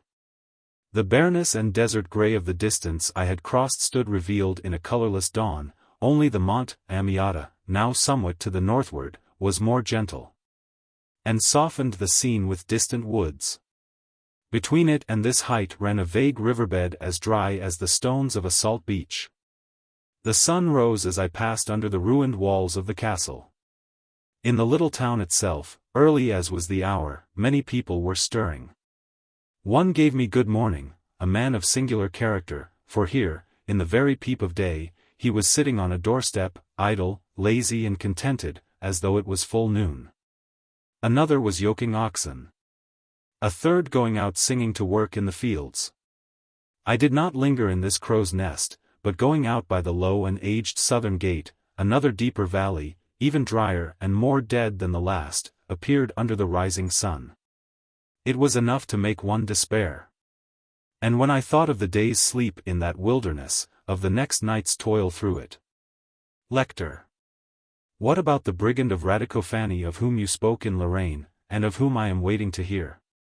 Auctor. What about him? Why, he was captured long ago, and has since died of old age. I am surprised at your interrupting me with such questions. Pray ask for no more tales till we get to the really absorbing story of the hungry student. Second fall. Well, as I was saying, I was in some despair at the sight of that valley, which had to be crossed before I could reach the town of Aquapendant, or Hanging Water, which I knew to lie somewhere on the hills beyond. The sun was conquering me, and I was looking hopelessly for a place to sleep, when a cart drawn by 2 oxen at about 1 mile an hour came creaking by. The driver was asleep, his head on the shady side. The devil tempted me, and without one struggle against temptation, nay with cynical and congratulatory feelings, I jumped up behind. And putting my head also on the shady side, there were soft sacks for a bed, I very soon was pleasantly asleep. We lay side by side for hour after hour, and the day rose on to noon.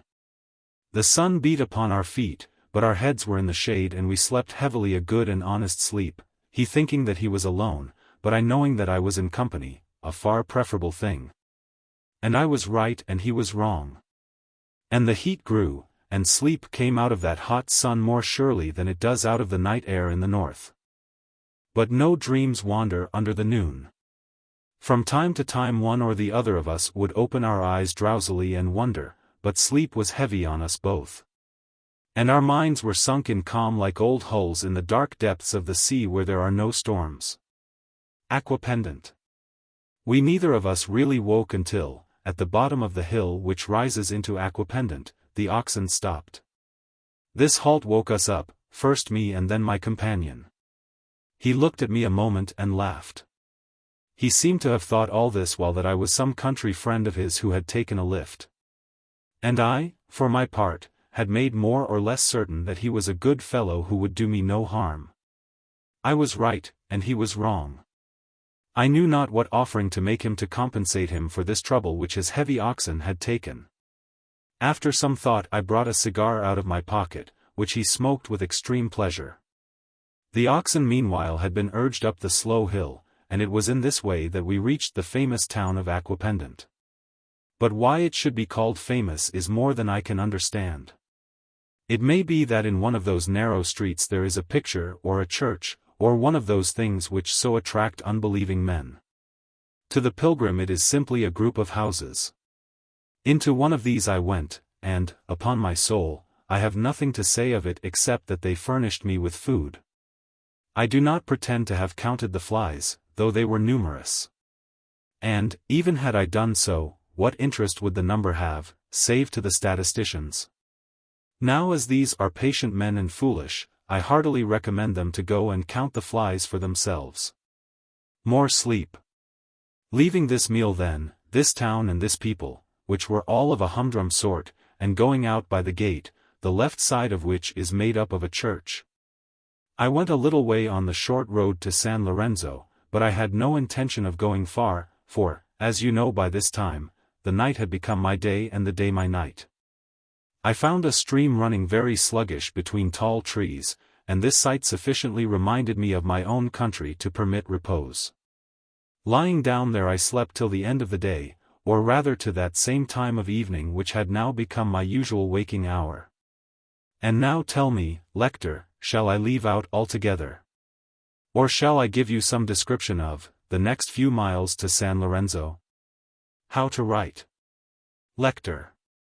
Why, if I were you I would put the matter shortly and simply, for it is the business of one describing a pilgrimage or any other matter not to puff himself up with vain conceit. Nor to be always picking about for picturesque situations, but to set down plainly and shortly what he has seen and heard, describing the whole matter. Auctor. But remember, lector, that the artist is known not only by what he puts in but by what he leaves out. Lector. That is all very well for the artist, but you have no business to meddle with such people. Auctor. How then would you write such a book if you had the writing of it? Lector. I would not introduce myself at all, I would not tell stories at random, nor go in for long descriptions of emotions, which I am sure other men have felt as well as I. I would be careful to visit those things my readers had already heard of, Octor. The pictures. The remarkable pictures. All that is meant by culture. The brown photographs. Oh. Lector, indeed I have done you a wrong. Lector, and I would certainly not have the bad taste to say anything upon religion. Above all, I would be terse. Octor. I see. You would not pile words one on the other, qualifying, exaggerating, conditioning, superlativing, diminishing, connecting, amplifying, condensing, mouthing, and glorifying the mere sound. You would be terse. You should be known for your self-restraint. There should be no verbosity in your style, God forbid, still less pomposity, animosity, curiosity, or ferocity. You would have it neat, exact, and scholarly, and, above all, chiseled to the nail. A fig, say you, the pip of a fig, for the rambling style.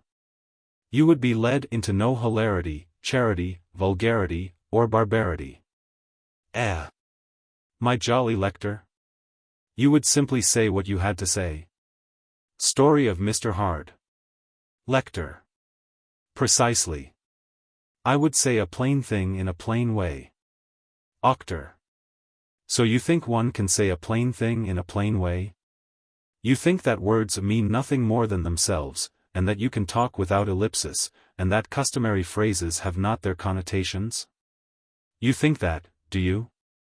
Listen then to the tale of Mr. Benjamin Franklin Hard, a kindly merchant of Cincinnati, who had no particular religion, but who had accumulated a fortune of $600,000, and who had a horror of breaking the Sabbath.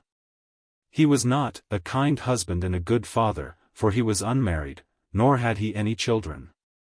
But he was all that those words connote. This man Hard at the age of 54 retired from business, and determined to treat himself to a visit to Europe. He had not been in Europe 5 weeks before he ran bang up against the Catholic Church. He was never more surprised in his life. I do not mean that I have exactly weighed all his surprises all his life through. I mean that he was very much surprised indeed, and that is all that these words connote. He studied the Catholic Church with extreme interest. He watched High Mass at several places, hoping it might be different. He thought it was what it was not, and then, contrariwise, he thought it was not what it was. He talked to poor Catholics, rich Catholics, middle-class Catholics, and elusive, well-born, penniless, neatly dressed, successful Catholics, also to pompous, vain Catholics. Humble, uncertain Catholics, sneaking, pad-footed Catholics, healthy, howling, combative Catholics, doubtful, shoulder-shrugging, but devout Catholics, fixed, crabbed, and dangerous Catholics. Easy, jovial, and shone upon by the heavenly light Catholics, subtle Catholics. Strange Catholics, and, quod tibi manifest absurdum videtur, intellectual, pince nez, jejune, twisted, analytical, yellow, cranky, and introspective Catholics. In fine, he talked to all Catholics. And when I say all Catholics, I do not mean that he talked to every individual Catholic, but that he got a good, integrative grip of the church militant, which is all that the words connote. Well, this man Hard got to know, among others, a certain good priest that loved a good bottle of wine, a fine deep dish of poulet à la casserole, and a kind of egg done with cream in a little platter. And eating such things, this priest said to him one day, "Mr. Hard, what you want is to read some books on Catholicism." And Hard, who was on the point of being received into the church as the final solution of human difficulties, thought it would be a very good thing to instruct his mind before baptism. So he gave the priest a note to a bookseller whom an American friend had told him of, and this American friend had said, "You will find Mr. Fingal," for such was the bookseller's name, a hard-headed, honest, business man. "He can say a plain thing in a plain way. Here," said Mr. Hard to the priest, "is £10. Send it to this bookseller Fingal, and he shall choose books on Catholicism to that amount, and you shall receive them, and I will come and read them here with you. So the priest sent the money, and in 4 days the books came, and Mr. Hard and the priest opened the package, and these were the books inside. Auricular Confession, a History. By a Brand Saved from the Burning. Isabella, or The Little Female Jesuit. By Hephzibah. Elisha McNabb, A Tale of the French Huguenots. England and Rome. By the Rev. Ebenezer Catchpole of Emmanuel, Birmingham. Nuns and Nunneries. By Ruth, with a preface by Miss Karen, lately rescued from a Canadian convent. History of the Inquisition. By Llorente.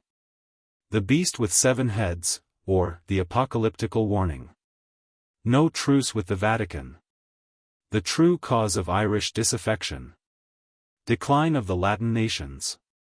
Anglo-Saxons, the Chosen Race, and their connection with the 10 Lost Tribes, with a map. Finally, a very large book at the bottom of the case called Giant Pope. And it was no use asking for the money back or protesting. Mr. Fingal was an honest, straightforward man, who said a plain thing in a plain way. They had left him to choose a suitable collection of books on Catholicism, and he had chosen the best he knew. And thus did Mr. Hard, who has recently given a hideous font to the new Catholic Church at Bismarckville, learn the importance of estimating what words connote. Lector. But all that does not excuse an intolerable prolixity. Octor. Neither did I say it did, dear lector. My object was merely to get you to San Lorenzo, where I bought that wine, and where, going out of the gate on the south, I saw suddenly the wide lake of Bolsena all below. The mighty drive. It is a great sheet like a sea, but as one knows one is on a high plateau, and as there is but a short dip down to it. As it is round and has all about it a rim of low even hills, therefore one knows it for an old and gigantic crater now full of pure water, and there are islands in it and palaces on the islands. Indeed, it was an impression of silence and recollection, for the water lay all upturned to heaven, and, in the sky above me, the moon at her quarter hung still pale in the daylight. Waiting for glory. I sat on the coping of a wall, drank a little of my wine, ate a little bread and sausage. But still song demanded some outlet in the cool evening, and companionship was more of an appetite in me than landscape. Please God, I had become southern and took beauty for granted. Anyhow, seeing a little 2-wheeled cart come through the gate, harnessed to a ramshackle little pony, bony and hard, and driven by a little, brown, smiling, and contented old fellow with black hair, I made a sign to him and he stopped. This time there was no temptation of the devil, if anything the advance was from my side. I was determined to ride, and I sprang up beside the driver. We raced down the hill, clattering and banging and rattling like a piece of ordnance, and he, my brother, unasked began to sing. I sang in turn. He sang of Italy, I of 4 countries, America, France, England, and Ireland. I could not understand his songs nor he mine, but there was wine in common between us, and salami in a merry heart, bread which is the bond of all mankind. And that prime solution of ill ease, I mean the forgetfulness of money. That was a good drive, an honest drive, a human aspiring drive, a drive of Christians, a glorifying and uplifted drive, a drive worthy of remembrance forever. The moon has shone on but few like it though she is old, the lake of Bolsena has glittered beneath none like it since the Etruscans here unbended after the solemnities of a triumph. It broke my vow to pieces, there was not a shadow of excuse for this use of wheels, it was done openly and wantonly in the face of the wide sky for pleasure. And what is there else but pleasure, and to what else does beauty move on? Not I hope to contemplation. A hideous oriental trick. No, but to loud notes and comradeship and the riot of galloping, and laughter ringing through old trees.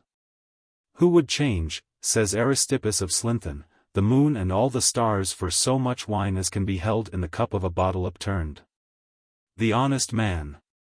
And in his time, note you, they did not make the devilish deep and fraudulent bottoms they do now that cheat you of half your liquor.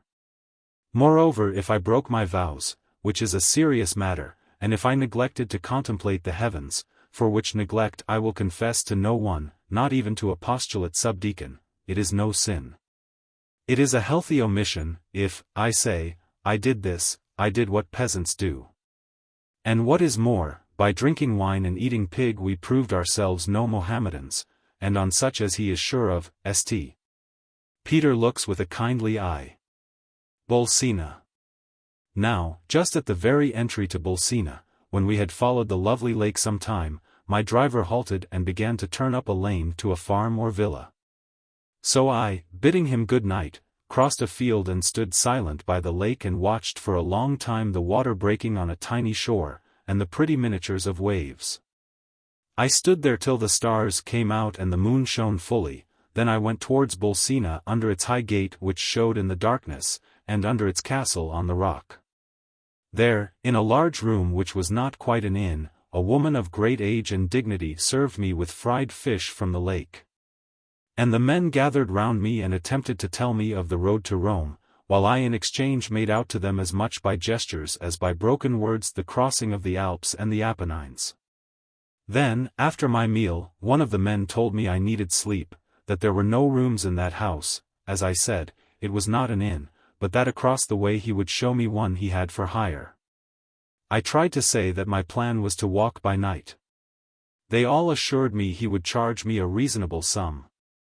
I insisted that the day was too hot for walking. They told me, did these Etruscans, that I need fear no extortion from so honest a man. Certainly it is not easy to make everybody understand everything, and I had had experience already up in the mountains, days before, of how important it is not to be misunderstood when one is wandering in a foreign country, poor and ill-clad. I therefore accepted the offer, and, what was really very much to my regret, I paid the money he demanded. I even so far fell in with the spirit of the thing as to sleep a certain number of hours, for after all, my sleep that day in the cart had been very broken. And instead of resting throughout the whole of the heat I had taken a meal at Aquapendant. But I woke up not long after midnight, perhaps between 1 and 2 o'clock, and went out along the borders of the lake. The moon had set. I wish I could have seen her hanging at the quarter in the clear sky of that high crater, dipping into the rim of its inland sea. It was perceptibly cold. I went on the road quite slowly, till it began to climb, and when the day broke I found myself in a sunken lane leading up to the town of Montefiascone. The town lay on its hill in the pale but growing light. A great dome gave it dignity, and a castle overlooked the lake. It was built upon the very edge and lip of the volcano cup commanding either side. Montefiascone. I climbed up this sunken lane towards it, not knowing what might be beyond, when, at the crest, there shone before me in the sunrise one of those unexpected and united landscapes which are among the glories of Italy. They have changed the very mind in 100 northern painters, when men travelled hither to Rome to learn their art, and coming in by her mountain roads saw, time and again, the set views of plains like gardens, surrounded by sharp mountainland and framed. The road did not pass through the town. The grand though crumbling gate of entry lay up a short straight way to the right, and below, where the road continued down the slope, was a level of some 8 miles full of trees diminishing in distance. At its further side an ample mountain, wooded, of gentle flattened outline, but high and majestic, barred the way to Rome. It was yet another of those volcanoes, fruitful after death, which are the mark of Latium, and it held hidden, as did that larger and more confused one on the rim of which I stood, a lake in its silent crater. But that lake, as I was to find, was far smaller than the glittering sea of Bolsena, whose shores now lay behind me. Viterbo. The distance and the hill that bounded it should in that climate have stood clear in the pure air, but it was yet so early that a thin haze hung over the earth. And the sun had not yet controlled it, it was even chilly. I could not catch the towers of Viterbo, though I knew them to stand at the foot of the far mountain. I went down the road, and in half an hour or so was engaged upon the straight line crossing the plain. I wondered a little how the road would lie with regard to the town, and looked at my map for guidance, but it told me little. It was too general, taking in all central Italy, and even large places were marked only by small circles. The Great Walls. When I approached Viterbo I first saw an astonishing wall, perpendicular to my road, untouched, the bones of the Middle Ages. It stood up straight before one like a range of cliffs, seeming much higher than it should. Its 100 feet or so were exaggerated by the severity of its stones and by their sheer fall. For they had no ornament whatever, and few marks of decay, though many of age. Tall towers, exactly square and equally bare of carving or machicolation, stood at intervals along this forbidding defense and flanked its curtain. Then nearer by, one saw that it was not a huge castle, but the wall of a city, for at a corner it went sharp round to contain the town, and through one uneven place I saw houses. Many men were walking in the roads alongside these walls, and there were gates pierced in them whereby the citizens went in and out of the city as bees go in and out of the little opening in a hive. But my main road to Rome did not go through Viterbo, it ran alongside of the eastern wall, and I debated a little with myself whether I would go in or no. It was out of my way, and I had not entered Montefiascone for that reason. On the other hand, Viterbo was a famous place. It is all very well to neglect Florence and Pisa because they are some miles off the straight way, but Viterbo right under one's hand it is a pity to miss. Then I needed wine and food for the later day in the mountain. Yet, again, it was getting hot. It was past 8, the mist had long ago receded, and I feared delay. So I mused on the white road under the tall towers and dead walls of Viterbo, and ruminated on an unimportant thing. Then curiosity did what reason could not do, and I entered by a gate. I enter Viterbo. The streets were narrow, tortuous, and alive, all shaded by the great houses, and still full of the cold of the night. The noise of fountains echoed in them, and the high voices of women and the cries of sellers. Every house had in it something fantastic and peculiar. Humanity had twined into this place like a natural growth, and the separate thoughts of men, both those that were alive there and those dead before them, had decorated it all.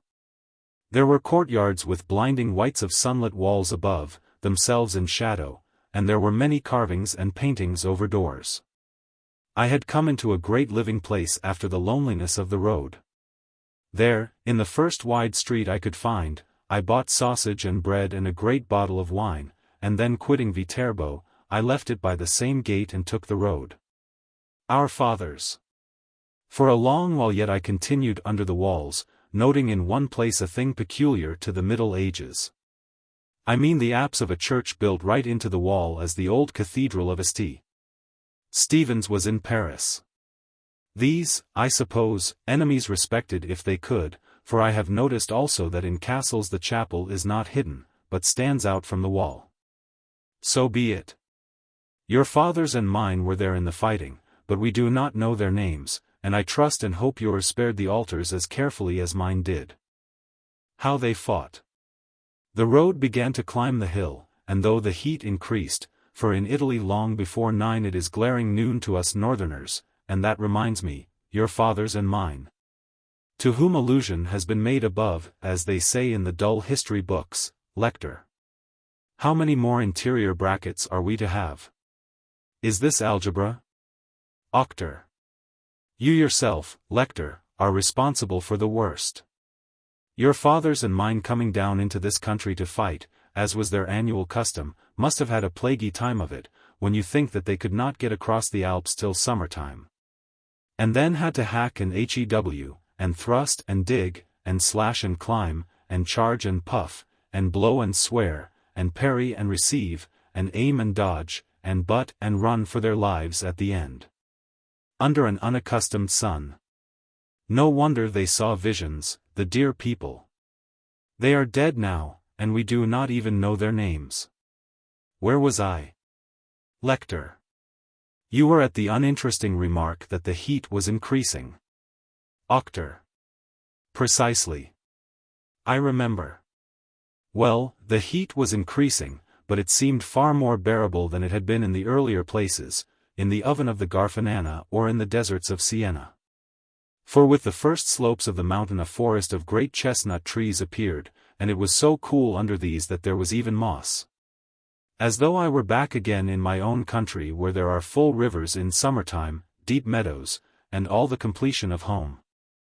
Also the height may have begun to tell on the air, but not much, for when the forest was behind me, and when I had come to a bare heath sloping more gently upwards, a glacis in front of the topmost bulwark of the round mountain, I was oppressed with thirst. And though it was not too hot to sing, for I sang, and 2 lonely carabinieri passed me singing, and we recognized as we saluted each other that the mountain was full of songs. Yet I longed for a bench, a flagon, and shade. The silent old man. And as I longed, a little house appeared, and a woman in the shade sewing, and an old man. Also a bench and a table, and a tree over it. There I sat down and drank white wine and water many times. The woman charged me a halfpenny, and the old man would not talk. He did not take his old age garrulously. It was his business, not mine. But I should dearly have liked to have talked to him in lingua franca, and to have heard him on the story of his mountain, where it was haunted, by what? And on which nights it was dangerous to be abroad. Such as it was, there it was. I left them, and shall perhaps never see them again. The road was interminable, and the crest, from which I promised myself the view of the crater lake, was always just before me, and was never reached. A little spring, caught in a hollow log, refreshed a meadow on the right. Drinking there again, I wondered if I should go on or rest. But I was full of antiquity, and a memory in the blood, or what not, impelled me to see the lake in the crater before I went to sleep. After a few hundred yards this obsession was satisfied. The Pond of Venus. I passed between 2 banks, where the road had been worn down at the crest of the volcano's rim. Then at once, far below, in a circle of silent trees with here and there a vague shore of marshy land, I saw the Pond of Venus, some miles of brooding water, darkened by the dark slopes around it. Its darkness recalled the dark time before the dawn of our saved and happy world. At its hither end a hill, that had once been a cone in the crater, stood out all covered with a dense wood. It was the Hill of Venus. There was no temple, nor no sacrifice, nor no ritual for the divinity, save this solemn attitude of perennial silence. But under the influence which still remained and gave the place its savor, it was impossible to believe that the gods were dead. There were no men in that hollow. Nor was there any memory of men, save of men dead these thousands of years. There was no life of visible things. The mind released itself and was in touch with whatever survives of conquered but immortal spirits. The final view. Thus ready for worship, and in a mood of adoration. Filled also with the genius which inhabits its native place and is too subtle or too pure to suffer the effect of time, I passed down the ridgeway of the mountain rim. And came to the edge overlooking that arena whereon was first fought out and decided the chief destiny of the world. For all below was the Campagna. Names that are at the origin of things attached to every cleft and distant rock beyond the spreading level, or sanctified the gleams of rivers. There below me was Vi, beyond, in the wall of the Apennines, only just escaped from clouds, was Tiber that dignified the ravine at the edge of their rising. That crest to the right was Tusculum, and far to the south, but clear, on a mountain answering my own, was the mother of the city, Alba Longa. The Tiber, a dense, brown fog rolling over and concealing it, was the god of the wide plain. There and at that moment I should have seen the city. I stood up on the bank and shaded my eyes, straining to catch the dome at least in the sunlight, but I could not, for Rome was hidden by the low Sabinian hills. Soracte. Soracte I saw there, Soracte, of which I had read as a boy. It stood up like an acropolis, but it was a citadel for no city. It stood alone, like that soul which once haunted its recesses and prophesied the conquering advent of the northern kings. I saw the fields where the tribes had lived that were the first enemies of the imperfect state, before it gave its name to the fortunes of the Latin race. Dark Etruria lay behind me, forgotten in the backward of my march, a furnace and a riddle out of which religion came to the Romans, a place that has left no language. But below me, sunlit and easy, as it seemed in the cooler air of that summit, was the arena upon which were first fought out the chief destinies of the world. And I still looked down upon it, wondering. Was it in so small a space that all the legends of one's childhood were acted? Was the defense of the bridge against so neighboring and petty an alliance? Were they peasants of a group of huts that handed down the great inheritance of discipline, and made an iron channel whereby, even to us, the antique virtues could descend as a living memory? It must be so, for the villages and ruins in one landscape comprised all the first generations of the history of Rome. The stones we admire, the large spirit of the last expression came from that rough village and sprang from the broils of that one plain. Rome was most vigorous before it could speak. So a man's verse, and all he has, are but the last outward appearance, late and already rigid, of an earlier, more plastic, and diviner fire. The arena. Upon this arena, I still said to myself, were first fought out the chief destinies of the world. And so, played upon by an unending theme, I ate and drank in a reverie, still wondering, and then lay down beneath the shade of a little tree that stood alone upon that edge of a new world. And wondering, I fell asleep under the morning sun. But this sleep was not like the earlier oblivions that had refreshed my ceaseless journey, for I still dreamt as I slept of what I was to see. And visions of action without thought, pageants and mysteries, surrounded my spirit. And across the darkness of a mind remote from the senses there passed whatever is wrapped up in the great name of Rome. Roncillion. When I woke the evening had come. A haze had gathered upon the plain. The road fell into Roncillion, and dreams surrounded it upon every side. For the energy of the body those hours of rest had made a fresh and enduring vigor. For the soul no rest was needed. It had attained, at least for the next hour, a vigor that demanded only the physical capacity of endurance. An eagerness worthy of such great occasions found a marching vigor for its servant. In Roncillion I saw the things that Turner drew. I mean the rocks from which a river springs, and houses all massed together, giving the steep a kind of crown. This also accompanied that picture, the soft light which mourns the sun and lends half-colors to the world. It was cool, and the opportunity beckoned. I ate and drank, asking everyone questions of Rome, and I passed under their great gate and pursued the road to the plain. In the mist, as it rose, there rose also a passion to achieve. All the night long, mile after mile, I hurried along the Cascian Way. For 5 days I had slept through the heat, and the southern night had become my daytime. And though the mist was dense, and though the moon, now past her quarter, only made a vague place in heaven, yet expectation and fancy took more than the place of sight. In this fog I felt with every step of the night march the approach to the goal. The many peasants. Long past the place I had marked as a halt, long past said Vene, a light blurred upon the white wreaths of vapor. Distant songs and the noise of men feasting ended what had been for many, many hours, for more than 20 miles of pressing forward, an exaltation worthy of the influence that bred it. Then came on me again, after the full march, a necessity for food and for repose. But these things, which have been the matter of so much in this book, now seemed subservient only to the reaching of an end, they were left aside in the mind. It was an inn with trellis outside making an arbor.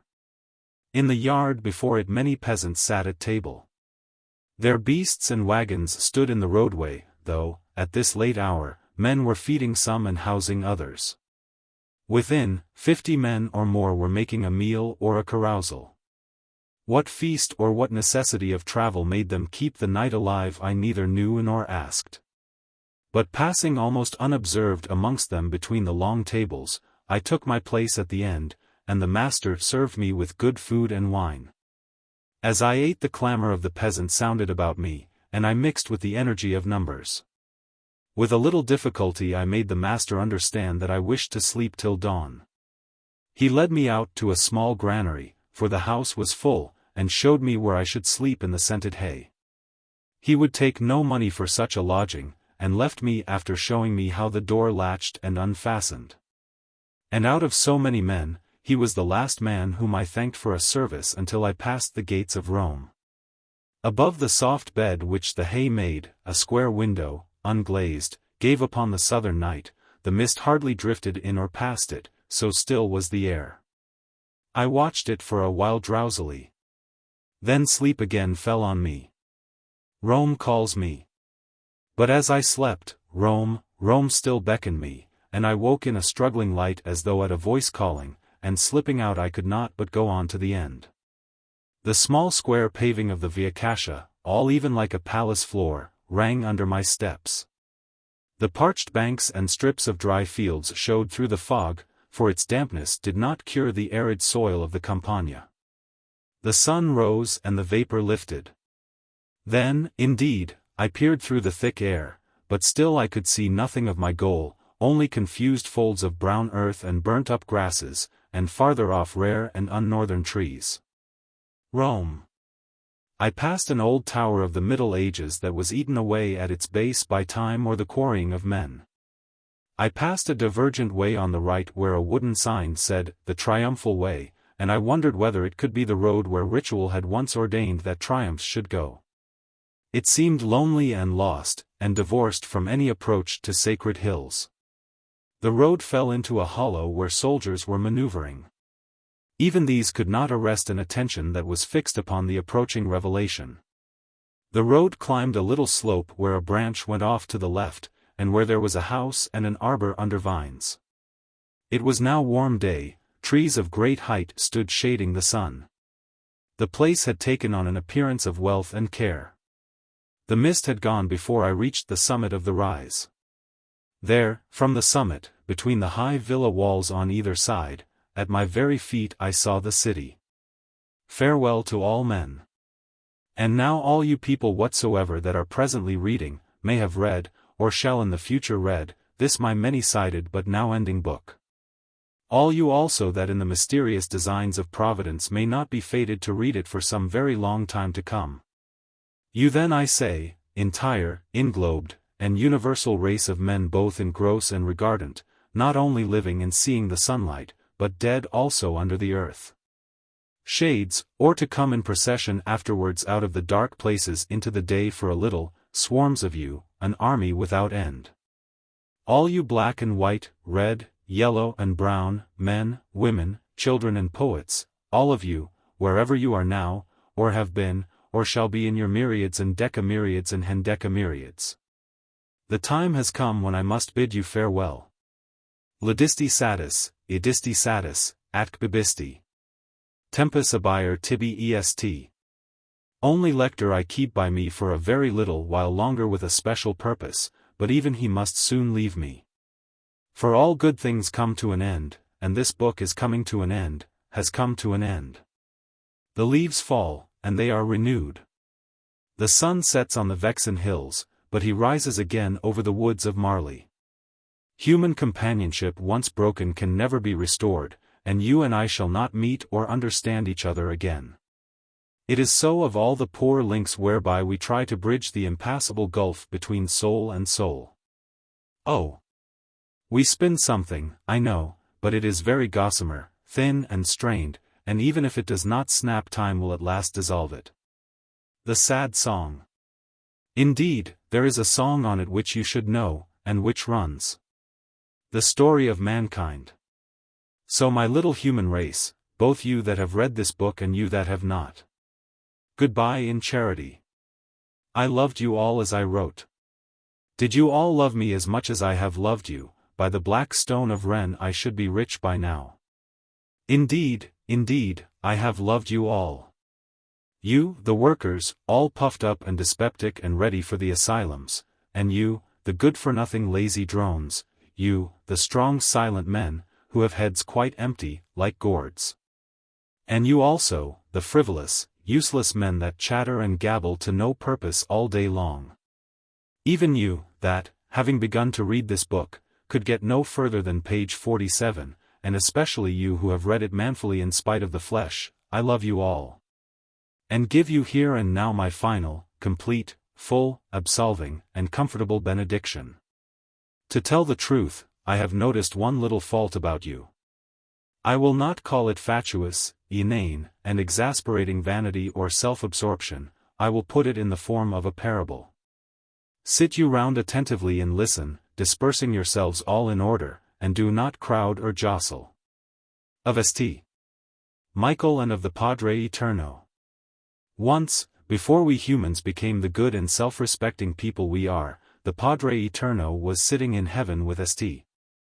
Michael beside him, and he watched the abyss from his great throne, and saw shining in the void one far point of light amid some 17 million others, and he said, "What is that?" And St. Michael answered, "That is the earth," for he felt some pride in it. "The earth?" said the Padre Eterno, a little puzzled. "The earth? I do not remember very exactly." "Why," answered St. Michael, with as much reverence as his annoyance could command, "surely you must recollect the earth and all the pother there was in heaven when it was first suggested to create it. And all about Lucifer." "Ah," said the Padre Eterno, thinking twice, "yes. It is attached to Sirius, and—" "No, no," said St. Michael, quite visibly put out. "It is the earth. The earth which has that changing moon and the thing called the sea." Of course," answered the Padre Eterno quickly, "I said Sirius by a slip of the tongue. Dear me. So that is the earth. Well, well. It is years ago now. Michael, what are those little things swarming up and down all over it?" "Those," said St. Michael, "are men." "Men?" said the Padre Eterno, "men. I know the word as well as anyone, but somehow the connection escapes me. Men," and he mused. St. Michael, with perfect self-restraint, said a few things a trifle staccato, defining man, his dual destiny, his hope of heaven, and all the great business in which he himself had fought hard. But from a fine military tradition, he said nothing of his actions, nor even of his shrine in Normandy, of which he is naturally extremely proud, and well he may be. "What a hill!" "I really beg your pardon," said the Padre Eterno, when he saw the importance attached to these little creatures. "I am sure they are worthy of the very fullest attention, and," he added, for he was sorry to have offended, "how sensible they seem, Michael. There they go, buying and selling, and sailing, driving, and wiving, and riding, and dancing, and singing, and the rest of it. Indeed, they are most practical, businesslike, and satisfactory little beings. But I notice one odd thing. Here and there are some not doing as the rest, or attending to their business, but throwing themselves into all manner of attitudes, making the most extraordinary sounds, and clothing themselves in the quaintest of garments. What is the meaning of that?" "Sire," cried St. Michael, in a voice that shook the architraves of heaven, "they are worshipping you." "Continuez." "Oh! They are worshipping me. Well, that is the most sensible thing I have heard of them yet, and I altogether commend them." "Continuez," said the Padre Eterno, "continuez. And since then all has been well with the world. At least where ils continuant. And so, carissimi, multitudes, all of you goodbye. The day has long dawned on the Via Cassia, this dense mist has risen, the city is before me, and I am on the threshold of a great experience, I would rather be alone. Goodbye my readers. Goodbye the world. The end. At the foot of the hill I prepared to enter the city, and I lifted up my heart. There was an open space. A tramway, a tram upon it about to be drawn by two lean and tired horses whom in the heat many flies disturbed. There was dust on everything around. A bridge was immediately in front. It was adorned with statues in soft stone, half eaten away, but still gesticulating in corruption, after the manner of the 17th century. Beneath the bridge there tumbled and swelled and ran fast a great confusion of yellow water, it was the Tiber. Far on the right were white barracks of huge and of hideous appearance. Over these the dome of St. Peter's rose and looked like something newly built. It was of a delicate blue, but made a metallic contrast against the sky. Then, along a road perfectly straight and bounded by factories, mean houses and distempered walls, a road littered with many scraps of paper, bones, dirt, and refuse, I went on for several hundred yards, having the old wall of Rome before me all this time, till I came right under it at last. And with the hesitation that befits all great actions I entered, putting the right foot first lest I should bring further misfortune upon that capital of all our fortunes. And so the journey ended. It was the gate of the poplar, not of the people. Ho, pedant! Did you think I missed you, hiding and lurking there? Many churches were to hand. I took the most immediate, which stood just within the wall and was called Our Lady of the People, not of the poplar. Another fall for the learned. Professor, things go ill with you today. Inside were many fine pictures, not in the niminy-piminy manner, but strong, full-colored, and just. To my chagrin, Mass was ending. I approached a priest and said to him, Pater, quando vel aquella ora e la prossima missa? Ad nonas, said he. Pole. Hercule. Thought I have yet 20 minutes to wait. Well, as a pilgrimage cannot be said to be over till the first Mass is heard in Rome, I have 20 minutes to add to my book. So, passing an Egyptian obelisk which the great Augustus had nobly dedicated to the sun, I entered. Loud and final song. Lector. But do you intend to tell us nothing of Rome? Auctor. Nothing, dear lector. Lector. Tell me at least one thing, did you see the Colosseum?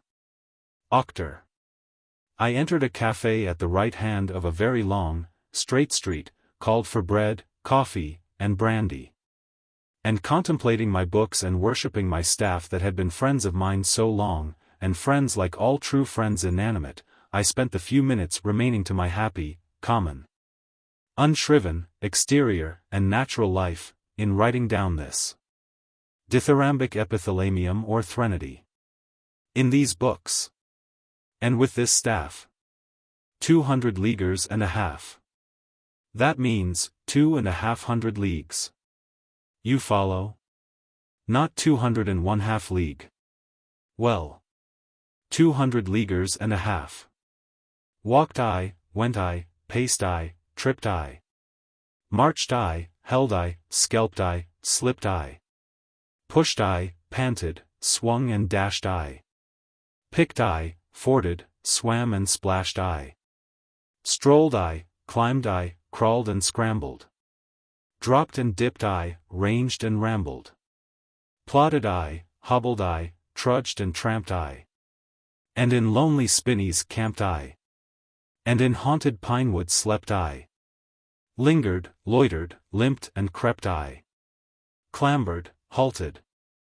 Stepped and leapt I. Slowly sauntered, roundly strode I. Oh! Patron saints and angels. That protect the four evangels. And you prophets vel majors. Vel incerti, vel minores. Virgins ac confessors. Chief of whose peculiar glories est in alla regis stare. Atque orare et exerare. Et clamar et conclamer. Clamantes cum clamoribus. Pro nobis peccatoribus. Let me not conceal it. Rode I. For who but critics could complain of riding in a railway train? Across the valleys and the high land. With all the world on either hand. Drinking when I had a mind to. Singing when I felt inclined to. Nor ever turned my face to home. Till I had slaked my heart at Rome. The end again. Lector. But this is dog. Auctor. Not a word. Finus.